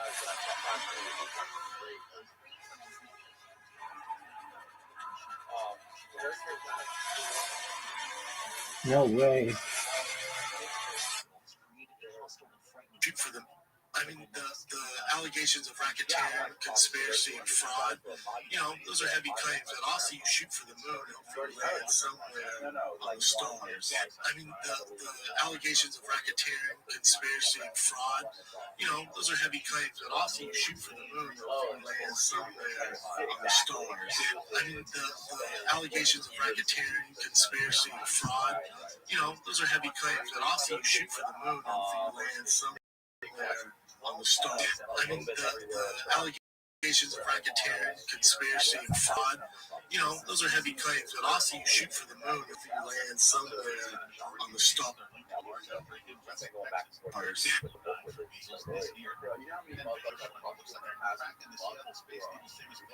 What are you gonna do? Are you gonna touch me? Brendan was actually just officially served with a lawsuit at not special. Alright, so why did I remind? According to Brady Bell,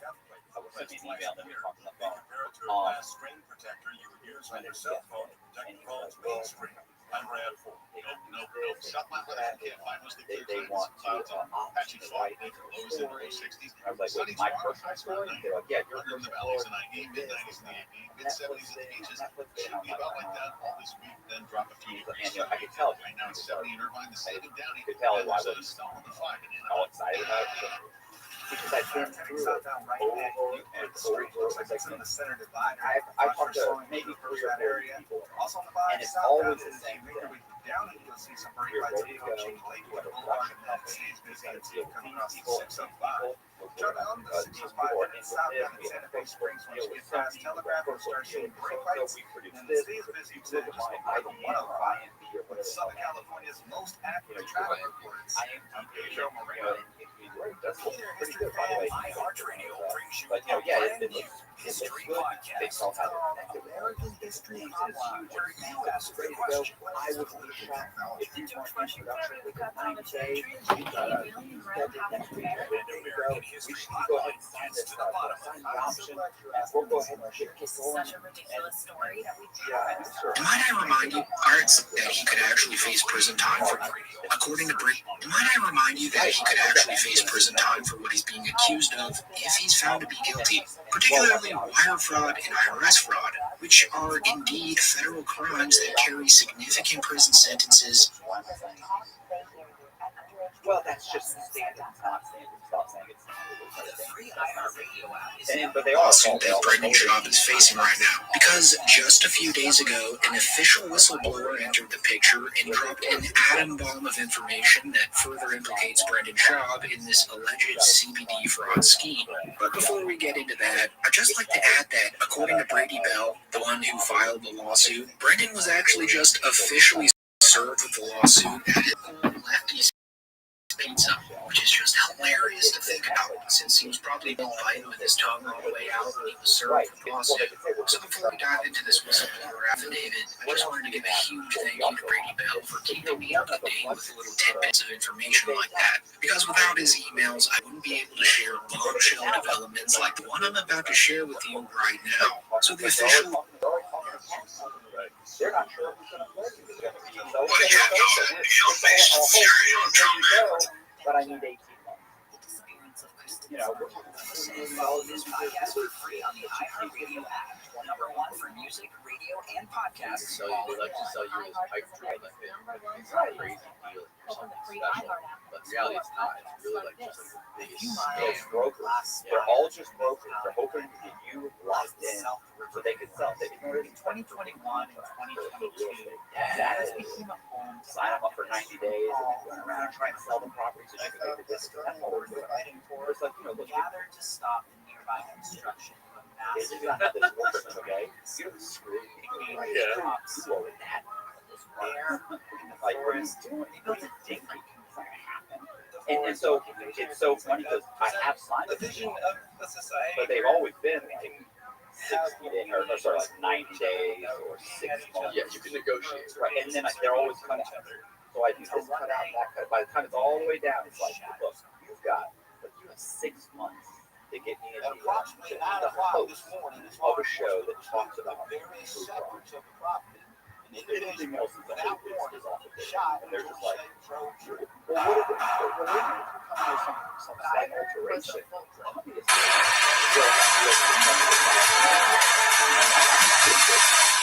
Are you ready to start the fucking show? With wire fraud carrying up to 20 years in federal prison per count, especially when large sums of money and interstate commerce are involved, and then IRS fraud. Alright, so Dricus Duplessis, DDP said, he kind of leaked something. This is wrong. So, huh? It's not true. Yeah, so so he leaked that Patty Pimblett was going to be fighting Justin Gaethje, and Patty himself said, "We're mad if you think I'm fighting in August," which is the cool. You know, when he leaked that, I put, "Is this true?" And then I found out for a fact from a legit source when Patty's fighting August. Oh, you did? Yes. But you can't say I know it's not that. I know for a fact. Ready to go. I got you. So that was I know that's like so fucking slimy. They're so fucking, they're all liars and they're all. Remember the first time we went to like first night I did concrete and we went to Waffle House. I listen after, but listen to this portion of our ongoing conversation about AI. Like, I'm like, well, I'm trying to get it through now. I'm telling you this, and he's like, then man, they're scumbags, they're this, they're that. I'm thinking, like, oh, you were going pretty back. Maybe not a scumbag. You were like, nah, man, just do it. Forget them. You're not special. You can do it. You're not special because now you're at a point where everybody you fight from here on out is special. And they have a workout. On their fucking computer. You might win one out of 5. You might win one out of 2. Maybe. But you're never going to be done. You're just not. It's going to be short-sighted career. It happened, you know, the reason I talk from this perspective is happened with me where it wasn't a work ethic thing. If it was a work ethic thing, I'd be 10 times more champion. Work ethic I got. My issue was experience.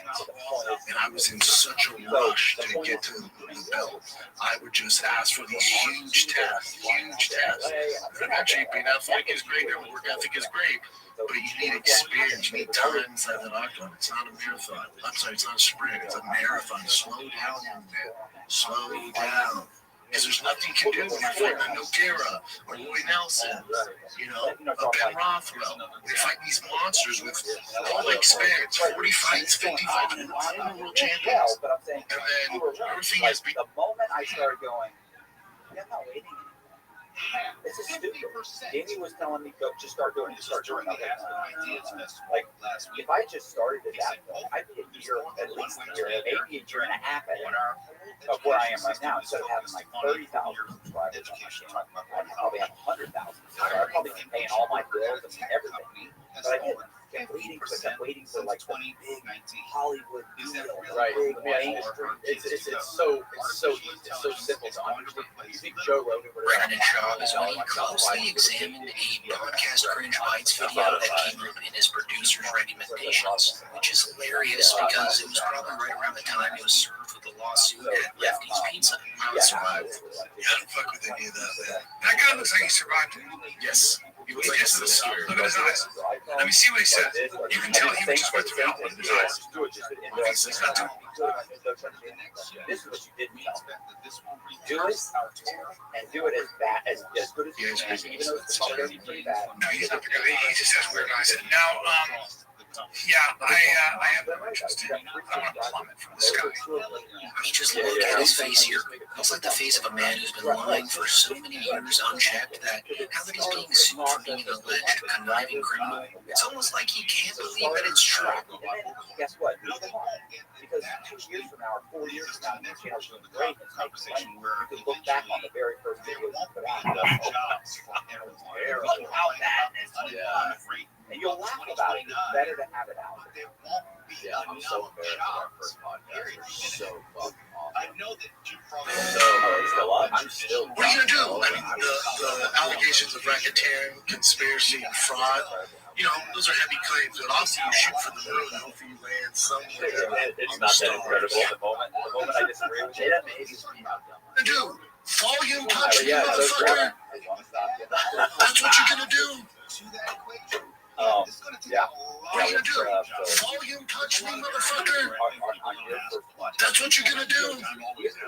Right? Almost 3 years. I think it's about 3 years. I think this is like August. First 2 or 3. The first like 4 podcasts were all with Ben. And then we started having guests with Ben. And then, is that the one that was like in your kitchen? It was in, no, you want to hear something crazy? Ben he bought this fucking mansion in downtown Clearwater that used to be owned by some fucking millionaire Scientologists. And the basement was audited. So, you know where they do audit Scientology. Audit. Okay, yeah, definitely. I thought you meant audit. I thought you meant they were a CPA. No, it's where they hook you up to the electronic machine. Tell all these fucking So it was basically like a it sounds studio.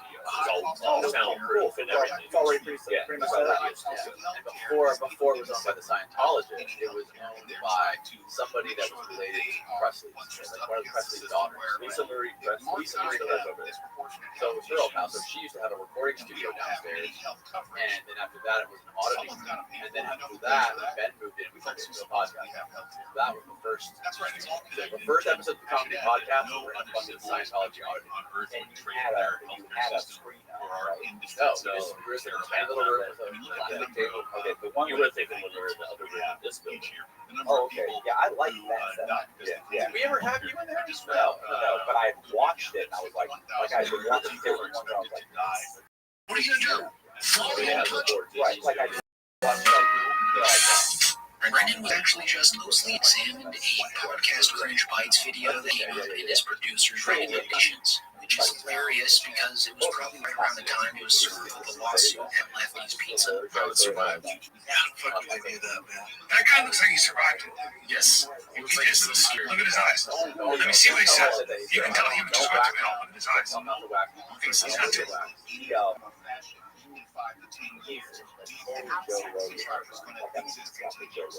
It's all a Joe Rogan. This is a Joe Rogan. He just has weird eyes. Now, yeah, I have no interest in it. I'm on plummet from the skies. He just officially served with the lawsuit at Lefty's Pizza. Some of the shops are not going to go. They're not going to go somewhere else. And you can't just trade. You're not having that job. All kinds to replace us. It's about making money, not making sure you have a job. If they can do that job without you, there's no more original ideas. No more original ideas. It's true. It's not quite comfortable. It's all about how good you are. I find something really embarrassing. He's not very good at Reparation Nature or something. No, I've messed with him on camera. I yelled at him. What are you doing? He's like, I like Joe Rogan. He's not lying about it. He's like, what? Yeah, it is pretty identical. Yeah, it is. It is. So is this though. I mean, all podcasts are fucking for Joe Rogan. He's the one who started it. That's what everyone's trying to do. I want to be as successful as you. That's why I want to do the serial. I love serial. I love the podcast series. It's so much work to make them. Right. That's why it's like making a documentary. It's an audio documentary. It really is. That's why I was saying with you, like, that's what I want to do, and I can't do it on my own. I don't have the time, the equipment. You're like, and the problem is with those is they're really good and put out a lot of free. So if your platform is YouTube, then it's not going to be as successful because YouTube's all about putting out something. Right. It's event of the year. I'm Chris Hairloss with their simple one-day tradition record. And then there's a lot of other theories about what happened that night. And I have my own list of them on America's #1 podcast network, iHeart. Follow the United States of Kennedy and start listening on the free iHeart Radio app today. It's the Marketer's Report. Today, Erica Taylor, Chief Marketing Officer of Genentech, explains how audio is an ideal way for brands to tell their stories. Everyone is listening somewhere somehow. I think that there's something deep in all of us that enjoys listening to and telling stories. When I think about what we do here at Genentech, we do a lot to actually tell the broader story of our company and the legacy that we stand upon. 25 years marketing more than 40 medicines over that time period, and we celebrate that in story form, in audio format. It's a great way for people to learn more about what we offer and to be educated in an easy and convenient way. As the #1 audio company, iHeartMedia can get more people to hear your message than anyone else. We can also get a better response rate for all your marketing. For better results for every budget, visit iHeartAdvertising.com. That's iHeartAdvertising.com. This is a special notice to U.S. taxpayers owing $10,000 or more to the IRS. Tax Relief Advocates is urgently notifying taxpayers that tax relief initiatives are now available that may significantly reduce or eliminate what you owe. If you're afraid of an IRS lien, levy, or wage garnishment, don't lose hope. You can now take advantage of these current relief programs to end all collections, reduce the amount you owe, and resolve your tax problem. Even if you have years of unfiled tax returns or are already in a payment plan, you may still qualify for significant relief. Struggling taxpayers can now get relief they need during these hard economic times. A hotline has been established by tax relief advocates for you to call and see what you qualify for. They're A+ rated with a BBB and have over 1,000 five-star reviews. And I hear TV's running. And I hear, I'm like, this is a fucking Matt Cox. I keep my head in the door, and it's like the last couple seconds of this fucking security commercial, and I saw Matt on there, and then it was just like, I tried to get a picture and send it to you before it came on. Yeah, it's your own title run. I was watching a basketball game. Oh, it's on the Punisher. It's on CNN. Free. That's 800-575-9043 or simply uncertainty. But now Americans are taking back control with real assets like gold. Noble Gold Investments has helped thousands protect their future by converting part of their retirement savings into physical gold, so they can stop worrying about the market and start sleeping better at night. Talk to Noble Gold today and learn how safe and easy it is to roll over your 401k into a tax-advantaged gold IRA without penalties or headaches. Visit NobleGoldInvestments.com and get your free wealth protection kit, including a step-by-step guide to get started. That's NobleGoldInvestments.com. It's time to get your money out of the danger zone and into something real. Our iHeartRadio Music Festival, presented by Capital One, is back in Vegas. September 19th and 20th, streaming live only on Hulu. 15 artists, 2 nights, 1 stage. Get tickets now at AXS.com. Capital One is the proud presenting partner of iHeartRadio Music Festival, bringing great products, rewards, and services to its customers. What's in your wallet? Portions of the following program will be recorded. KFI AM 640, more stimulating talk. On the next LPL show, Gen Z is turning to AI to do their dating dirty work. Breakup texts, apologies written in seconds. That's coming up after 7 o'clock tomorrow morning on the next Bill Handel show.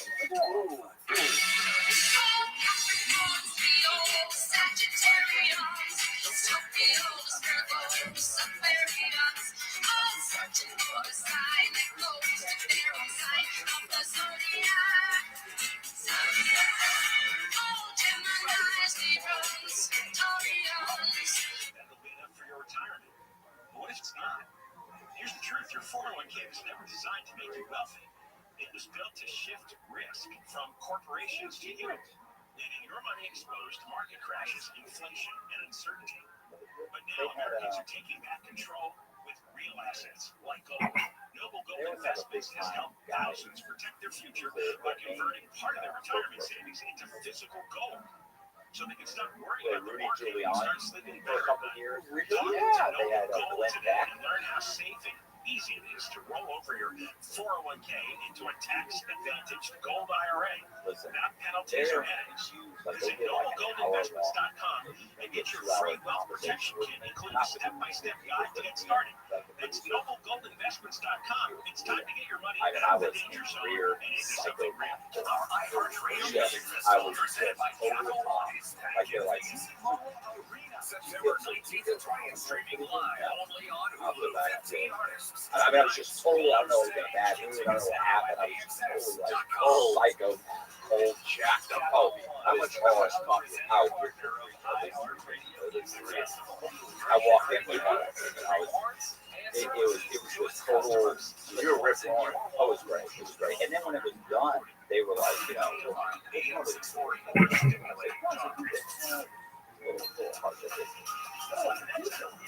it make me sound like a scumbag, scoundrel, con man, psycho? I said, I said, look, I'm not going for the whole, I said, no, I'm going for the joke.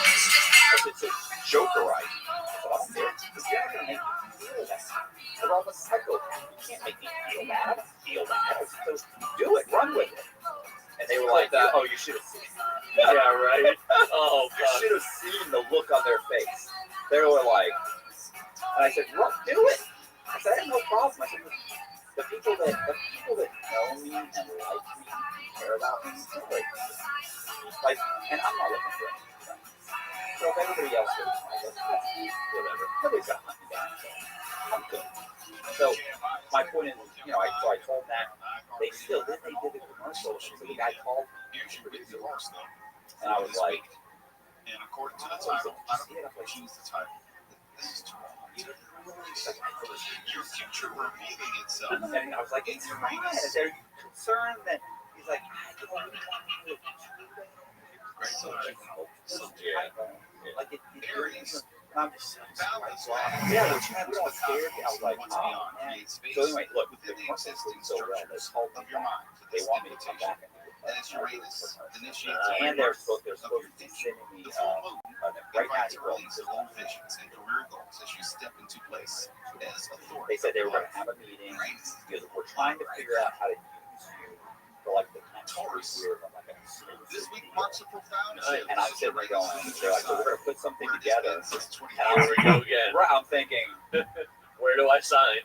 Are you serious? And they're like, if you want me to call you, am I okay with it? Yeah, I'm good. I'm good. Let's do this. Absolutely. Run with this. And I had people sending me text messages. Bro, I was just watching. Just watching CNN. I was just watching this. Yeah.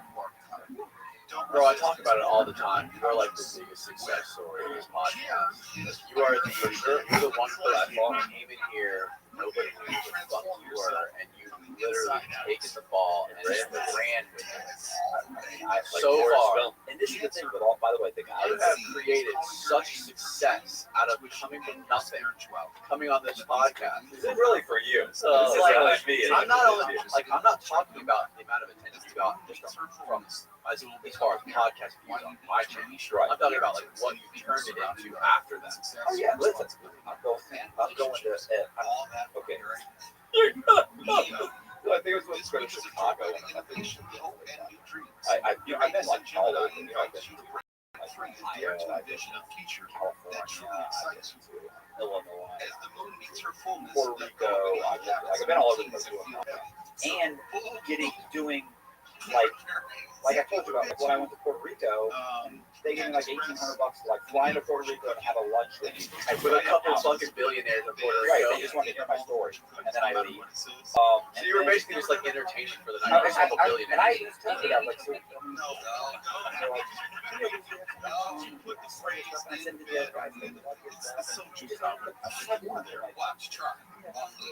Yeah. No offense, but I gotta get paid. Could you imagine if I match a fucking Epstein Island the night of the Would you do it? Yeah. Hell yeah, you fucking do it. What? So clip that. I want the thumbnail of that to be Matt's face with Epstein Island and Epstein's big dome house in the background. So I'm going to Amsterdam. Oh yeah. They want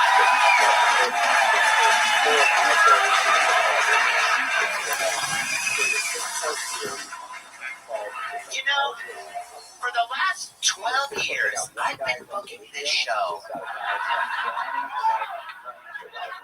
And when I say tonight might be the best fucking show I've ever seen, what I mean by that is it might be the best fucking show you've ever seen.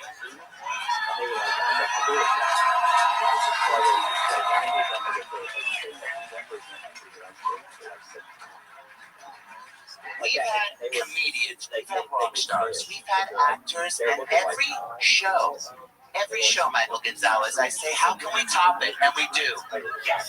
We've had every type of person. We've had guy, girl, black, Jew, crutches, wheelchair, fat, gay, not gay, people who lost their socks at the hotel, every type of person.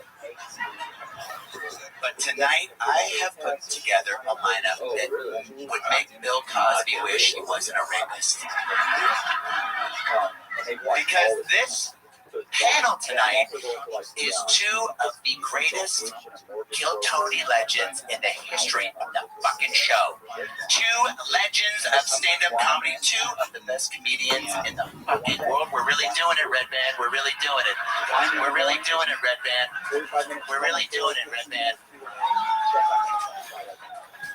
Ladies and gentlemen, for tonight's episode of Kill Tony, two of the greatest comedians you've ever seen tonight on the panel together, next to each other, in Austin, on the panel, together, on the panel, next to one another, ready for comedy, on the panel, together, tonight, on the panel together. They've been here before, and they're back. Ladies and gentlemen, I present the great and powerful Ari Shaffir and Mark Norman.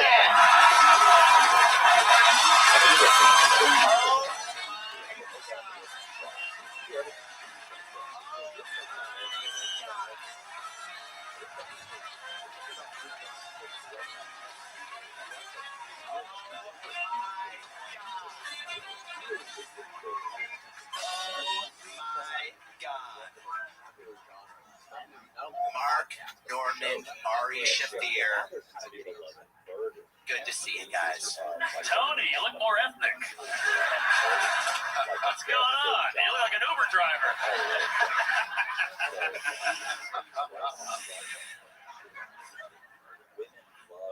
These guys have been on the show before. You know how it works. What a crowd tonight. Ari, what a crowd. What a crowd. Every Monday. Tony, you were exuding just a pure heterosexual energy I've never felt from you before. I did 6 push-ups in the alley.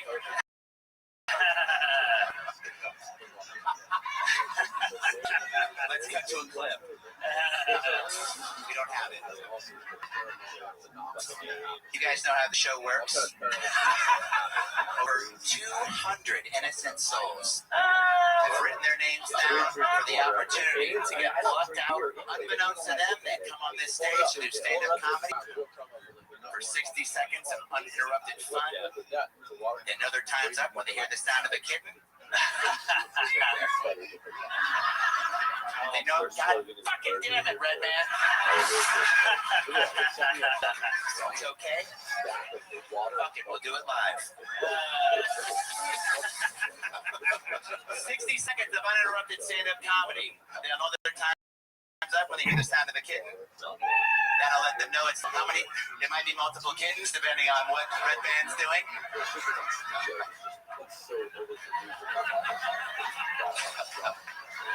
They'll know their time's up when they hear the sound of a kitten. If not, they're held. Jesus, Ryan. Angry West Hollywood Bear. That'll let them know their time is definitely up, and then we will conduct an interview. We'll all talk to them, and we'll hear about their lives, what they're up to, what their love life's like, if they have any hobbies, all that stuff, and they'll get feedback from the great Ari Shafir and Mark Norman. One more time for the great Ari Shafir.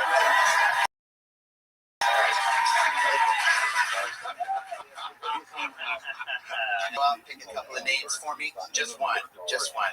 Don't be greedy. Don't be like Red Man at the buffet. Just one.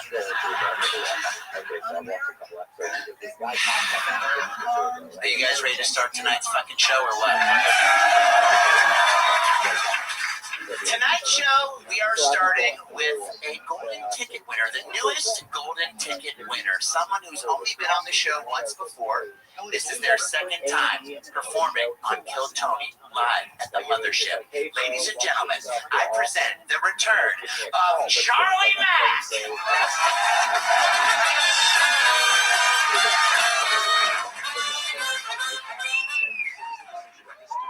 Austin, we keeping it weird. You know, I love it here. Like, Austin has some of the most beautiful dikes I've ever seen. Look, dikes don't get enough credit. So, you know, fuck a dike? No. You don't like Jelly Used Coochie? I used to say I'd never fuck a dyke. Never. But I'm from, we call them studs. And I looked on Facebook and it said studs was an acronym. It's S-T-U-D-S. Never steal titties under that shirt. I said that in my last show, one of them studs got mad. She jumped up and said, it don't stand for that. It stands for swinging this unreal dick, sir. And then she got mad and told him the dyke brand he think he funny. Go to the truck and get the strap. So first I was scared she was getting a gun. That's her praying she was getting a gun. Because if strap is short for strap on, different conversation. I got scared like, excuse me, Mr. Ma'am. Please don't get the big black 9 because it might be inches or a millimeter. I don't know. Thank you. Oh my God. Charlie Mack, you've done it again.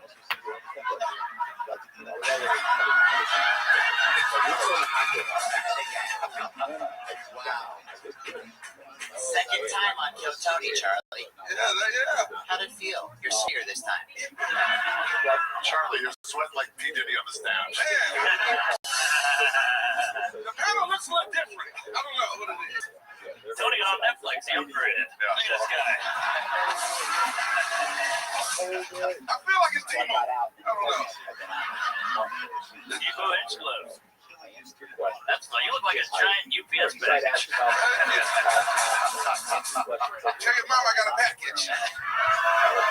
Oh my God. She's I fucking love it. Charlie, where are you from again? I forget. Where are you from? Chicago. Chicago. How long have you been doing stand-up comedy? 6 years almost. 6 years. Can I guess? South side? No, west side. Oh. The other black side. Oh, okay. Right. Is there a super... What's the blackest part of Chicago, Charlie? The city. Whatever part he's in. Right. Okay. Very good. Charlie, how long have you been in Austin, Charlie? I've been here going on 5 years. What do you do for fun? Everyone knows here that I write my books, my children's books. That's right. Yeah, I write children's books for all. You're in. Yeah, y'all did? Oh, yes. Yeah. Man, fuck them kids. Yeah. That's Kevin Spacey's motto. The great Kevin Spacey.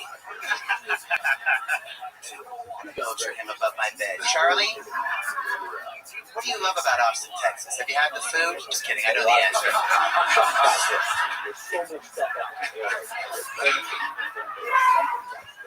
No, I just said it's the dykes.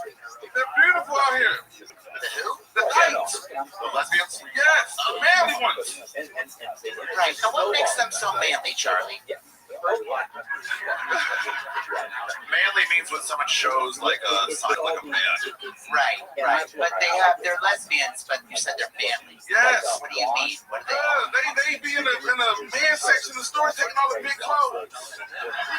Right, and that's a problem for you. Yes. Because I try to get my size, but they end up having to get skinny jeans. I don't like that.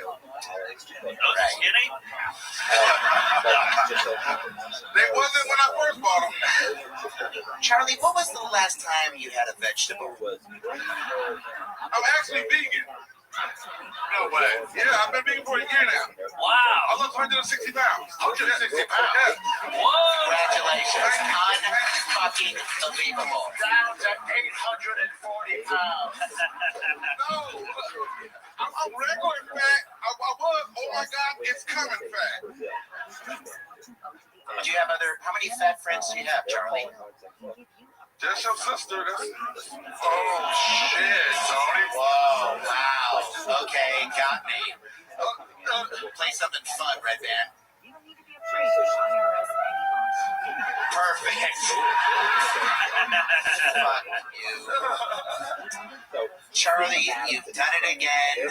Second time on the show. First time, got a golden ticket. You came out, you did it, you said it all. Anything fun we should know about you before we let you go? From my book sales last time, it upgraded my life. I went from thank you. Yes. Yeah, I went from raise my tax bracket. I went from Go Joe to Let's Make America Great Again. Unfucking believable. My people can help you with that. We'll figure it out. They told me to get an accountant, but I think I'm going to jail. You'll be fine. You'll be fine. We'll bring those taxes down to $1 a year. I'm in the club now. Just don't drop the soap in jail because you probably won't be able to stand back up. Charlie, you did it. You came out. You did it. One more time for the great Charlie back, everybody. Golden ticket winner. There he goes. Oh my God. We're doing it. Are you guys having a good time so far? Is this not the best fucking night of your lives? Our first. Okay. That was a lot of sweat. That was a lot of sweat. When's the last time you sweat that much, Ari Shafir? When I visited Auschwitz, they reopened. Perfect. Our first fucking pull of the night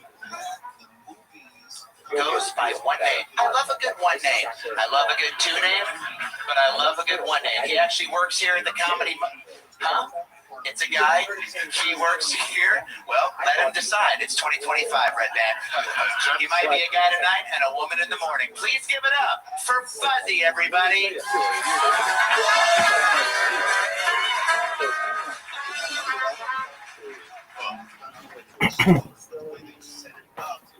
I believe the best superpower is the ability to freeze time because storm.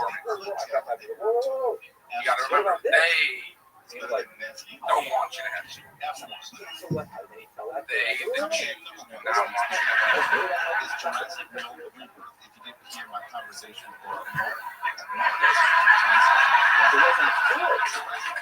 Well, when you freeze time, you're in control. And the perks are motherfucking sweet. Everyone here would do the same thing. We're going to the bank. We all do it. Come on, you go to the bank. See the teller. Set up and wait for her to open up the vault. So everyone in prison can have their own podcast. Freeze time. Prisons can make so much fucking money by giving out prison.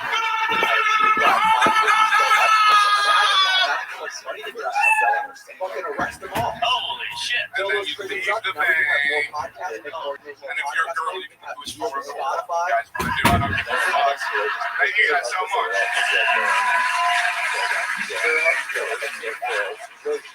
So, okay, prison owners, you want to make more money. Fuzzy, Do great deals job. with Spotify. Fuzzy, how long have you looked like you'd go to Sesame Street begging the Muppets for change? All my life. Hey, one time for Tony fucking Hinchcliffe, everybody, come on! Fuzzy, you make me look not Jewish.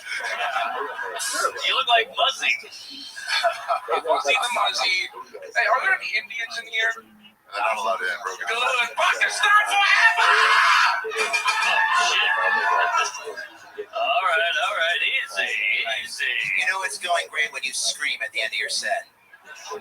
Fuzzy, how long have you been doing stand-up comedy? 5 years. 5 years. So what's your favorite thing about it? Driving Uber? Probably the dick. Probably the dick I'm getting. You gay, man? Oh. What would be the first thing you'd do if you were gay, Fuzzy, now that we're here? I'd suck your dick and try to become a wrecking. Probably so. Get in line.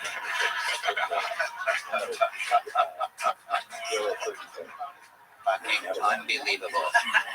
Fuzzy, you treating those cancer spots in your forehead at all, or just letting it ride? Just let it fucking ride, dude. This shit's almost over anyways. What do you do during the day, Fuzzy, when you're not at the mothership? I like to go for walks. Where do you walk? On the east side, motherfucking East 5th Street. How big is your best? Bigger than Tony's.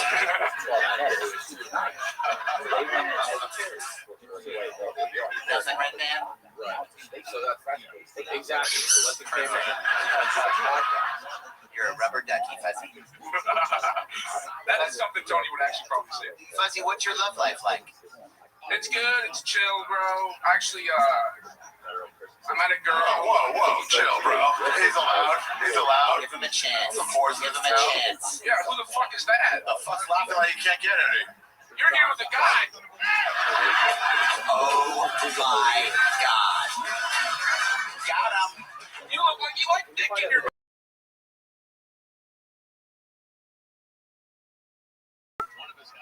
Okay. Life's good. Love life is good, dude. I've been fucking. I don't know. I got this fucking. I stopped masturbating, so I got chi now. What? Chi? I got chi now. Chi is your semen. Whoa, is that what you call it? And then so. I know. Do you know about chi? No. I love chi. But I also love pad thai. Fuzzy, I would drop the chia and go with chia pet on that head. That is a level of ball I've never seen before. All right. You look like Ari before the camp.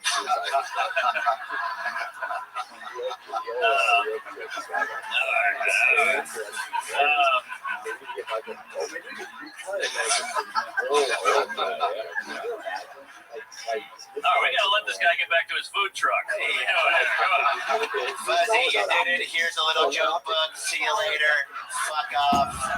One more time for Fuzzy, everybody. There he goes. Fuzzy, you did it. Well, hey, like 2 times. He killed both times he worked with me here. He fucking crushed us. Hey y'all, typically you don't associate speed with quality. You don't go through a fast food drive-thru and expect a gourmet meal to go. Well, there is an exception to this unwritten rule. If you're hiring, you can find candidates fast who are extremely qualified for your job. Just use ZipRecruiter. And right now, you can try ZipRecruiter for free at ZipRecruiter.com/KillTony.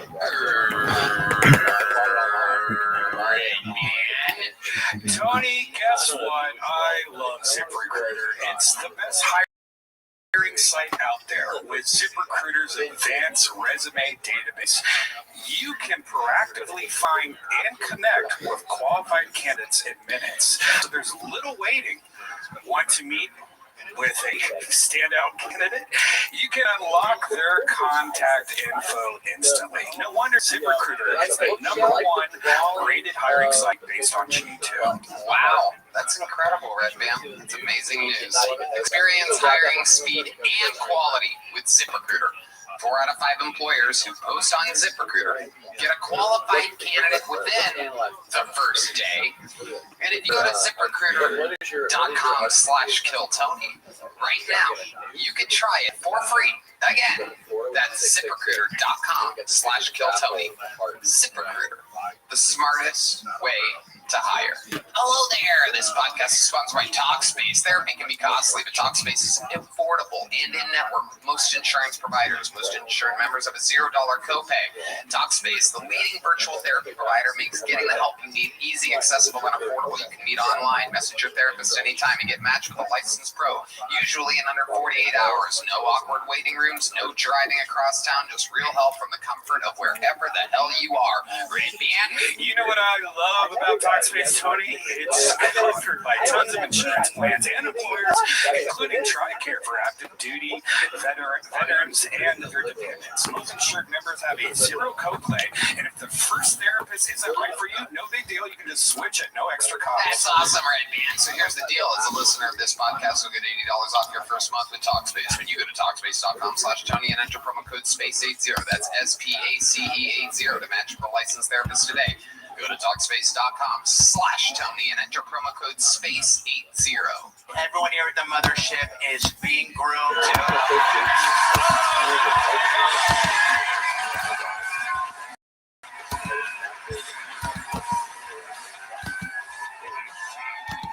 You son of a bitch. Oh my god. Unfucking believable. I finally work hard enough and save up enough money to buy my own clone of myself. And then you lock me inside of my own closet and try to host my show? You got it.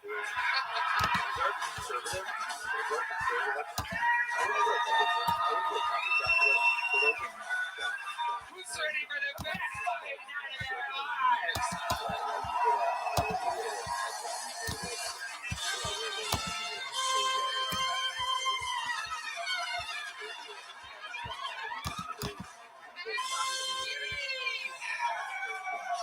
I gotta tell you, I heard a little bit of those interviews. They were dragging back there.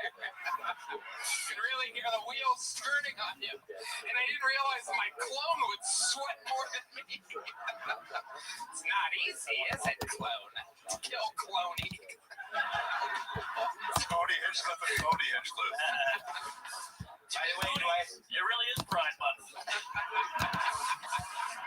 This is what we call a Mark Norman wet dream.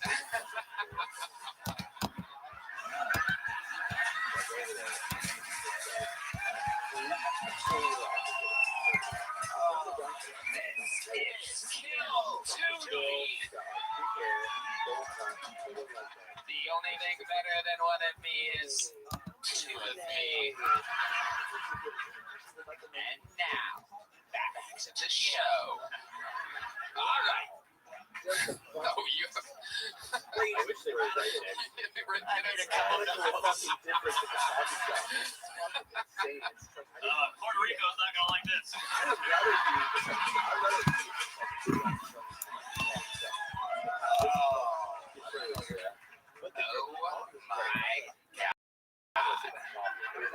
All right, back to the bucket we go. I'm very excited to be here. Just finding out it's not you. I thought the whole time. This is an extra fun episode, if you ask me. Who books this shit? Do I look good smoking a cigarette, by the way? I don't sizzle like that. It's not a cigarette. I don't smoke cigarettes.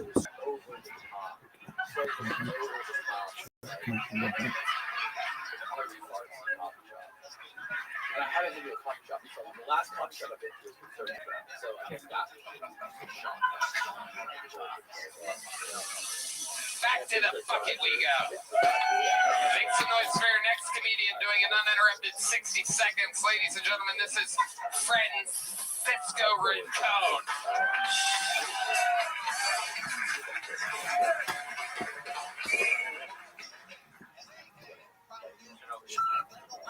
This guy was like on trip.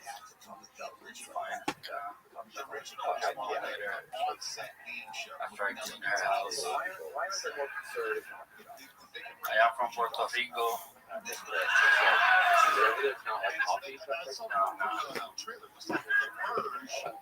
One of the good ones. Happy Pride Month, this guy mainly. But yeah, I don't know. A couple of years ago, I was watching the gay news, CNN. I don't know if you guys heard Pope Francis. He said, R.I.P. Pope Francis. A couple of years ago, he said, if you're gay, you get married now, you will no longer burn in hell. It's a real thing. I don't know if you guys heard about this. But it made me think, it made me wonder what was going to happen to the gay guys that were previously burning in hell. Do they make it fair? Do they make an announcement out there? Are they like, excuse me, if you're here, make yourself to the lobby. We have great news. What do they do? Francisco Rincon, ladies and gentlemen. Welcome back to the show, Francisco. We've seen you multiple times before. One time before, yes. You've only been on the show once? Once, 2 years ago. Wow. Yes. What makes you think that a couple of times? You probably see me on Rose Bottle. Yes. Yeah, but I love it. See, you're not Puerto Rican. You said you're one of the good ones. What is one of the good ones? Mexican.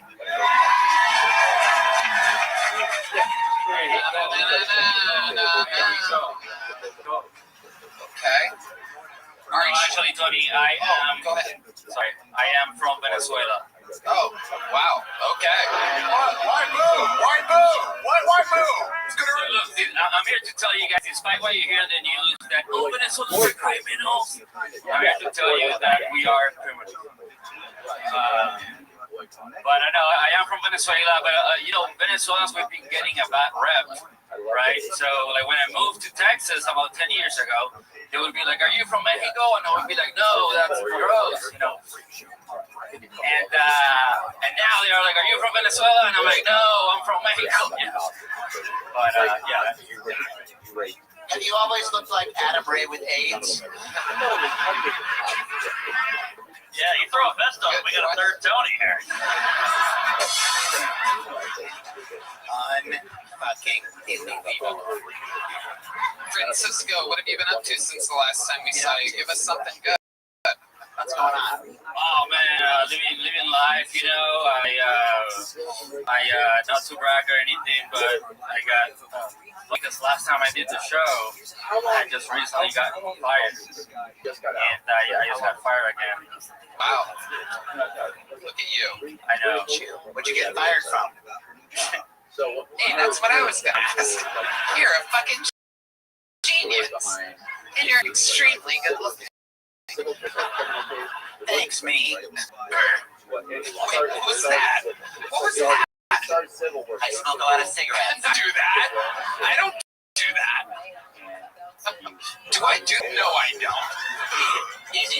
circle. Good one, me. All right, where did you get fired from? I'm not gonna say a company name, but I was working as an engineer, remote sales engineer. It was really. They fired you. Why will you not say the name? Is it because you can't say engineer?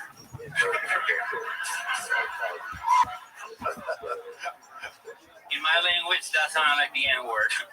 But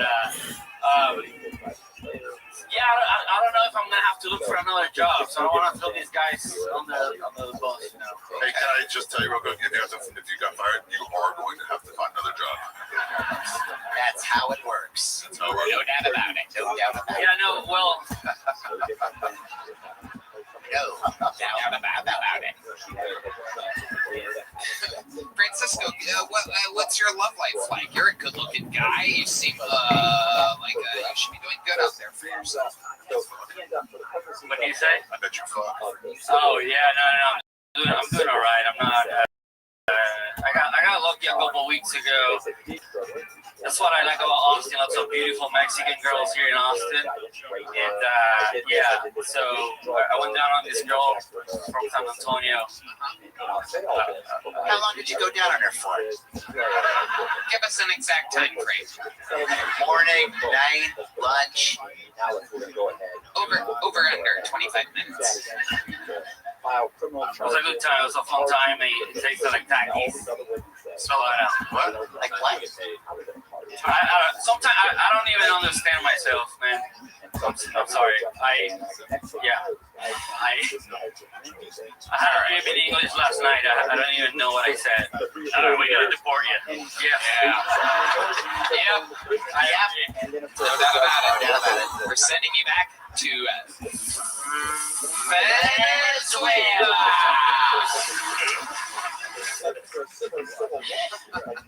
Well, Francisco, what size joke book did you get last time you were on the show? A big one, but it's fine. Well, guess what, buddy? I got news for you, buddy. You get a small one this time. Catch. There you go. Wow, throws it back into the crowd. That's a thing. It's like when you get a baseball hit to you from the opposing team, and the person that catches it throws it back onto the field. You're good. You're real good. All right. Let's keep this thing. Let's do it. Moving along. Oh, that's an unlit cigarette butt, B. I am out of control tonight. Make some noise for your next fucking fool, Mike Holloway.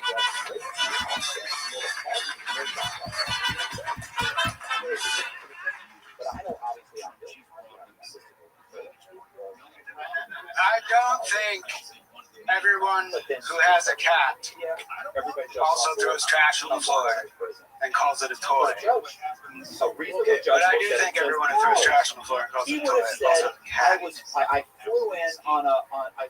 I don't think everyone. Yeah, I flew in a UFO and I also has a food fetish. said anything for the purpose of the law, just to get rid of it. Like, you can't take that. But I do think everyone with a food fetish also eats blue cheese.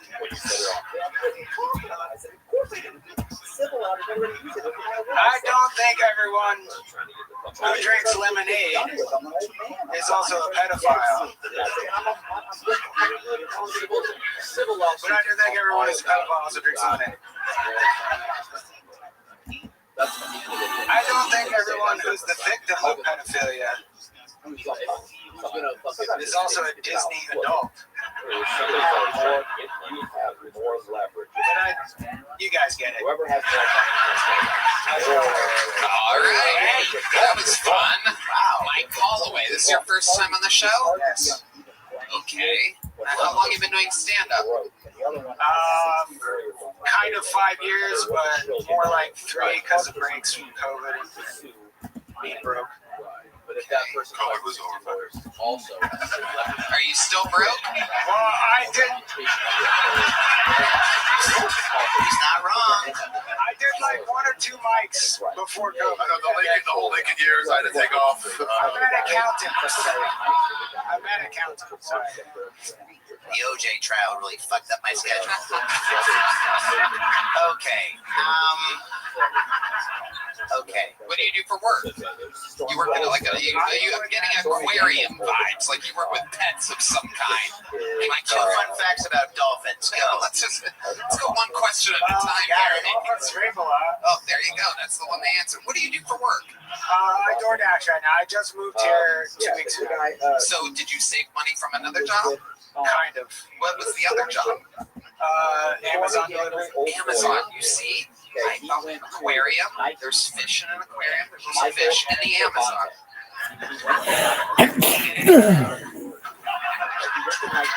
Genius. All right. So how much money did you save exactly? I love people in interviews and podcasts. They never ask questions like this. I'm obsessed with a question like how much money did you save before finding a job? No drum roll. No drum roll.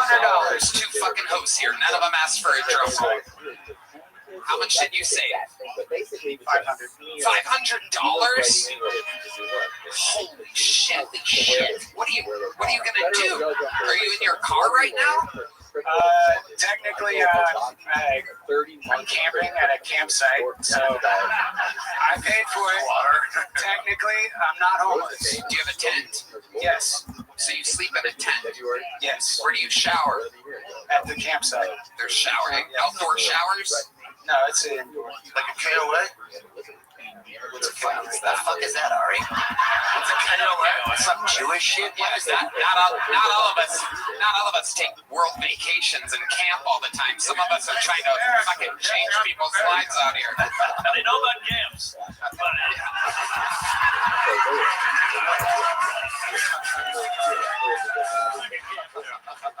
Especially the showers at those camps. Some of the showers are decent at those camps. It's just the one or two were like real bad. So explain to the people. People are watching all around the world. You came to Austin, Texas with $500. How do you plan on surviving? What are you eating? Take us through like your actual life. I go to HEB and I get a pack of 3 steaks for like $8 to $12. And I get some corn on the cob, fresh corn on the cob for like 33 cents a piece. Where do you shove them? In tinfoil and in the coals. Does the corn And I got potatoes too. Does the corn ever get stuck in that massive gap between your Yes. all the time? Oh, yeah. Look at that old corn catcher you got there. Did your mom eat that? This? So overt about it. How many times do you shower a week? He's not doing it like in the Every time I come into the city, every time I come to comedy, This is your first shower. no. And is it easy to make friends at the campgrounds? I hate the questions I'm asking. Is it easy? It really leads to absolutely nowhere. Yes or no questions don't really work on the show. Let me ask you this. I think you got a real fucking manifesto. You're like a manifesto guy. What is the craziest thing that you've ever almost done? Like you seem like you had some thoughts cooking, like you were in like a how to make a bomb book or something before. Oh yeah. Okay, so now it's your turn to answer the actual question. Back in high school. You did what? I read the anarchist. Okay, other than the thing that I fucking said that you did, you get to use your entire life right now as a reference point. What's the weirdest or most criminal thing you've ever almost done? Not the one that I fucking guessed. That you're like, yeah, I did do that. I'm asking your whole life. Did you ever think several times I almost drove the Amazon truck off the bridge. Okay. Now take us through this exactly. First of all, were there a lot of packages in the Amazon truck? That's why I didn't get my vest.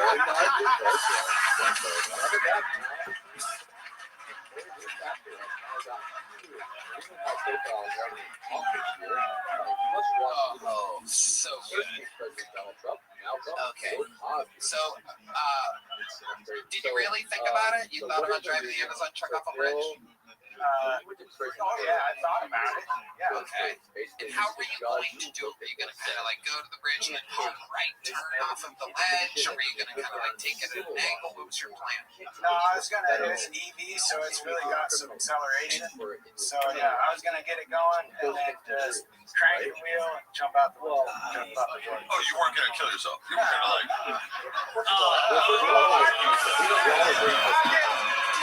Oh, wait a second.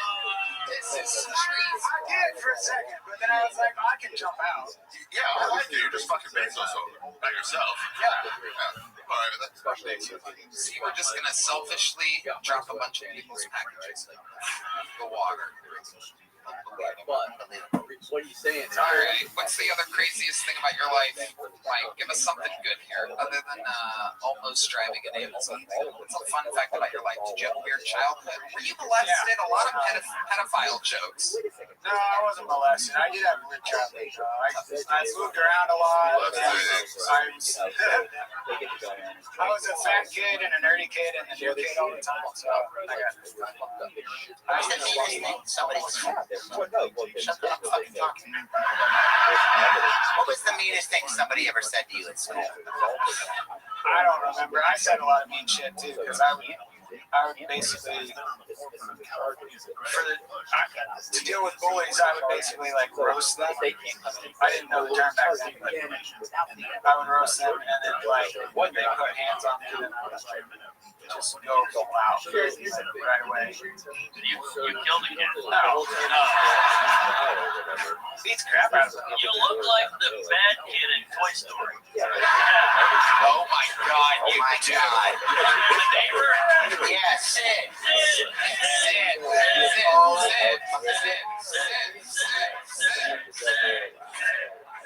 I do like firecrackers. Where are you hiding Andy Slinky? Here's a big joke, but congratulations. There you go. There he goes. I like that guy. There he goes. This is cool. Grew up on a fireworks stand. Oh, you know what that means. The lovely Heidi is here, everybody. Wow. Hi. This podcast is sponsored by Via. Life moves fast, and sometimes you just need a way to relax, recharge, or stay focused without making things more complicated than they already are. Have you ever tried meditating, but then get stressed about how bad you are at meditating? Same. That's why I love Via, because they actually make feeling good easy. 500,000 customers can't be wrong. Via is changing the game in natural wellness, combining high-quality hemp-derived ingredients with powerful cannabinoids to create real effect-driven results. Want better sleep? Want more focus? A little boost in the bedroom? Or maybe just need that chill out because your stress levels are currently screaming into the void status. Whatever you need, Via has a solution for you. We suck at meditating, but now I love Via because it helped us. I personally think their calming drops are incredible. Whether you're looking for daily wellness, laser focus, or deep relaxation, Via has it all. If you're 21 or over, check out the link in Via in our description and use code Tony to receive 50% off, free shipping on orders over $100. And if you're new to Via, get a free gift of your choice. After you purchase, they ask you where you heard about it. Please support our show and tell them we sent you. Enhance your everyday with Via. Hello there. This podcast is sponsored by Shopify. You know, when we started this podcast, it seemed like I had to figure it out all on my own. It was super overwhelming, and every day seemed to introduce a new decision that needed an answer. When you're starting off with something new, it seems like your to-do list keeps growing every day with new tasks, and that can easily overrun your life. Finding the right tool that not only helps you, but simplifies everything can be such a game changer for millions of businesses. That tool is Shopify. Shopify is the commerce platform behind household names like Mattel and Gymshark and brands just getting started. With hundreds of ready-to-use templates, Shopify helps you build a beautiful online store to match your brand style. You can accelerate your content creation. Shopify is packed with helpful AI tools that will write your product descriptions, page headlines, and even enhance your product photography. Get the word out like you are having a marketing team behind you. Easily create email and social media campaigns wherever your customers are scrolling or strolling. Scrolling or boarding. And best yet, Shopify is your commerce expert with world-class expertise in everything from managing inventory to international shipping to processing returns and beyond.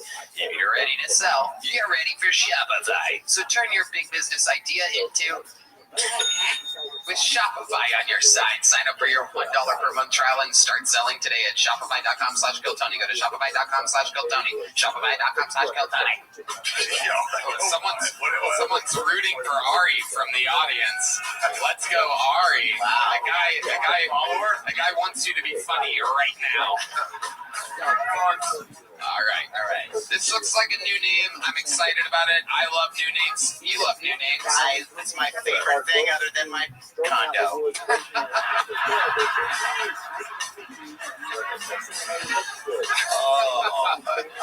Unfucking. We're doing it, Red Band. We're really doing it. Ladies and gentlemen, make some noise for Candace August, everybody. Candace August.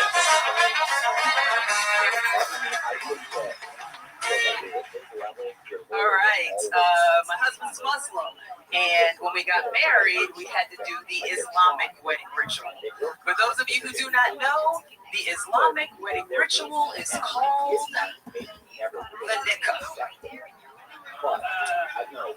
I will spell it for you. It is N as in Nancy, I, K as in kangaroo, A, H as in Harold, the nikah. The problem is I had not seen that word written down before I heard that shit out loud. Picture it. On my wedding day, I'm standing there in my dress. I'm looking at my husband, so in love. The guy walks in. He's like, we are gathered here today to celebrate this blessed nigga. He kept going, in the eyes of Allah, all niggas are beautiful and wonderful. And this nigga today is special. I was just like, what the fuck did this nigga say? Thanks for the compliments, dude, but you can call me Candace. Fantastic set. Wow. By Candace August. Welcome to the show, Candace. Thank you. Is this your first set? It is not. It's been on before. You were great. I remember you. Thank you. I was on in January. Yeah. Welcome back. Thank you. I figure I have to keep signing up. It's the only way black women are ever going to get on this show. So. Well, it's also the only way anyone gets on the show. I love that you have to be a victim of race issues. Would never expect anybody like you to do that. You people never do that. For this is the fairest, the most diverse show in all of show business.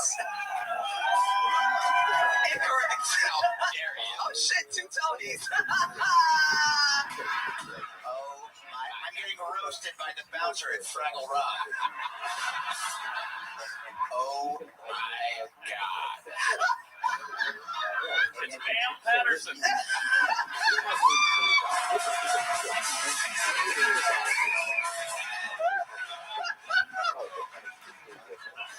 It's pretty fucking good. Hello, Ari. How are you? How you doing?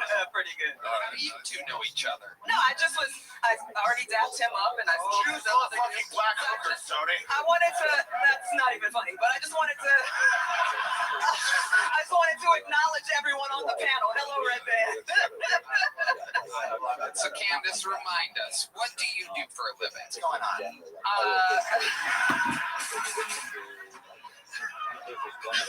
I'm Ari's call girl. Didn't you hear? No. We talked about this before. I work at a debt consolidation company. Okay, debt consolidation company. I don't understand what that is.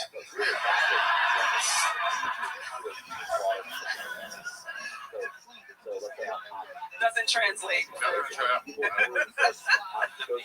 And what do you do for fun?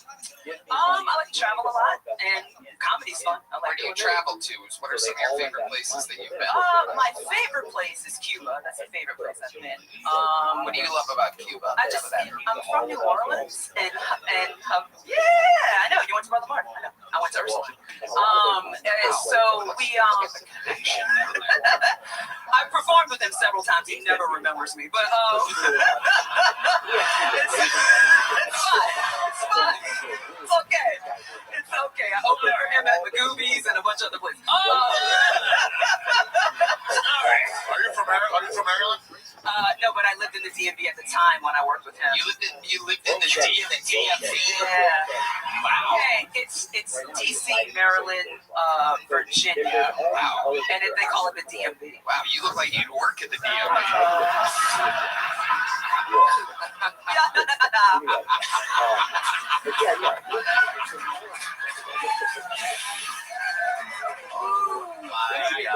We're really doing it right there. Really. I was answering you about Havana. So I'm from New Orleans, and Havana has a very like New Orleans type of feel. It has a lot of soul, and it's a very small place. A lot of live music playing all the time. It just the sweet sirens. It just reminded me of home. That's why. It's amazing. What do you love about Austin, Texas? It also, so 6th Street specifically also reminds me of bourbon. Yeah. It reminds me, it's a very bourbon-esque feel. All the live music, and then there's this concentrated 4-block radius where everything's happening. It's just yeah, except cleaner, marginally. You got a man? Are you married? Is that what that ring is? Yes, you talked at long length about it last time. My husband's Indian. Oh, that's right. The rare mix of an Indian man and a powerful black woman. Yeah, you were very interested in that subject the last time. Well, it's a very rare combination. I study these things. I'm a people person. How does the families go for it? How does this family go for So, I mean, they weren't very happy at first, but not really because I'm black, just mostly because I'm not Muslim. Why would you do this with the family? Why do you bring home a demon woman? This dude. I do voices too. Yeah. You did quite a few the last time I was here, yeah. Okay. Indian husband, Nikka Masala. That is close. a good one. Right on the borderline, Mark. Right on the borderline. Sorry. And what does your husband do for work? He also works at a debt consolidation company. A different one from me, though. Wow. Till death do you part. Absolutely. Oh, you like that one? That one was good. You don't like working at the DMV. Maybe you don't. That one was no. But Consolidation skills are really good taking around the office. Right. Did he get to watch your appearance when you were on the show last time? You showed it to him, right? Yeah, he watched it from home. Like, he wasn't here live, but he watched it. How much did he make you for it? He did. You fucking bitch! You're bringing up my picture.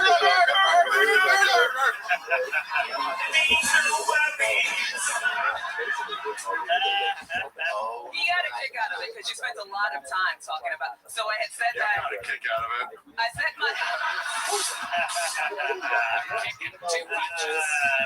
Alright, so I said my husband wasn't black, and you spent a lot of time trying to guess what race he was, and you never guessed Indian. Right. I had to tell you. So that's what happened last time. So a lot of what the interview was about him. So he actually really enjoyed it when we watched it. Yeah.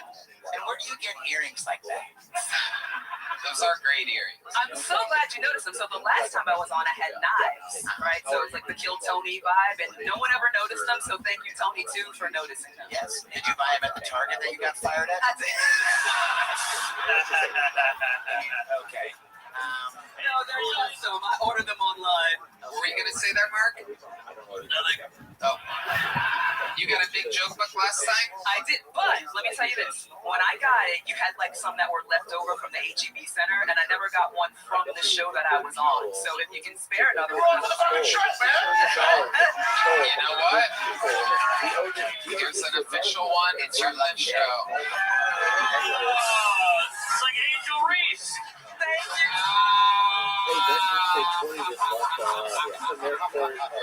Thank you, Tony.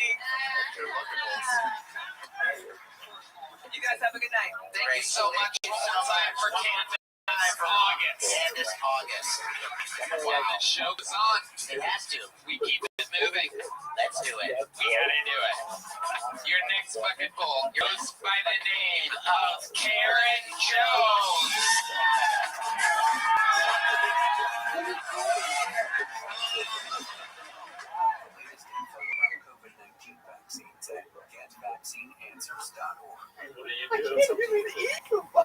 I got it. Some of you may remember me. I was falsely accused of storming the Capitol. I've been pardoned by President Trump. Unfortunately, I had already been incarcerated for 90 days before I got the pardon. Still grateful, but while I was in prison, I was raped. Well, okay, date raped. Okay, it was consensual. It's still very unpleasant. I was on house arrest. But it's terrible to be on house arrest because you can't leave. But I found out that you could leave for medical procedures.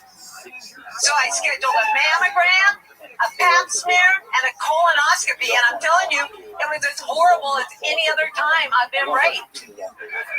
Date raped. Had sex and regretted it, whatever you want to call it. Thank you. Karen Jones, one of the most famous characters in the show's history. A wild, some people would call her a batty. Tony, I know you said not to ask questions, but I got a question for you. What the fuck? What the fuck? If you're here, who's gonna take down the Tiger King?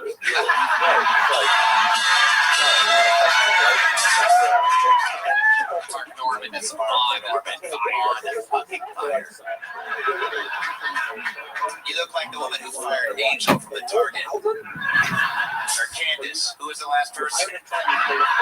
That's right. It was Candace. So, Karen Jones, give us an update. What's been going on in life? I sometimes, hear about you. You come up a lot. I get reports. Karen Jones is fucking doing this. Around. Well, I always try and be in the most interesting places I can be. Flower shops, plant stores, burritos. Well, probably one of the biggest changes is I was in a little granny flat out in Dripping Springs on my son's property. He was going through a divorce. You remember my son, the real Alex Jones. And keep going, Karen. Keep going. I think you got a stroke. Yeah. No, but it could happen. You're walking a blind guy with this story right now, you guys. So pick up the pace, Karen. I have to know to clear the room, okay? But my son remarried, and he remarried a very beautiful woman. And it turns out that 5 acres is not enough room for 2 women. So I've had to move, and I'm living out in Canyon Lake now. And so let's really break it down. Yeah, it's your son's property, am I correct? Yes. He bought it. Yes. And somehow you made yourself so known, so present, that they made you move somewhere else. Explain to us what a daily routine on a 5-acre ranch with Karen Jones is like. Well, when you're on house arrest, it's very limited. But normally... But you have the whole 5 acres. I also had 3 kids I was taking care of and the main house. So I became taking care of your son? No, his children. Wait, were you really under house arrest? Ari, everybody is with it except for you right now. You're the only person confused at all. The crowd is now wondering why you're confused. What's your house arrest for? Storming the Capitol. I thought it was a joke. No! Real? I know. This is Kill Tony. The only place you can meet real people that have stormed the Capitol other than Fox News. I did not. And if you recall, I've said all along, I was invited in. I was invited in. The Capitol has the vampire rules? The Capitol is normally open. The door was open. We asked permission to go in, and my husband haven't it never been inside the rotunda? Or No better time than January 6th, 2021. Right on cue. But what happened is they invited us in, and I took a plea deal, so I couldn't speak as freely on your show. But that's why I got the 90 days. My lawyer was shocked I didn't just get probation. But I told too much. Like I told that no police had died, only J6ers. And so I got an extra trouble. By the way. Well, we went to Memorial Day to a J6 reunion. J6 reunion. Oh my God. This crowd is going out of party. Yes, she does. The crowd goes wild. Well, because they believed me that we were invited in and we were trapped. Maybe not all of them, but enough people know now that I can say this without being arrested for perjuring myself on my statement of facts I signed. But they invited us in and then they trapped us and they hit me really hard with a billy club in the stomach and then they sprayed gas. If they wanted you to get out of there, they should have just invited your son. Mom, there's just not enough room here at the Capitol for you. We gotta move you to a completely different ranch. Tens and tens of miles away. So do you still make it back to, have you been to the Capitol since? No, just the Texas Capitol. And they're very nice. Even when I was on free trial, they let me in. They're open on Sunday. Texas had such a nice Capitol. And Washington, D.C. used to be nicer, but it's really went to hell. Yeah, it sure has. Sure has. Just with the Congress, like the Congress inside of it, if you ask me. What did you do after Dennis the Menace stole your cookies? Good question. Thanks, mate. I can't believe Willie Nelson transitioned.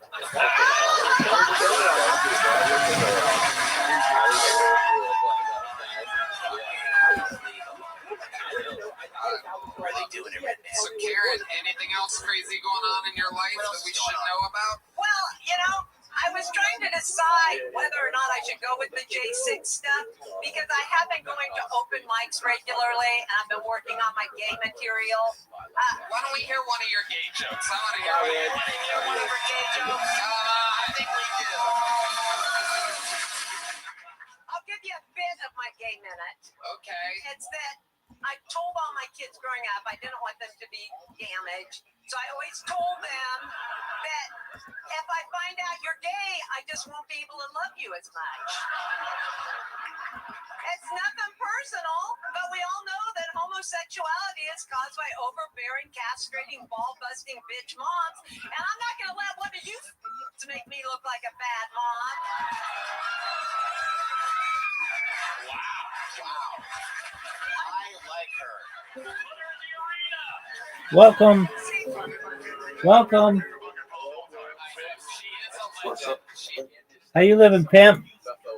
What up, my dude? Yo, Rabbi, I've been trying to get your attention for like 5 years. Excellent. Yeah, we want to talk to you. All right. Well, I'm here, pimp. What's up? Living the What dream. up, dude? Every day. Every time I've ever popped on server on Raiden Ross's, you've been live. And I always tell people that he is the most dedicated I've ever seen in my life. Oh, 100% easily. Do you mind if I tell you about myself? I would love it, actually. Thank you so much. I'm Rabbi Rothschild. I stream my life 24 hours a day, 7 days a week, 365 days a year for world peace. I've been doing so since the pandemic. That's more than 3.5 years. We've seen the death of a queen, the birth of AI, the coronation of a king, and everything in between.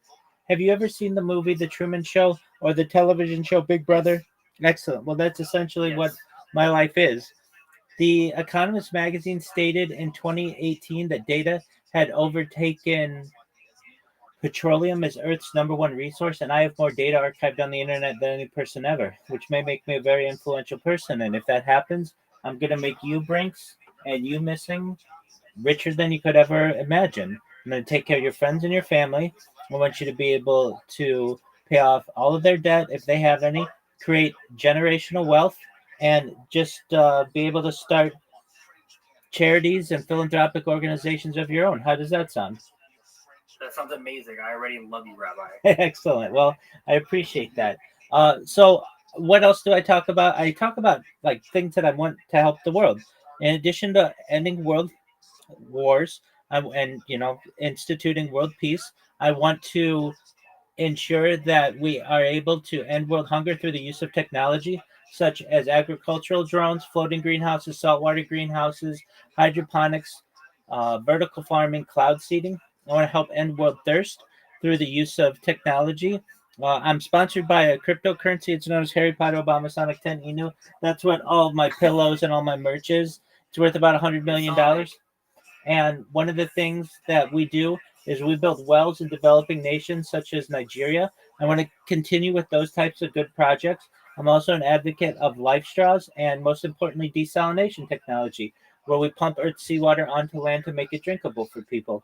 I talk about other things that are going to change the world, things like anti-gravity, antimatter, faster than light travel, faster than light technology, faster than light communication, things like quantum computing, things like cryptocurrency, of course, things like de-extinction. People don't know this, but the first go ahead. Okay, people don't know this, but the first successful de-extinction took place in the year 2003 with the Pyrenean ibex, which was a goat located in northern Spain, southern France. Fast forward to the year 2021, a company out of Dallas, Texas is founded known as Colosso Bioscientific. They've made it their goal that within the next 3 years to reintroduce the woolly mammoth into the Arctic Circle utilizing Asian elephant surrogates. I just think this is a mind-blowing goal. They most recently made headlines with their dire wolves. Joe Rogan has met the dire wolves. They're almost a year old, so those have been brought back. They want to reintroduce the Tasmanian tiger, followed by the dodo bird, which I just think is really exciting. I talk about other things that are going to change your life and change the lives of those that you love. I want to give you the money when this goes viral to be able to utilize life extension technology if you want. If you want to just die at a normal age, that's fine. But when you were born, Brinks, and missing, the average life expectancy for someone like you is probably about age 80. I want to increase that to age 100, 120 through the use of technology such as oxygen therapy, human growth hormone, stem cells, cryonics, cryogenics, cold shock therapies, things like perhaps ambrosia therapy, nootropics, and get you to age 100, 120, but eventually you may get to 120. And again, this is with your consent, but you may say, Rabbi, I've made it to 120. All the things that you said have come true. What's the next plan? And again, this is with your consent. We could utilize a type of technology known as mind uploading technology, where we scan your brain into a computer like a CAT scan or an MRI, knowing where every atom is in your central nervous system and your peripheral nervous system, for later download as an android, an avatar, a cyborg, a cybernetic being, a clone of yourself, a robot, an ethereal being, whatever you want to be. But essentially, what I'm saying to you, Brinks, and missing, is that you may have an opportunity at digital immortality. What are your thoughts? I would love that. That'd be dope. Excellent. I would actually definitely be down for that because I'm not trying to die at 100, to be honest with you. We're done.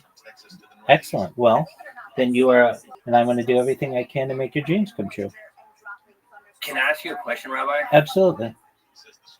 And this might sound like really stupid or self-centered, but I've been doing content since I was like 8, from YouTube, TikTok, Instagram, everything, consistently, nonstop. Excellent. And I've gotten some videos I'll get like 12 million views, some videos I'll get 11, sometimes I'll get 1,000 or 100, but I keep doing it. But I haven't blown up ever. Why? Yeah, great question. Well, there's a secret to many people's sauce, and that is paying for views and also having content moderation teams that have connections with agencies that will ensure that you are in people's algorithms consistently. And what's happening to you is you don't have those connections because they're expensive and you need experience doing that. And so what happens is you may blow up on someone's timeline, but then you don't get any of that social media momentum that carries you in. That's really the reason. You hit the nail on the head, yeah. Yeah, it's really. Go ahead. Bro, Rabbi, Tony, I don't know why my name is missing now, but we've spoken before, Tony Montana. Oh yeah. And, dude, you're the dude who you do TikTok. Yeah. So I was telling him, it's like, yeah, I was competing with Aiden freaking Beyond, all these people who are paying all these clippers tons of money and have huge clipping teams. So to be able to compete with these people, you're competing with all the watch time, like on TikTok and everything.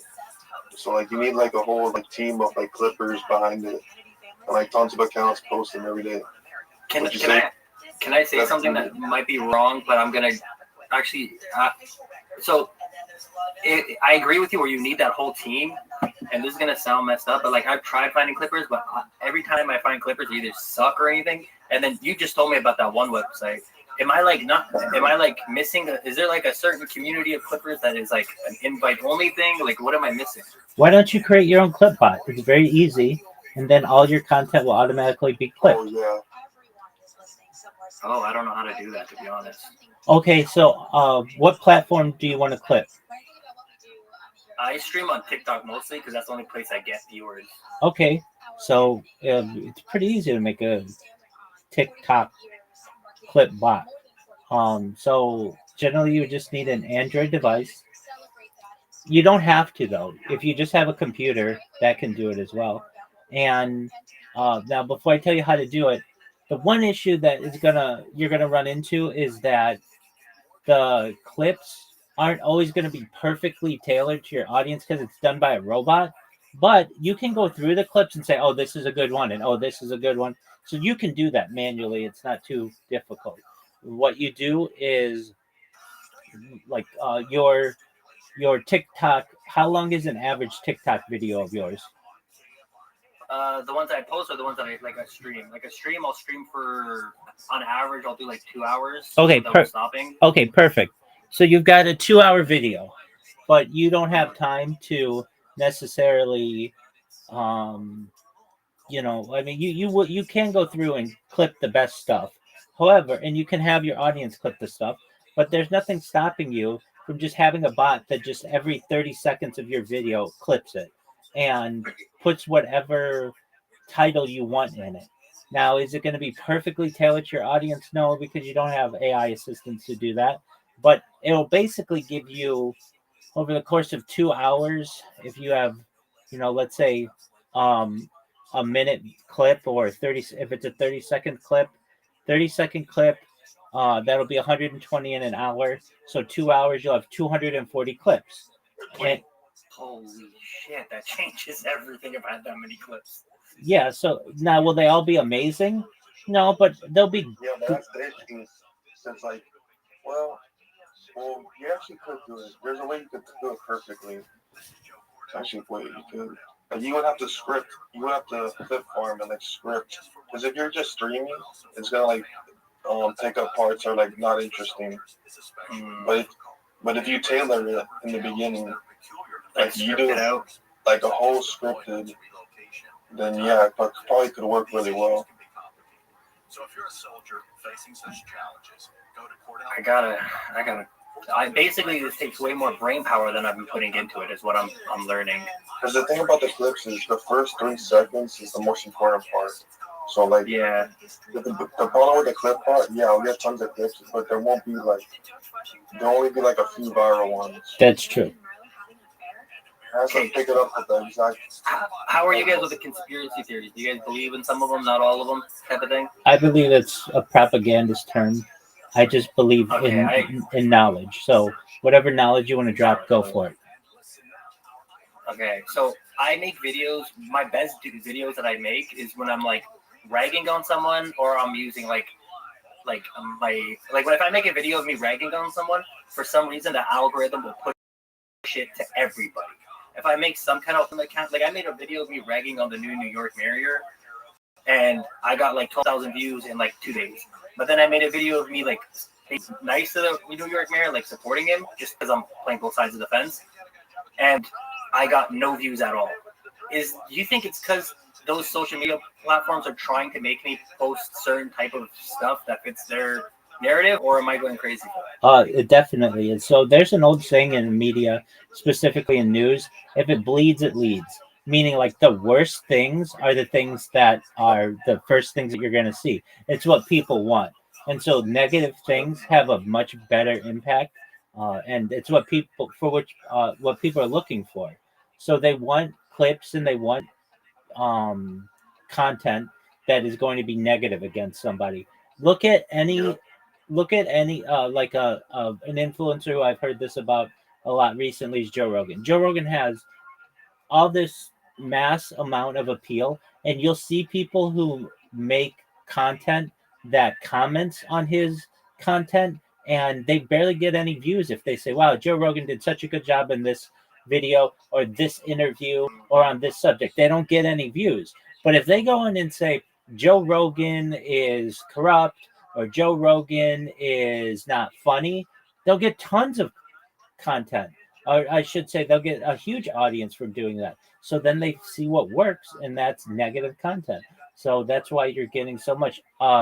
Like if you were to take the president and say that the president right now is doing such a great job, you're probably not going to get that many views.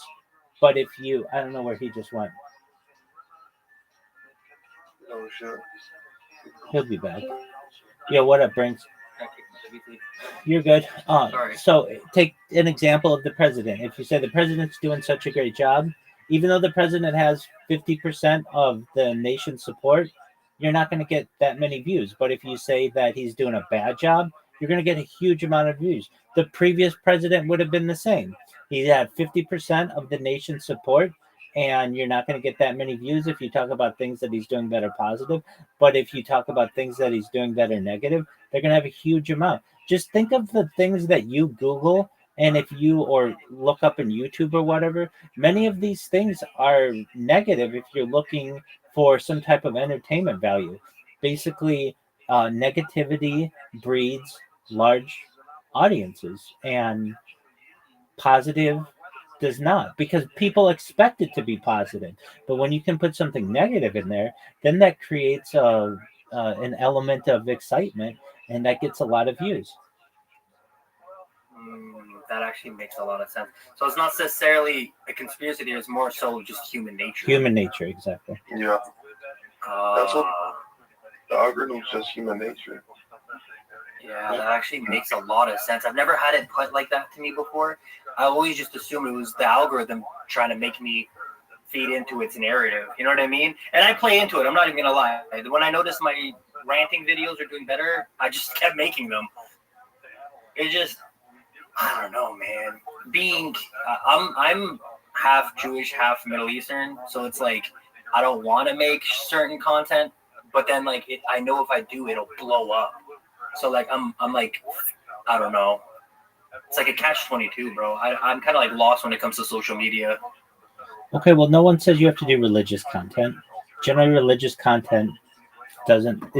Well, not necessarily religious. Let me rephrase. So not necessarily religious. So like, I don't want to rag on like certain people and say like, hey, the New York mayor. It's easy for me to rag on him or play both sides of the fence because I don't feel like I have any connection towards him. You know what I mean? But then like, when it's like certain creators doing certain things, I feel like I don't know. I just maybe I'm putting too much emotion into it. Maybe I should stop caring. Yeah, at the end of the day, it's all an act, and everyone in the game knows it. So you just gotta play the game accordingly. That's actually a valid point. I don't think everyone's playing like an act. all this shit behind the scenes is all scripted. A lot of these guys who have beefs online are friends, you know, behind the doors. It's all bullshit. Like, you remember when Aiden Ross and Leon had beef for like months, and like it was all fake, and now they're like best friends and stream together all the time. It's right. It's in the wrestling world, it's known as kayfabe. Basically, like when you have two wrestlers in professional wrestling, they look like they're beating up on each other, but they're not. It's all a ruse. It's all a facade. It's all fake. It's known in the wrestling world as kayfabe. And that's what many times happens in politics or in the media. One type of content that I'm starting to see that I think is really easy to do and can get you a lot of views. If you want a lot of views, your content doesn't really matter as much as your titles of your videos. The titles of the videos are the things that are going to bring people in. So everything, bro. It's true. It's true. But I mean, you can work really, really hard on your content and make it as edited and perfect as you want. But if it doesn't have an eye-catching title or description, No one's ever going to see it. No one's ever going to care. But you could have some video that just barely brushes on something that you have in the title, but if the title gets people's attention, it'll get a lot of views. I would say that one type of like it's easy content that I see. So I watch a lot of Joe Rogan. I'm just going to use Joe Rogan as the example. So Joe Rogan has a team that goes around the internet, and if you use his clips for too long, they'll take down your account. All right. So what you can do though is find someone who has already clipped and like created content using his clips and do reaction videos to that video. So basically, what do I mean? I mean it's somebody who has thank you.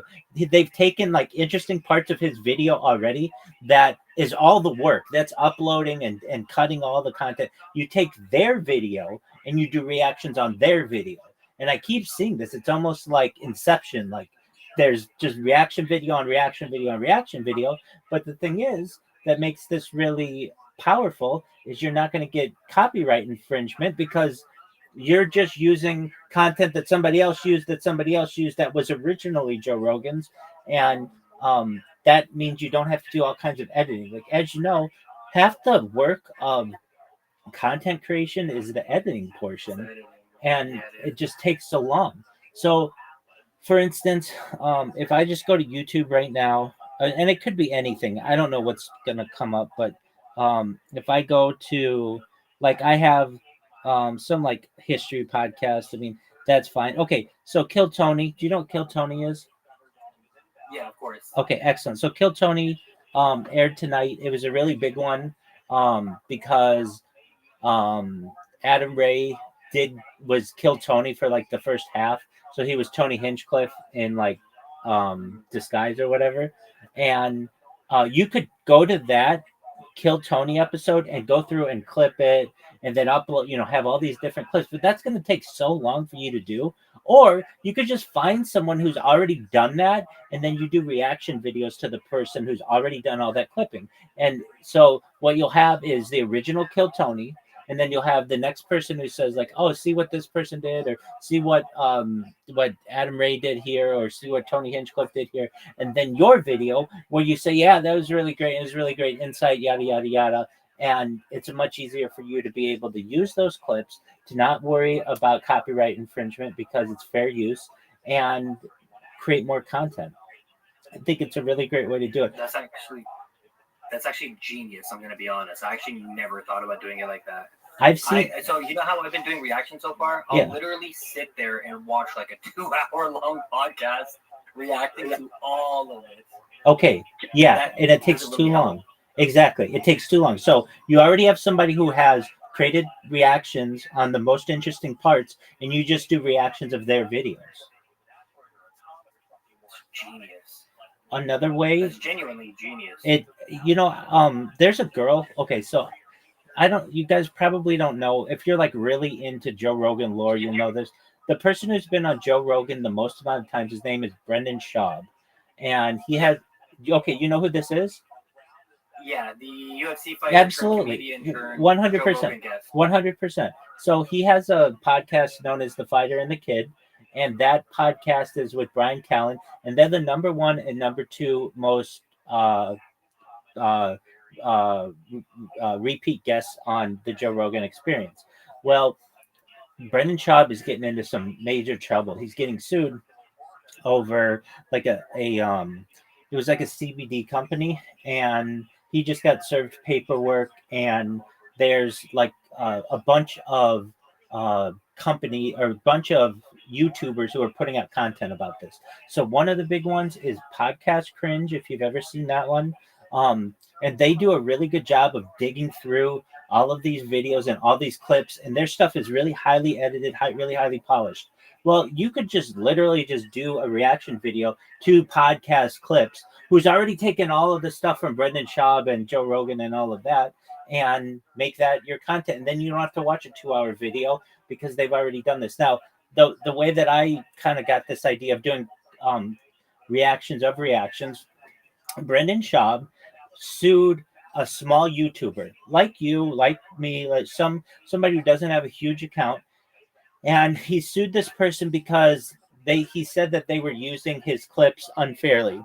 And basically, this small YouTuber didn't have the money for a big time lawyer, and Brendan Schaub was going to win, and this was going to have a huge precedence in the legal world for the internet, because it was going to say basically that you weren't going to be able to use these clips that people use to just be able to create content without the express consent of the original holder. Well, fortunately, this white knight of a lawyer came in and defended this small YouTuber, and it turned out that they actually won the case. So this means that you can go through these YouTube accounts, these podcasts, and so long as you are making an effort to create or give some type of commentary on the work, you can you can you can make that your own, and then you can publish it. Well, that means that this has given a whole new genre of um, media, which is just reaction videos. And so what you do is you take reaction videos of those reactions videos. So there's this girl, she has a small account, but it's blowing up. And what she does is she takes reaction videos of the Fighter and the Kid reaction video, the Fighter and the Kid podcast. So she doesn't have to do all the editing and stuff. All she has to do is look like a hot chick, and then just watch the reaction videos, and then pause it whenever she wants to talk about it, and then literally she can just watch the whole clip and not have to do any of that big time editing and making sure that it is as polished as you need. So what you can do is just go to someone who's done a reaction clip on something like, for instance, the New York mayoral race.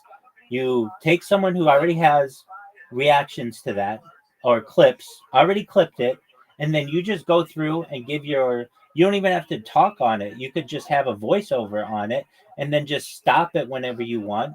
And basically you just have to put your own creative license on it. And then where you're really going to make money on it is changing the titles into what you feel is going to get a lot of people's attention. If you do that, you can put out a lot of clips that are really pretty polished because somebody already did all the work for you, and you can gain some traction on the internet that way.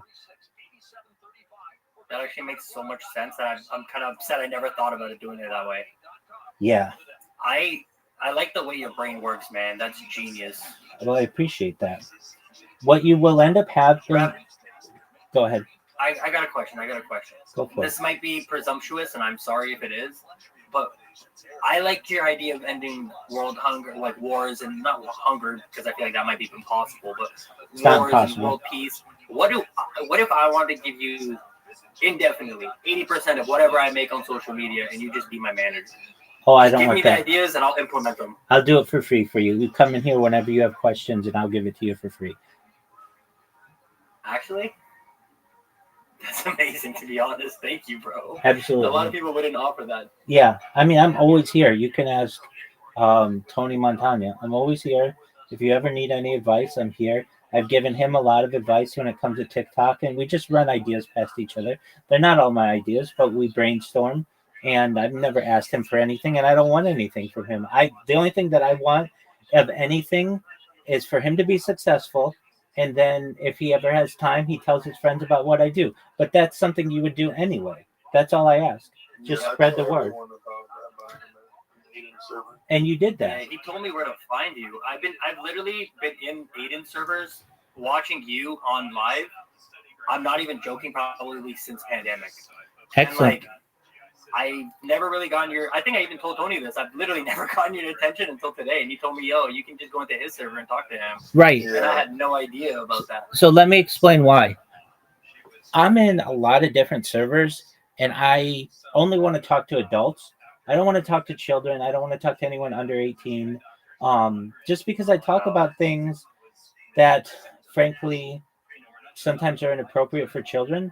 Like, somebody will come in here and ask me for relationship advice, and I want to be honest with them. Like, you need to bring your girl to orgasm and things like that. I want to have those types of discussions with them, and those aren't appropriate for children under 18. So, yeah, I get that. You want to have the raw, real conversation. Exactly, and I don't want to have to censor myself.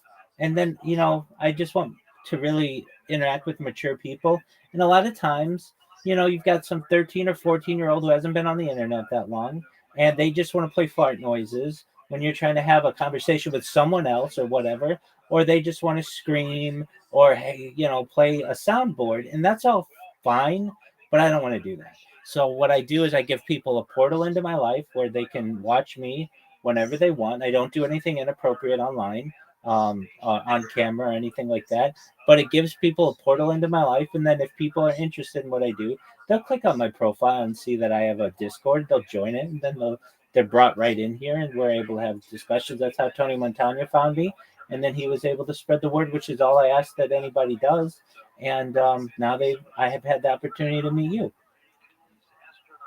He did. He plugged me into the right direction. I'll be honest. I do really appreciate that too. Absolutely. A lot of people think I'm a bot. I'm not a bot. I'm 100% a real person. And then when they find out I'm a real person, they're shocked. They're like, I see you all the time. I mean, in a bunch of different servers all over the internet. And it's like, yeah, I mean, I'm just living my life the way that I would normally live it. Learning, watching podcasts, interacting with people. It's just the fact that I'm comfortable enough in front of a camera that I don't mind that it's being recorded. That makes sense. And you just stay live 24/7, like you just never go offline? I do my best not to. So if I ever have like I haven't thankfully had one in a long time, but if there's ever like a major power outage in Southern California or something like that, I have backup. So I have a bunch of GoPros that I use. But fortunately, I haven't had that do that. If we've ever had they've had to do like troubleshooting on the Wi-Fi, then I'll just be on GoPro. So I have some 99.9999% of the time I'm up, and I'm always streaming.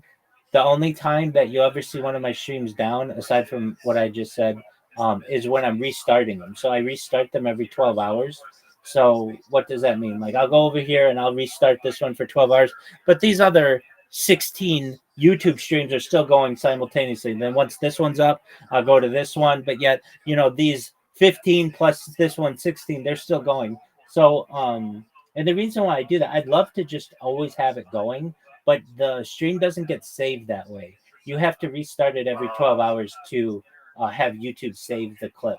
So I don't say that I have the longest stream in global history because there are other people who have that, and I don't want that. Frankly, I want the most amount of data archived to the internet than any person, and I have that.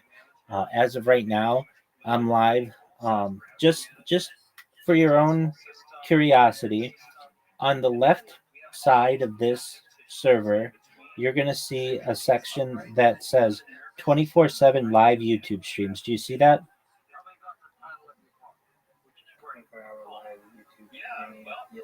Okay, and there's a link there. Take that, copy that link and paste it, and just see how many live YouTube streams I have. This is just YouTube. This doesn't mean Rumble. This doesn't mean Twitch. This doesn't mean YouNow or Trovo or DLive. And it's going to easily be more YouTube streams than you've ever seen of any person in your entire life. I've never even heard of this other stream platform, to be honest with you. And that is not uncommon. They're bigger, a lot of them in Asia, some of them. But if you go to that link, you're live on 1, 2, 3. You're live on a whole bunch of different platforms. Oh, I can see your back on this one. No way. Yeah, exactly. So you can see me in 360 degrees, which is really exciting for people who in the future want to do 3D modeling of me. They'll be able to do that. They'll be able to live my life virtually. They'll be able to create holograms of me. There's a lot that can be done when you have this much data. You are a very smart guy, man. This is 4D chess if I've ever seen 4D chess. It most certainly is. Absolutely. Yeah, I mean, basically, That's crazy. I'm scrolling and I'm still seeing more accounts. That's crazy. Exactly, and those are all live. Yeah, they are. They all say live too. Exactly. I mean, it's difficult enough to just have one YouTube stream going, period. It's hard. You've got to have power. It is. You've got to have internet. You've got to have a device that is capable of doing it. So then to have all of these and multiple and backups of them is really quite exciting. And I know that this is going to pay off for me in the end, meaning I'm going to do this enough. I have enough motivation that I can do this another 10 years and not go viral. I've already done it for 3.5 and I'm fine. So I could do it for another 10 years. And eventually, though, somebody's going to see what I do. Now, do I think that it's just going to be through random people coming to me from Aiden Ross's stream? No, absolutely not. The way that I'm going to go I was viral. going to ask you about that, Rabbi. Sure. I think the only thing you're missing, this might sound crazy, but imagine if you had everything you're doing now, but you can move around and keep the stream going. Yeah, so which is obviously going to be, it is possible, but very unrealistic. No. I did that. Did you see Drake's stream that he just did? He had live drones in the sky following him. He had. It's possible, but you need tons of money. Exactly. I did that the first year. So the first year that I did this, I streamed as far north as Santa Barbara, as far south as San Diego, as far west as the ocean, as far east as the desert and mountains. I streamed in Beverly Hills, in Los Angeles, in Disneyland, and then I streamed every day after work at Tiger Woods' golf course in Anaheim at the driving range. So I did it. It was very expensive. It was like a $400 a month cell phone bill. And you can do it, certainly, but the issue that arises is no one's watching you when you're doing it that long and on that many streams. Yeah. And it's just like, if I want to be able to talk with people, and it's easiest for me to have one direct way of speaking with them. Now, the way that I'm going to go viral, do you know what the platform Blue Sky is? No, I've honestly never heard of that. That's okay. Sky? Yeah, it has 37 million people on it right now. It's the alternative of Twitter. So Twitter pissed off a bunch of liberal people when Elon Musk bought it. And so all these liberal people went to this platform called Blue Sky.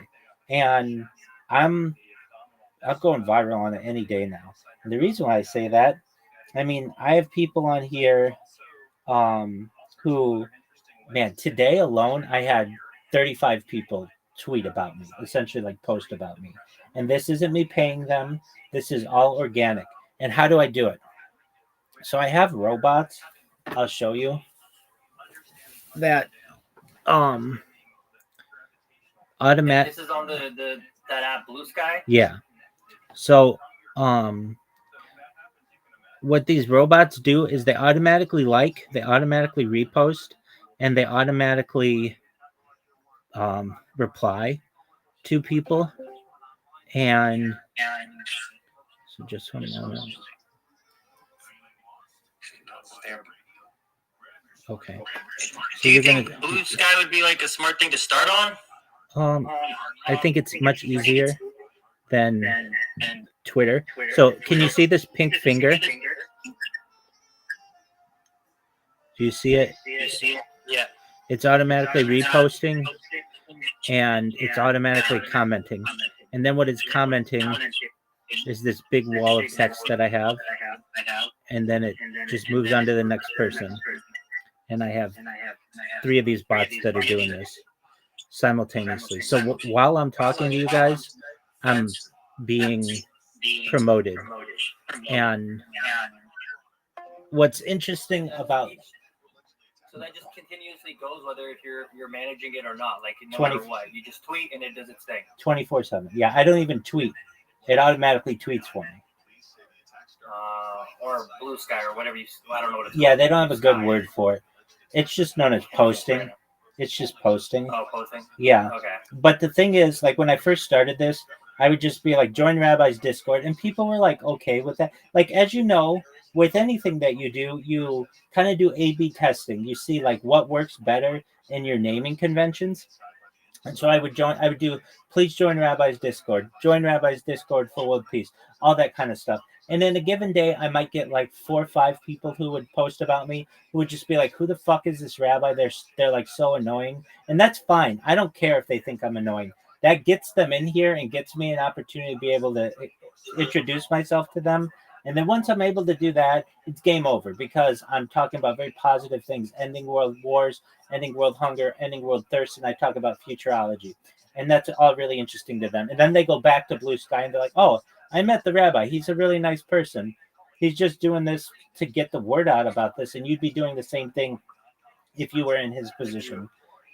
But that makes sense. so what I found out that works even better though than just saying please join Rabbi's Discord is using really sexual names as my usernames. At least the name. Really?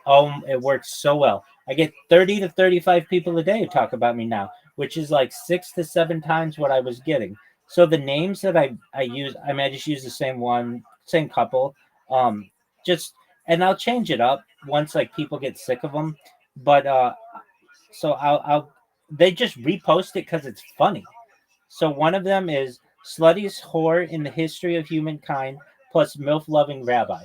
People see that and they're like, what in the fuck is this? They take a screenshot of it and they post it. And then it's a free billboard of mine, essentially promoting me on their profile. And that's what I love. And then the other one that I've been using that has been really great is, and again, it's the shock factor is what I'm going for a lot of these. And let me find the other one.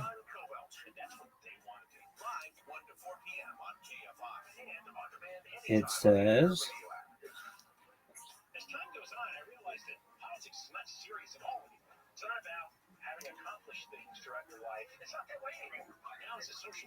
pussy eating until my tongue is raw and mouth gets lockjaw rabbi. It's like so over the top. It's so over the top that people are like, oh, what the fuck is this? And they take a screenshot of it and then it just sits on their profile. And then people see it and they comment about it. They're like, oh, that's the rabbi. Haven't you joined his Discord and all these other things? But it gets more people in here. And then the thing that I repost is I say, please read the attached World Peace Manifesto. Now, why the word manifesto? Whenever the word manifesto is used, it gets people's attention. Because, I mean, it goes back to something's crazy. Exactly, but it goes back to the Communist Manifesto of Karl Marx. Okay, and then I say, the biggest pimp of all time has been live streaming 24/7, 365 for 3+ years.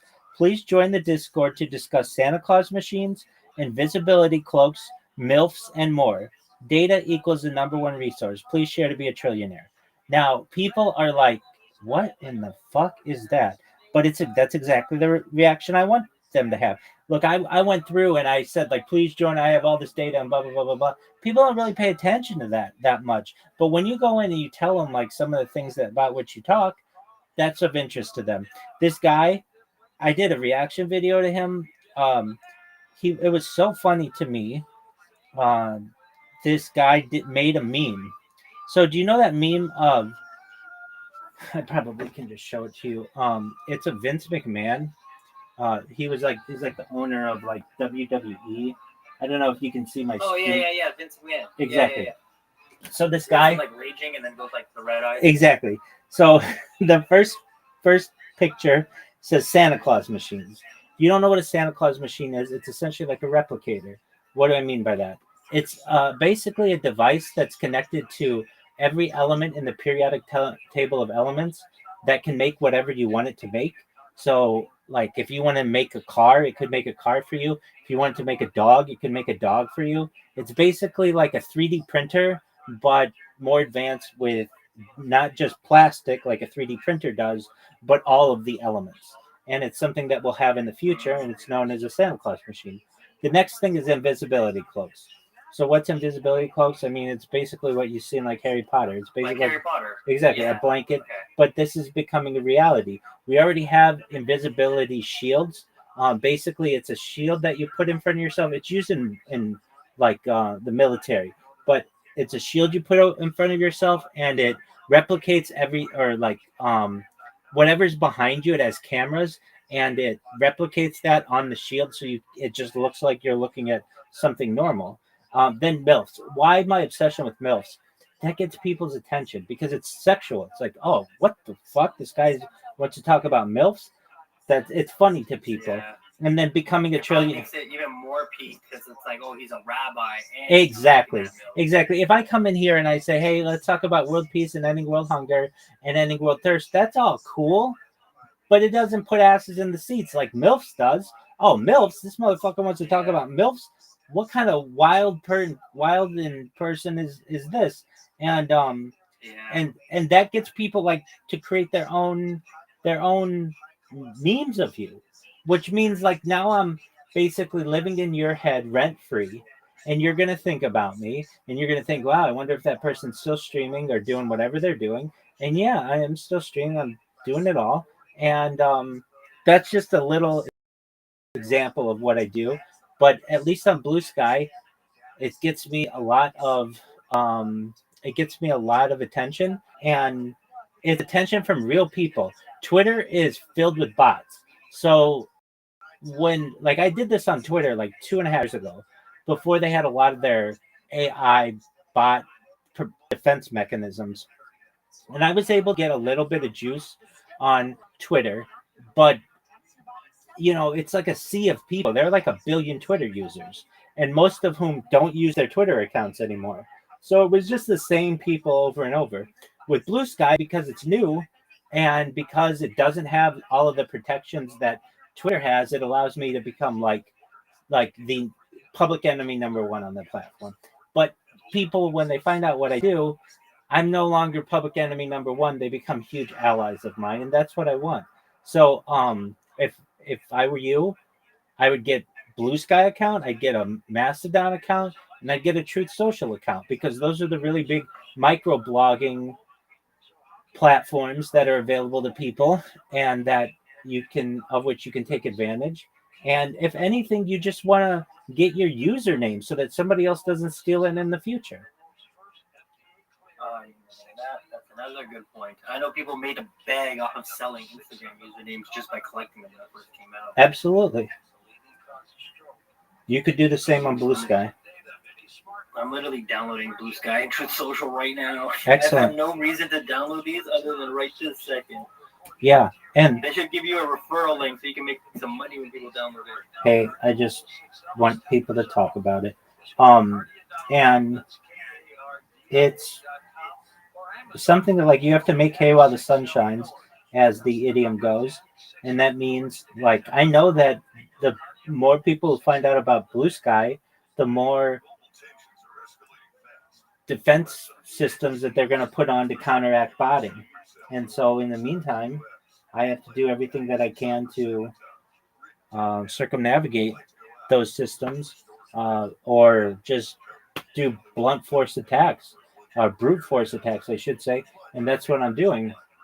So I have, you can't see right now, but even as I talk with you guys, I've got like handheld devices here that I have, and all I have to do is press buttons to do captchas, and then they create the accounts for me. And then these accounts are basically populated into these 3 computers, and those 3 computers, as you see, do mentions. They will do likes, they'll do reposts, and they'll do comments. And then if ever any of my accounts get banned, that's fine. It has a chance to spam 100 times or 200 times or 300 times or sometimes as many as 900 times before they get banned. And then it gets banned, and then it just goes to a new one, and I don't have to do anything. It's all automated. So it's like worth it, even if it does get banned. What it did up until that point, it's genuinely worth it. Exactly. And the thing is, the people get a notification on their phone. They could be, with their children, which is, I don't want to necessarily interrupt family time, but it's their notifications. Or it could be when they're in the car. I don't want to distract them from that. Or it could just be when they're on another app and they're like, a lot of people, they'll take a screenshot of my notification and they'll be like, I got really excited because oh fuck, it's this rabbi again. And they'll just make a post about that. And then that post will get 80 people who like it because they're not alone. That makes sense. And that's basically a billboard for those 80 people for you. Exactly. And then the more and more people come in here, I mean, I get people who say, "Are you even on Blue Sky if you don't know who Rabbi Rothschild is?" And that's exactly right.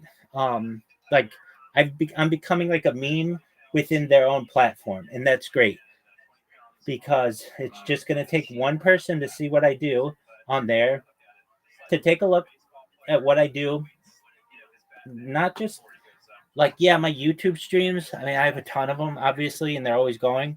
But I have more social media than any other person. So I have over 100 YouTube accounts, over 200 Instagram accounts. Of those 200 Instagram accounts, the far majority have huge amounts of content.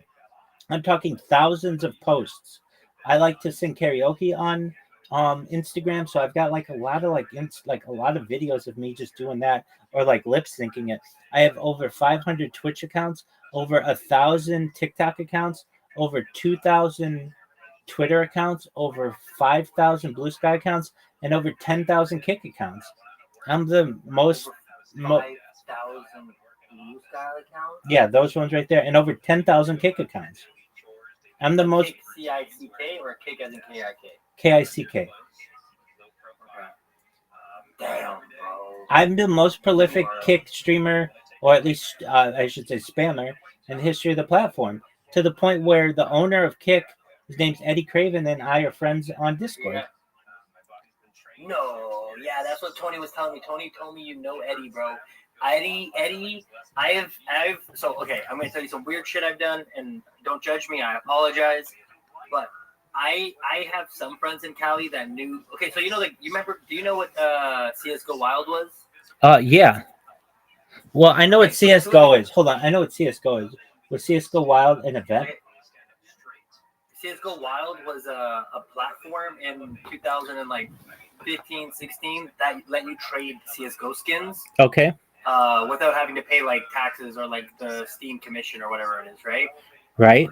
So those guys that did that were some of my friends in high school, and then they became mega millionaires and then just never talked to anybody ever again. Okay. But they were some of my friends in high school, and through that, well, they know Eddie, Trainwreck, and all them. I'm originally from Canada. I live in the States now, so I knew all of those guys, and through them, I found a way to get a hold of Eddie's number. Well, not number, email, through like a friend of a friend, and then I spammed Eddie a million emails being like, yo, I know you could put me on in a snap of a finger just by changing your algorithm to benefit me a little bit.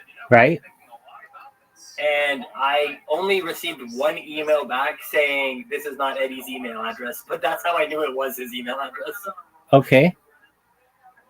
And that's it. Yeah, that's the only thing I know about Eddie. Eddie's a gem though. He's hilarious.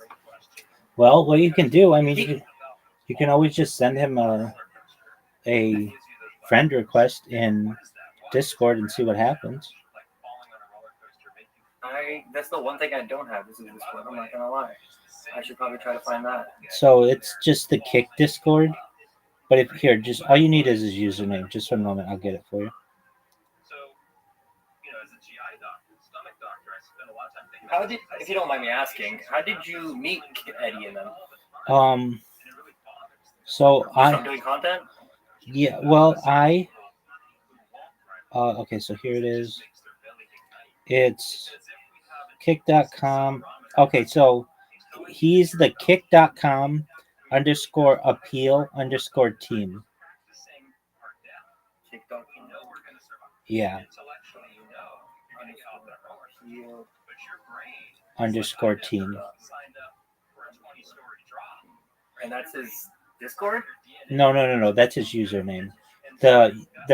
His Discord is kick.com, or it's just kick. So it's discord.gg/kick. And you can go in there and find kick.com _appeal_team, and that's Eddie.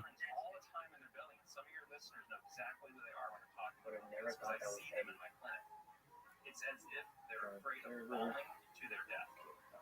That's in essence what anxiety is. It's neurovisceral falling. So you asked how I learned about him.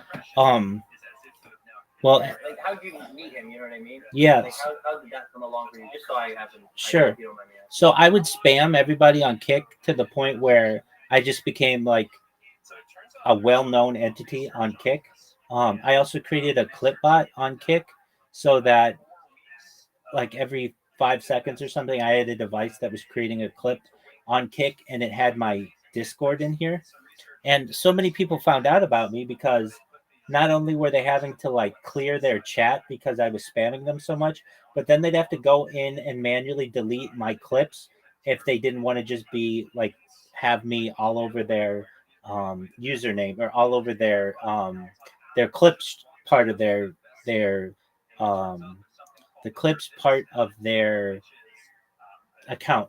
So like if you would ever go to Amaranth um, or Aiden Ross or anybody, I would just dominate. Like I would just have like devices on there creating clips every 30 seconds. And um, people would just find out that I was a real person. And did some interviews. I don't know. Do you know who Sam Bond is? No, actually, no, I don't. That's okay. Sam Bond's a pretty big Kick streamer, and he got banned for not forever, just for like 2 weeks or something. And he wanted to make a big splash when he returned. So he had his people reach out to me, and they were like, "Hey, we want to do an interview with you." And so I was like, "Okay, great." And we did an interview. It was really great. He was really nice. And then I had somebody else see it, a guy named Ori, Ouri, and he saw what I was doing, and he's like, "Hey, I want to do an." Okay, it's Ori, Ouri, and that's okay. And he was like, "I want to do an interview with you," and so I was like, "Okay, great." And I did an interview with Ori, and one of the things that I was able to do is show Kick some parts of its website that were broken, and we actually had them broadcast live on Kick, and it was part of the sign up process that was broken. And because we were able to show this, it was like we were trying to improve the platform. And then what we did was sent the clips to Kick support, and then like the next day, Eddie friended me on Discord. And do you still talk to him if you don't mind me asking? Like, is he still like yeah, chill like that? Yeah, I don't want to. I mean, basically, like I don't want to go to him like asking him for anything.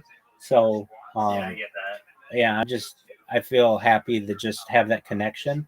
And then Aiden Ross, I didn't know who Aiden Ross was until somebody came into my stream and they're like, they were like, he's really big on Twitch and Kick and all that. And then he came into my YouTube like a year ago, and just we did like a quick interview, not as big as the other ones, but basically we just did an interview, and then I joined his Discord after that. And his Discord used to have a lot more going on in it than it currently does. Yeah, it did. Yeah, so that's when I got my role, when it used to be more poppin'. Like when I first noticed you was on his Discord, because I used to frequent here a lot during like COVID and stuff, and then I kind of just stopped popping up in here as much because at one point they like got rid of all the voice chats and yes, all the they chats did. And everything. That's absolutely right. And I was fortunate that I wasn't kicked out or anything, and so I just figured, you know what, he was nice, and I know that he has like a big following and stuff. I'm gonna just give him a portal into my life through his Discord. I mean, I just had an extra device to be able to do that. And then I get, a lot of really cool people in here from there. But I'm also the number one streamer, not just in his Discord all time, but number one streamer all time in Amaranth's Discord, number one streamer all time in Kai Sanat's Discord, number one streamer all time in iShow Speed's Discord. So I do this in quite a few other. Really? Yep. I didn't know that. I didn't know you were in iShow Speed, Amaranth, and all those. That's actually. Meaning. And they don't have a problem with you just being live on there. Okay. I'm sorry if I'm overstepping by asking that. Yeah, no, that's fine. Kai Sanat, they've been really cool. Amaranth stopped having people do like video in her Discord, though she never said anything to me personally. But I've spoken to her on VC in her Discord. iShow Speed, this was a really complicated one. He had some people in this moderation team who wanted me to stream in there 24/7. He had other people who did not. So basically I got like, I don't know, something like 300 hours in there at some point, and then they would ban me, unban me, and then like change my roles and things on what I could do and what I couldn't do. And I finally got to be able to talk with them, and I said, "What's the deal?" Like, and they're like, "Well, a lot of people think you're just like there were multiple moderators in there who liked what I did, because they said, look, when you're streaming in there, other people go in and jump in the VC. It's like a pool. You don't want to be the first person in the pool, but if there's already somebody in the pool, then other people will jump in the pool or the dance floor. Nobody wants to be the first person on the dance floor, but if there's already somebody there dancing, other people will go on in the dance floor. It's just kind of a human nature kind of thing. So there were a lot of moderators who liked what I did. However, there were some people in his Discord generally who felt that I was just streaming in there to make like an unbreakable record of who had the most VC time or voice chat time or video call time. And that's not what I was doing. I was just doing it because it was a way to be able to network. What you're playing, your plan, yeah. Exactly. Welcome. How are you? Hello, how are you? I'm well. How'd you find out about me? I was just on a server and I saw you, and then I looked at your I joined the server. Excellent. I saw your live stream. Excellent. Well, we're glad that you're here. Do you mind if I tell you about myself? Yeah, tell me. Excellent. I'm Rabbi Rothschild. I stream my life 24 hours a day, 7 days a week, 365 days a year for world peace. I've been doing so for more than 3.5 years, going back to the pandemic. We've seen the death of a queen, the birth of AI, the coronation of a king, and everything in between. If I may ask, have you ever seen, Vic, the movie The Truman Show or the television show Big Brother? No, I don't think I have. Okay. I have actually. That's all right. It's basically the story of someone whose entire life is on camera. That's essentially what I do. I stream my life for world peace. I don't want war anymore. I also talk about some things to help the world, like ending world hunger through the use of technologies such as agricultural drones, floating greenhouses, saltwater greenhouses, hydroponics, vertical farming, cloud seeding. I want to help end world thirst. I'm sponsored by a cryptocurrency, and one of the things that we do is we build wells in developing nations like Nigeria. I'm also an advocate for the Life Straw program, and most importantly, desalination technology, where we pump earth seawater onto land to make it drinkable. What I do is create more data than any person in global history. Currently, I'm live on more than 20 different YouTube streams. And if you didn't know this, The Economist magazine stated in 2018 that data had overtaken petroleum as Earth's #1 resource, and I have more data archived on the internet than any person ever, which may make me an influential person. And if that happens, I'm going to make you, Vic, and all your friends and family very wealthy. I want to be able to give you enough money to create generational wealth, to be able to start charities and philanthropic organizations of your own to help the world. How does that sound to you? That sounds amazing. Excellent. Wow, that was beautiful. Excellent. Very well. So you should know I'm always live if you ever want to connect with me. If I may ask, what are your hobbies, Vic? My hobbies, I actually make clothes and I donate them. And I do a little bit of baking and painting. Excellent. What do you like to bake? Usually simple stuff. I don't really make cakes, but I do make cookies, brownies, cupcakes. I guess cupcakes and cakes are the same thing, but I don't really make cakes, Absolutely. I'm not that much of a professional. I understand. What do you like to paint? I paint flowers, mostly, to be honest, and I paint portraits. Excellent. What kind of flowers do you like to paint? Honestly, I just search up flowers, and that's what I decide to paint. I won't lie.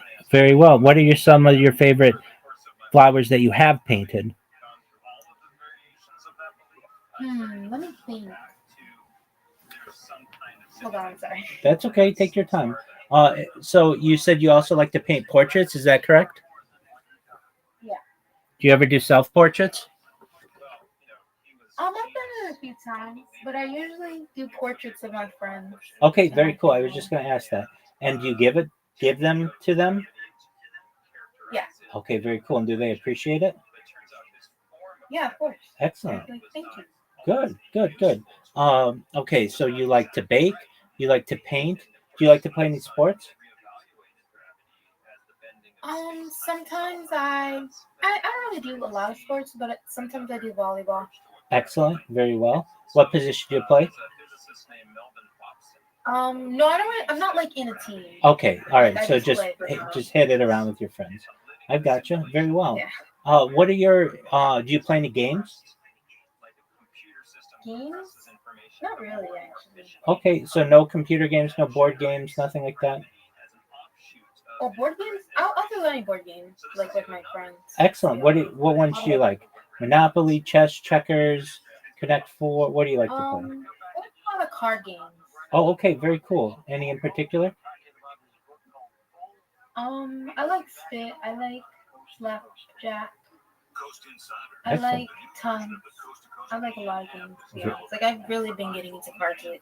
Very cool. Excellent. If I may ask, which Discord did you find me from? Discord? Or- Hold on, let me look at the name. Or isn't that how you found me? Yeah. That's how I found you. In the Discord server. Sure. Was it Eager World, Socialize, Aiden Ross? Yeah, it was socialized. Okay, very well. Excellent. That's a big one.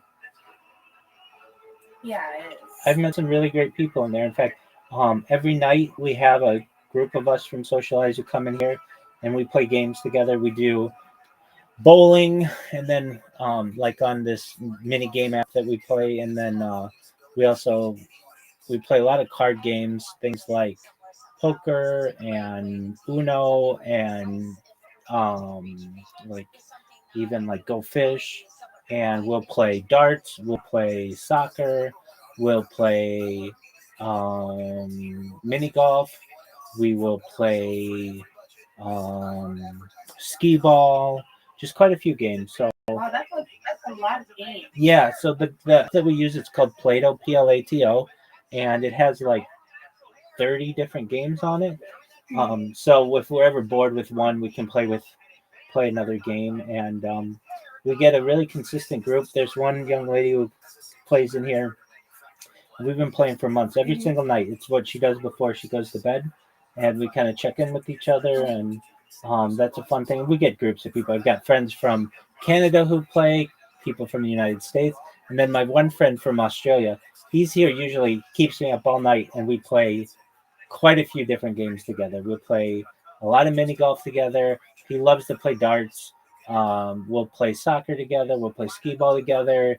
We'll even play like Battleship together and skee ball. And he likes to play archery. And what else do we play? He loves Uno and he loves Go Fish. So if you're ever into games, this is the place to be. Absolutely. But yeah, that's I'll what. definitely Go think ahead. about it if I have like the time. Absolutely. Well, you should know I'm always here. I know I talk about a lot of really good things, but most of all, you should just know if you ever need a friend or you ever need someone positive in your life or an optimistic view or just need hope, I'm here to help you, okay? Okay. Excellent. Thank you. Absolutely. I love that introduction. Absolutely.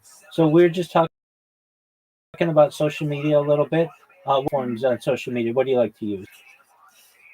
I usually use Instagram, TikTok. I don't think it's like that's really all I use, to be honest. Instagram and TikTok. Absolutely. Well, and Discord. Yeah, and Discord sometimes. Certainly. All right. Well, we were just saying that that's basically what most people use. Welcome. How are you? Okay. Excellent, Star. Star, how'd you find out about me? I saw you on my other server. Oh, okay. Was it Socialize, Eager World, Aiden Ross's, or... Okay, very well. Well, welcome. Apologies to our other friends who are here. Star, do you mind if I tell you about myself? Yeah. Excellent. I'm Rabbi Rothschild. I stream my life 24 hours a day, 7 days a week, 365 days a year for world peace. I've been doing so for more than 3.5 years, going back to the pandemic. Star, have you ever seen the movie The Truman Show or the television show Big Brother? No. That's okay. Essentially, it's like the idea that your whole life is on camera. I've been doing this now to the point where I have more data archived than any person in global history. And what that may mean for you someday in the future. If you didn't know, the Economist magazine stated in 2018 that data had overtaken petroleum as Earth's number one resource. And I have more data archived than any person ever. And I'm going to help you and everybody who's helped me along the way to be able to pay off all your family and friends' debt. I want you to be able to become generationally wealthy and to be able to charities and philanthropic organizations of your own to be able to help the world. How does that sound? That sounds amazing, actually. Excellent. Start. Let's say I gave you $1 billion right now. What kind of charity would you start? Charity? Yeah, what kind of charity would you start or philanthropic organization? Like, how would you want to help the world? I want to help the world with the kids who are, unable to pay for their own medical bills. Like I've been through the hospital, I have like a lot of money, and financially my family isn't that well off. So I want to like help, especially those who have like those what is it called? Like cancer and other like diseases. Absolutely. That's a beautiful dream. And I look forward to being able to help you to make that dream a reality. That's wonderful. How about you, Vic? If we gave you $1 billion to start a charity, what kind of charity would you start? So you know how I was saying how I make clothes and I already donate them. I Yes. feel like I was trying to make it bigger and try to hire more people who make clothes themselves so that we can all donate people in need for clothes. Beautiful. That's a wonderful aspiration. Um, Thank you. Brinks, are you there? Brinks. It's okay. So you should know that I'm always available here. I was just telling Vic that if you ever need anything, I'm here to be a positive person in your life, to give people hope, and to just have an optimistic view on the world. And like I said, I've been live 24/7 more than 3.5 years. So if you ever need anybody to be a friend, I'm here for you. Okay, Star? Excellent. Star, do you have any hobbies? I like to read Okay, what kind of books do you like to read? romance. That's amazing. No, that's great. I actually, so I'm just checking everybody. Is everybody here?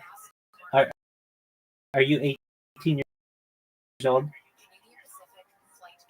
Yep. 50 Shades of Grey? 50 Shades of Grey? Yeah. Have you read it? No, I haven't. Oh, okay, well, it's like a romance novel, basically. That I've read in here, at least on audiobook, like this one, like a couple years ago. Can you tell us about it? Oh, absolutely. So it's a story of a woman. She's just out of college, and this takes place in like around Seattle, Washington. And she meets a man who's very wealthy, and that's Mr. Gray, and he is able to make her every fantasy come true. Meaning, like they're able to fly in helicopters and travel the world. And then there's this deeper part of them that he's able to explore with her, which is the world of like BDSM kind of lifestyle, which she wasn't used to, but she really likes. And so there's a lot of like rope play and like candle wax and all kinds of like things that people do. And then they basically like become a couple, and he introduces her to his mother, and they just live this like really affluent life together. And then there's 50 shades. So there's 50 Shades of Grey. There's 50 Shades. The second one, escaping me what it's called. And then there's 50 Like Shades 50 Shades Darker or Darker. something. Yes. Oh, thank you. Exactly, Drinks. I got you. There's thank you. I appreciate it. There's 50 Shades Darker, which is a little more on that, and then there's 50 Shades Free, where she becomes a little bit more independent. But if you remember these books, they were very popular, and they made movies in of them. And I didn't really have any interest in them, but I knew women really liked them, so I bought them on Amazon on like Audible, and I just played them over and over and over in the background. And this was years ago, so I don't remember them all that well. But basically, women really like these books. So if you're into romance novels and that kind of fantasy life, I highly recommend it because it's a really good trilogy. Yeah, especially I would say if you aren't familiar with like that whole BDSM lifestyle, um, it makes it more tolerable. I would say like it's not just like whipping people and chaining people up. No, it shows that there's like a quite a bit of a love aspect of it that many people might not have seen. So I let's see here. What else did I like to play content. So because I stream my life all the time, I'll play audiobooks. I also play podcasts all the time. So actually over here, I'll straighten this one out. But basically you see that I have a podcast going on here. It is the guy's name's Daniel Jones podcast, and I like to watch the Joe Rogan podcast. I like to watch Kill Tony, if you know what that is. So I always have content going. And then also in the background here, I have the radio going on to KFI, which is Los Angeles radio, that basically creates a time capsule of all the events that are happening in the world. And I've always got them going, and basically it's like a timeline of society. So you can go back on any of my streams to any given day and know not only what I was doing, but exactly what was going on in the world. And so if you have any... It's like 4D streaming. It's like streaming in a 4D version, but with like a timeline connected to it. That's absolutely right. It's honestly genius. Well, thank you. I appreciate that. So, Star, you were... Thank you. Well, Star, you were saying that you enjoy romantic novels. What romance novels do you like, if you want to share? Who? Star. Me? Yeah, Star, you were the one who said that you like romance novels. You like to read, right? Yes. Okay, do you want to share any of the books that you... They don't have to be romance novels, but what are your favorite books? I've read the Twisted Love series. Absolutely. How is that? It's good. I haven't finished all of the 4 books, though. Okay. You recommend them? Sure. Like, that doesn't sound very confident. Different preferences. So it's like Give us your preference. Oh, let's not. If they have like the same exact personality as you, same interests, would you recommend it? Yes. Okay. Very well. Have you read like some of the OG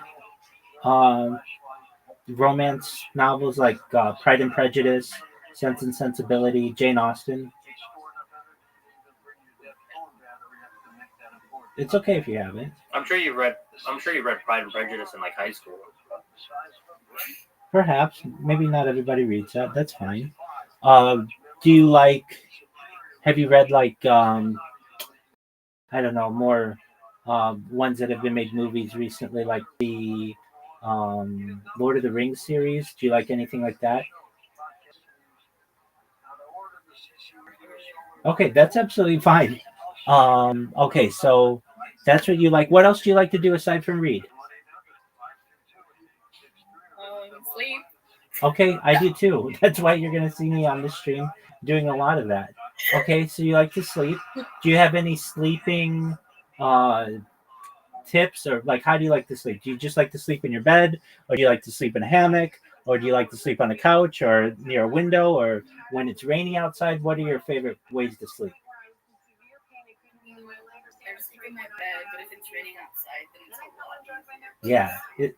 Yeah. So I sometimes have like white noise or like just like sound effects going when I really want to get a deep sleep. I love it. I love the sound of a storm going on outside. So I'm with you on that one. All right. Do you So sleep? do I. Excellent. Have you guys ever taken a nap in like a sunroom when it's raining? When Oh, it's like yeah. all glass and it's raining? Yeah, that's amazing. Definitely amazing. Yeah, I love doing that. Okay, do you like to sleep during storms? Yeah. Yeah, Sure do. same here. Excellent. Do you ever listen to audio that's like that, or you have to have the real thing? You have to have the real thing. Okay, that's fine. Do you, when you go to sleep, do you have to like? Do you want it to be silent, or do you want to be listening to something? It really depends, like, because I could do either. Okay, I can tell you, I very much prefer to sleep with something going on to distract me when I'm going to bed. So if you ever come in here and see me and I'm listening to like a history podcast or a comedy podcast, that's why I like to have my mind doing something as I fall asleep. In fact, I can fall asleep in like 5 minutes listening to like a history podcast. When if I don't have that and it's just dead silent, it could take me hours. I don't know why. It doesn't always. The exact same way. Yeah, it doesn't always. It's not always that way, but I like to learn and I like to keep my mind going. And even as I go drift off into sleepy land, I like that. Okay, so Star likes to read. Star likes to sleep. Does Star like movies? Yeah, I like movies. Excellent. I love movies. Excellent. Okay. Oh, Vic loves movies. So What movies do you like, Vic? we'll ask Vic exactly what kind of movies do you like. Honestly, I watch anything, to be honest. I just go on Netflix and I just watch anything. Okay, very cool. What's the last movie that you saw that you would recommend to us? The last movie? Yeah, or documentary. That's okay. How about you, Star? What kind of movies do you like? What's the last good movie you saw? I like anything.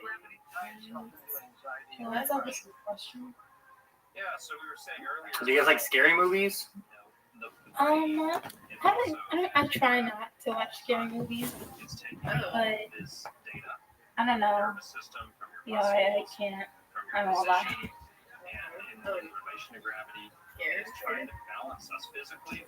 What kind of scary movies do you like, Brinks?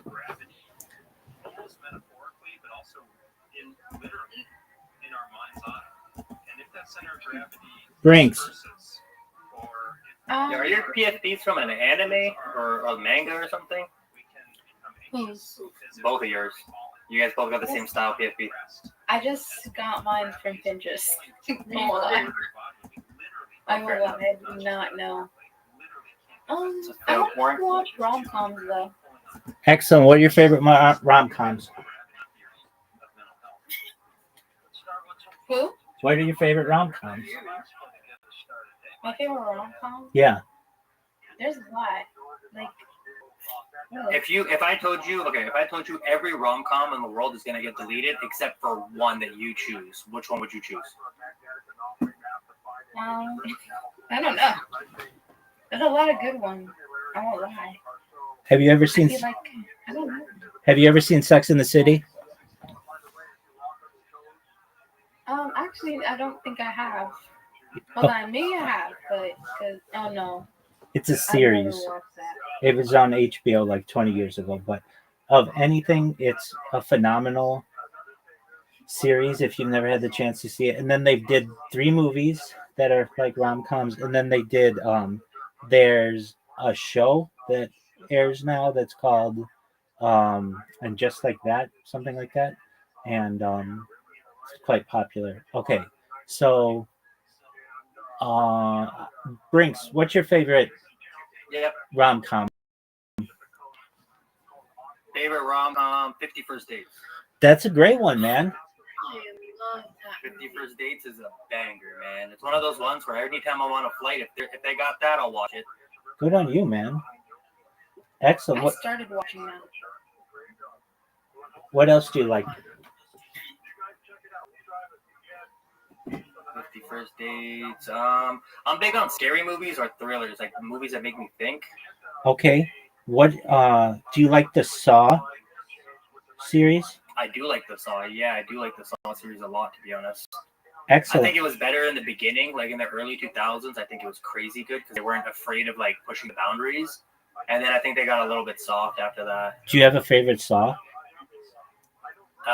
Saw 2, where that guy cuts off his foot just to find out he didn't have to do it. Word Dog, that's a great one. I love Saw 2.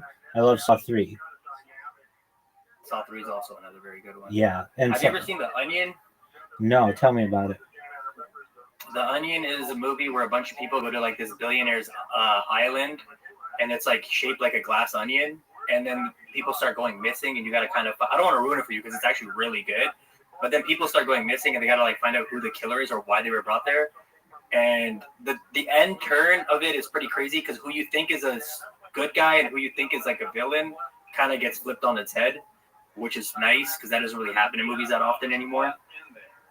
You're kind of going through watching the movie thinking, oh, this guy's a good guy, I like this guy, and then at the end of it, you find out he's like the worst one in the situation. Very well. That reminds me of a short story called The Most Dangerous Game. Have you ever heard of this short story? No, I haven't. Okay, so it's the idea of a man who gets shipwrecked, and he makes it on this island. And as he goes on the island, he can't find anybody, but eventually makes his way to this really large mansion, and basically finds out that the man who lives on the island likes to hunt, but he doesn't like to hunt animals. He likes to hunt people. And it's like this. Very similar premise. Exactly. Yeah, I was gonna say this is a trope that has been in movies and television since, for a long time, but it really gets back to this very famous short story, The Most Dangerous Game. And there was a Gilligan's Island like this, but basically, like, I don't want to ruin it either, but it's very much a psychological idea of what's going on, and the idea is that the most dangerous game is not game necessarily as we would normally see it. It's humans. Humans are the most dangerous game. So that's really a psychological one that I like. All right. How about TV? What do you think about that game? You think people actually play that IRL? Yeah, I do. I do too. I believe that. I genuinely do. Like, in my heart of hearts, I do think it's like a real game. I think the trope came from somewhere. You know what I mean? Yeah, definitely. What up, Zoot? Zoot's my friend from Australia who I was telling you guys about. How you living, Zoot? What's up, Zoot? Hi, Zoot. Hi, Zoot. What's good, my friend? I'm gonna go. Okay, Zoot. Come back when you have more time. Bye, Zoot. What are we doing?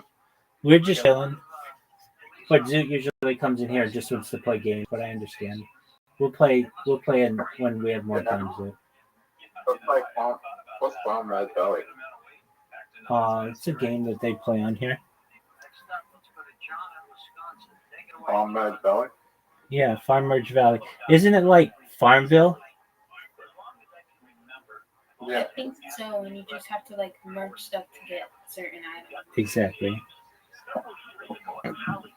Hey, Zoot, what are your favorite movies?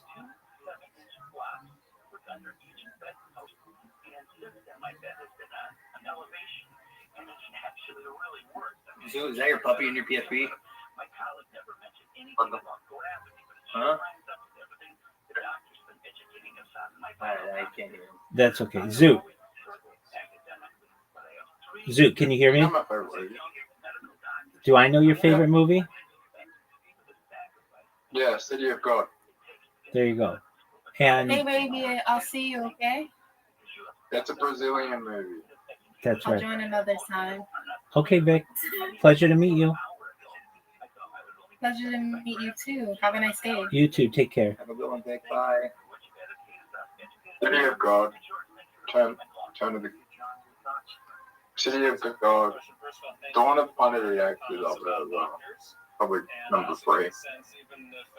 What's the most recent movie that you've seen that was your favorite?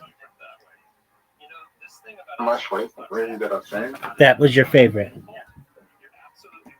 It's not my favorite, but it's a good movie. I still bring it back, which is Maybe Where I Live in that place, South Australia. Okay.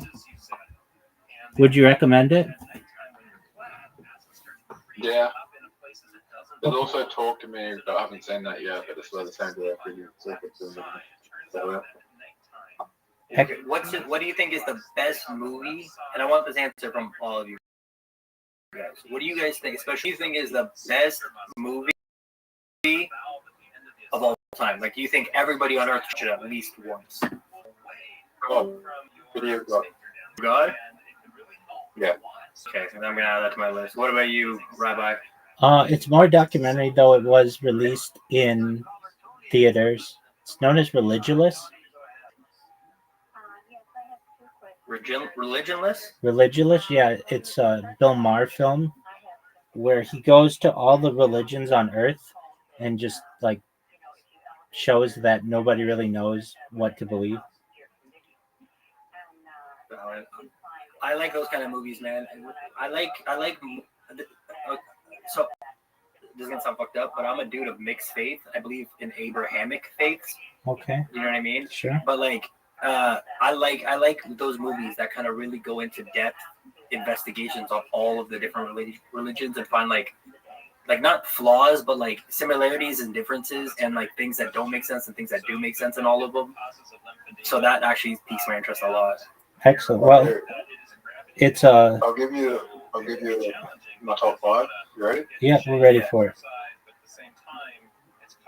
Top 5: 1, City of God; 2, Prisoners; 3, Dawn of the Planet of the Apes; 4, The Dark Knight; 5, I put Lord of the Rings: Return of the King, but like all of them. But like I actually think Fellowship of the Rings is the best one. But the Lord of the Rings ties everything up, and it's probably like as a film, it's a better made. Like from a visual setting, it's a better film. Like the Fellowship is a better maybe plot-wise. I've always wanted to get into the Lord of the Rings saga, but I've never been able to get into it. I've always wanted to, though. I feel like it just takes a lot of time to actually like get into like the base plot line. Does that make any sense? Totally. Like to understand the story. Totally. They do shortened versions of it that speed up the films. Like if you want to watch the films right now, it's like 12 hours or something. It's a lot of time. But there are people who have done edits that take out all the walking and it makes it like 4 hours. And it's like much more digestible. Yeah, I'm probably gonna have to check out those kind of shorter edits to kind of get into it. But Lord of the Rings is a really good movie. I think there's like a lot of like sub meaning in Lord of the Rings. Like they're telling a lot of nuanced stories without actually telling them. I'm in agreement with you. Oh, Zoot left. Yeah, that's what he does. What happened to Tony Montana? Randomly left. Yeah, that's fine. What happened to Tony Montana? Tony, I think he muted, but he's still here. Yeah, I see. Did you download Blue Sky yet? Yeah, I downloaded Blue Sky. Okay, go create an account.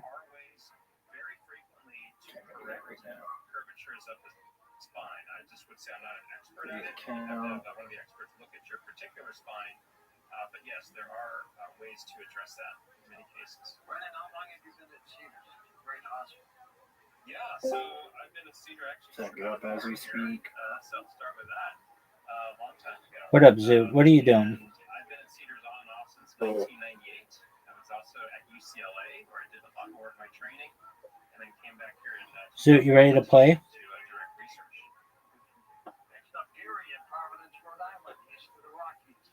Zoot, are you ready to play?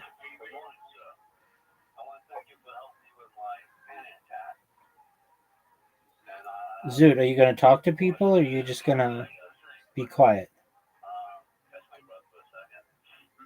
Boom, I just made my first account on Blue Sky. There you go, big dog. You gonna watch all that? What'd you say, Zoot?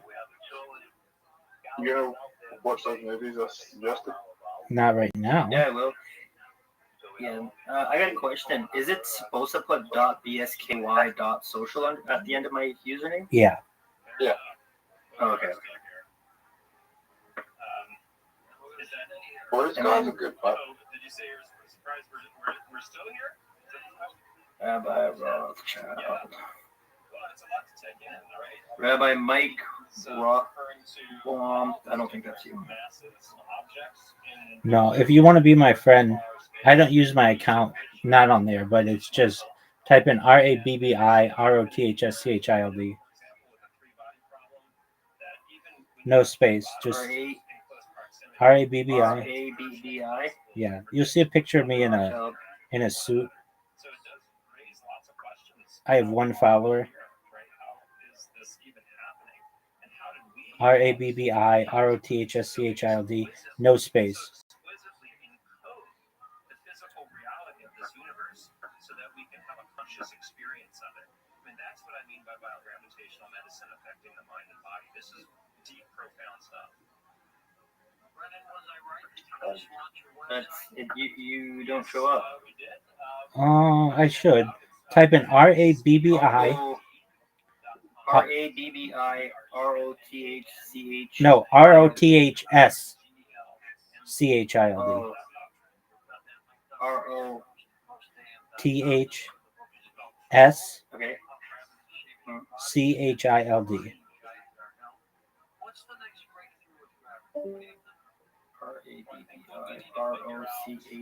No, T. No. RABBI. And then ROTHS, like Roths. And then child. There you are in the suit too. There you go. I got you. I just followed you, bro. Excellent. I see it. So if you want to see what I do, just type in. I mean, you could see like my recent stuff. If you just type in Rabbi Rothschild in with Rabbi space Rothschild, and then just look at the top replies. Yeah, I see that. My favorite spam is Rabbi Rothschild flavor. That's so cute. That's so funny. Yeah, I see a whole bunch. So that's what my bots do. Hold on. Is Uncle Rico Dynamite one of your bots? No. Because this guy tweets about you a lot. Yeah, he does. Yeah, this guy is like your number one fan. Every other tweet has to do with you. Yeah. Okay, make sure you spelled it right, though. There are people who spell it different ways, but I mean, the way that it's spelled is okay. You have the word rabbi, RABBI, then space, Yep. And then ROTHSCHILD. The first thing should say, if I get one more of those fucking Rabbi Rothschild bots on my replies, do you see what that person from Benicula? Yeah, I saw that. Okay, yeah. then you get Julia. And then I seen someone screen tagging your username, the pussy eating until my tongue is raw and my Exactly. mouth is not dry. Exactly. So do you see how this works? That like they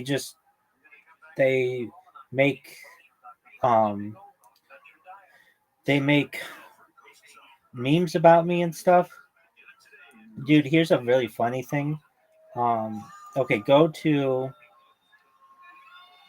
let's see, how would I find this? Okay. EMU space HP. EMU space HP. Yeah, EM is in Mary, U space H is in horse, P is in Paul. HP, EMU, HP, yep, I seen it. Okay, click. Let's see. Oh, this lady, she reposted it. Okay, do you see where it has Santa Claus machines, invisibility cloaks, MILFs, Become a Trillionaire? Yeah. Okay, click on it, and then you'll see Sex Pimp 6969. You'll see my reaction to it. He made me laugh so hard. Do you see where I wrote, Colin, you are so funny? Here's a reaction video I have from reading your meme. No, I haven't seen that one yet. No, I searched the EMU HP. Okay, I've seen the chick. click on her name. Okay. And then scroll down. She reposted something from Colin WMD that says Santa Claus machines. Santa Claus machine, invisibly cloaks, MILFs, become a trillionaire. Yeah, Yep. click that. And then below you'll see. Colin, you're so funny. Here's, yeah. Yeah, I see it. Okay, watch that video. It's like 60 seconds. You laughing your ass off. Exactly.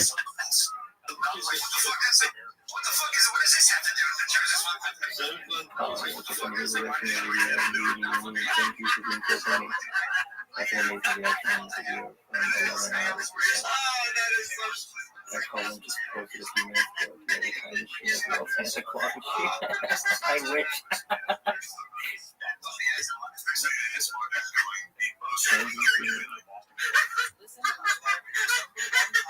That's hilarious. And is Sex Pimp one of your body counts? Yeah. Watch the video though. I did. I watched the video of you laughing.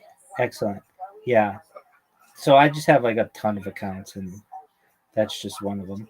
Anyway, but yeah, I just have bots that promote me. So with enough, I mean, you see, like a lot of people know who I am, and with enough time, this is gonna go viral.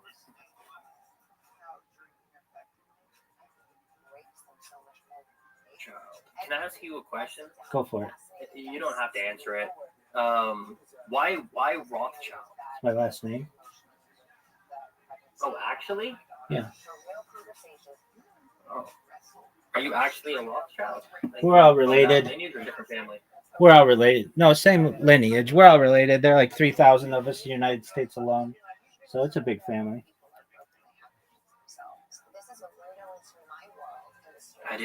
I wouldn't have thought you were actually a Rothschild. That's crazy. I feel this is gonna sound fucking like I'm glazing. I apologize for my language, but it's pretty cool to talk to you, dude. Well, very well. I like to think in the future that the banking arm of the family will want to be associated with the live streaming end of the family because data is Earth's number one resource. So you guys don't have contact with like the banking side? Like I don't have anything against Rothschilds personally. I'm not gonna lie, because it makes sense. You send your 4 sons to different parts of the world to 5. Start a banking enterprise, and make perfect sense. Yeah. I mean, it'd be like I could ask my mom to contact her relatives or whatever, or my, but like at this point, I'm doing my thing on my own. But if like the next time we have a family reunion, so to speak, I could go. I just choose not to. Fair enough. That's a valid point. Someone just literally, as we speak, 34 seconds ago, tweeted or posted, "Put Rabbi Rothschild in a Final Destination film now." There you go. Isn't that something? Yeah, this guy's in Cuba tweeting that. So you got people in Cuba thinking about you. That's amazing. You're absolutely right. Good job. Good eye. Yeah, great Felix. And then he posted a follow-up tweet. He didn't tag like say your name in it, but it's still about you. Is he still going? I haven't checked. Talking about your life. Oh yeah, fuck yeah, he's still going, baby. I'm gonna make my first tweet saying fuck yeah, he's still going. Excellent.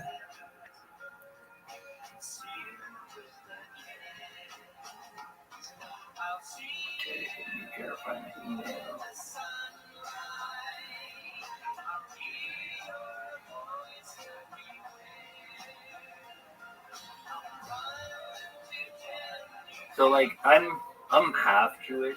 My dad's side of the family, well, my mom and my dad's side of the family, they have. I'm Kurdish. I don't know if you've ever heard of that. Sure. But we have like Jewish people in our culture, and so there's like you know how you family lore, you have family lore, and you're not really sure if it's true or not. You know what I'm trying to say? Sure. It's like this family lore of all these like famous people and entrepreneurs and all these people and like the family lore and stuff like that. But like we got like disconnected from them from like a long time ago, and that's why it's kind of cool to hear that like you still have connections to all those people. Yeah. Now, one thing, there is no half Jewish. You're either 100% Jewish or you're not Jewish. So, you said your mother's Jewish somehow, or your father's Jewish. How does this work? So my mother's mom is Jewish, and then my father's mom is Jewish. Okay, so that's Jewish. So that makes me. I know some like I had friends in school that would just tell me that just makes you Jewish. Yeah. But because it's like your mom's side, right? Yeah. I just say half Jewish because most normies understand that more. Yeah, but that doesn't make sense to real Jewish people. So, what you'd want to do is seek out your local Orthodox rabbi wherever you are, and make them aware of this. You don't think they'll think I'm weird? Nope, it's very common. You might have to do. You might have to do. You might have to. You might have to do some research into what would be known as a ketubah or a marriage certificate, or perhaps a Jewish cemetery. But we'll be able to do the research and link you up if needed. That's actually dope. I'm actually gonna probably. I've always been not scared, but like not even ashamed either. It's just one of those like I don't know. Like I'm kind of like I don't know who to talk to about it. Your local like, Orthodox. How to rekindle those connections. You know what I mean? I'm telling you right now, your local Orthodox rabbi. So wherever you live, just look up the local Orthodox rabbi and say what you just said to me, that my mother's mother is Jewish, which makes my mother Jewish, which makes me Jewish.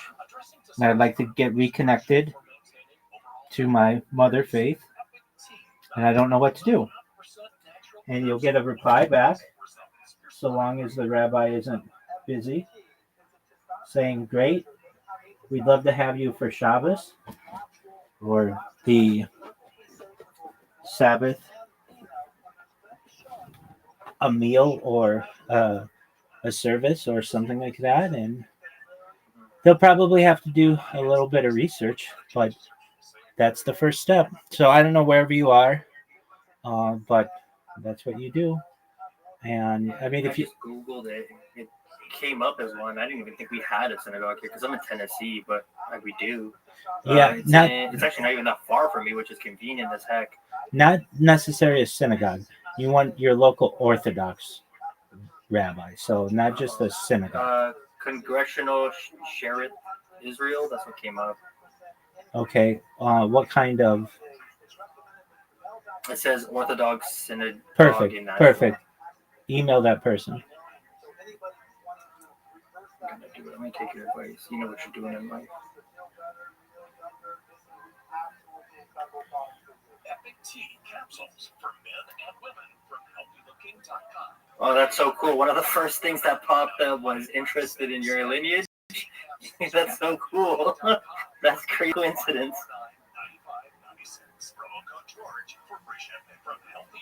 That's actually cool. Scammers are tricking Americans with fake passport application and renewal websites. Those who are getting a passport, then you're having their information stolen. It's important to remember that there's only one official government site for applying for passports. If you accidentally go to what is Shomer Shabbat? Yeah, sure. Shomer Shabbos. It technically means guard. Shomer means guard. Shabbat is Sabbath, so guardian of the Sabbath, basically. It means that you don't drive from sundown on Friday night to sundown on Saturday, plus a little bit. It means that you don't use like public transportation. It means that you walk to shul or synagogue. It means that you light candles for Shabbat, so at sundown. Generally, that you don't use combustion. You don't violate any of the what we call the 39 melachot, So those would be things like applying creams. There are quite a few. There are 39 of them, but basically things like applying creams, finishing things, um, uh, things like doing any kind of like harvesting, things like tying knots, things like that. But your local Orthodox rabbi will be able to discuss what the community standards are, because every community differs. But generally, it just means that you respect Shabbos, and when I say Shabbat, that's the Sephardic way of saying it. Shabbos is the Ashkenazi way of saying it. But basically, it just is what we do generally from sundown on Friday night to sundown on Saturday. And what will that consist of? There is their So I service. know what kind of Jew I am because I know that from my dad. My dad told me it's like starts with an M. I always say it wrong. Mizrahi. Yeah. Yep. So yeah, that's the one. Yep, that means Eastern, and so chances are the one you're looking at Tennessee is not either. It's not. Yeah, because it's just not a huge population outside of like Persian countries, or what was previously the Persian Empire. But that does. There aren't many Mizrahi Jews, not only in Israel but in the diaspora, and but it isn't like so. Usually, those types of Jews are more like a Sephardic kind of a Jew, but you can learn both in both Ashkenazi and Sephardic, and it depends on what the standards of that community are. But chances are it'll be like, hey, come for Shabbat dinner, and they'll understand that you're going to probably drive there because you don't live within the community, but you just don't talk about it, and there may be an opportunity for you to attend service that are all in Hebrew, or generally there's some Aramaic, but and it's quite boring to someone who isn't is to whom it's new, but you'll find that it's beautiful. And then there are services on Friday night, and then there are services on Saturday morning, and then usually there's something called a kiddush, which is like a lunch on Saturday morning, afternoon, kind of around 1 o'clock, and then you basically take a really long Shabbat nap or relax, or some people play games like board games. But big thing is that we don't use combustion, so we don't like light candles, drive, and that kind of stuff. And then once it's sundown, there's another ceremony that we have known as Havdalah, where we essentially welcome the week. We close Shabbat, we welcome the week, and then it's a new week. So the whole Shabbat time isn't exactly 24 hours. It's closer to as celebrated 25 hours, because we want to make sure that we celebrate the entire 24 hours. But yeah, if you're interested, I would recommend contacting your local Orthodox rabbi. Write them an email, make them aware of your lineage, and that you don't have a lot of information on it, but you'd like to perhaps learn more about what it is to be an Orthodox Jew. Now, it's not easy, and it, gonna, if you really, in it can take up a lot of your day, meaning there's an expectation if you want to be Orthodox that you attend services every single day. Now, like, do I? No, because I'm doing this live stream thing and I'm unable to. But before I was live streaming my life, I was at synagogue every single day before work. And so that means the laying of tefillin, that's the little boxes we wear. That's what I have right here. Now, do I still lay tefillin every day? Absolutely. So I still say my morning prayers every morning. But, the rabbi there will make you aware of the the ways of your community, and Like the procedures and stuff. yeah, I mean, but the first thing it would be you probably attending a dinner on Friday night, and they're really nice and they're really fun, and you'll be able to meet the rabbi. Though even probably before then, he might want to have coffee with you or something like that. But if you're interested, there you go. That's actually smart. I'm actually gonna do that. There you go. I'm gonna do it. It's worth it. It's like half of my life that I've never really kind of experienced. Or like half of who I am, should I say. There you go. Are you actually a rabbi, if you don't mind me asking, or is that just like? Yes, so it means no, it means teacher. I made smicha, which is rabbinical ordination during the pandemic, and there are some rabbis who want to focus on kashrut, which is like kosher living. There are some who want to focus on a community, be a congressional rabbi. There are some who want to essentially be theologians, or some who want to focus on halakha, which is Jewish law. And I wanted to do my own, which is basically live stream my life. And let's say it comes to fruition that this blows up, it'll be the biggest event in the history of human, let alone just in the history of Judaism. So I know it's a big risk. But if I were not doing this right now, I'd probably be focusing on kosher living. That's one of my passions. And what would that mean? It means like ensuring that food is kosher, that certain hashgacha is, which are like kosher certification organizations, maintain their standards. That's something that was always really interesting to me. But yeah, so even being a rabbi is something that is potentially available to you.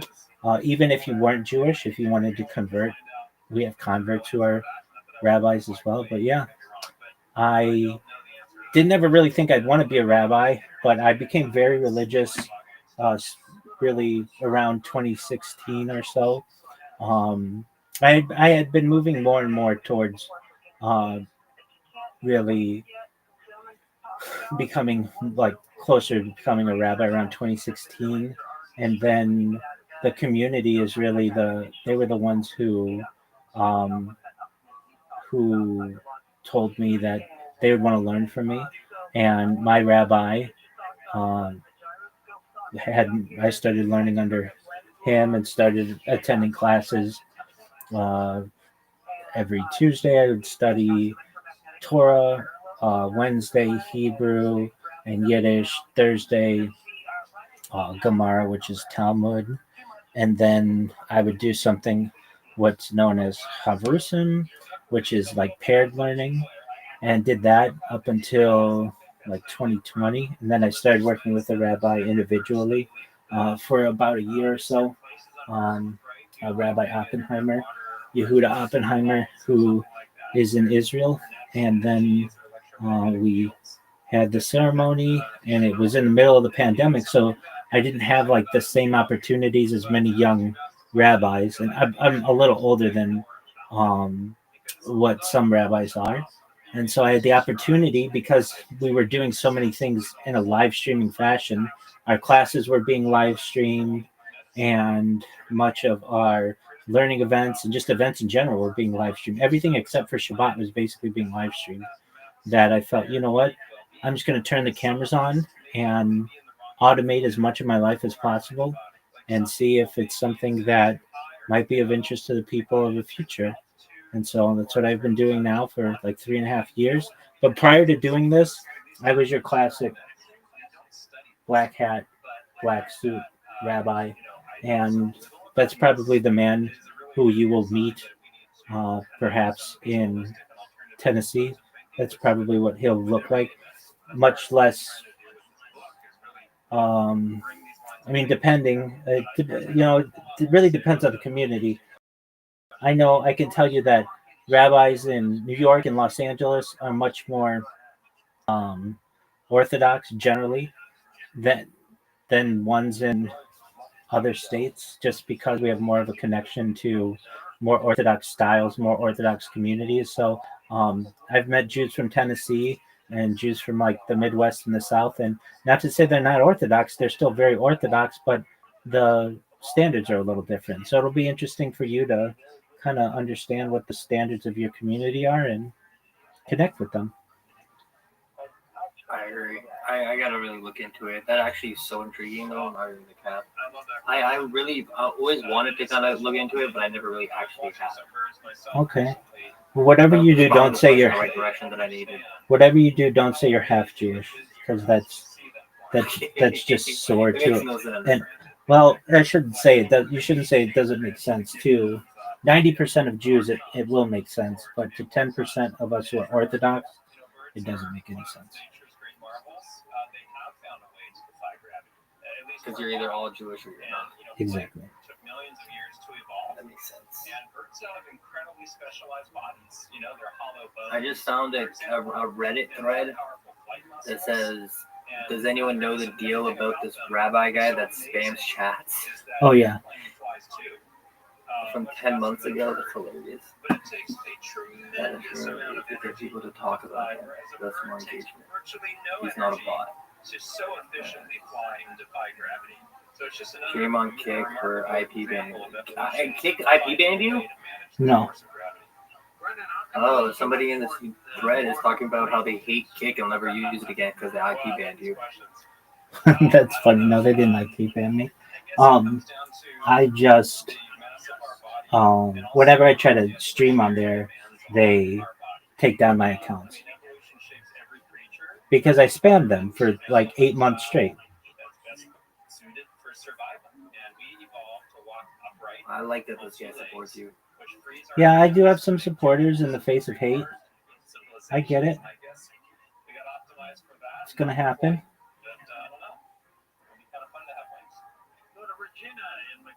Some Kick members told me he's the boogeyman and wants everyone to say his name or talk about him. Because the boogeyman is the funniest thing because you're so nice. Thank you. Yeah, I mean, people say anything they want about me, and unless they actually come in here and meet with me, they'll say anything. So I mean, I can't defend myself. I can't defend myself to the internet. I mean, it's just the internet. You know how it is. So the only thing I can do is when people come in here is explain to them what I do, and generally, overwhelmingly, what they think of me is very positive. But if you've never met me, then I get people who think all kinds of things, and I can't change their opinions unless they want to come in here and learn about what I do. I agree. There's no point in trying to like control what people think. Exactly. All right, I'll be right back. I'm going to use the restroom. Phenomenon in 2006 as a way to better understand his own personal experiences. He has since collected a wealth of first-hand accounts in which owls manifest in highly charged moments that surround alien content. Mike has uncovered a mysterious connection between owls, synchronicities, and UFO abductions. By looking at these elusive and often ignored aspects of abduction lore, something truly mystical seems to be revealing itself and points to a deeper reality at play in these mysteries.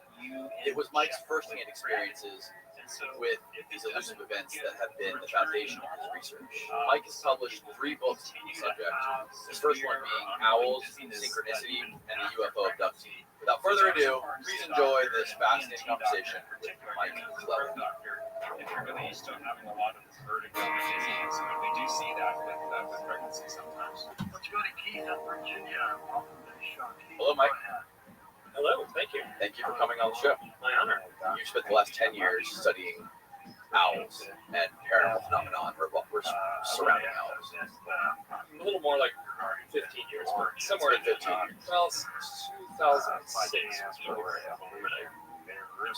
I started studying. I got really active around 2008. Why owls? Okay, so that's the like premise of that's the mystery basically why owls. In the mythology of owls, like the old folklore, the ancient mythology, the wives' tales, that owls seem to. So for ancient man, owls could see. And they, I mean, obviously, ancient man would have seen that, would have recognized that, and the mythologies have built up around it. And not only does the owl see and fly in darkness, the core of the mythologies would be that the owl would fly into the darkness and then return to the light. And that's really consistent across the world's mythologies. So if we update that today, the owl in the mythology can travel to other worlds, can travel to other dimensions, can travel to the dead, can travel to other gods, and past that. She is a legend in Kiltony. Well, you probably missed me talking about your ball sack on Joke World, but you're last time I was in here, I saw his balls. Well, I wasn't in here, I was in LA actually, and I was doing interviews for Joke World, and I've actually seen them a few times now. And I said, if I were you, I would keep them in my pants because my husband is 73 years old and he has better looking balls and the whole deal. My husband looks better.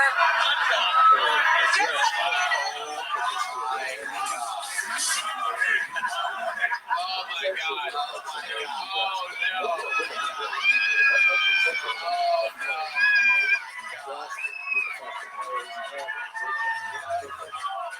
There. Oh, Jesus. My God.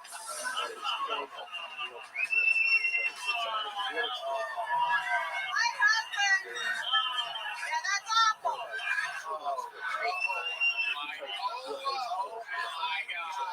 Oh my God.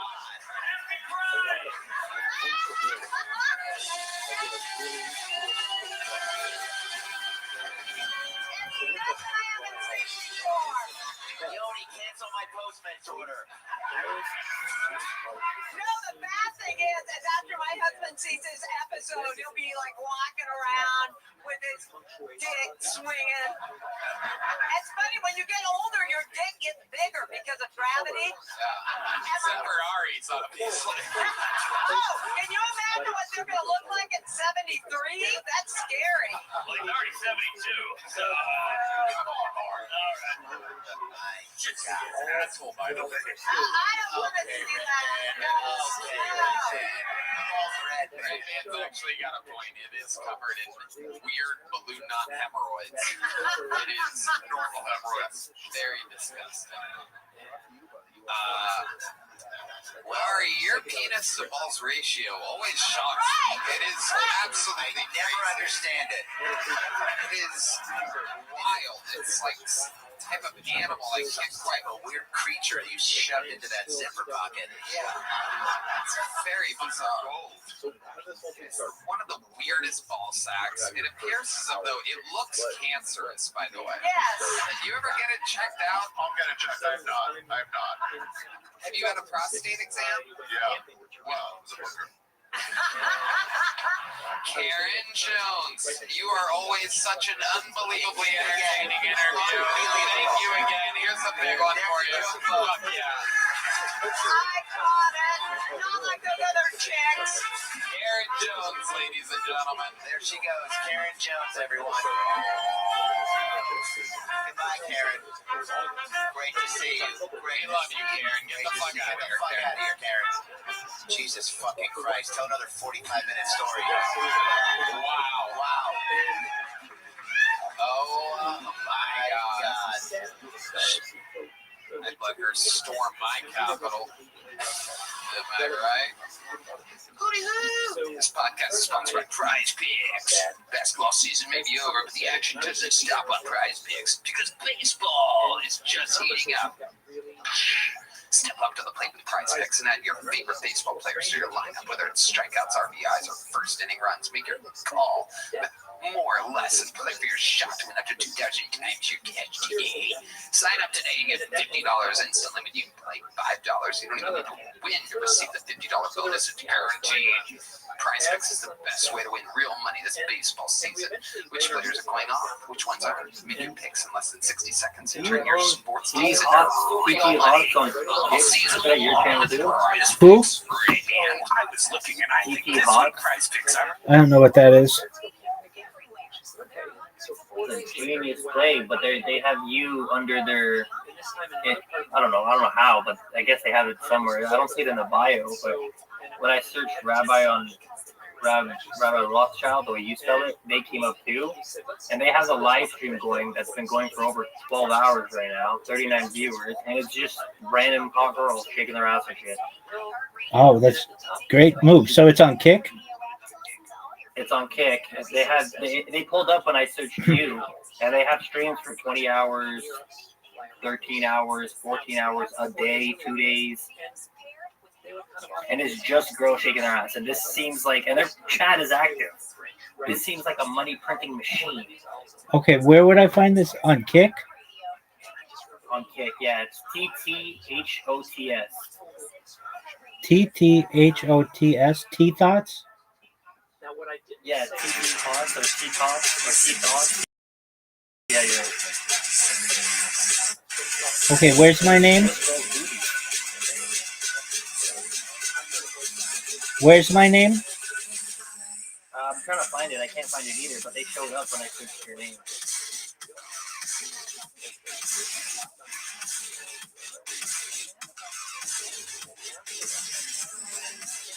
I'm assuming it's in the bio of one of these videos. Because they have a bunch of videos. So I'm assuming in the bio of one of them. Because the algorithm, I mean, not the algorithm, the search engine shows them up. Either way, this has to be a money printing machine. There's no way this doesn't print money. Well, they're not. You would think so, but they're not. They're not making money yet on the Kick partner platform, so I don't know how much money they're making. No. Is it hard to get into the Kick, the platform, like payment platform thing? Yeah.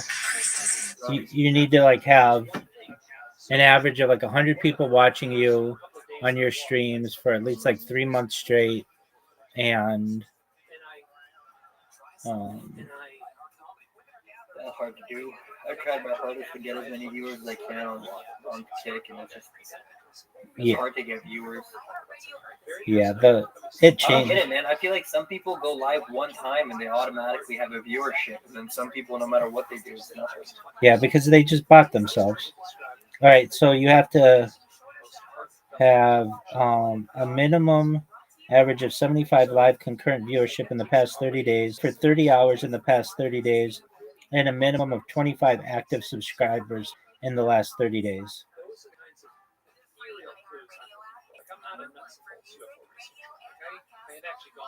Damn, this dude with this guy has you in his bio. Cry, literally just CEO. Do you know who Cry is?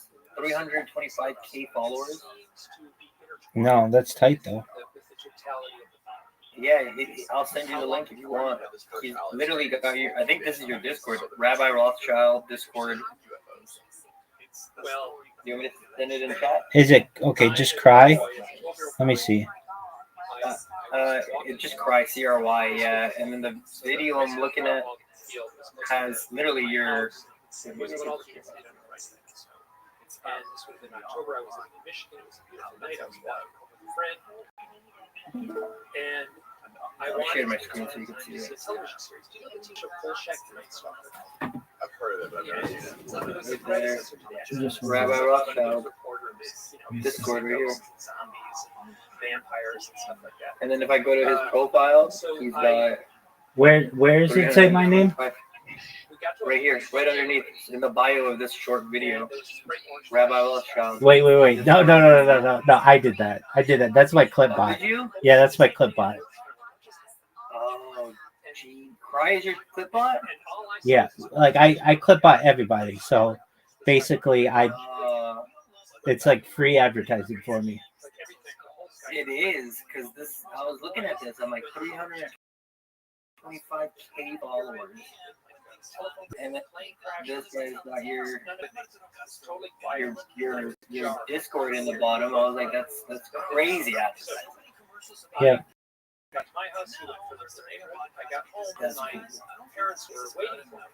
And I walked in the door and I said, they said, why are you up so late? They were angry. I said, late. I said, I'm home at 9:30 to City Town. It starts at 7 o'clock. Do you know Trainwreck? Have you ever talked to him? Trainwrecks TV. So somewhere I lost 2 hours. I have not talked to that person. They know who I am, though. Now, if you've read stuff in UFO literature, that kind of thing is a telltale sign. Lakita Rodriguez, Rabbi Rothschild, Discord. Is this another? Is Lakita Rodriguez another one of your bots? Yeah. I didn't know any, so I was just bummed out. How do I employ your bots? I mean, I'll just teach you how to. I'll teach you how to create your own. This is so cool, bro. I'm so intrigued. I think this is so cool. Yeah, I love that it's like this like rabbit hole that you could just kind of like indulge yourself in for like as long as you really want it. For years, literally years of new content. That's amazing. Bro. You could literally watch just one of my streams for 3.5 years, and I have like 22 different streams go. You could spend your whole life just looking at YouTube. And never get through it. Right. Yeah. Let alone on Twitch and Rumble and all the other ones. So that's one story. Before like Twitch, it's like stream inception. I love that. That's so cool. Word. Like, do they remember like you telling the story prior to the whole owl? You know what I have is I drew a picture of that. So that story. My friend remembers that my mom was angry, my parents were angry, and do you vape? Yeah, it's hard to know. Or do you still vape? Do I still vape? I do, like when I want to, but I quit a little while ago.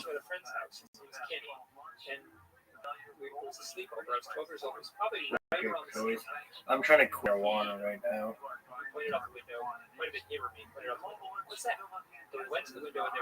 I feel like it got to the point where it's not doing what it did in high school. It's just fogging my brain. There you go. What's your opinion of XQC? I don't really have one. They're fine. They're a streamer. And we watched it for maybe 30 seconds and then just disappeared. Gone. I used to say the lights went out. Even XQC has a clip with your Rabbi Rothschild thing underneath it. Absolutely. Clearly is that it disappeared, vanished. But I was like too embarrassed to say that. Like at the time, I told the place I said the lights just turned out. I drew a picture of that same night, and I contacted the fellow Kenny. He also doesn't remember it. But he said his mother. I got a question. I've heard of small streamers getting deals with Stake to do like that not fake gambling, but where they give you like the in-house coins or whatever. Right. What do you think is the best route to kind of get one of those deals as a smaller streamer? You want to be a Kick streamer. So what you do is you go on Kick and you meet all those requirements that I read of 75 followers and 25 subscribers, and then you do it for enough months and they will give you an offer where you make like $15 an hour to stream. I mean, I have some friends, or like, yeah, I'd say they're friends. They come in here and they're really nice. The reason why I have any doubt about it is we just haven't met in real life.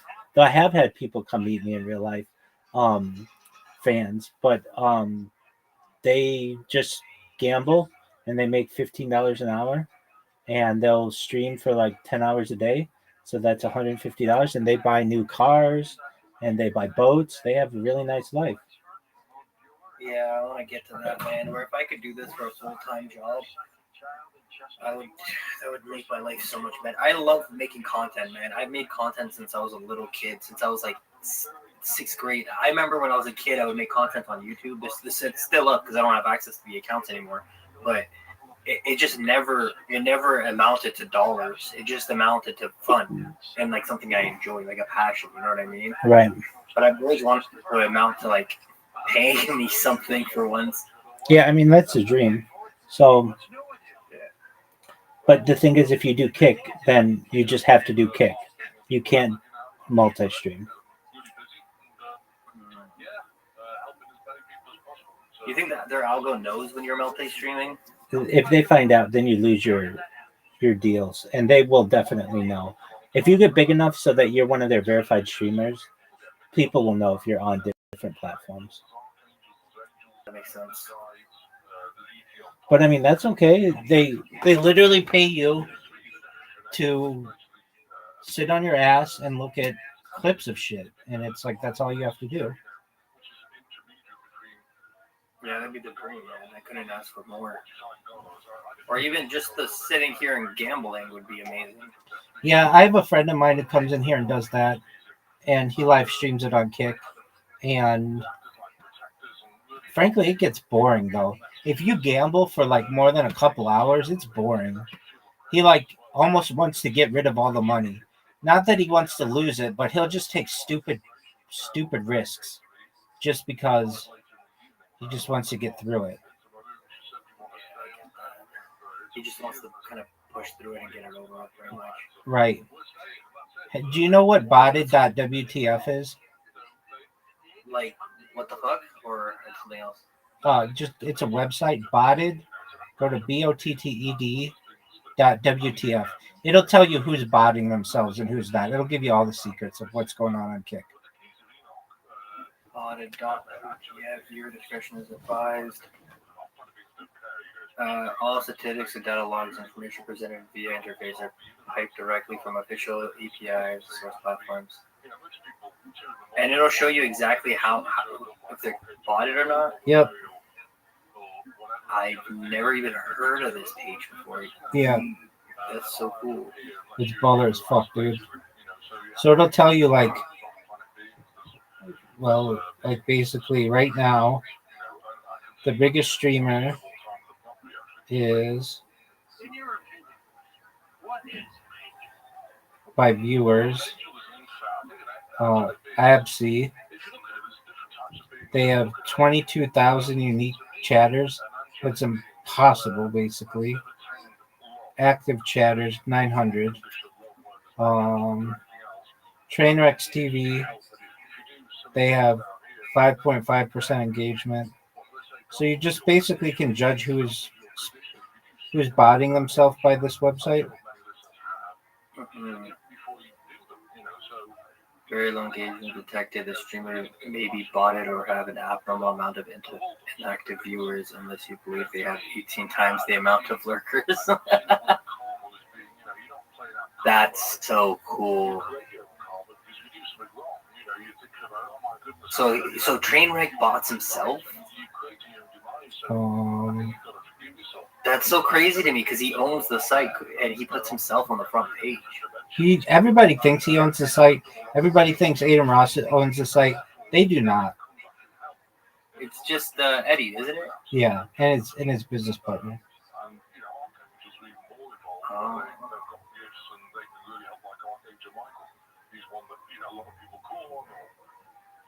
This is gonna sound really corny and cringy, bro, but I feel like you gave me some information that if I implement it, I could change the trajectory of my life. I have, and you should. I'm going to, man. I promise you I am. I'm gonna do it, and then I'm gonna tell everybody, Rabbi, put me on. Excellent, my man. And then I'm gonna make them all watch yours. That's what I like to hear. That's so cool. I would have never thought Trainwreck would have done that. Oh, Aiden Ross isn't on the site. He's not live right now. Oh, so it has to be when they're live. Okay. Yeah. He's a huge botter of himself, though. Huge. I know the guy who bots a lot of these people. if you want to, I mean, like I can introduce you to them, but like the price of what they pay, it's like it's expensive for like 50,000 viewers for an hour. It's like $5,000. That kind of money. I wonder what I would be able to get for like $100. You'd be able to get 50 viewers, for like 30 days. I mean, I feel like that's worth it. Am I wrong? I mean, look at the list. It would put you at like you'd be like, I don't know, maybe like the 250th streamer on Kick right now. Like, it wouldn't move you really high to the top. No, it wouldn't. And plus, they know who's botting on the Kick side, so it'll put you at risk if they want to accuse you of botting.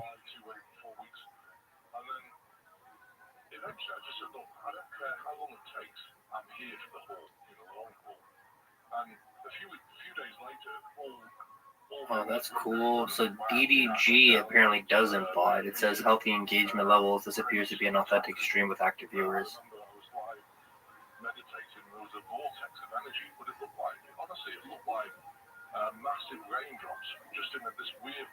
Okay, that makes sense. He only has 7,000 viewers.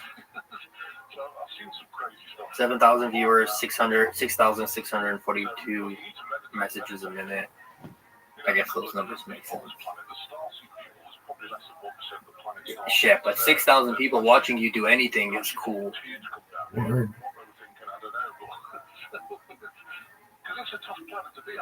Nate Shot's still live. Holy shit. Do you play CSGO, if you don't mind me asking? I have. Not big on it? No, I am. It's just like games take up a lot of my time. It's fun.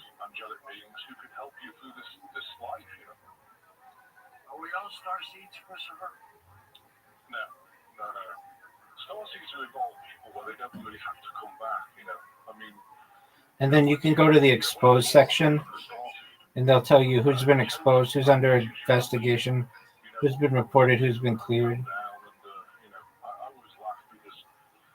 Oh, so cool. Cleared nobody. Reported all these people. Inflated viewers, inflated followers, chatbots, automatic chatting. How do all these people can afford this? I don't understand. Exactly. Sometimes I see things like this, bro, and it makes me think, like, am I missing something? Is there, like, a free money funnel somewhere that I don't know about? Like,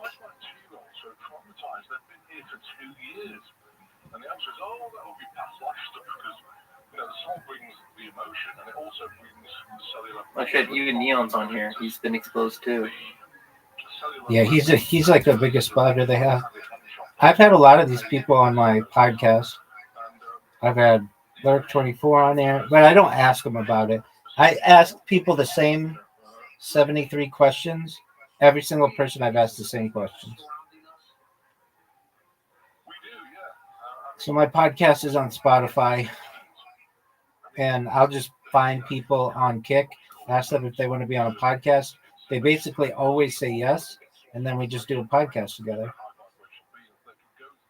That's actually sick. Yeah. In fact, if you're starting from scratch and you want to become big, the best thing I think that you can do is you just start your stream, and then you go to somebody else's stream and you ask, hey, do you want to be on my podcast?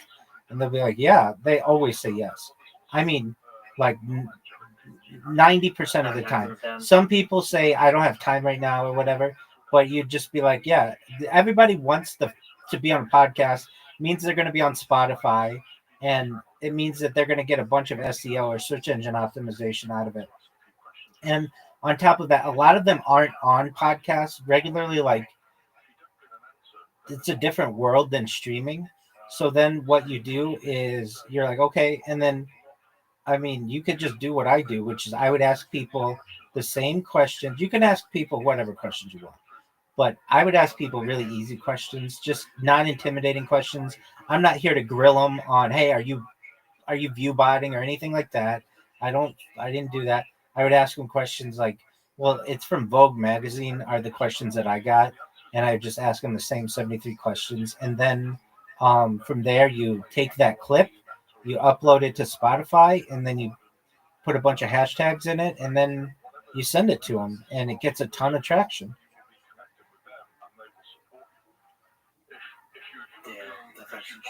But it's content, you know what I mean? Like it's free content, and then you've connected with a bigger streamer than you are, so they know who you are, and then you're like a friend of theirs.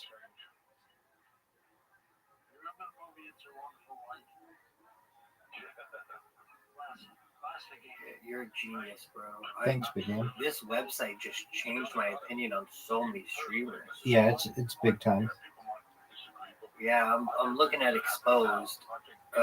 Queen Gloria RP. I've actually seen this chick show up on my FYP on TikTok, and I always wondered, how is she getting thousands of viewers? I know she's the most boring streamer ever. I know who this chick is. Like, no offense to her, she's cute and all, but it's like a very boring stream. Monotone, not really much in-depthness at all. But then she got caught by literally accidentally bringing up her bot follower. I remember this. Yeah, it was a pretty big incident in the streaming world. Number of viewers, 28, period, 3 hours, interval, seconds, 1. Raids are available, 1.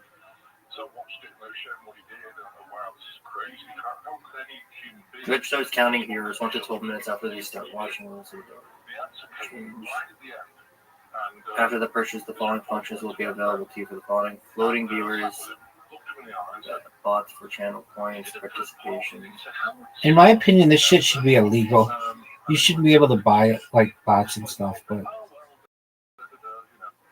I agree. So for someone like me, bro, I'm being honest, if you didn't show me this website and I didn't see these people being such botters, I would have thought that like Fate just doesn't have this in my cards. Doesn't make any sense. right. I mean, you came in here and you were like, yeah, I get really frustrated because I try to make all this content. I've been making content since I was 8 years old, and I get like 12 million people watching me, but then nobody watches me.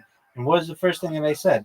Because you are essentially not associated with these social media management companies. These social media management companies are the people who allow you to do all this botting.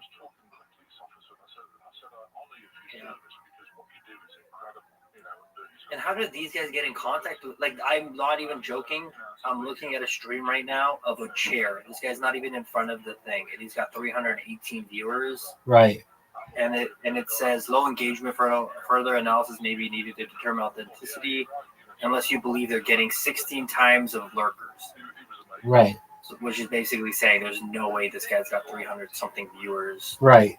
Just watching the chair. But my dumbass would have seen this before and been like, wow, how come this guy's so lucky? Right.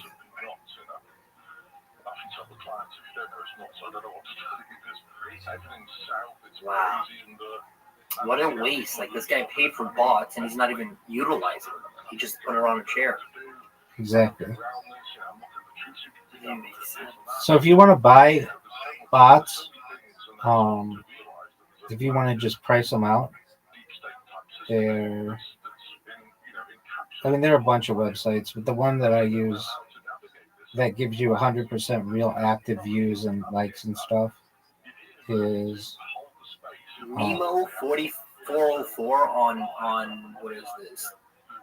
Kick. I think this is Kick. He's streaming Marvel Rivals to quote unquote 16,000 people. And it says very low engagement detected. The streamer may be botted or have an abnormal inactive viewers unless you believe they have 42 times the lurker. Right. 16,000 views with only 230 chatters. This guy would have discouraged me from making any kind of video tomorrow if I seen this. I would have been like, this guy has all the luck and I'm just an idiot. But now that I'm seeing it through this perspective,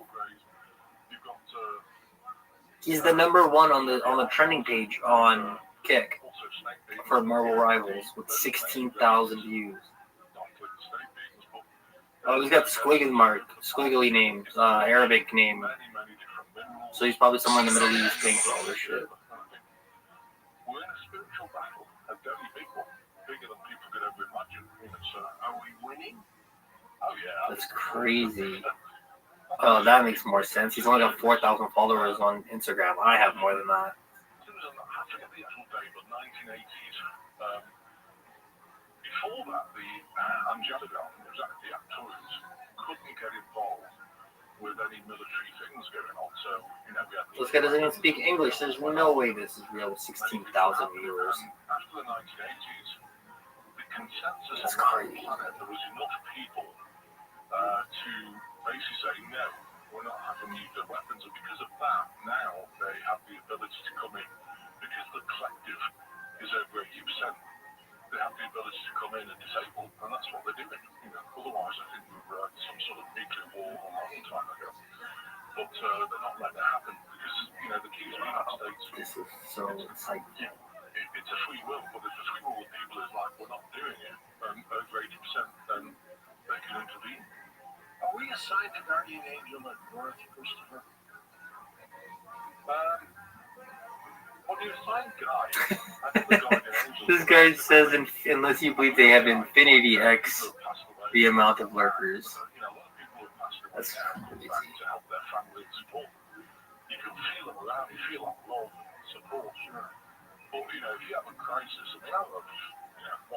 mean, a couple major crises in my life. Honestly, maybe starting with 60 botted views might be the way. Even though it's wrong, but I mean, if you can't beat them, join them.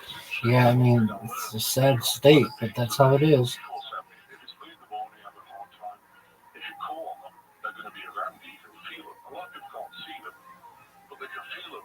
I agree, it is a sad state. It's almost like making counterfeit currency. Yeah,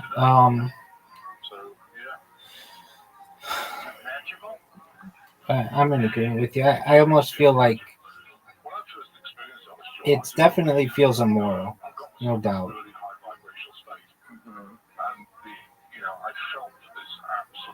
I feel like it is almost like you said it perfectly. If you can't beat them, join them. But like, if you start streaming right now, even if you're a super hot chick, super hot, you're not going to get more than 5 dudes watching you at once. Like, you're never going to compete with these people who stream with hundreds of people watching them simultaneously. No, that's true. That's very true. If I go to botted.wtf and look at the, like, they have a post, Kick streamer caught in a scandal, bribery and fraud. SD got back. Kick, one of Kick's most suspiciously botted female streamers, has finally been exposed for not just botting, but allegedly bribing to allegedly sabotage other female streamers. Let's break it down. It all started last month. Wiz was approached in DMs with a shocking request to list 2 female streamers on botted.wtf for money. Sounds sketchy. That's because listing streamers is free. So why suddenly offer money? Something wasn't adding up. Luckily, one of the targeted streamers reached out. A deeper look into past DMs with Essie revealed a pattern. She and her husband, Meowficer88, had a history of targeting other female streamers. Their first victim, targeting Wood Baby and The Hypocrisy, Essie tried exposing Wood Baby and her manager for botting, but why? They're huge botters, by the way. Maybe to shift attention away from her own suspicious numbers. Receipts attached. Let us break down the hypocrisy. The KCIP, that's a Kick partnership program, meltdown and lawsuit drama. Essie raged for weeks about her Kick partnership being cut. Threatened lawsuits, played the victim. But did she ever tell you Kick's official response was that she was caught being botted? Yeah, it gets worse. Let's talk about the receipts. The smoking gun. Essie literally admits in someone's DMs to inquiring about botting. When we break down her real numbers and review tonight's reality check, it all doesn't add up. But don't take my word for it. Let's analyze the data. And then there's like a bunch of text messages. Essie has 31,127 followers, but her engagement 365 average viewers, 624 peak, only 3 unique chatters in 10 minutes. Like that's the big one. Unique chatters in an amount of minutes. 246 gifted subs, just 20 paid. That's 0.0096% engagement. Almost zero interaction. Now, why does this matter? Engagement versus reality. With 324 average viewers and 3 chatters, that means 99% of her audience is silent. Real streamers see at least 5 to 10% engagement. Lurker heavy channels don't hit 1% or less. So are these real viewers or just numbers on a screen? Viewer manipulation. Slow, steady viewer increases over 30 minutes. Matches bot patterns designed to fake organic growth. Sharp drop-offs in viewership, often caused by bot malfunctions or losing front page boosts. The real numbers tell a different story. The reality check. Tonight, her 347 peak viewers suddenly dropped to revealing her true viewership at just 20. Textbook viewership inflation. Botting and fraud hurt real streamers. Calling out actual cheaters is one thing, but using it to sabotage innocent creators, that's disgusting. Stay vigilant. Stay vigilant. Call out the BS. And then, like, I think this is such a valuable website because it tells you what's going on. I think if anything, it puts the air back underneath your sails as someone that's like struggling to want to continue to do it. Like when you see like the tunnel feeling bleak. Oh, even Lacey is on this Twitter. I went to the Twitter that they put at the bottom of that thread for WizKick at WizKick. Yeah. And Lacey, you know Lacey from FaZe, he's even 50 paid subs, 396 gifted. Average less than 200 unique chatters. No way Lacey's. And Lacey has like 50K viewers sometimes. So if he's only 200 unique chatters with 50K viewers, he has to be. That's all bots.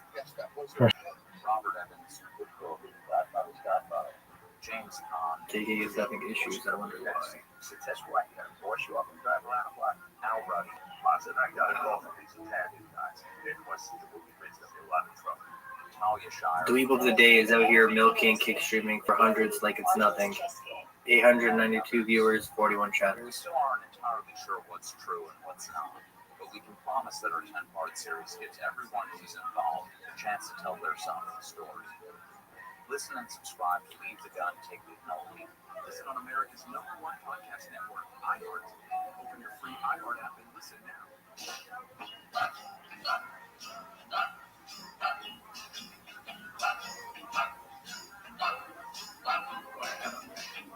Every time it rains, This is so cool. and it's from heaven. Don't you know it's love contagious? And it's from heaven. You'll find your Hey, Rabbi, I'm going to head to bed, broski. Take care, my friend. Pleasure to meet you. Nice to meet you too, Rabbi. I'm going to pop in again more often. I hope that's okay with you. Please do, my friend. Take care. Have a good night, brother. I'm going to watch the stream, I promise, and I'm going to make sure I get more people into Discord to have conversations with you. Absolutely. More about the mission. I could care less about watching the stream. Just come in the Discord and talk. Hey, even better. Thank you, bro. I appreciate it. Absolutely. Peace, buddy. Have a good night, bro. You too. From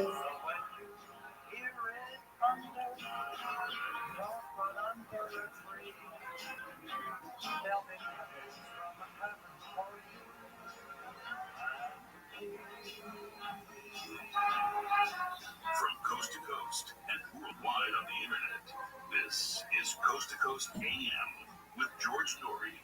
Singing that song was the late Regis Philbin. Remember him? A long time ago. He used to be the sidekick of Joey Bishop and had his own show with Kathy. ParanormalDate.com keeps cruising along, and we invite all of you to sign up at ParanormalDate.com and meet people and get people and have some fun. Here's something for you to build up that immune system. HealthyLooking.com and Dr. Alan Millay bring 4 decades of experience in natural products for the exclusive stem cell wellness kit that works with your body's stem cells to assist your immune system. Here's Dr. Millay with more. Whether it's physical activity, obesity, diet, smoking, low on hormones, stress, sleep disorders, or your age can be supported by reducing inflammation and aiding the body to heal itself appropriately. A stem cell is a cell waiting to be told what it needs to be. If there is inflammation, that inflammation needs to be stopped. High blood pressure, high cholesterol, kidney disease, various types of cancer, depression, autoimmune disorders, osteoporosis, even fatty liver are chronic signs of inflammation and can be aided by supporting the body's ability to protect those cells that it needs. And that is the purpose of Immustem and Adaptostem together, supporting the body to be the best it can be. Dr. Millay, how will I feel after taking Adaptostem and Immustem? The Immustem is going to have an immediate effect, but I tell you, your immune system is starting to function better after 24 hours. You put Adaptostem along with it, and most will feel it within 30 minutes. Order now at HealthyLooking.com. The Stem Cell Wellness Kit from Dr. Millay protects your body's stem cells and will make you feel better faster. The Stem Cell Wellness Kit with Adaptostem and Immustem is only available at HealthyLooking.com or toll free at 800-563-3980. That's 800-563-3980. Don't forget to enter promo code George for free shipping. Order now to get your free gift, Mental Clarity, Natural Support for Mental Sharpness, the Stem Cell Wellness Kit at HealthyLooking.com. Mars Mission 1 is the fictional book based on real-world facts of the future that you hope never happens. Author Christopher Lee Jones brings you Mars Mission 1, available on Amazon.com, bringing you real-world facts of what our world could look like if we allow the Kessler effect to continue to develop, and a very cliffhanging detective story. First crew lands on the surface of Mars. When they're there, a missile blows up a satellite, creating thousands of pieces of debris. That debris sailing along at thousands of miles an hour, destroying more satellites, creating more debris, causing a non-stop chain reaction. The dreaded Kessler effect has begun. All satellites are destroyed by the debris. Cell phones fail, GPS fails, power fails. Life on Earth, as we understand it, will never be the same. Mars Mission 1, surviving the Kessler effect. You do not want to see that happen. Now available at Amazon.com. It's Mars Mission 1, surviving the Kessler.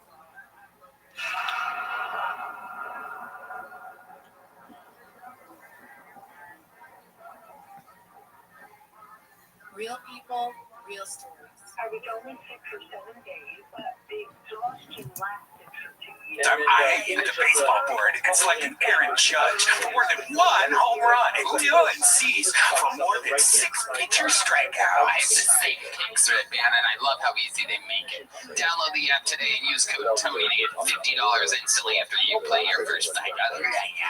That's code Tony to get $50 instantly after you play your first night. Prize Picks. Run your game. This podcast is sponsored by Incogni. Look, folks, here's the problem. Data brokers are gathering your personal information and selling it for profit. They scan the web for names, addresses, social media profiles, court records, and build detailed profiles on individuals just like you. Then, this data ends up in the hands of scammers, which leads to spam, identity theft, and even loss of control over your own personal data. Sounds like a big problem, right? Well, not anymore, thanks to Incogni. Now, let me throw it to our data security specialist, Rabbi. Yeah, Incogni solves this problem by reaching out to data brokers on your behalf and requesting they remove your personal data. Get it out of there. The whole process is automated. I personally love the custom removal feature. I simply point Incogni where my data is being exposed, and their privacy experts handle the rest. That's incredible, right? Well, you can ask these data brokers yourselves to delete your personal info. This process takes hundreds of hours to do manually, so let Incogni do it for you. Take your personal data back with Incogni. Use code KILLTONY and get 60% off an annual plan at incogni.com/KILLTONY. Your next bucket hole goes by the name of Aldo Caldo. All right, one more time for Aldo. I guess there's no fucking music here tonight, all right? I love my women how I love my coffee. Sliding off the roof of my car. Many moons ago, I used to be the bass player for the Latin boy group band called Menudo. Yeah. Menudo. So ever since those two experiences, we used to hop the borders all around Latin America playing these sold-out shows. I used to think to myself, wow, I made it. I really made it. I remember I came home with my first million in pesos. It was like the best $100 I ever made. People would always ask me, hey Aldo, how did you know who was going to be the next Menudo? Because they would get molested and then get kicked out or hit puberty. Was it always the cute one that would say, mi moto, vamos a mamar entre los dos?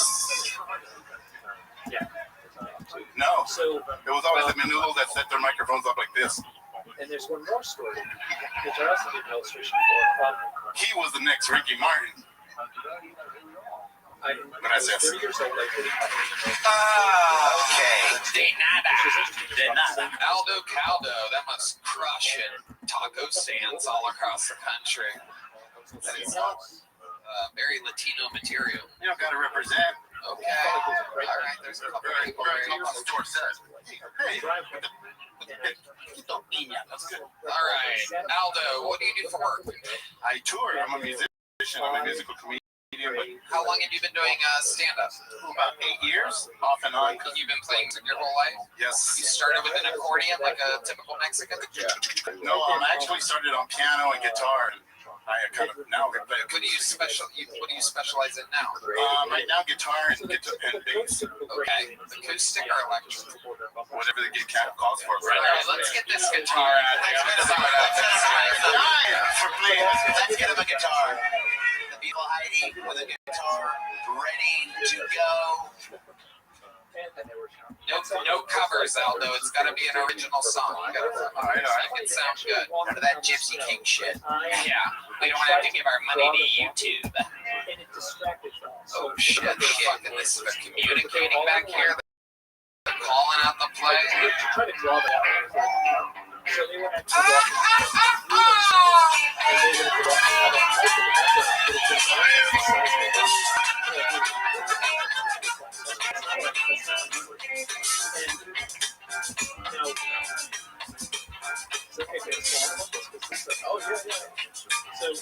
Yeah. Let's do this. We on Kill Tony. Funny motherfucker, bad bitches only. We on Kill Tony. Rolling out of Texas on a golden phone. We on Kill Tony. Rolling out of Texas on a golden phone. We on Kill Tony. Guitar right out. Yeah, what I'm talking about. I thought because I'm buscando la música. Let me see put your hands together. Say Kill Tony, Kill Tony.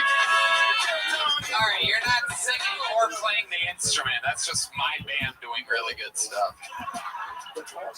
That was God taking control of that moment. Is there a switch or something on this? Matt Mueling, what would you do to get that guitar to work? Wait, you didn't really play that though? Yeah. Not really. It was more miracle. Let's talk to Gibson to get one that works. Alright. I'm gonna get Ice on the phone. Ice is on the phone. They're waiting for me outside right now. Wow. I shouldn't even be here right now. You know, I'm just proud to be alive. Where should you be? Where else would you rather Well, be? I come from a law enforcement family. They're all CIA. You should be at deportation center in Venezuela. Wow. Yeah. Just one in the middle of an answer with two other people talking. Let's go, Ari. Every time he pulls out that giant, tiny cock of his, he gets real excited. By all means. Caldo, I gotta get something juicy out of this interview, man. Give us some real interesting fun fact about your life. Something fun. I recently almost had a felony charge for having weed down in South Valley, South Texas. Well, I mean, we've all been there. How about something else? What else? Anybody who's had any weed in South Texas has almost been on Something else. I have a day named after me, like D Madness, for doing music here out of Texas, representing the Latino Music Association here in Austin, Texas. You have a day? What day is it? November 15th. I also turned it into a festival called the Caldo Festival. Help feed 3,000 families with caldo, you know. So, yeah, so, you know, I'm trying to get back to the people that gave to me, so representing. Wow. It's nice of you to give the soup out instead of eating it yourself. Hey, well, I ate a lot of it. I got to test it all. What's your favorite soup? Caldo de... I love caldo de cariño. No, caldo de fresas.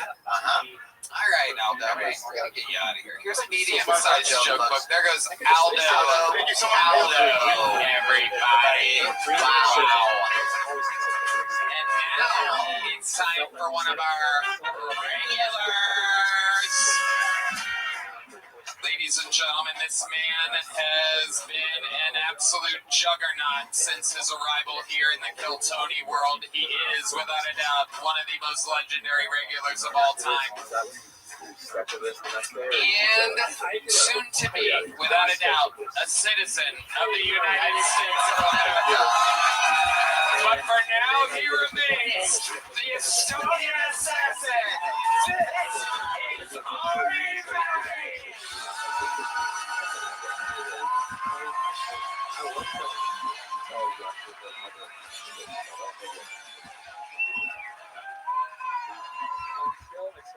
What's up? So, speaking of small dicks, when are we getting big dicks, huh? Isn't it crazy? There's no developments at all. Yo, Elon Musk, fuck you. I don't give a fuck about Mars. Where's my big black cock? Isn't it crazy Katy Perry's in orbit before I have a big hog? And I've looked into it. No progress. The only thing you can get is you go to Mexico. And they don't make you a big dick. You pay $60,000 and what they do, they remove your lower abdominal muscles to like excavate more dick out of you. $60,000 for an extra 2 inches. Hey, I don't need 2 inches. Great, now we're at 4. Thank you so much. Wow, Ari has done it again. Everybody. Unbelievable. What's up, Tony? What's up, Tony? What's up, Ari? We are big Ari Matties, a huge Matty fans. Oh my God. Ari, how's it been going? What have you been up to? Does he have any experience with owls and talking? Be careful what I say. Some stuff he's told me. I went to New Orleans yesterday. You're from there, right? Wow, whoa. Mark Norman is from there. You know what? He was. New Orleans, if only the French would see what you guys did. Dude, I went on Bourbon Street. The smells? Oh my God. Dude, I literally saw an Indian guy hold his nose. Do you know how bad a place has to be for an Indian man? Candace August showing her husband around her old hometown. Yep. Taking him back to see the sights. Sorry, how's life? What else is going on? Anything crazy? Oh, yeah, we went to Mobile, Alabama, and then New Orleans. The power went out during the show 4 times in Mobile, Alabama. Wow. And they just go, oh, Mobile. Alabama, not known for its electricity. All right, what's your love life like?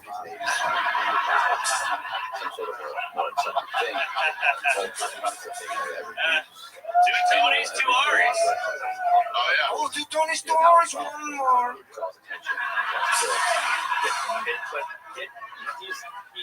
There's got to be another autistic out there, huh?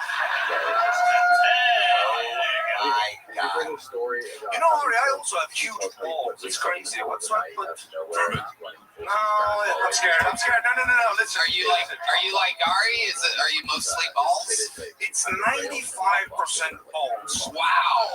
Literally, my dick looks like it's chilling on a beanbag, dude. It's fucking... My whole... Your dick looks coming out of a juice tunnel. My dick looks like it owes my balls money, and now they're all at the ATM. What does an Estonian dick smell like? It's clean and watery. Sorry, what question, Tony? That is a very weird question. What does an Estonian dick smell like? Good question, Nate. Yeah. We've been having a lot of fun. We've been drinking, having a blast around the city.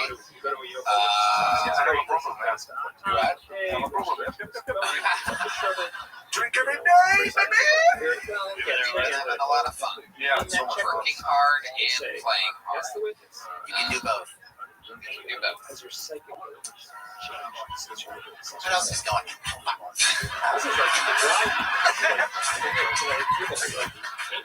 All right, that's good. That pumpkin. Cigarettes are tough. You guys look like Siegfried and Roy.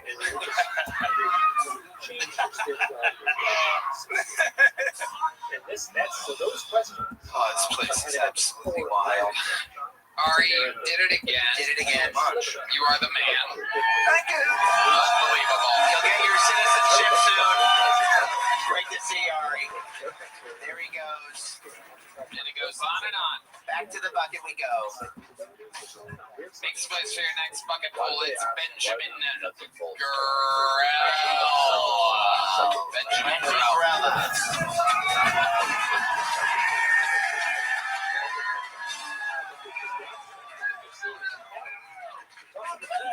How are you?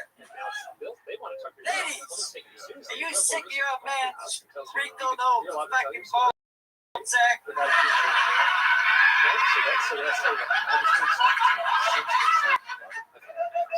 And here, old dusty nutsack. Well, I got something for you. It's called Botox. It's Botox for your testicles. I don't care if you like the Red Sox, the White Sox, you wear Red Sox. Smooth nutsack tomorrow. Your Botox today. It also removes hair for the ultimate teabagging experience.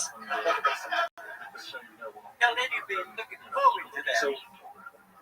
Power like little aliens in a metal spaceship. Something else that My takes it cousin out of recently married a Chinese girl. aliens from another galaxy visiting a spaceship and puts it into At the wedding from another realm. reception, What do you think? they had this fucking beautiful last Let him go. You can finish, Benjamin. You gotta keep it going. They had this beautiful last souffle that was out of this world. They had poodle kebabs on the brioche bun. You think it sort of just like opens up something in their mind where Beagle burgers looking for weird shit? and naked lamb Yep, so with a nice mint sauce. I never made that shit, but I do it now. like you're up in everything. Like let me tell you,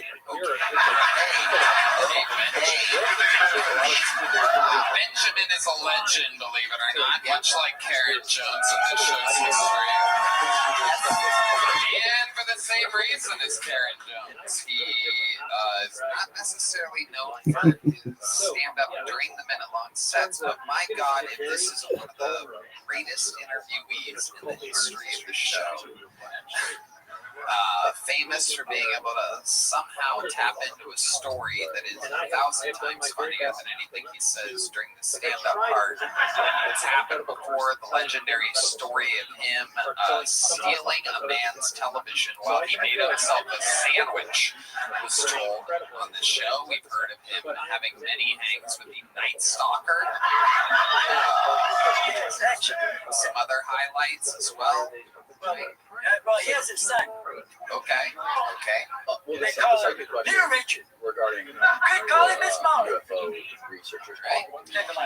Like I said, his jokes aren't really that good, but if you can guide him into accidentally telling a story that he never thought that he would say. Do you have anything else up your sleeve, Benjamin? You've had so many highlight moments on the interview part. I mean, we're really pushing it here. This is like staying in Vegas when you're already winning. You signed up again. You're famous for tapping into unbelievable stories. Is there anything that we should know that you haven't told us before? I think it's painting the other way around. I don't think they're trying to weed people out. I got another story. What? I have another story. Okay. What's this story about? It's about when I was a drug dealer, I owed these Italian guys in New York $80,000. Oh, great. Let's talk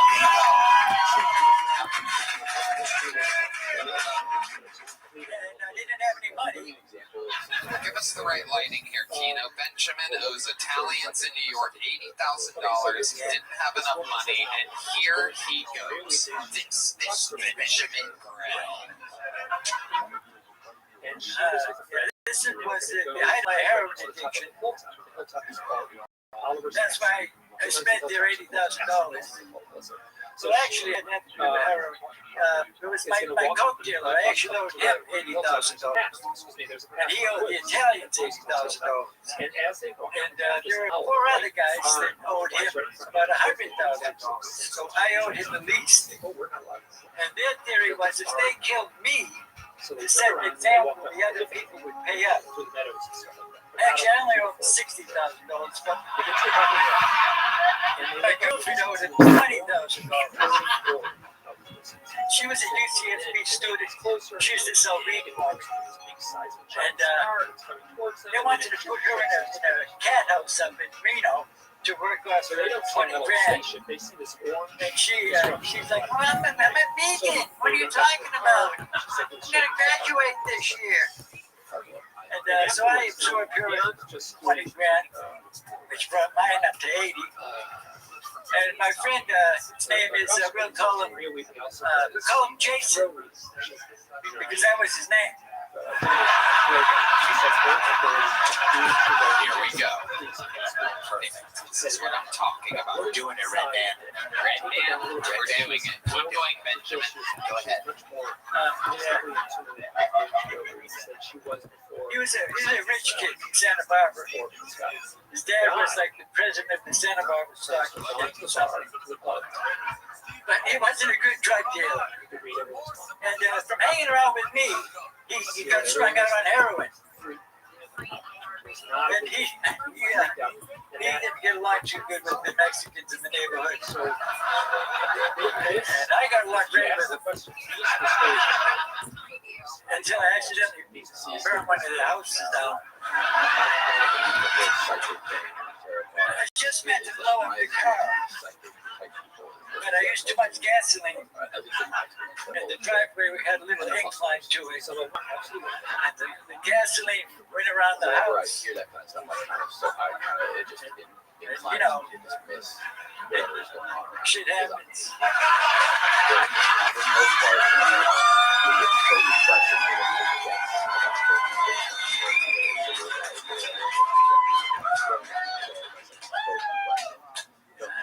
I didn't expect the house to catch fire. They just I'm going off track. do research. This has nothing to do with the Italians.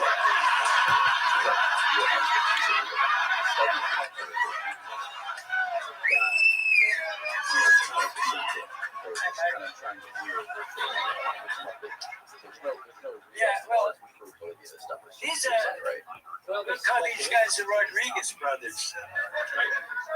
Because that was their name. And they were cool guys. They were honest drug dealers. You give them money, they brought the trucks back. And none of them were home this particular day, except their one brother, Jesse. And he had just got out of jail like 2 days before that. And I figured he was cool like the rest of the brothers. So I gave him $6 grand for an ounce of heroin. So they can study that. And while we were talking about the heroin, he showed me this vintage car that he was working on. And he was really proud of this car. So anyway, I gave him the money. And after an hour, he didn't come back. He left me in his little shack behind his parents' house. I'm waiting for him. After 2 hours, he didn't come back. And I finally realized this motherfucker ripped me off. And it was Jason's money, my friend Jason. And that was starting. So I had to go back and tell him, hey, he lost some money. I got ripped off. He's like, holy shit, the Italians are coming. We have to get all this money together. So he said, what are you going to do? I said, I don't know, but it's fucked up. I said, I'm going to go blow his car up. Went to the gas station, got a gallon of gas. I used to blow cars up a lot when I was a teenager.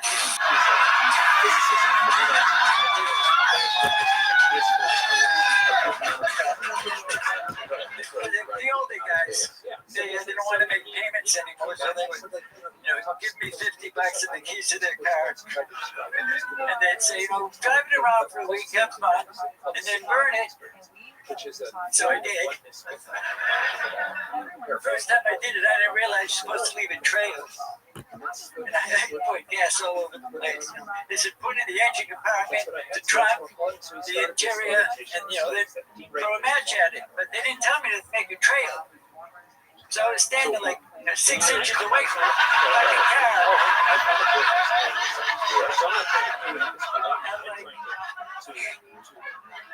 And all my hair burned. My fucking eyebrows, my eyelashes, my hair. I go back to the donut shop. Oh yeah, and they said, hold on a second. Where's this donut shop? Donut shop. Like photos. I went back to the donut shop. Okay, I got no. My big book is filled too. Okay, just keep going. Come on, talk about that later. It's almost tomorrow. So, and they said, make sure you bring the keys back. If you don't bring the keys back, the insurance company won't collect. And I forgot the keys to the ignition. As soon as I go back to the donut shop, they say, you got the keys? And I went, oh shit, I forgot the keys. And they're like, what the fuck happened to your hair? I said, I got burnt,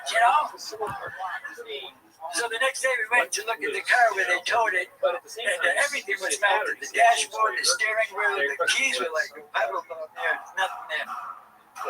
Anyways, that's a different story. About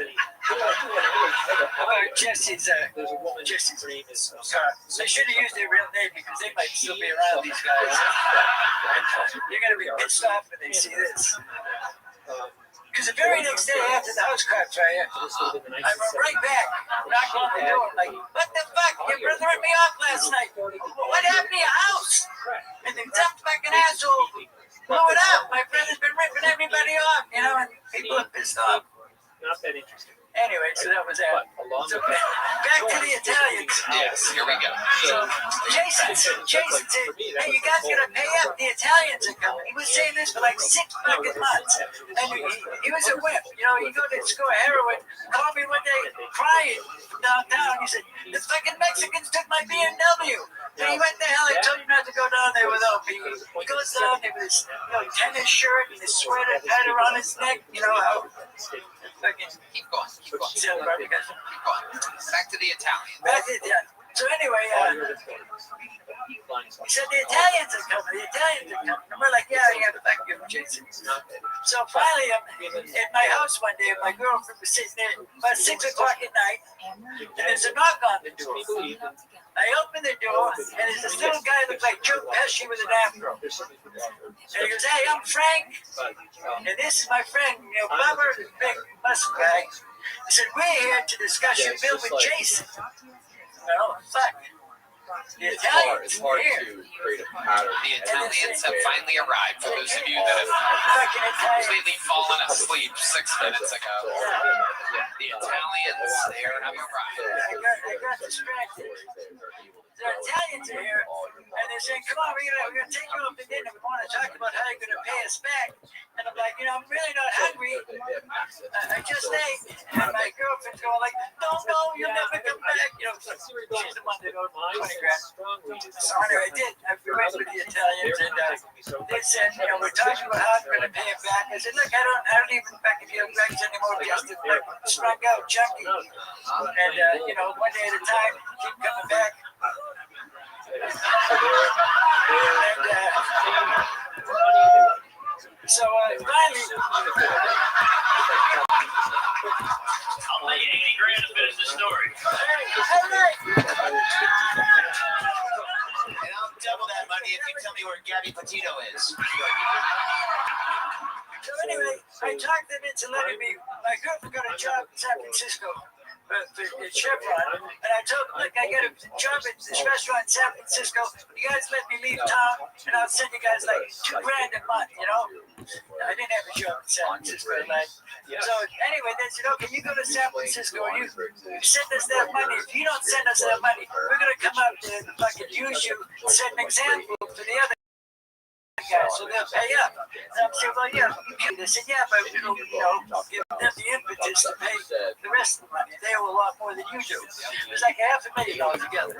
So anyway, I'm in San Francisco. 2-3 months go by. I didn't send anything. I didn't talk to him or anything. And then one day I'm in bed, and I hear I'm dreaming of a fire crack. Firewood and crack. Like 6 a.m. in the morning. My girlfriend was visiting her parents in Santa Barbara, so I was alone. And it wasn't a fake news. You're dreaming, and then I thought it was a fireplace, but what it was in reality was my door to the apartment being cracked open. The wood actually cracked right down the middle. And I see these big guys go walking by my door, big guns, t-shirts, jeans, tennis shoes. And then 1, 2, 3, and the fourth one looks in the bedroom and he goes, shit, he's in here. Next thing I know, I sit up like that, there's 3 fucking guys on my bed. Come on, let's just kill Tony, not Rogan. So then what happened? Then the Italians are finally here, fucking 20 minutes into the story. Yeah, one of them straddled me, and the other 2 are standing on my hands. Later on, they told me they thought I was reaching for a gun. That's why they did that. And the one in the middle put the fucking gun in my mouth, chipped my tooth, pulled the hammer back, and I'm going, okay, this is it. I'm going to fucking be dead. Then a guy comes in the doorway in a 3-piece suit with a tie. Pulls out a fucking badge. He goes, Ben Crowley? I said, yeah. He goes, deep.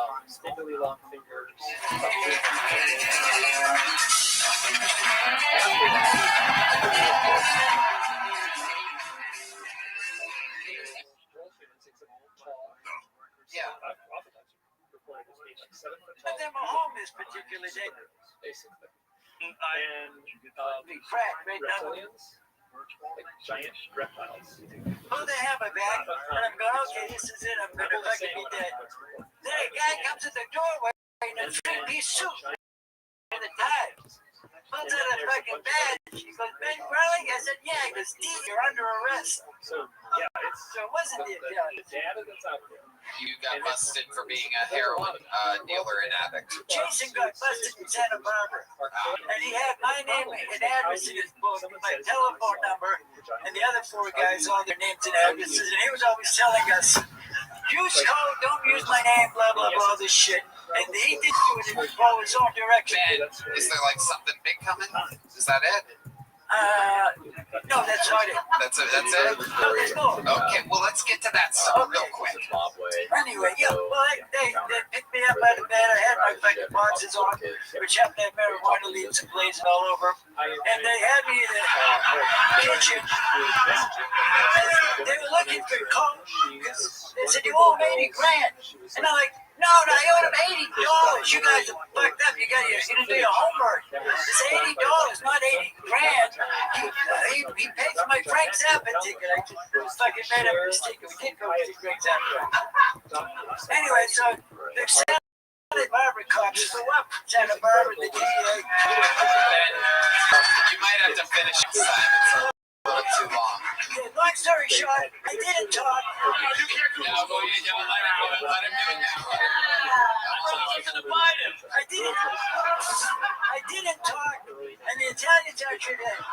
The head Italian called me up. He said, you're the only one that didn't fucking rat on us. Everybody else talked. He had the fucking transcripts. And I said, well, what about the 80 grand? He said, forget about the 80 grand. We had a good day yesterday. And that was it.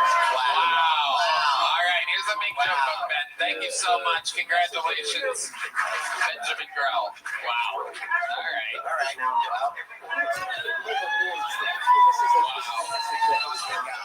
Like a piece of ginger in between bites of sushi, the lovely Heidi cleanses our palate from the unbelievable, dreadful story of Benjamin Grell. He was gripping and nothing at the same time.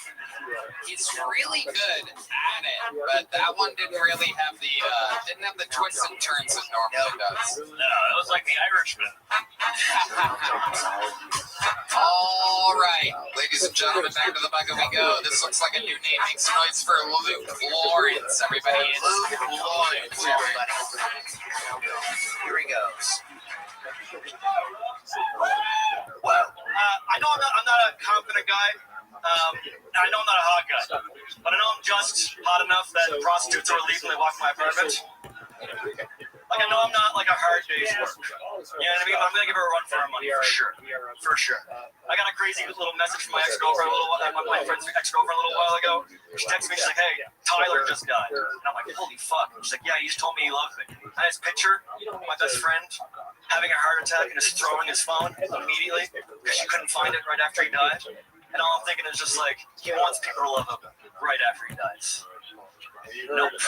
Robert Hastings' book, UFOs, Nukes. Things aren't always the best they can be. Sometimes you get fucking cheated on, and you know your friends try to support you sometimes when you get cheated on. My best friend's literally just like, yo, man, she's for the streets.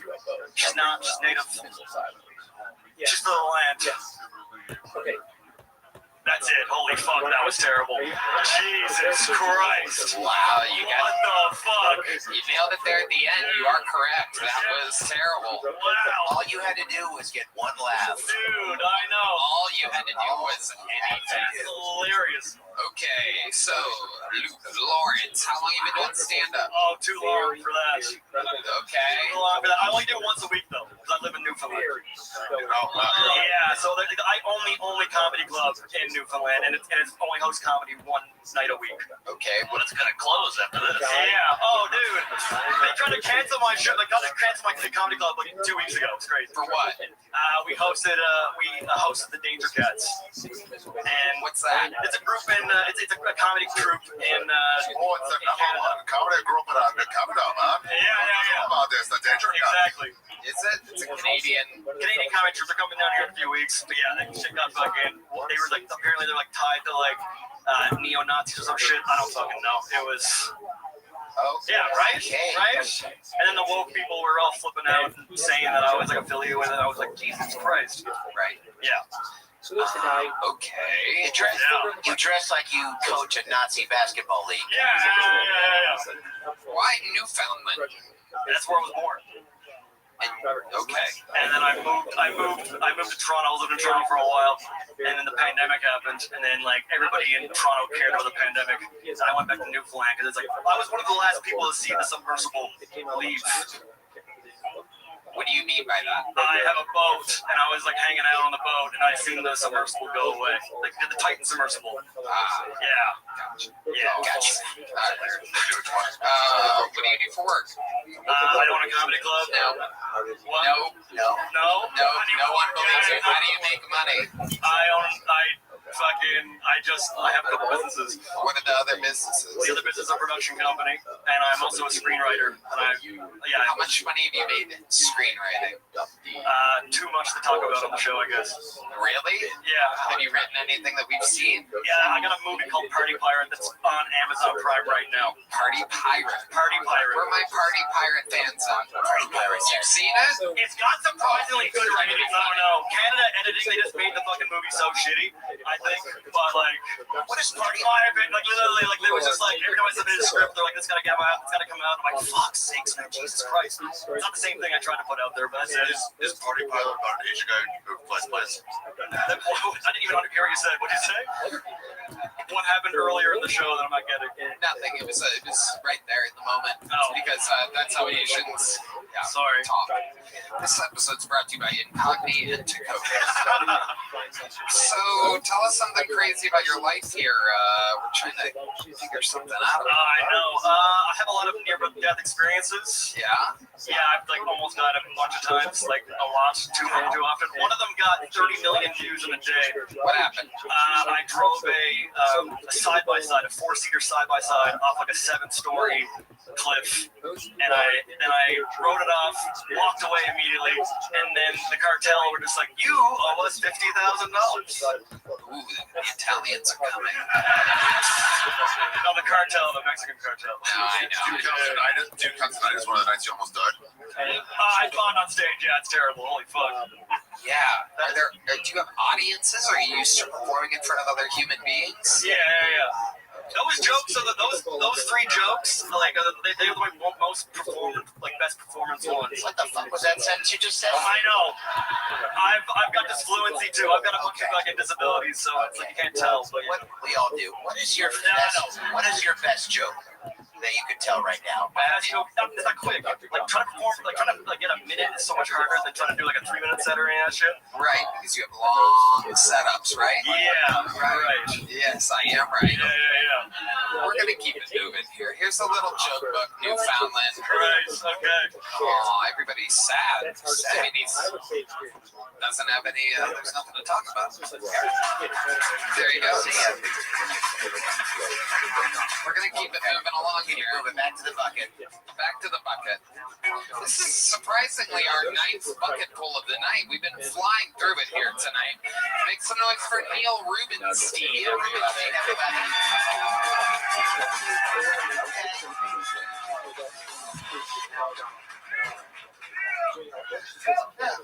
Hi, everybody.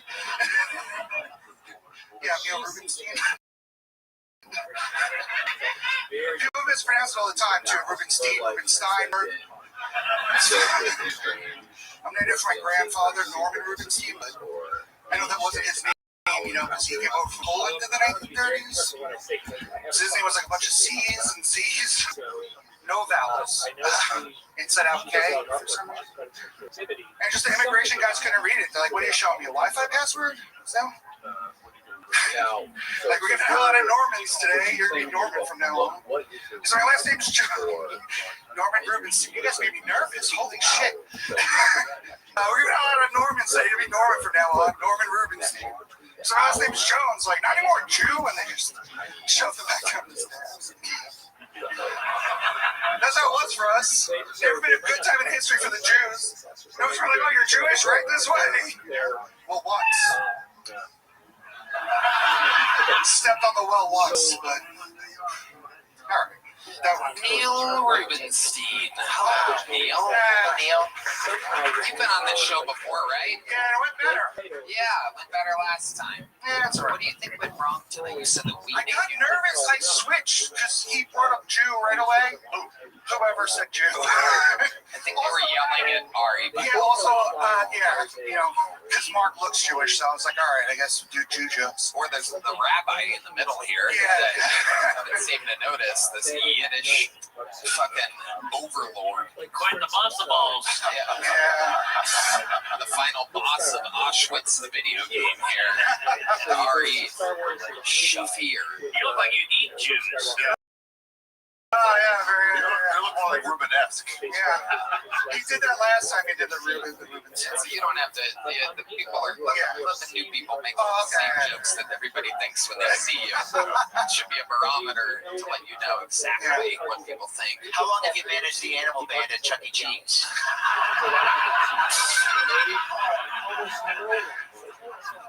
What do you do for work, Neil? I just do this mostly, surprisingly. How do you make money doing this?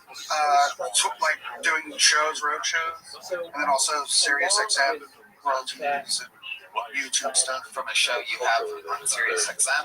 No, I have a record out. That's right. And it's in like regular rotation. You're a musician? No, comedy album. It sounds just like if it was a spooky movie. They show up in places where they are like a sentence within the Bible that talks about like the wasteland, the arid desert, these lonely, spooky places. Let's say they were owls. So that's exactly like that has been our site for forever. So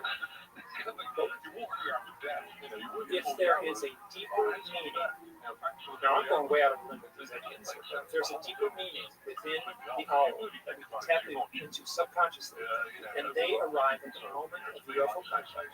So this is totally different. It's normal. I get stories like this all the time. Up into the woods, I looked up, I saw an owl. The next thing I knew, a flying saucer. That's very common. So the owl is like a real owl, and it is showing up in the context of a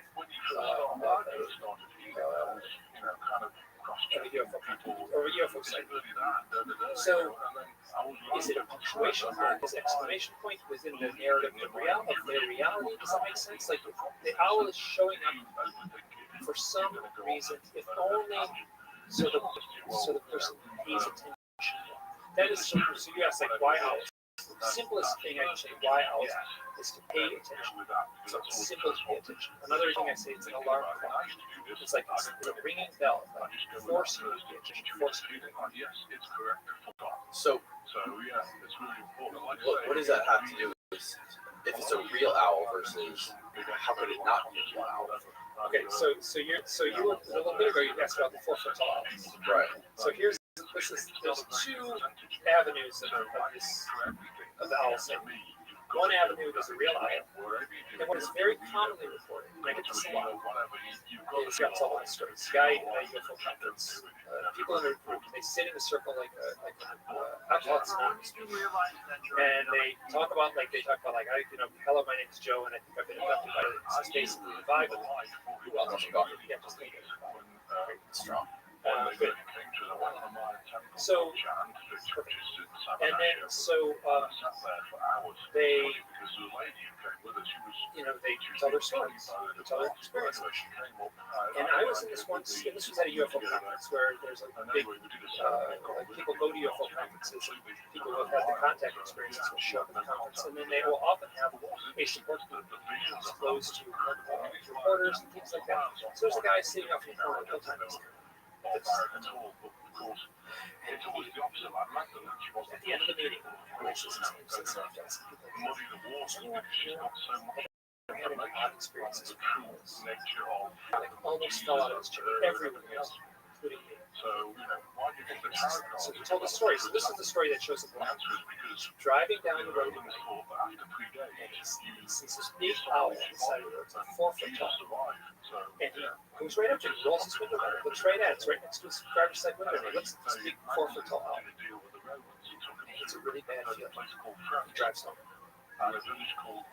Later, he's a photographer. Later, he goes into the woods. There's owls nesting in a tree, so he's taking pictures of these owls. He's looking at the owls. He says, I don't think there's an owl that's outside the road.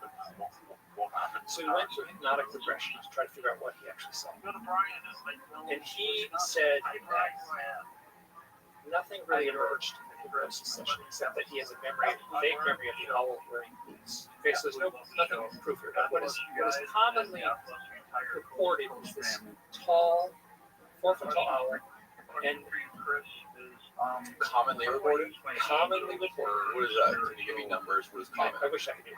So I don't know, what percentage of your stories are 4 foot tall owls? 25%. Wow. Maybe 50, less than 50 more than that. Somewhere. Okay. So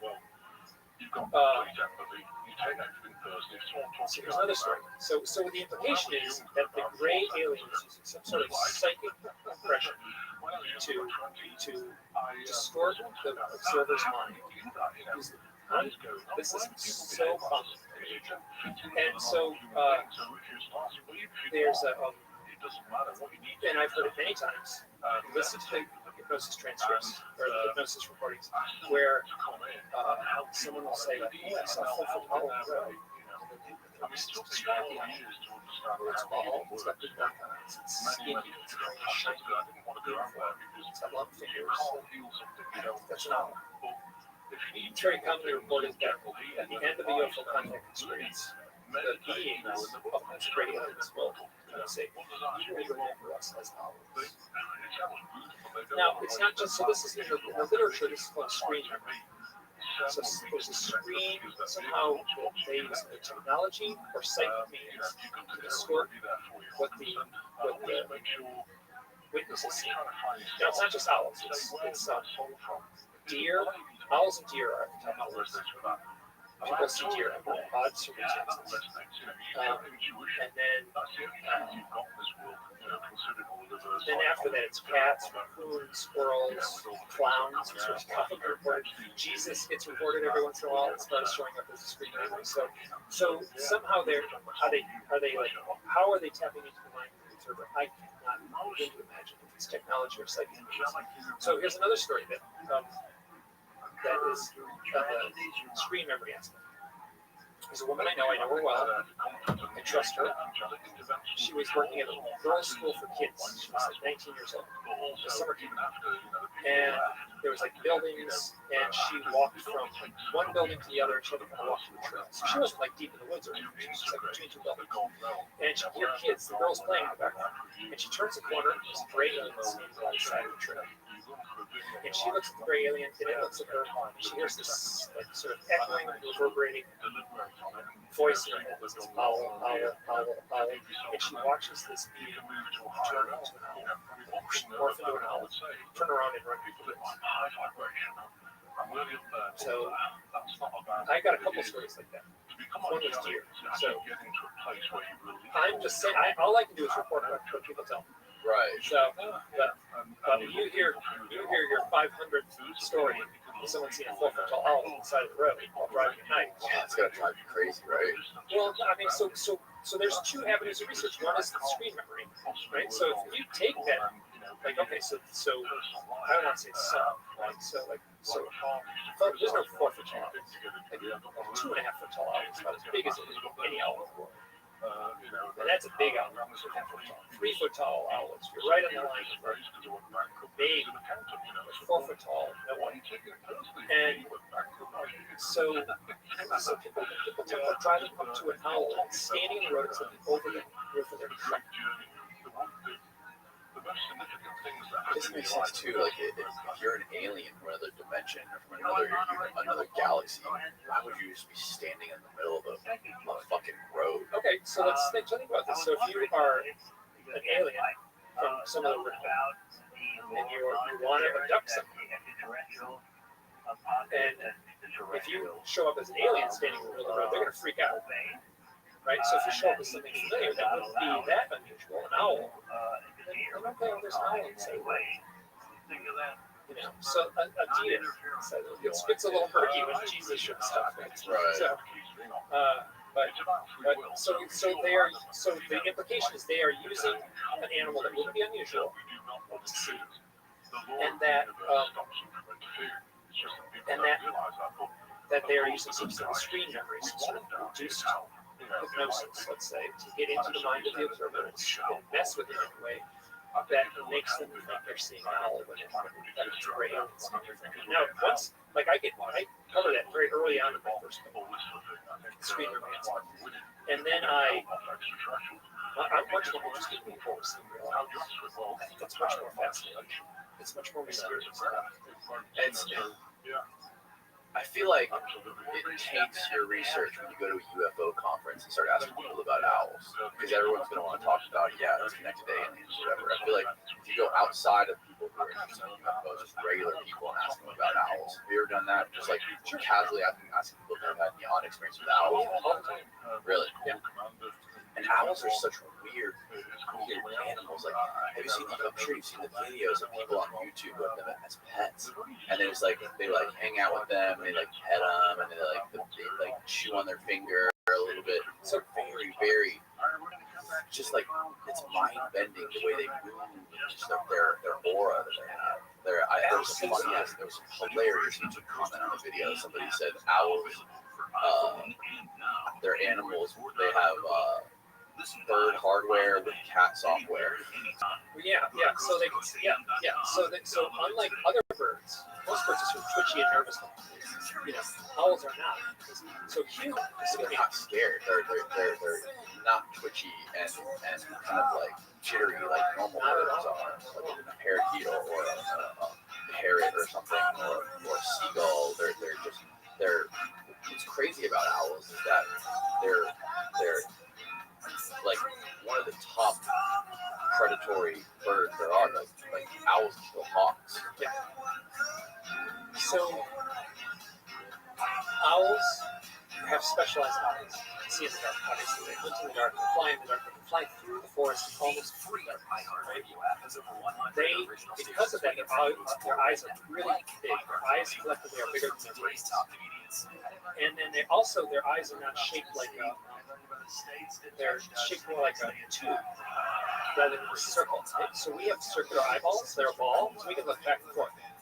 Owls can't do that. Their eyes are locked straight ahead. They cannot turn their eyes side to side like any other bird. Right? And because their eyes are locked forward, that's why they have this weird robotic head motion. Because they use that. So an owl, and they also have very good, they have wonderful night vision. They also have very, very good hearing. Fly at night in the forest, through the trees, near complete darkness. And they listen. Their feathers are specially designed so they're very quiet. And they don't make any noise when they fly, so they can look down and hear the sound of a mouse on the ground while comedy podcast about the wildest escape stories in history. Are there any other birds or animals that have eyes like that are long, locked in place? I can't answer this. I don't think there are any other birds. I think it's only the owls that have the night vision. I love storytelling and I love you, so I can't wait. So they, so owls are, so they, what should you do? Maybe write a musical? Did some scientific testing. They had it totally dark, they took a bar, and it's totally light, zero Velvet light, and then they control the amount of light. So they put light to our eyes, undetected, lower than we could see. And then they put an owl up in the rafter, and then they have mice go. It's me, Kate Nolan, here to talk to you about. And they said they had better results when they put forest stuff on the ground. So the mice were walking in, making a little crunchy noise, like as if they were walking across leaves and grass and stuff. So they let a mouse go, and the owl in almost near darkness would get the mouse 100% of the time. Not screaming. I Then mean, they turned it to total it's going darkness. to be about something very The serious. owl only using its ears. About something Can't see anything.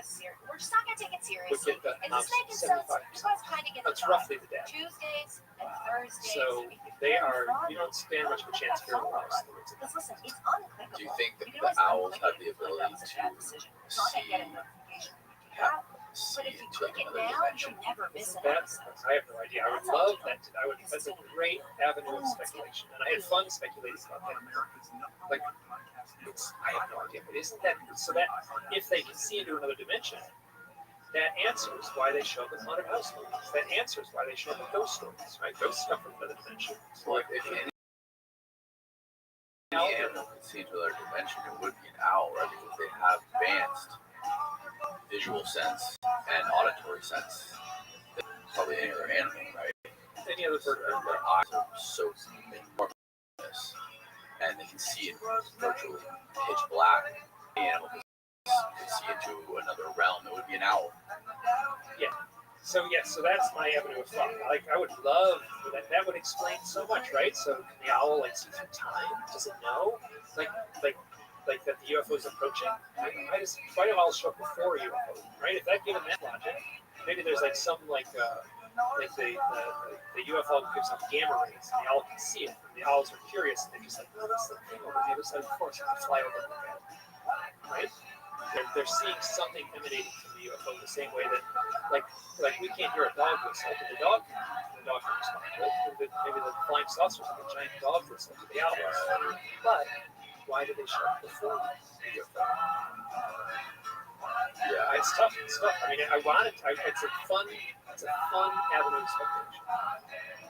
Do you think it could be a possibility that the owls are trying to warn us about something, or do you think it's sort of like the whatever the beings are kind of tapping into the owls and trying to like make sure the coast is clear and make sure there's not going to be any witnesses or something like that?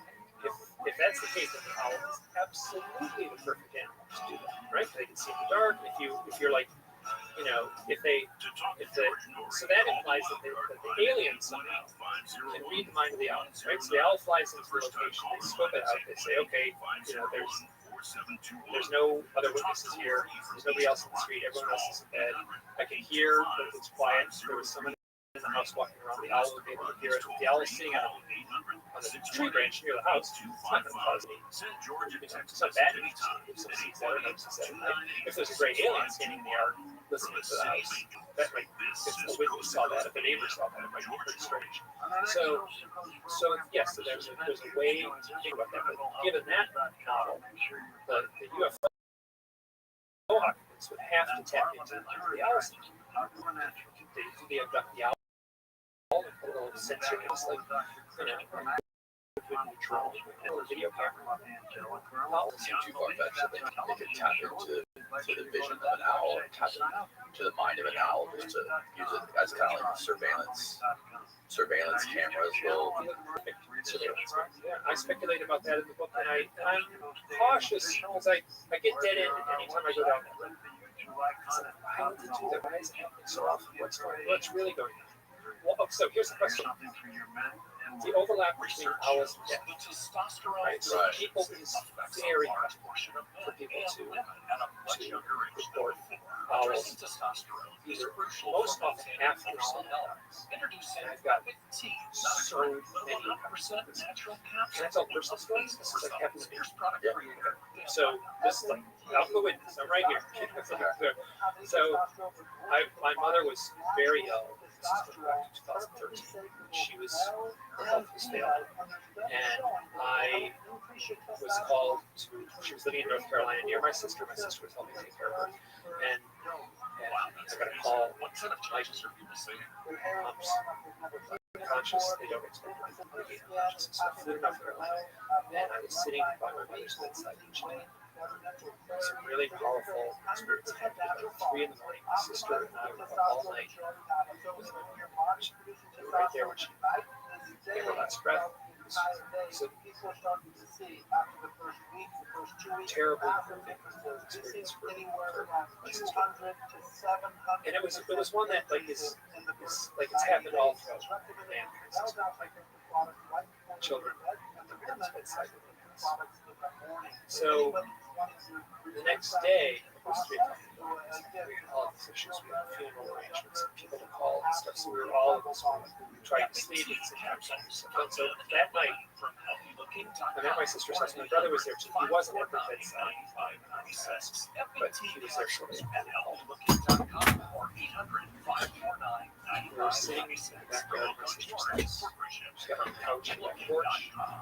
And next door neighbors, the woman who lives across the street was right there. She's a real person. So she's as powerful a witness as any person we have. This story doesn't have any everything. So Ruth is across from my sister and I, this is brother, right, and they both were very familiar with politics.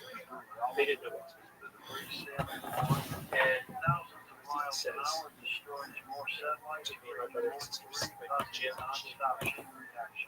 I know there's an accident, and I know it's an experience I had with Owl.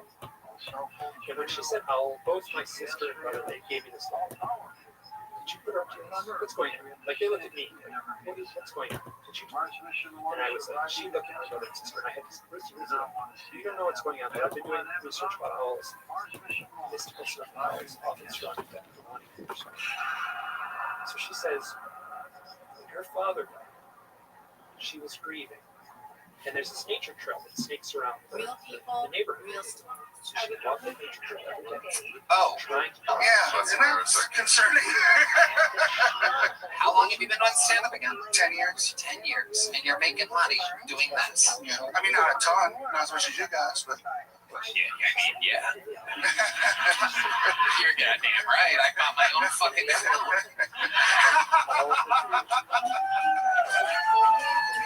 I have a hot tub in my bathtub. I do have a hot tub in my bathtub. I know. That's why I said it. Neil, since this isn't going hilarious for you, let's go the other direction. Tell us about the saddest thing in your life of all time. Like, what's some type of trauma that you're dealing with? Makes you cry. I tend to talk about my parents' deaths a lot. Yeah, what happened there exactly? My mom died just a month after my dad. Did you meet both of them? Yes. So how did they die? My dad died. It was like concussive symptoms, but it was just like he was just like an old man. And my mom died of leukemia. So, but we didn't believe her because she was like a huge She was a huge hypochondriac, so we didn't believe her. Oh my God! So your mom was complaining that she was sick with something, and you guys didn't believe her. And then it turns out she had leukemia. Yeah. So you must be dealing with the guilt of that. No, not really. I mean, what the fuck? If I believed her, what would that change? She would have gotten treated for leukemia. Ever heard of chemotherapy? She was already like in the hospital. Actually, chemo. She had breast cancer. They gave her chemo. It gave her leukemia. Wait, she was in the hospital for cancer, and you still did not believe her? Where were you? The cafeteria? Yes. Yes. I'm so sorry. She was. Yeah. She was always like, you know, I have fibromyalgia. Like, what are the symptoms? Being mean to me, you know? Like, wow, your mom was mean to you. Yeah. So then she was in the hospital for leukemia, and they were like, it's okay. I don't know who's doing it, but it's weird. Yeah, she was in the hospital. My sister was like, come see her. She's about to die. And we're like, yeah, we'll get there when we get there. And then what happened? I got there like as she died. Like when you say as she died, like because like there's a part where the heart stops. No. So like did you make it or was it just afterwards? You feel guilty about it? Should I be doing bits or no? No, she just. I wasn't asking you. Yeah, she. You know, it seems like you're dealing with a lot of trauma here, and I'm gonna bring out someone special to talk with you right now. Don't worry, it's not your mom or dad. Ladies and gentlemen, we have a very special treat. Make some noise swinging in just to give a quick analysis of the great Neil Rubenstein. A very, very special treat. Make some noise for the great and powerful Dr. True, everybody. Wow. Legend of the game. The man, the myth. We know him. We love him. The great and powerful Dr. True. Dr. Drew. Dr. Drew, grab Mark Norman's mic there. or Neil's, whatever. And been using it enough? The great Neil Rubenstein ran late to the death of his mother, and he has some problems dealing with it. He says that his mom picked on him, his parents died, and that's why he says he eats himself to death every day. Do you have any advice? Some liberties with the story. So you were there when your mom died? Yeah, we watched. Yeah, we were there. And what happened? Yeah, we just fun. Jesus Christ. She just died? She was like, just wanted her kids around her, and we all said goodbye. And she asked me to make sure I make jokes about leukemia. Well, sometimes when your mom's a C, she does you a favor. Because when she dies, you don't give a shit. No, she wasn't. Oh, now we're defending them. Well, what am I supposed to do? So, is there a food addiction here? Is that?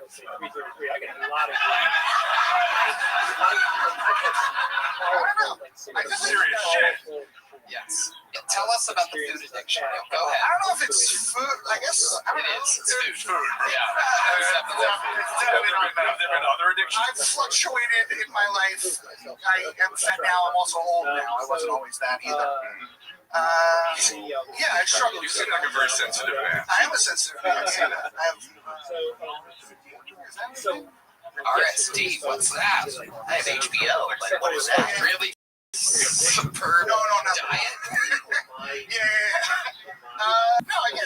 I'm sensitive. Boring everybody to death, right? Yeah, Maybe I should terrible. meet with him backstage. You know what? That's actually a great. What is RSD though? I want to know. What is that? Rejective. This is the way I say it. Whoa, Jesus. Wow, the audience is wild here tonight. Wild. Some guy just yelled a regenerative sucking dick just to show you the quality of the fan base we have here. He's now bowing. Christ, what an asshole. Guys, make some noise. What just a fun pleasure to get to call him out. Ladies and gentlemen, the legend, the great American Dr. Drew Rubenstein, everybody. It's a legendary show tonight. We do love you. Thank you, Dr. We're so happy you swung by. You never know who you'll see here. There they go. They're going to have a little session. I'm just kidding. Dr. Drew, go enjoy yourself. You can't help that, man. Dr. Drew, the only man who can wear a child's small shirt and make it look good. It's true. Except for us. We do a good job, too. What an episode. Did you guys have fun tonight? This was so good. You know, there's only one way to end an episode like this, and it is with the reigning, defending Hall of Famer, the record holder for all-time appearances and interviews. A man who some people say is the Richard Pryor's favorite comedian. Some people say that when this man sleeps at night, yes, what? Go ahead. He dreams about Dane Cook bits. That's right. Some people say that when he wakes up in the morning, Chuck Norris is afraid of him. He's the only guy who wipes his butt after he pees. A man so hot that he cooks steak on his own thigh. Ladies and gentlemen, this is the Vanilla Gorilla, the Memphis Strangler, the Big Red Machine, William Montgomery.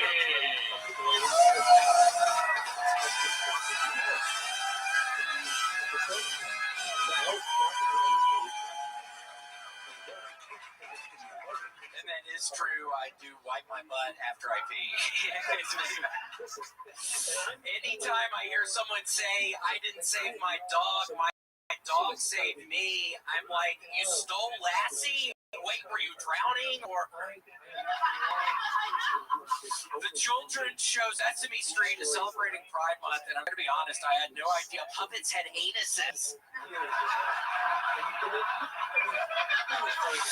How about those people that say, I'd like to order an iced coffee, hold the ice. I want to go up and say, I'd like a blowjob, but hold the blow. And they go, wait, what? And then I'm like, I'm sorry, can I fill out an application?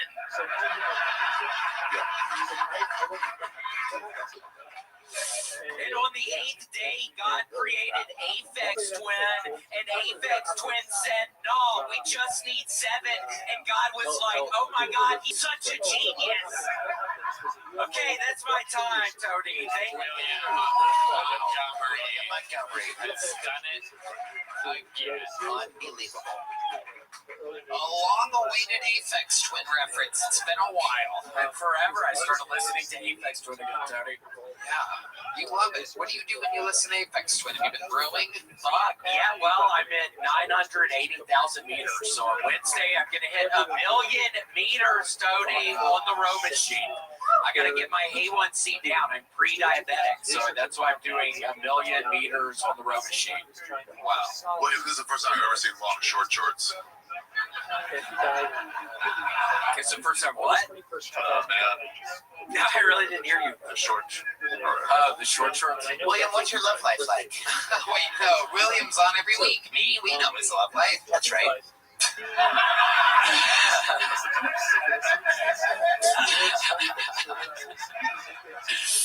But yeah, Tony, I started and finished a puzzle. I started it Friday, finished it Sunday. So that's what was the puzzle about? It was a hard one. We are talking. It was the table of a diner. It was a cheeseburger on there. It was 2 different types of pickles on there. It was a keep describing the things that were on the puzzle. There was a what? A cheeseburger? Yeah, there was the cheeseburger I made. We're also talking apple pie. A couple straws of different colors. Those were kind of hard. Sorry, Tony, I just can't get into it tonight.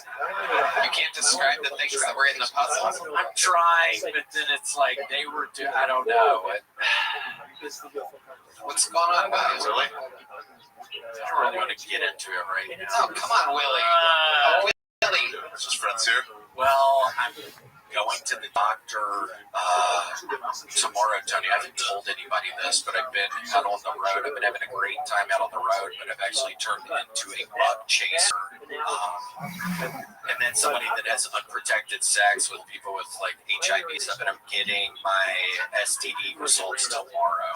Wow. So seriously, I'm a little worried about it. And I have fucking high blood pressure, high A1C. I could have HIV. What else? What else might you have? Fuck. I mean, they're thinking maybe a little gonorrhea. I know I got herpes, don't I? So genital wall. Oh my goodness. What else? I mean, RSD? Repetitive sucking dick? Yeah. That was the last guy.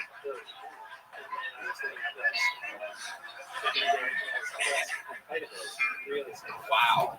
When you said you were a bug chaser, I thought maybe you were chasing bugs. No, it's a. If you were going to chase bugs, what kind of bugs would you chase? Your favorite bug? What are your favorite bugs?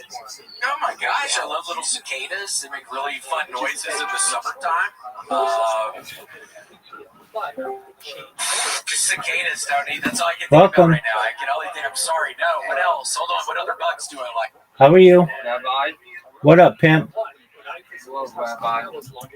How are you? Are you a member of the family? I'm good. How are you? I'm well. Just watching podcasts about to get some shut eye. Feel free to enjoy. Are you a member of the family? Rabbi. Rabbi. Yo, if you have any questions, I'll answer them, but just put them in the Ask Rabbi Anything. Is this in the Talmud, Rabbi? It's right out of the Talmud, Rabbi. Rabbi Digger. Check it out, pal.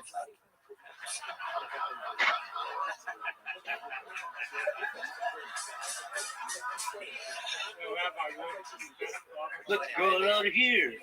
What's happening? What is this? and me up here, William. You've done the show more than anybody else. Ever seen it? I love it, Tony. It really is nice. And two beautiful men up here, like y'all. It really has been so nice, and y'all are laughing at the same time, and it's been so funny. And Good. loved it. Tony and the Zohan. It's all references. All right. William, anything else crazy going on that we should know about? Just heading to Tampa, Florida, so we'll see how Tampa goes. Boy, Why you guys cheering for Tampa like that? what are your favorite cities, William? Oh my gosh, I mean, I really love Portland!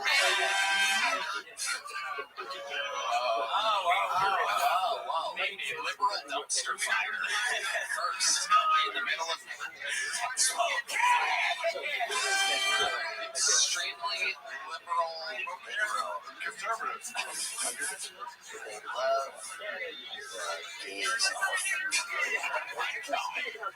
That's cigarettes out. Beyond the filter. I've never seen someone smoke that far into a cigarette. What is wrong with me? William, anything else? Could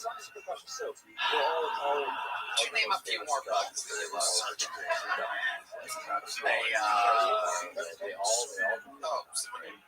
Why did that bitch say Jacksonville? He said bugs. He's like, what kind of bugs? I'm trying to think of bugs, bitch. I don't need a fucking...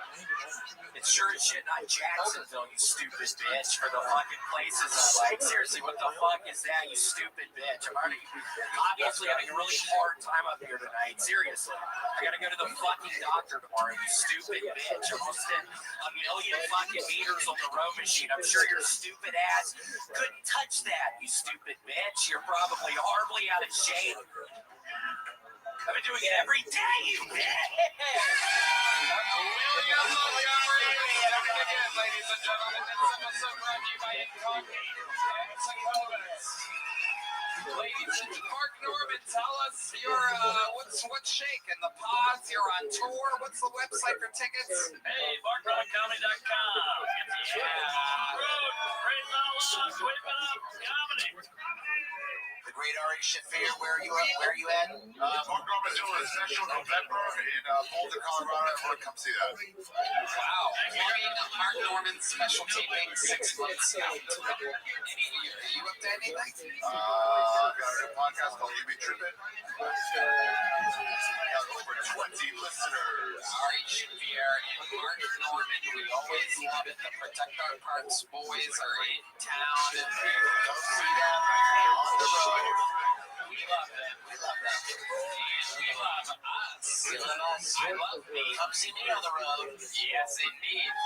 Believe it or not, everybody, you're not going to believe this, but this actually isn't me. It's Adam Ray, everyone. Kill Tony's Hall of Famer, guest of the year, multi-character legend, and now I must admit, this is indeed my new favorite character. Joe Biden, Dr. Phil, I mean fucking Jeremy, Adam Ray, and all the greats. And now Tony Mitchell has joined the fray. Adam Ray, ladies and gentlemen, has done it again. I must say, while we've always had a guest of the year, I'd like to announce that this year we will have the first ever Host of the Year award here on the show. And there are only 2 nominees, and they're both me, everybody. It's me and me. Love you guys. We love you. We did it again. You guys were here for another episode of what used to be the #1 live podcast in the world, and it's now the #1 comedy show in the world. This is Kill Tony. Thank you.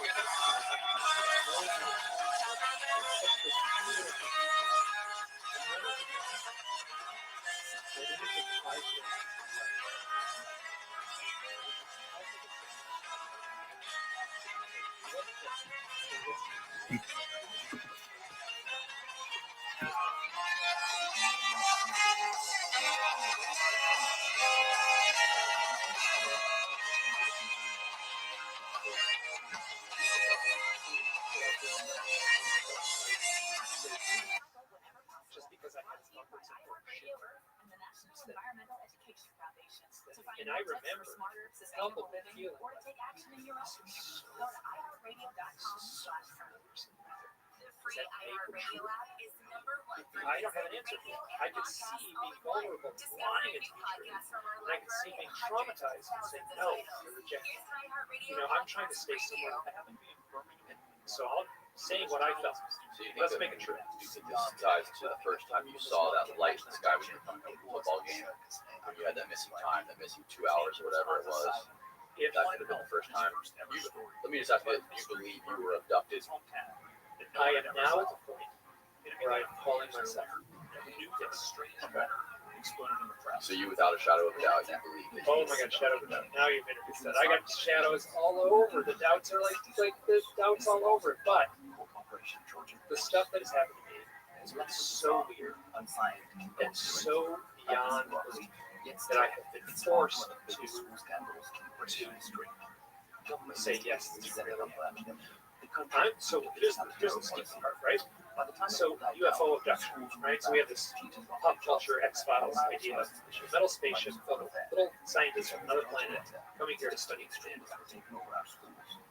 Why the hell? Why the psychics? So people contact me. This is a weird one. People contact me. I just talk to them first. I get a notepad, I write the date, I write their phone number, simple stuff. I don't take that many minutes. But one thing I do is I write Reiki. Do you know Reiki healing is? Reiki therapy is? No. Okay. So I'm hanging out.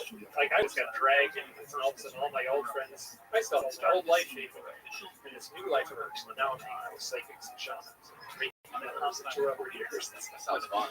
It's been amazing. It's been super rewarding. So, Reiki is a Japanese word. It's like life energy. So, you go to a Reiki. Customize and save with Liberty Mutual. Very funny, Limu. So I got a question for you. It's just a question. No big deal. Can't wait for Are you still doing the? Non-physical, you don't touch the person. So, the person lays on a meditation table. Something simple, stress.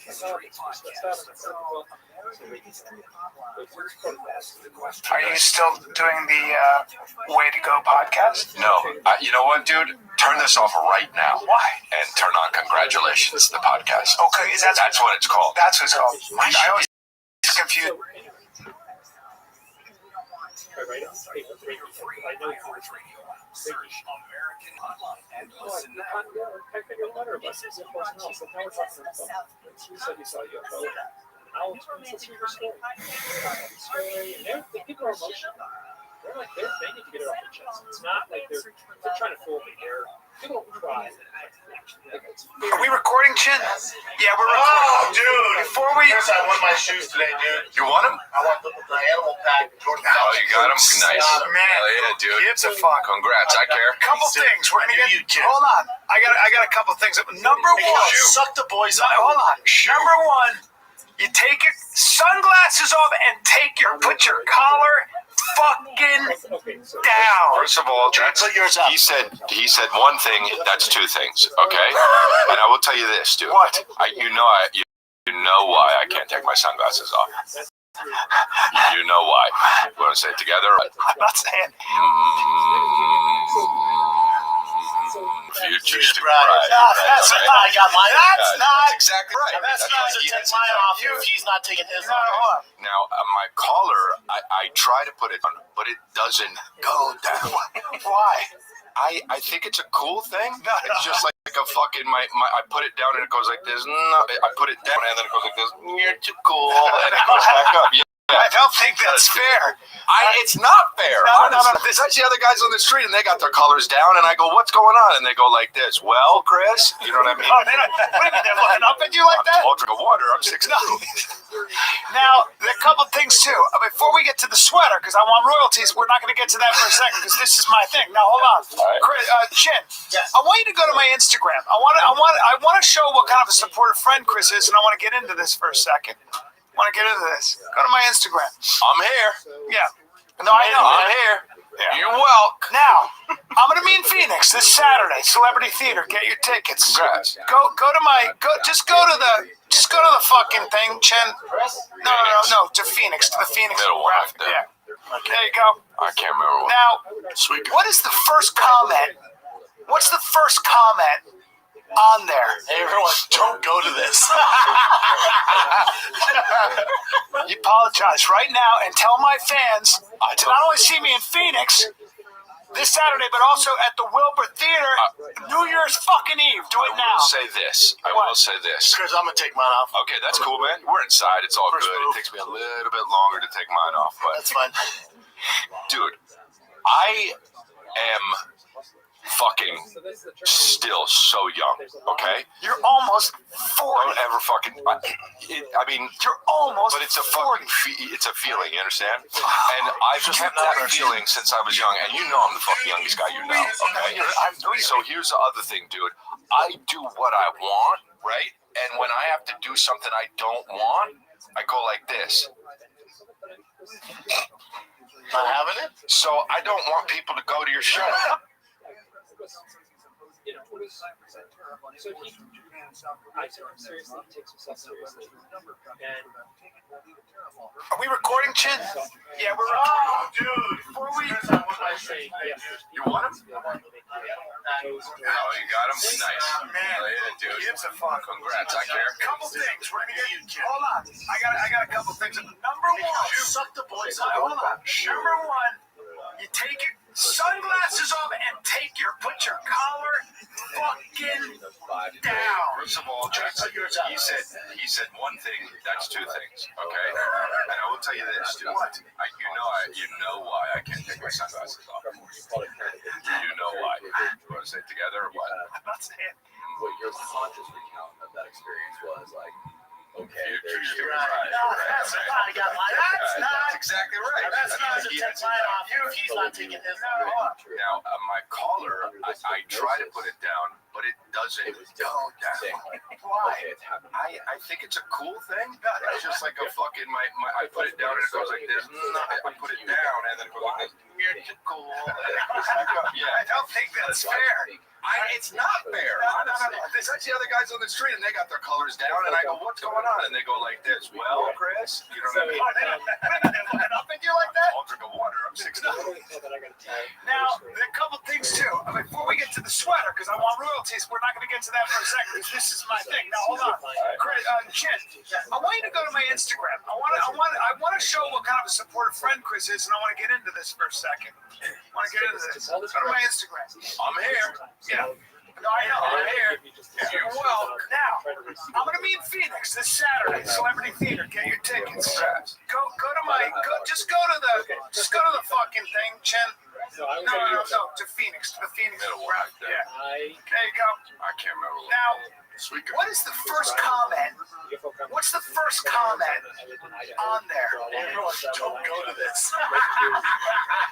I apologize right now and tell my fans to not only see me in Phoenix this Saturday, but also at the Wilbur Theater New Year's fucking Eve. Do it now. I will say this. Because I'm going to take mine off. Okay, that's cool, man. We're inside. It's all good. It takes me a little bit longer to take mine off, but that's fine. Dude, I am fucking still so young, okay? You're almost 40. Never fucking... I mean, you're almost. But it's a feeling, you understand? And I've kept that feeling since I was young, and you know I'm the fucking youngest guy you know, okay? So here's the other thing, dude. I do what I want, right? And when I have to do something I don't want, I go like this. That's not having it. So I don't want people to go to your show. That is bull. If you're gonna make me say, why don't you? That's so blatantly spiteful. I know. Dude, and I'm just gonna live in it. Hey, did you have to do all caps, bro? Yeah, I want to see it. What are the emojis ahead of that? Those are the alarms going off. Like, hey, everyone, don't go to this. Like if you were in a building, you'd be like, what's happening? And they'd be like, don't go to the Ron Cullen show. And they'd be like, well, we weren't going to go anyway, but we'll make sure not to go. No, we're really not. I'm very nice to you. I'm not physical with you. You're very lucky with that. Now, don't sit your coffee out the corner of your mouth. You got a little smell. I don't like how tight that collar is and high up. But we're going to get to that. We're going me get to that. This is a bad fit. Now listen. Bad fit or you got bad body. No. Is it a bad fit or you wasting away? No, I got a good body. I have a good body. I just intermittent fast, which is why I stay so cool. My skin's tight. Skin's tight? I'm gonna post about my Wilbur show. Okay. What do I do? If you comment in a negative fashion, I'm gonna come at you.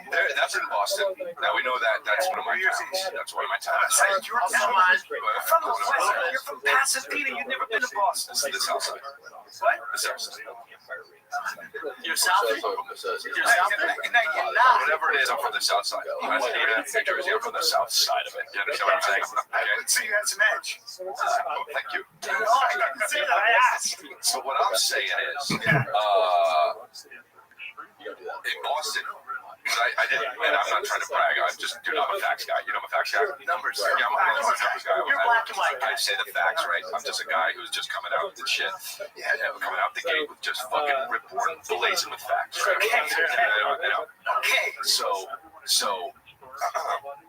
I did five shows at the Wilbur Theater, and it's fine. And it wasn't even on New Year's Eve, right? So it wasn't like an extra special thing.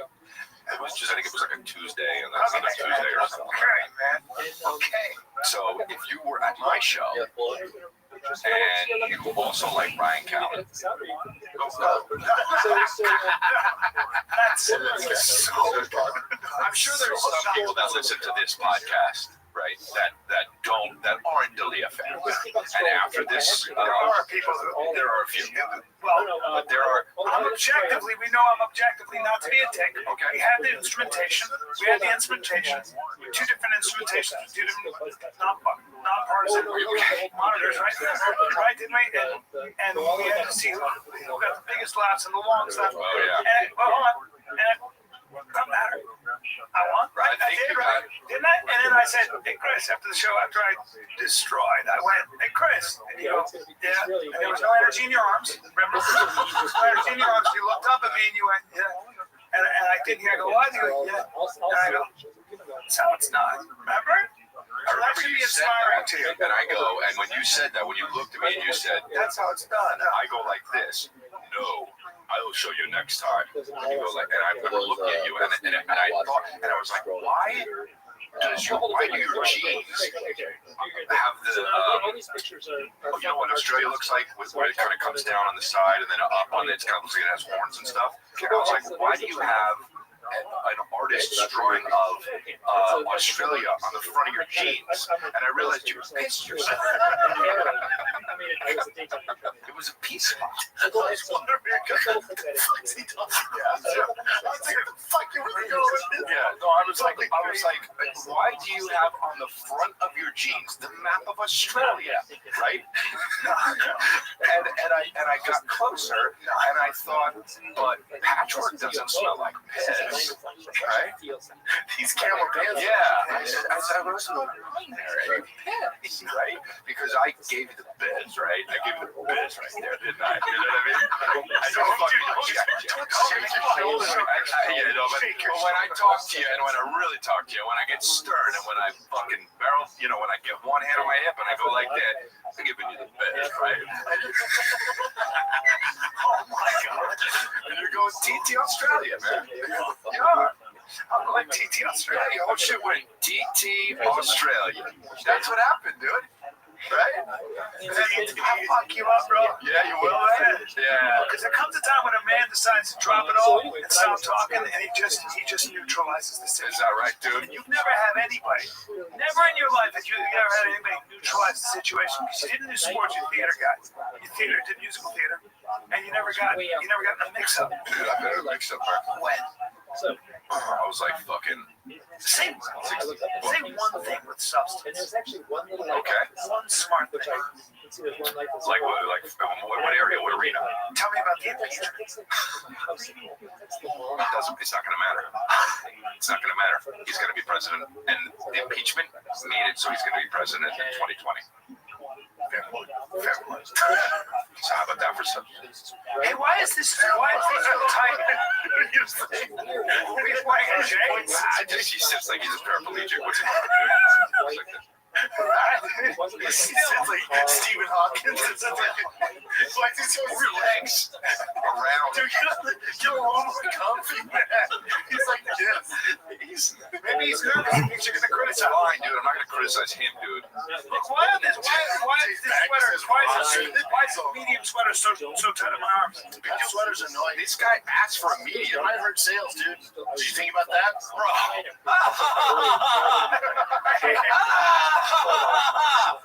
Yeah, right, bro. All right, man. You sold a lot of. Did you think this? You think this Bro, I could can sell help? a dick to a firefighter. What does that mean? It's a terrible metaphor. Oh my God. I can sell a dick to a firefighter. Fuck, man. Oh, fuck, bro. Good podcast, buddy. This is how it is, man. Get that at G-Star Raw. Yeah, man. I want to thank G-Star Raw for fucking fitting me. Yeah, that's about the shit. Nice. Cool. Go like this. The collar will go down eventually when you get older. You lose touch. But I haven't lost it yet. Okay. So, when did your movie about zombies?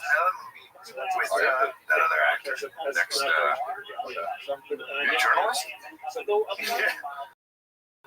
Yeah, when's that coming out? I'd like to work with those guys. I don't know. Yeah, so that's cool. So that was I used Photoshop and I Hey, Chris, put the little fake. did you feel the most uncomfortable time in your life when the just alone party? When you were the youngest baby? I was, dude. I'm the youngest man alive, dude. It was good. It was good. I had fun, dude. I didn't feel awkward. I thought I would, and I didn't. No, really? Because you looked awkward. No, they're all good. I was acting. I mean, I You're like this. with a bunch of actors. Chris in the middle of all these legends are there, and there was a commercial, and it was for AutoZone, and Chris goes, I'm in this course. AutoZone. That was a good joke. I don't think people really know. Pacino wouldn't appreciate it. It was like, It was so weird. It was such a weird. Yeah. You're also kind of young in that group, too. Yeah, really. They were fucking legends, but that's what I was thinking. Like, you can't be a legend unless you're that old, really, right? It's so nice. How great They were all so nice. Can you name a young legend? I mean, yeah. Kanye West. yeah, like, but if he died, and now, People are legends when they die. Yeah. You don't appreciate people till they die. That's what How about Stallone's art? I was trying to explain how good his art is. Oh yeah, no, he's good. He's good. He's it looks like he would. I'm an idiot. You know, I can't tell what's good or what's not, but that art looks like art that would be sold for a lot of money. Yeah. That's so crazy. So which one of you stupid fucks that hooked me up with? No, don't be don't call it stupid fucks, though. It's very rude. Yeah, his daughter's single and very cool and very beautiful. So I don't know. We'll see what happens. That'd be nice, dude. And now just Wear that sweatshirt, see how it goes. Yeah, it's a sweater. you gotta. All right, dude. You don't have to. Fine. Let some shit You know go. what I'm saying? Hey, bro, what's it made of? No, dude, it's a Christmas sweater, man. Have you ever had a Christmas sweater on? You didn't celebrate Christmas. What? You didn't celebrate Christmas in your home? What do you mean you didn't have a home? Well, you just brought it up. Dude, that looks good on you, man. You should. That's the best outfit you've worn since I've ever known you. Because you only wear stuff that like would be in fucking J. Crew catalog. Yeah, you shop at J. Crew. You shop at J. Crew, bro. Yeah, you do. Do you buy it from the fucking magazine, or do you go in? I go in And then you see what size you like, and then you go maybe, and then you order from the bag. No. I go to James Purse for Zapatos. Don't say it like that. I have shopped at Zapatos, but yeah. Zapatos. I've shopped there. And I was camping with a friend of mine. She came over. No fucking done. Hey, did your dad get you gifts, Chris? Yeah, I look for Christmas. Still? What's your daddy get? Hey. You have a question? I don't remember. You know, hey, dude. He does do this thing though. I put on my Instagram where when he's like Italian, you know, and he'll hug and he'll like kiss. All right, see you later. But he fucking kisses so high, and my whole, and it's in my eye, and it makes me so fucking mad, dude. And I say, Dad, you always kiss my fucking eye. And he goes like this, that's not your eye. That's not your eye. This is your eye. And then he'll kiss my fucking eye. And then I'll go, why don't we fucking do it here, dude? He's like, that's your neck. That's your jaw. I fucking don't like it, man. Yeah, I saw that on Instagram. Yeah, dude. You liked it, didn't you? Did you like it? I don't really like stuff, do you, on Instagram? You're a hater, aren't you? No, I'm not. He's a hater, bro. Sometimes a chick likes. This fucking guy likes it. No, I don't ever This guy likes it. He can use two of his lips. Types in his mouth, likes it with his tongue. He's got a paintbrush. Bro, what are you doing for Christmas? I'm going to my fucking parents' house. Yeah. What daddy get you for Christmas? I didn't get anything. I don't think I'm gonna get any presents. You don't think you were good this year? At the shop, he'll rent a car. I think you're done. It's great. You're not.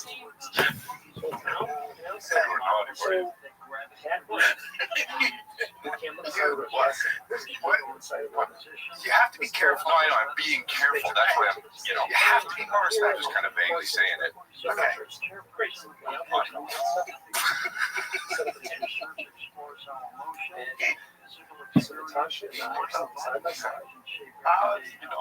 I have my fingers not cookied. It's okay, dude. It's fine. You feel that? You feel that? Dude, it's okay, dude. Because you're still young. Yeah, dude. I have a picture. Shred City. Well, shredded. They took me to the shred zone. Yeah. But still have some. Dude, I squat. I squat more than I do anything. We're having resistance in the leg area. Who is it? Oh, shit. Oh, no, dude. Oh,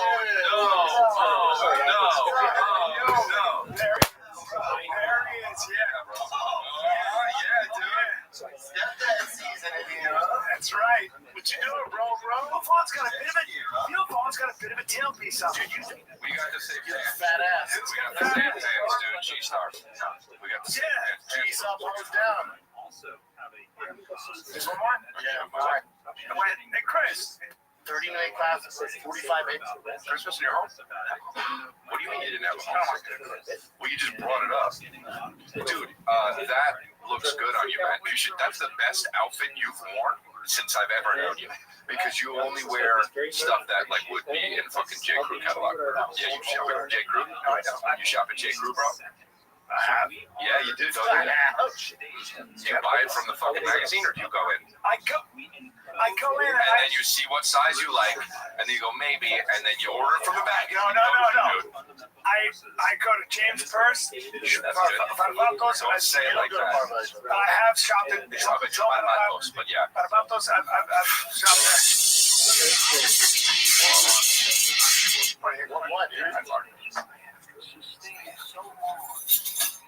No fucking done. Hey, does your dad get you gifts, Chris? Yeah, I like Christmas. Still? What's your daddy get? Hey. I have a question. I don't remember, you know. Hey, dude. He does fucking do this thing though. I put on my Instagram where when he's like Italian, you know, and he'll hug and he'll like kiss. All right, see you later. But he fucking kisses so high, my whole, and it's in my eye, and it makes me so fucking mad, dude. And I say, Dad, you always kiss my fucking eye, and he goes like this. That's not your eye. Your eye. And then I'll go here, dude. He's like, that's your neck. That's your jaw. Yeah, dude. You liked it, didn't you? Did you like it? I don't really like stuff, do you, on Instagram? You're a hater, aren't you? He's a hater, bro. Sometimes a chick likes. This fucking guy likes it. No, I don't ever This guy likes it. He can use two of his lips. Types with his mouth, likes it with his tongue. He's got a paintbrush. Bro, what are you doing for Christmas? I'm going to my fucking parents' house. Yeah. Ryan, what daddy get you for Christmas? I didn't get anything. I don't think I'm gonna get any presents. You don't think you were good this year? So I get out of the sand, I walk around. I'm literally looking for spots that I think you're not. I wanted his managing.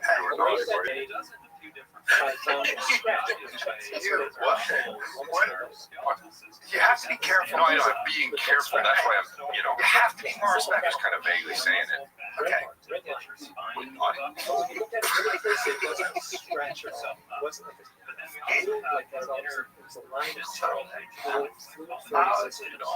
I have a finger. It's okay, dude. It's fine. You feel it? You feel it? Dude, it's okay, dude. It's because you're still young. Yeah, dude. I have a picture. Shred City. Huh? Well, Shred's okay. They took me to the Shred Zone. Yeah. But still having some. Dude, I squat. I squat more than I do anything. We're having resistance in the leg area, right? Who is it? Oh, shit. Oh, no. Oh, no. There he is. Yeah, bro. Yeah, dude. That's right. What you doing, bro?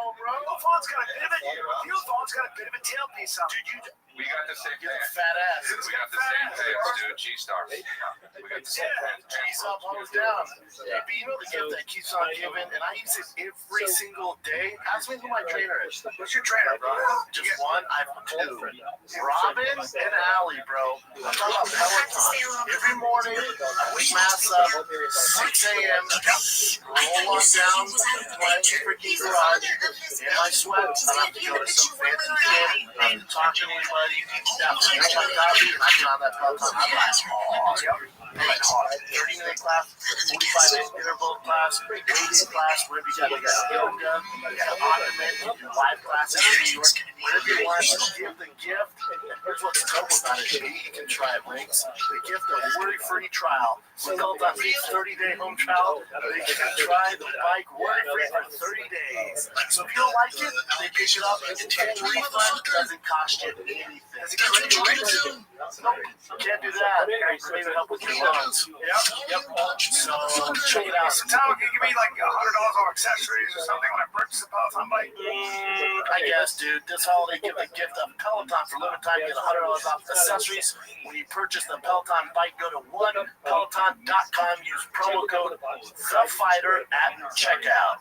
I think the best workout clothes, hands down, are I own a bunch of it now. I wear it all the time. It's the best quality there is. It's active wear, engineered for unparalleled quality and comfort. It's a fact. It's as good as it gets. I've got science. All their stuff. Your new go-to men's clothing brand. Brian loves it. All right. Whatever you're doing, man, your active lifestyle. Maybe you're on a plane. Maybe you're working out. You want cool sweatpants. Whatever you need. They blend all that business with comfort. Look good and be comfortable at the same time is the point. All right. Go to Roam.com/fighter right now. Use promo code FIGHTER to get 20% off your first purchase. That's RHONE.com/fighter. Promo code FIGHTER for 20% off. Roam.com/fighter. If you travel, they've got the commuter collection. They've got all kinds of things: pants, dress shirts, polos, and vests, everything. Free, lightweight, comfortable. Yeah, you sound super obsessed. No, they are obsessed. The Rowan's obsessive about clothing that is lightweight, comfortable. You sound obsessed. I love it. I wear it all the time. There you go. Roam.com/fighter. I'm surprised he stood up and walked away. You sound like a paraplegic, dude.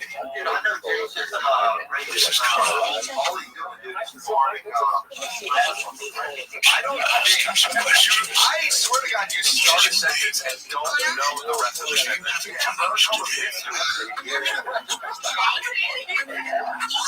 It's called a mystery. Mr. Man who knows what he's doing all the time. Yeah, dude. It's all calculated. What's up, bro? Not much, chilling. Those gas in my hand, but it'll fucking dry like a thing. I love it. Yeah, all right, but you still smell it all day. Yes, yeah, I love it. Dude, I'm not gonna let you get away with it.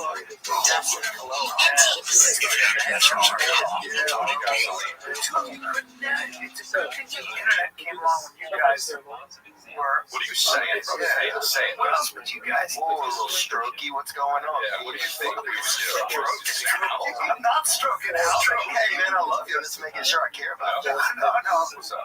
Yeah, what's up, dude? I can't can't believe Chris D'Elia's here today, dude. I can't either, dude. Thought he was busier than this. I'm actually somewhere else as well, but I'll tell you something, dude. If you're fucking, the top of your hair looks like the fucking back of a duck's ass. And everyone knows it. And I tell you what, and everyone knows it, and people go with, sometimes I'm at the comedy store and I hear, the back of a duck's ass. When you walk by, that's what I hear. Dude, sometimes you go by and like 4 other ducks will walk by. Yeah, they'll go like this. They're going to walk like this. That's what they do, dude. And there's always that one gay duck that's kind of just looking back. Brendan's duck. But he's thick. He's got he's all chest. Cool shoes you can't get yet on. By the way, is there what age do you reach when you can't get the Travis Scott collabs?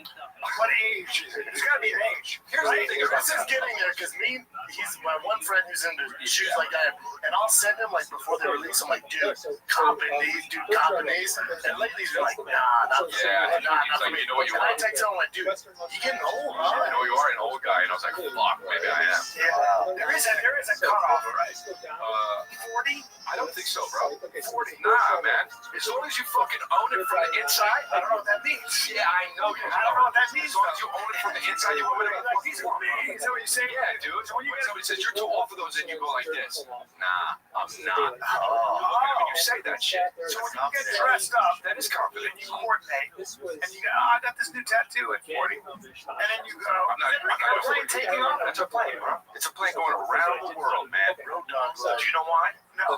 Why did you get a Boeing 707? Bro, because it's a small plane, huh? It's a regular plane that you go to Denver. It's not like a it's not a Southwest. It's not even a double decker. It is a double decker one. It's a plane you get into Airlines. It's a Spirit Airlines. Get your fucking bifocals out and look at it, bro. That's a bullshit. It's a regular. Don't go to that. You're gonna hurt your back. All right. Deal. What do you think of Brian and Chris's Christmas sweater, dude? Honest, dude, it looks good, man. No, but that's how it is. I'm so familiar with dancing. You're saying, I think this was my invention. I think one day I said dance and you took it. Ooh, those are fighting words, dude. I need some resins. You want some resins? Oh, yeah, you deserve it. You can have some of the money. Wouldn't make it. But you admit one thing. Can we admit one thing? You won't do it, but yeah. Let's admit one thing. It's not a big deal. But I want you to, let's think back a little bit, because you have a little bit of amnesia, right? So let's think back. At the end of the day, is this a fair statement? This is a fair statement that I pulled you from my rib. Dude, is that fair? That would not be fair. Okay, that would not be fair. But I made you when you were young and lost. No, I would not say that. Because I would always look at you, and even when I was coming up, and I would be like, Brian, and you don't look down at me like that. But that's where you are sometimes. Not a lot, but you used to be like a little more like here, and you're just getting a little bit osteoporosis. My spine is good. Your spine's doing crunch. Wait, I've heard you back. Training. I had a. No, hold on 1 second, man. You were training what, man? You were training. My friend is a recon Marine. Of course he is. He's recon. recon. Take you to the next level. We're gonna do some explosive stuff. I have a nephew that's recon dude. He's in a special, like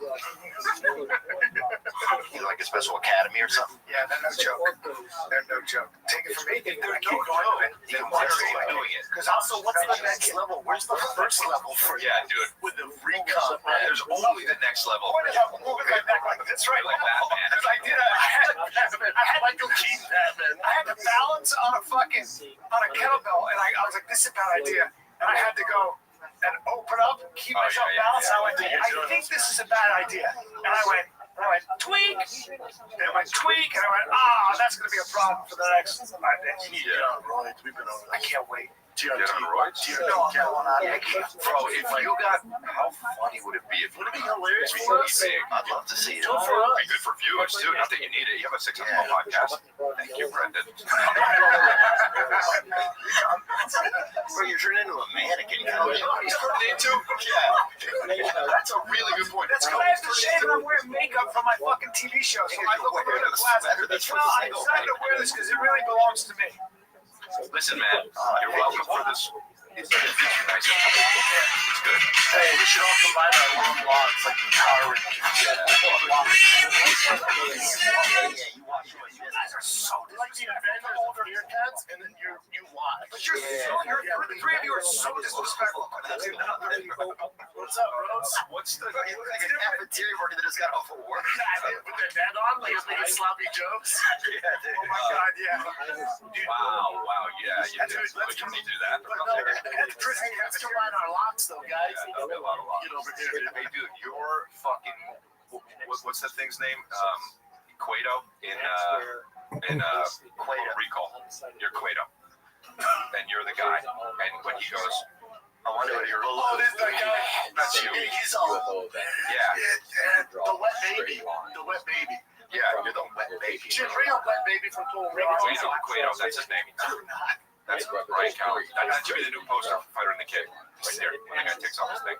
Exactly. Like you can. Yes. QUA2.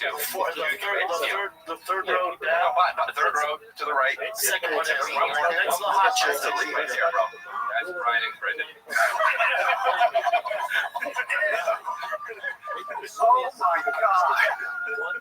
That guy has some titties, dude. Oh, that's so gross. Yeah, but one of his titties is a baby. Yeah, that is very true. God, he like whispers.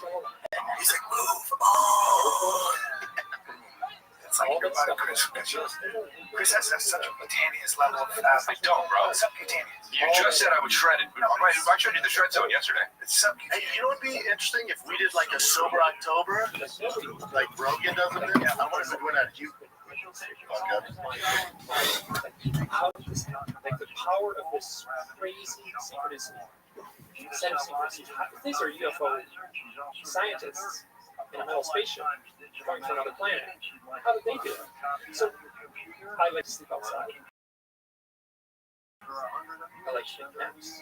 Thanks very much, George. It's very easy. Shamanic Everyone is welcome to experiences like email sweat me at patches. Gina at Feels like it was wholelifemagazine.com. tailored specifically for me. Like it felt like the clues that were set before me, I was the only one to decipher. So why you then? So why you? What is your belief? Okay, so I'll answer that with a story in a second, but just to make things weirder. So the middle one and the easternmost one, the red and the blue one, haven't listened to Tasha. Okay. The green one, I was alone. Happened on March 10th. March 10th is Tasha's birthday. Exclusive stem cell wellness kit that works with your body's stem cells. To tell the story correctly, there are so many strange lessons. Physical activity, obesity, diet, smoking. So that happened in 2014. So let me just, for my own sake, I need to say something. I spent about 2006 till. There he is. How you living, pimp? 48 hours. Why are you acting like such a huge vagina? You were just here. You were like, what's this game? And then you left, and then you came back, and then you left, and then you came back, and then you left. Yeah, why did that? Yeah, why did you do that? Why? Having dinner for like 3 hours. Okay, why were you having dinner for 3 hours? I'm hungry. Nobody eats dinner for 3 hours, dog. Yeah, they do. Nope, not even super fancy people. Except for fat people, yeah. Nope, they eat quickly. Yeah. Yep. You sure? Are you ready to lose?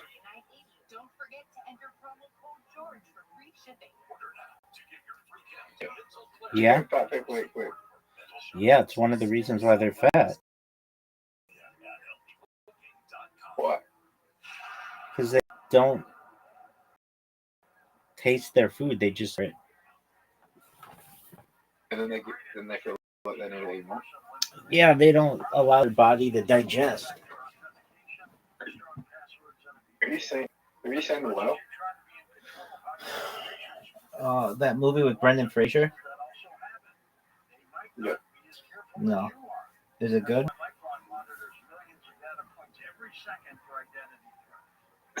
7 out of 10. Oh shit. I think he delivers one of the best performances. Like, and his performance is really good, but the film is a bit like mediocre. Is it about a cryptocurrency investor? No.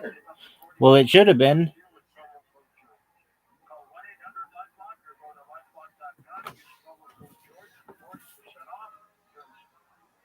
Here's a life-saving stat for you. Did you know that 80% of strokes are preventable? So how can you manage your heart health at home, on summer vacation, or between doctor's visits? You can with the most advanced personal EKG on the market, KardioMobile 6L, the world's first FDA-cleared 6-lead personal EKG. It can detect up to 6 of the most common arrhythmias, including AFib, a leading cause of stroke. Give you 6 times the data of any smartwatch at a fraction of the cost.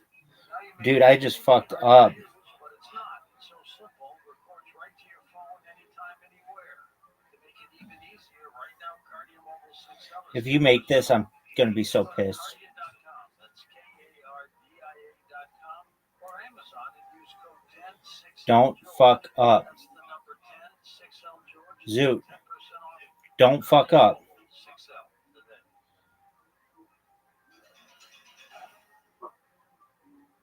Zoot, you fucked up.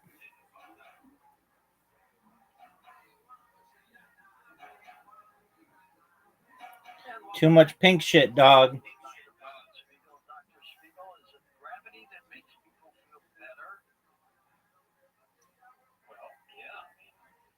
feel better when we use gravity to our advantage. You know, gravity isn't just a pull, it's also a push.